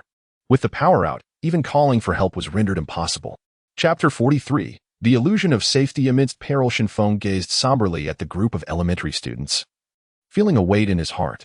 This institution, which once flourished with hundreds, now held only a scant 20 survivors. Among them, could there be a younger brother of a senior? The odds seemed bleak, yet he felt compelled to inquire, what if there remained hope? "Is there a student by the name of Chang Haojie here?" he asked directly. At that moment, a boy hesitantly raised his hand, his face etched with fear. "That's me," he stammered. As soon as he lifted his hand, a nearby female teacher quickly pressed it down, eyeing Shenfeng warily. "What do you intend to do?" "I remember this child's family does not include you." As Shenfeng advanced, he reiterated, "I have come to rescue you. Time is of the essence." There is no room for explanation. Come with me now. With that, he swiftly scooped up Chang Haojia, who was still in the 3rd grade, and his little nephew. Fortune smiled upon him, for he was alive at this moment. However, the young boy was gripped by terror and cried out to the female teacher, "Hurry and save me. Teacher Li, he has tried to abduct me."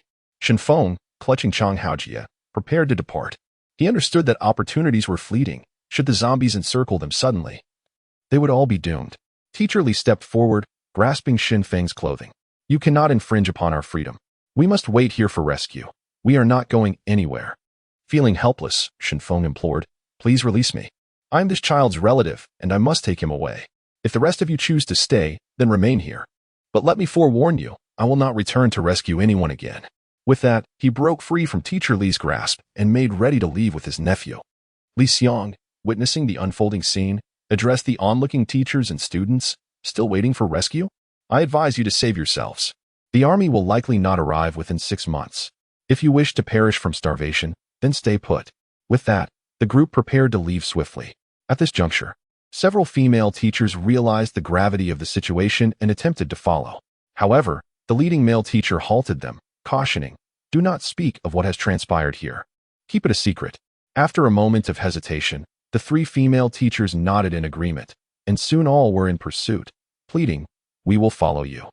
Please lead us to safety." In the 20 days since the outbreak, much had transpired within the cafeteria, events that the children clearly did not comprehend.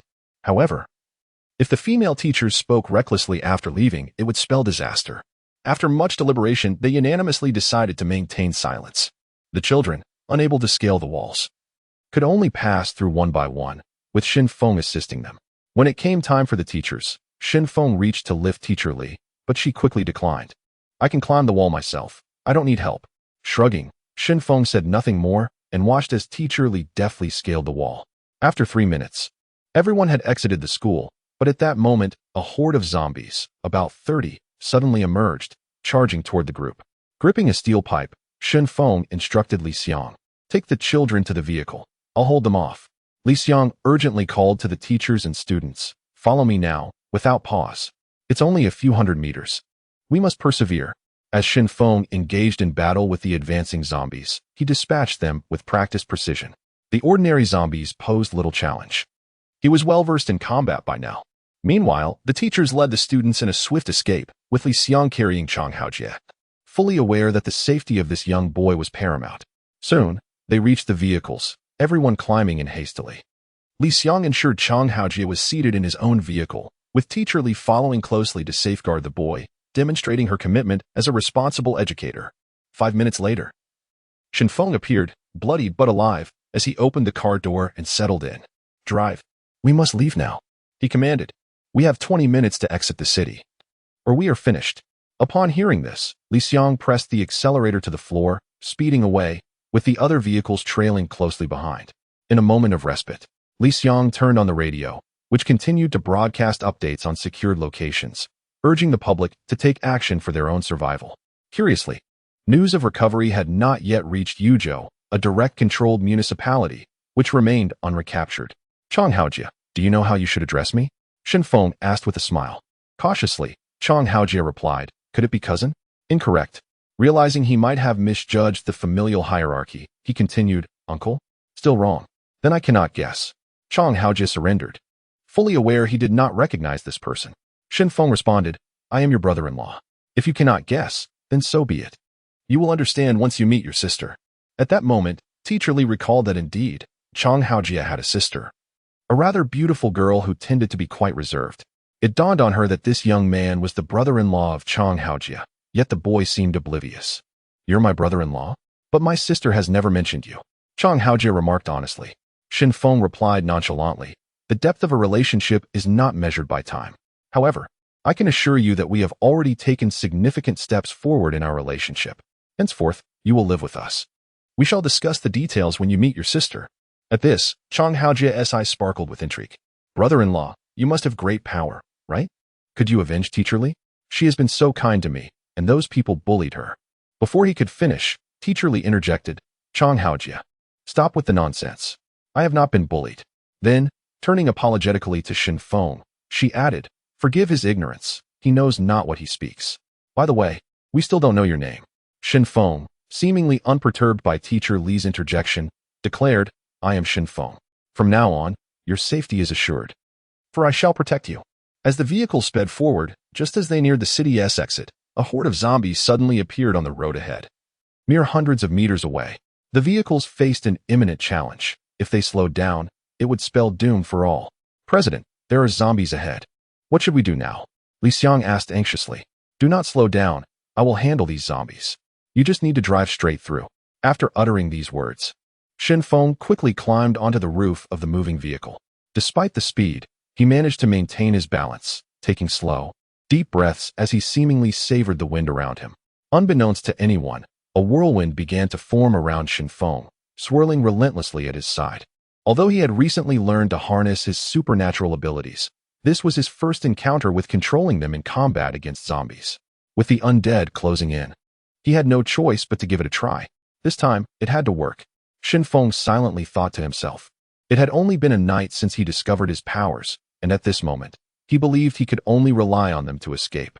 However, he was unsure if he could replicate the feat of blowing away the zombies as he had done the previous day. Moreover, the duration of the whirlwind seemed alarmingly brief.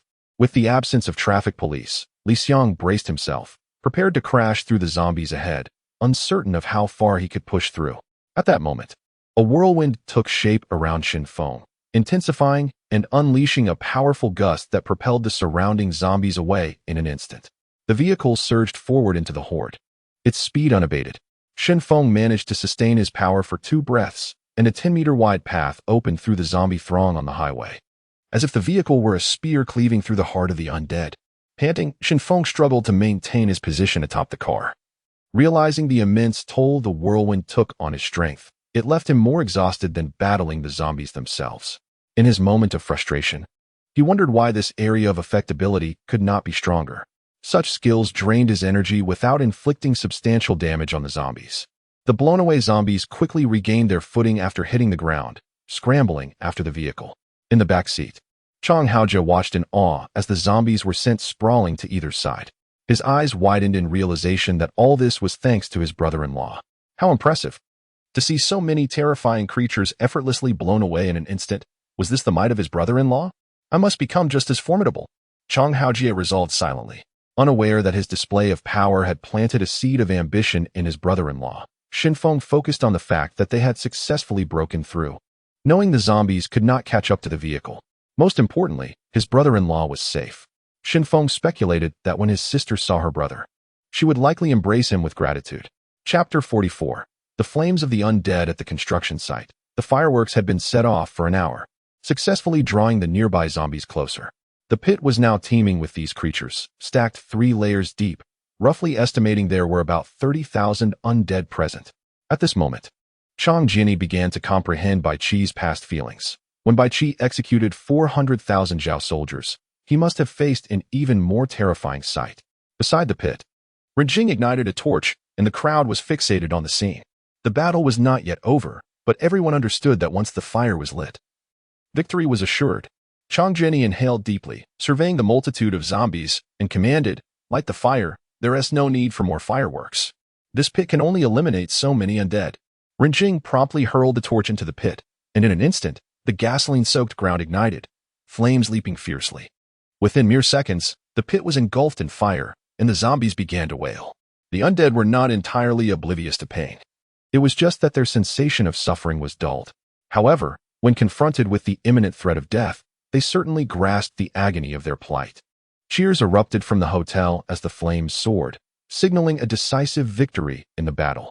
The distant zombies began to thin out, indicating that most had gathered here. Once these zombies were incinerated, the surrounding buildings could be cleared, and the trapped individuals would be saved. The jubilant cries reached the club, where the occupants not only heard the cheers, but also observed the unfolding battle through binoculars. At that moment, Ho Lianghua felt invigorated. As a human, witnessing the demise of their enemies, the undead, filled him with genuine joy. Yet, Ho Wensi appeared lost in thought, his expression fluctuating between smiles and icy detachment. Chang Jinni watched the burning zombies, her heart finally settling after a period of trepidation. This was her first time commanding a battle. Previously, during the quelling of a rebellion, She only faced ordinary people, requiring no strategic planning. However, confronting zombies was an entirely different endeavor. They surged forward, and among them could lurk mutated versions, posing a grave danger of encirclement, a fate that often resulted in annihilation. Fortunately, the plan was well thought out, with no unforeseen complications, and the mutated zombies had been dealt with.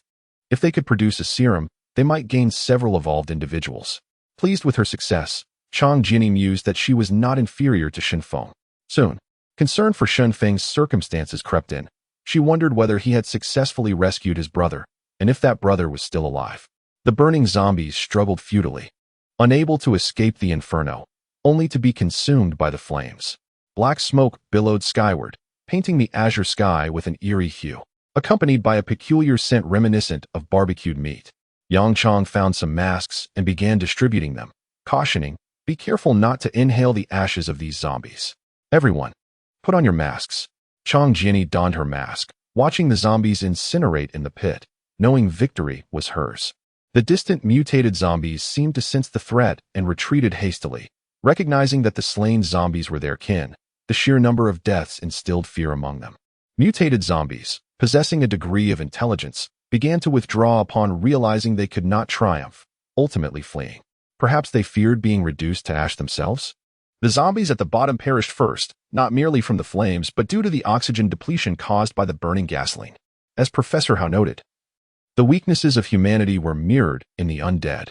Next, the second layer of zombies began to succumb, their bodies plummeting as they faced both the scorching flames and the suffocating atmosphere, quickly reaching their breaking point. The zombies at the top met a more harrowing demise. While the lower layers fell swiftly, the topmost had to endure both the fiery torment and the agonizing struggle for breath, ultimately perishing in the flames. In the hotel, Chu Yangtian watched this spectacle, tears streaming down his face as he lamented, "This is it. We must eradicate these vile creatures and avenge humanity." After the zombie outbreak, he had witnessed countless tragedies, with many falling victim to the undead. Finally, the opportunity to vanquish them had arrived, a long-awaited moment. Chu Chaoyan interjected, urging her grandfather, "Please, calm down. It's not good for your health. These zombies are doomed. You should rest." Chu Yangtian gazed at the billowing black smoke, burdened by sorrow. "We were living peacefully, only to have these zombies invade and shatter our lives. Your parents could be among the many who perished outside." Hearing this, Chu Chaoyan lowered her head, despondently replying, "I've heard people say the infection rate of the virus is 90% among humans, and while the young may resist better, the elderly and children are particularly vulnerable to becoming zombies." The crowd in the hotel continued to cheer, some laughing through their tears, thinking of their loved ones who had transformed into zombies, or those bitten by the undead. Although they celebrated the eradication of the zombies, their hearts were heavy with grief. Chang Jinni felt immense joy upon the return of her husband and brother, rushing to embrace Shenfeng, unable to resist planting a kiss on him. She then turned to her brother, realizing he might be her only remaining family, and his survival was a precious blessing. "Don't cry, sister. I'm safe," Chang Haojie reassured her, holding her tightly. Throughout the 20 harrowing days of the zombie outbreak, he had endured much, and now, seeing his sister brought him great happiness. However, this tender moment did not escape the notice of others, who felt a pang of discontent. Earlier, they had speculated about their leader's whereabouts, and now, upon his return, they questioned his priorities. Did he not realize the significance of the battle at hand? Were the lives of a few worth more than the collective? Undoubtedly, none dared to openly criticize Shenfeng's choices. Their survival thus far hinged on his leadership, and his formidable strength commanded respect. As Shenfeng approached the edge of the pit, observing the burning corpses of the undead, relief washed over him. It appeared that his strategy to fortify the construction site against the zombies had been effective. Scanning the area for signs of previous combat, he surmised that mutated zombies had indeed appeared, but they too had been vanquished. Yang Chang sidled up to Shenfeng, whispering, "President, should we seize the territory now? Most of the zombies in the nearby streets have been eliminated.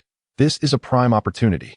As long as the critical intersections of the streets are obstructed, the zombies will be unable to breach our defenses." Upon receiving this reminder, Shenfeng swiftly gazed towards the distant thoroughfare, only to observe a sporadic presence of zombies. Indeed, this moment presented an opportune chance to seize territory. However, now that the objective had been achieved, Why expend further time and effort attacking the streets? Watching the charred remains of the corpses in the pit, Shinfeng contemplated his next course of action. Within the plans he and his senior had devised, there were but a few visions for the future, either to navigate downstream to Yuzhou or to lead their group along the highway to Rongqing. The notion of reclaiming Luzhou was conspicuously absent. The rallying cries were merely a strategy to leverage this group of individuals. Shinfeng's own family resided in Rongqing, and according to his senior, they had not been infected. He yearned to reunite with them. Yet, it appeared that their current predicament was akin to riding a tiger. For those behind him were unwaveringly convinced that he could recapture Luzhou. However, it must be acknowledged that Luzhou housed at least hundreds of thousands of zombies. How could such a multitude be vanquished? The elimination of 30,000 zombies had already elicited cheers from the crowd. Yet this was but a mere scratch on the surface of the vast horde. If possible, Shinfeng harbored no intention of pursuing the reclamation of Luzhou. Thus, he silently pondered whether he should attempt to persuade these individuals to accompany him to Rongqing instead, leaving the task of retaking Luzhou to those more capable. While Shinfeng remained lost in thought, Yang Chang grew impatient. Unable to fathom why the leader was taking such a protracted time to decide, was he perhaps afraid? Consequently, Yang Chang urgently inquired, "Leader, the brothers are all watching you." This remark jolted Shinfeng into clarity, reminding him that a competent leader must possess decisive resolve. If such resolve was lacking, one must feign it. Hence, Shinfeng turned and gestured to the members of the combat team, declaring, "Prepare for lunch. In the afternoon, we will occupy several nearby districts and barricade the roads with abandoned vehicles. Our first objective is to reclaim this area." The members of the combat team ignited with enthusiasm, their spirits lifted by the prospect of following their leader towards tangible accomplishments. Reclaiming the districts would undoubtedly yield numerous benefits, and they hoped to uncover valuable items in the process. Yet, the paramount goal remained, to eradicate all zombies in Luzhou and drive them from the city. In truth, Shinfeng's strategy was quite straightforward. After reclaiming the districts, whether it be settling survivors or dealing with residual zombies, even trivial matters would consume considerable time. During this interval, he could thoughtfully plan the subsequent actions. Casting a sidelong glance at Yurinshu, he pondered, could the doctor be contemplating an escape? No. He absolutely could not permit her to act independently. Thus, with a smile, Shinfeng reassured her, "You need not worry, doctor. At noon, I will have Li Xiang take a trip. If you require any reagents or equipment, simply inform him, and he will procure them for you. As for you, doctor, do take care to rest. Please refrain from wandering off." Yurinshu had anticipated Shinfeng's response. His intentions were rather transparent. For her, a moment's reflection often sufficed to discern Shinfeng's current thoughts. At that juncture, Chang Jinni, having consoled her brother, approached Shinfeng and remarked, while reclaiming the districts, "Do remember to control the food supply and implement unified management for the personnel. Those who are robust and capable can be recruited into the self-defense team." Shinfeng nodded in agreement. In truth, their current food reserves were sufficient for an extended period. However, while he could afford to have extra provisions, it was imperative that others did not possess food. Otherwise, many might choose to venture out on their own, undermining the unity of the group. Chapter 45, The Disappearance of the Senior Sister. During lunch, Chang Haojie felt elated, finally reunited with his sister and grasping the concept of home. Moreover, with such a formidable brother-in-law, he felt a sense of security for everyone. However, he pondered whether he could ever become that strong. "Sister, when did you and brother-in-law get married?" "I had no idea," Chang Haojie inquired, curiosity evident in his voice. Chang Jinni chuckled, "Just a couple of days ago." "What is the matter? Are you thinking of getting married too?" Chang Haojie blushed instantly and hurried to clarify, "No. I've never met brother-in-law before and was just curious about how you two came to know each other. I'm not thinking about marriage at all." Shinfeng shrugged and remarked, "It was love at first sight with your sister." "Do you believe that? Don't be ridiculous. What love at first sight? You both supported each other for a whole week." Chang Jinni retorted, a hint of irritation in her tone. "Your brother-in-law and I have been through life and death together. I saved him once, and he saved me several times. Our bond runs deep. So, if you ever meet a girl who would risk her life for you, pursue her without hesitation, whether out of gratitude or any other feeling. Cherish a girl willing to lay down her life for you." Chang Haojie nodded, beginning to understand that his sister and brother-in-law had a profound connection, which explained their swift union. Nevertheless, he suddenly recalled an important matter and quickly asked, Have you two obtained a marriage certificate? What is the point of that now? Shen Feng replied, shrugging. As long as there is genuine love. Why do we need a mere piece of paper? Chang Zhenyi contemplated and realized that indeed, there were no institutions left to issue marriage certificates. Even if they had one. What would it prove? In this tumultuous time, who cared whether a couple had a marriage certificate? After lunch, Shen Feng led the combat and transportation teams away. The combat team was tasked with dealing with the remaining zombies on the streets, while the transportation team needed to remove unusable vehicles to create barriers. Their first priority was to ensure that all access points to the neighborhood were blocked. Otherwise, zombies might flood in unexpectedly. As Shen Feng traversed the streets, he and his team dispatched zombies and rescued survivors.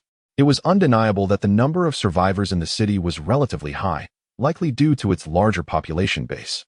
After securing the neighborhood's entrance, he also instructed the transportation team to gather food supplies, knowing that controlling food equated to controlling people. Moreover, Shen Feng did not forget to ask his subordinates to help him find an appropriate weapon.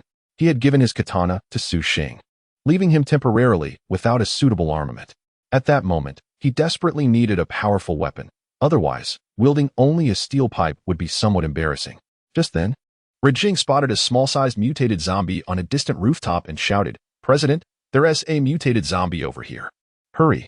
Hearing this, Shen Feng rushed toward Jing's direction. Mutated zombies could spawn evolved beings. How could he overlook such a threat? Furthermore, the danger they posed to humanity was immense. Since they had spotted a mutated zombie, it must not be allowed to escape. However, at that moment, the swift zombie, realizing it had been discovered, hastily fled into the distance. As the mutated zombie was on the rooftop, none of the onlookers could pursue it, and they could only watch as it vanished from the occupied neighborhood. How strange. Are mutated zombies really that timid now? Why do they run away upon sighting us? Jing muttered in disbelief. He then recounted to Shen Feng the scene from that morning when they burned zombies. The mutated ones had also fled without any intention to fight. Upon hearing this, Shen Feng felt a sense of foreboding. These zombies are afraid. That indicates their intelligence may have increased. Otherwise, they would have attacked recklessly. Suddenly, Shen Feng sensed a grave situation. If mutated zombies learned to fear, they would likely avoid direct confrontation with humans, opting instead for ambushes and harassment. Such zombies would undoubtedly be more challenging to deal with. The group continued patrolling the neighborhood when Yang Chang mysteriously exclaimed, "President, guess what I discovered over here?" "What is it?" Shen Feng casually asked. "There's a police station nearby, and I went inside. There isn't a single living soul left, and I found something good inside." "Can you guess what it is?" Yang Chang whispered. Shen Feng cautiously pulled Yang Chang aside and inquired, "Did you find guns?" "How did you know?" Yang Chang was taken aback that Shen Feng had guessed correctly, feeling somewhat deflated. Was his answer that obvious? Shen Feng whispered. "What else could be considered good in a police station but firearms? Quickly, tell me how many you found." "Only handguns, about a dozen," Yang Chang replied softly. "That many? Are there bullets?" Shen Feng pressed on. "None." Yang Chang's disappointing answer made Shen Feng roll his eyes. "What good are guns without bullets? You got my hopes up for nothing." Shen Feng lamented, disappointed that, despite finally acquiring firearms, they were useless without ammunition. What is the point? To throw them at someone? "Well, there may be bullets in the future," Yang Chang quickly interjected. "By the way, one of the rooms was specifically for storing contraband, and we found quite a few weapons there. No guns, but there were controlled knives and crossbows. I had everything stored safely in a room. Take me to see it." "You did well this time. You're now the deputy leader of the combat team. If you discover any more good things, remember to discreetly report them to me," Shen Feng said, visibly pleased. Yang Chang eagerly led Shen Feng to the stash of contraband. Upon entering, Shen Feng was astounded. The floor was strewn with an array of controlled knives, and there were also 4 or 5 crossbows nearby, complete with arrows. Shen Feng crouched down to search for a suitable weapon. The confiscated knives were now his to wield, and he contemplated whether he should arm the combat team with these knives. After all, it was rather shabby for them to confront zombies armed only with steel pipes. At that moment, Shen Feng noticed 2 swords lying on the ground. He picked them up. They appeared to be crafted in the style of ancient swords and were already sharpened, looking quite formidable. Perhaps they belonged to a collector of ancient weaponry and had been confiscated by the police station. The 2 swords were identical in design. Shen Feng, not one to be picky, embraced them and mused, "Perfect. I've always wanted to try dual wielding. Now that I have the swords, I should find an opportunity to learn." After selecting the appropriate weapons, Shun Feng and Yang Chong exited, preparing to organize the resources and personnel from the hotel to this location. Ideally, they would unify their living arrangements and actions to strengthen the cohesion of their organization, although these matters would be for the senior sister to address. While Shun Feng was lost in thought, Yinli suddenly rushed over, her face etched with anxiety. "President, the vice president is missing. When did this happen? Have you not found her? Perhaps she has gone to search for her brother?" Shun Feng inquired, furrowing his brow. Yinli hurriedly clarified, "No," at that moment. The vice president was right beside me, organizing personnel to transport supplies. However, as soon as I turned around, the vice president vanished without a trace. And no one saw where she went. I sensed something was amiss and rushed to report to you. How could the senior sister go missing? Shin Feng's heart raced with confusion. He had been by her side since the outbreak of the zombie apocalypse, and now her sudden disappearance surely indicated trouble. What circumstances could possibly have led to her vanishing? After a moment of careful contemplation, Shin Feng addressed Yang Cheng beside him. "Take 100 men and accompany me. Equip them with swords, and you may bring your crossbow as well." At this moment, he had to consider the gravest consequences. Was it possible that the senior sister had encountered a new type of zombie, which would explain her sudden disappearance? If new zombies had emerged, it meant they would need sufficient combat strength to face the threat. Shin Feng was now acutely anxious. If something had happened to the senior sister, he would be at a loss for what to do next. After all, they had always collaborated on plans, and with her unexpectedly missing, could there be danger? Could she have been attacked by zombies? Had no one else noticed the inconsistencies? Furrowing his brow, Shin Feng issued commands. The logistics team, all female members, go to the hotel and inquire about any leads. Bring forth anything related to the vice president. Additionally, the combat team must be ready for battle at any moment. Shin Feng began to survey the surrounding environment while inquiring where the senior sister had stood prior to her disappearance. Ultimately, he discovered that she had been in the hotel courtyard, where a fountain once flowed. Although it had now ceased operation, the small stream nearby still meandered. It seemed she had been standing by the riverbank, and shortly thereafter, Yinli had noticed her absence. The logistics team began questioning everyone present in the hotel, yet almost all claimed they had not seen the vice president. Just when despair began to settle among the group, Chu Chaoyan stepped forward, declaring, "I have a lead, but I must meet your leader." The group, not wishing to waste time, promptly escorted Chu Chaoyan to meet Shin Feng. At this juncture, Chu Chaoyan made a request. "I have heard you possess evolution potions. Should my lead prove useful, I expect a vial in return." Shin Feng frowned. The value of evolution potions was immense. It was rather audacious for this woman to demand one outright. Nonetheless, he had little choice at present. He replied firmly, "If you can provide a lead, I will consider it." Upon receiving affirmation, Chu Chaoyan pointed toward the small stream in the courtyard, saying, "Just now, I was admiring the view from upstairs when I happened to see Chong Jianyi being captured. She stood right here, and suddenly, a creature emerged from the water. It dragged her beneath the surface." Yang Chong quickly discovered traces of water downstream, leading hundreds of meters away to a club, a location previously observed by Chong Jianyi. It seemed someone had been surveilling the hotel, a detail Shin Feng had overlooked at the time. Upon learning this information, a frenzied expression began to take shape on Shin Feng's face, followed by a cold smirk. "I always assumed the senior sister was in danger from zombies. But little did I expect that the threat came from humans. If that is the case, then I shall not hold back." Summoning 100 men, Shin Feng set forth toward the club, his fury ignited. He would not spare those who sought to harm the senior sister, previously occupied with the execution of plans. He now intended to eradicate the adversaries before him. Chapter 46. The intense battle with the superhuman upon arriving at the club. Shin Feng immediately began to knock on the door. It wasn't long before someone cautiously opened it, inquiring, "Do you need something? We don't seem to have provoked you. Get lost."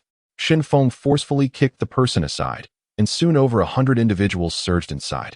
Yang Chong, brandishing a drawn crossbow, declared, "Silence. Anyone who dares to act recklessly before me will be shot dead by an arrow.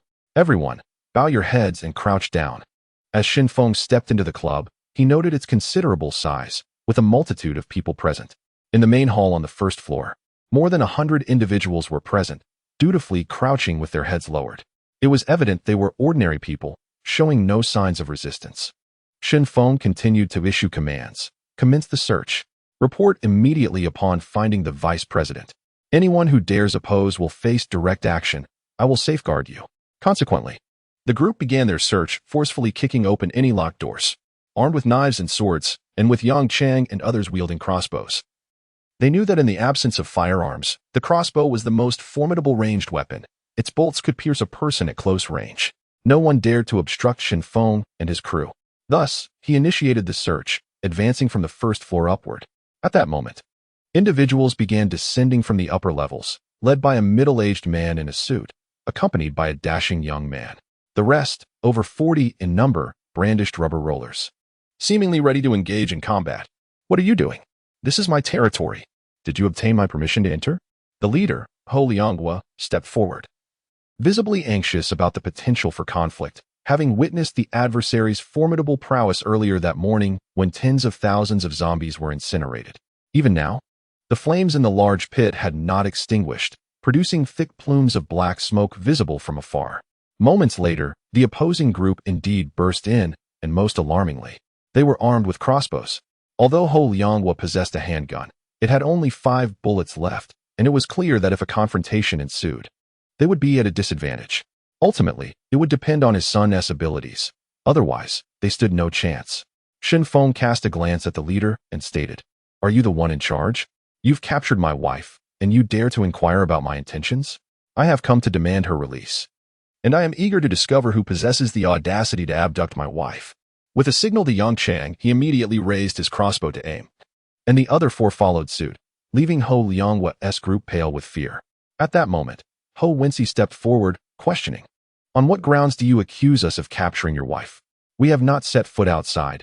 Everyone present can testify to our innocence." After his declaration, those behind Ho Wensi echoed, "Indeed, we have not taken anyone. Absolutely not." Shen Feng smirked, instructing Yang Chang, "Close the main entrance. From now on, no one is allowed to leave until I locate the person I seek and deal with you all." With that, Shen Feng and his team forcefully ascended to the second floor to continue their search, kicking open every door to check for hidden individuals. Meanwhile, Ho Wensi ordered his subordinates to refrain from any actions, stating, "Let them search. I am curious to see if they can find the missing person. If not, I demand an explanation." As nearly everyone ascended to the second floor, Ho Lianghua quietly asked, "Son, have you hidden the person well?" Ho Wensi whispered back, "Rest assured. I have concealed her in our usual spot. They will never find her." Chang Jinny had been directing others in the hotel courtyard when, unexpectedly, a surge of water appeared from behind, dragging her uncontrollably backward. In a panic, she cried for help, but as she opened her mouth, another wave of water surged in, rendering her voiceless. The water tasted peculiar, and before she could contemplate, her head began to spin, and her consciousness faded. When Chang Jinny awoke, she found herself enveloped in darkness. She began to feel around, soon touching a smooth thigh, startling her as she inquired, "Who is there? Who is present?" Upon further exploration, she confirmed that her clothing remained intact, indicating she had not been violated, but it was evident she had been kidnapped. The short blade strapped to her arm remained undiscovered, allowing her to retain some capacity for self-defense. A voice from the darkness spoke, "Did you also fall victim to that monster? It seems you too are doomed." Chang Jinny quickly asked, "What has transpired? Please explain thoroughly. Perhaps I can assist in your escape. Who is this monster you speak of?" The woman in the dark recounted her ordeal, revealing that after the zombie outbreak, she had remained at home awaiting rescue. One day, a young man appeared at her door, claiming he had slain the zombies and inviting her to his sanctuary. Delighted at the prospect of camaraderie amid chaos, she followed him to the club, only to discover his true nature. He forced himself upon her in a bedroom and, having grown bored, discarded her in this room. What followed was a harrowing nightmare. She was confined, underfed, and inadequately clothed, stripped of her garments. Whenever someone developed an interest in her, they would violate her. And this torment had persisted for over 10 days. It seemed other women were also imprisoned in different rooms. Yet Chang Jinny and this woman remained the only occupants of this particular chamber. "Now that you have been captured, your fate is likely to mirror mine," the woman lamented. Unable to contain her tears, Chang Jinny, incensed by the woman's tale, trembled with rage, aghast that such people existed in the world, and that she had also been targeted. Resolute, she began searching for an exit and soon discovered a tightly shut door, seemingly locked from the outside. "I refuse to await my demise. I shall escape and slay that villain, and then I will rescue you all," Chang Jinny declared, removing the short blade from her arm and commencing her assault on the door. The door was solid wood, posing a challenge to open, had it been iron. She could have pierced it effortlessly, but this wooden door would prove difficult. The woman, hearing Chang Jinny's efforts, warned, "Do not waste your strength. If those outside discover your escape attempt, you will be beaten. Moreover, that monster possesses extraordinary abilities. You cannot defeat him. Should we simply resign ourselves to fate? I once prayed for salvation, yet none came. We must save ourselves. In any circumstance, we cannot relinquish hope for survival.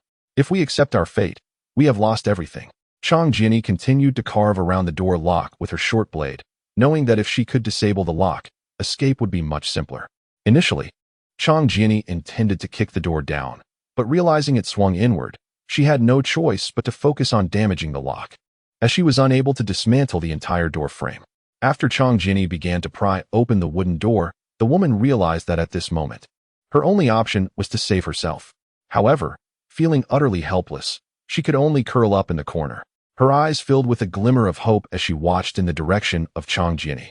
Treated as a mere plaything, she was subjected to the whims of a deranged individual who sought to ensnare more victims to satiate his perverse desires. It was inconceivable that such a person had gained supernatural abilities. She couldn't help but wonder if her junior had noticed her disappearance. Chang Jinny pondered silently. Yet, she quickly came to the realization that her swift concealment was indeed a precaution against being discovered. Perhaps her junior was already devising a way to search for her. Did he know she was here? "Excuse me, what exactly is our location? I must find a way to send a message to the outside world," Chang Jinny inquired of the woman. The woman, with a sense of resignation, replied, "We are currently trapped in a basement, and it is impossible to communicate with the outside. If you wish to resist, why not wait for someone to open the door from the outside?" Fortunately, for half an hour, Chang Jinny remained undisturbed. The woman speculated from her corner. "Normally, there are patrols outside, but for some reason, it seems there is none today. If you can escape, please hurry and find someone to rescue me. I cannot leave right now." Ultimately, Chang Jinny successfully opened the wooden door, having pierced it with a short knife. The lock hung forlornly, while the door, now bearing a significant gash, swung open. Upon opening the door, Chang Jinny was finally greeted by light. Indeed, this was a basement of considerable size. In the center of the ceiling hung a dim light, seemingly powered by a charging mechanism, for it would not be illuminated otherwise. Surrounding the basement were numerous doors. Upon counting, Chang Jinny estimated there were over 30. The thought that people could be confined within these rooms was utterly horrifying. Previously, she had occasionally seen similar incidents reported in the news from abroad, but she never imagined such a thing would occur here.